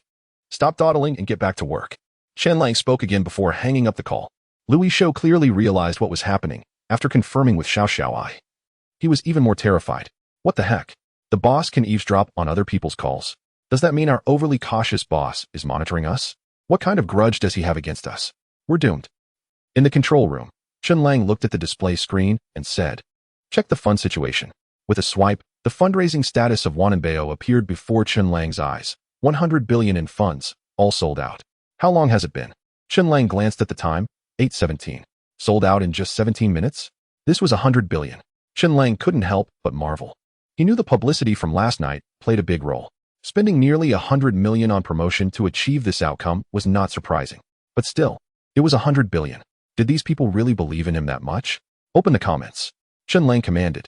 Qiu immediately opened the discussion group under the fund, which was filled with people who had purchased the fund, as only buyers had the privilege to leave messages in the discussion group. At night, I had 88,000 and specially brought 8 million to invest a bit. Though the spendthrift is indeed wasteful. The reason he is called a legend is that he can both squander and make money. According to external assessments of the second world, this guy's hidden assets have already surpassed 100 billion, not to mention his other businesses. If you factor in the technology behind the smart glasses he showcased before, he might not be poorer than the likes of Jack Ma. The ride is going too fast. I almost missed the bus. But luckily, I was clever and was at the fund by 7:30. Come on, Boston. Keep it up. Quickly push out that 100 billion. We are waiting to invest more. I bought 5 million of the fund. Thanks to Boston for the opportunity, I'll be able to switch to an X5 next year. Supporting the big boss. Keep it up, and let us keep spending. Chen Lang looked on with a face full of black lines. So, in your eyes, my 100 billion fund is just for wasting money, huh? I'm doing this to raise registered capital for the group company. Closing the webpage, Chen Lang continued with his work. Next on his agenda was to focus on fair competition and leasing the steel mill. Fair competition was something Louis Shou and his team could handle. But leasing the steel mill for steel production was different. The reason Chen Lang was pursuing this was to develop a new type of steel, or rather, an alloy, a superalloy. This superalloy wouldn't emerge until several years later in the Russian Federation, and it would be known as the most advanced and practical alloy in the world. This was a tertiary supercharacteristic alloy. This alloy's name in the era of the Galaxy Age referred to its 3 transformative processes from inception to practical application. It wasn't formed at the outset. When it was still in liquid form, even if it cooled down, it remained liquid metal, akin to mercury, requiring special molds. Once shaped with special molds and poured with specific chemicals, it would solidify, and upon solidification, it would possess its first characteristic, hardness. This phenomenon, like the extreme reversal of nature, required just a few special chemicals to transition from liquid to extreme hardness. The first level is liquid, the second is solid, and the third pertains to conductive properties. This special metal, while in its liquid state, can undergo certain changes internally, akin to programming. Thus, once solidified, this metal possesses not only extreme hardness, but also data and energy conductivity. This is the origin of its tertiary supercharacteristic alloy name. This metal is essential for unlocking the future, from small parts to high-end precision machine tools and battleships. Once this metal is born, if Chen Lang is willing, He could manufacture the steel battle armor or cosmic warships seen in movies at any time. 96. I have it. Chen Lang had long had ideas about manufacturing this alloy. The closed industrial base he was working on required this specific alloy as the fully automated. Intelligent machine tools and smart control systems made from it were the true purpose behind the establishment of this base.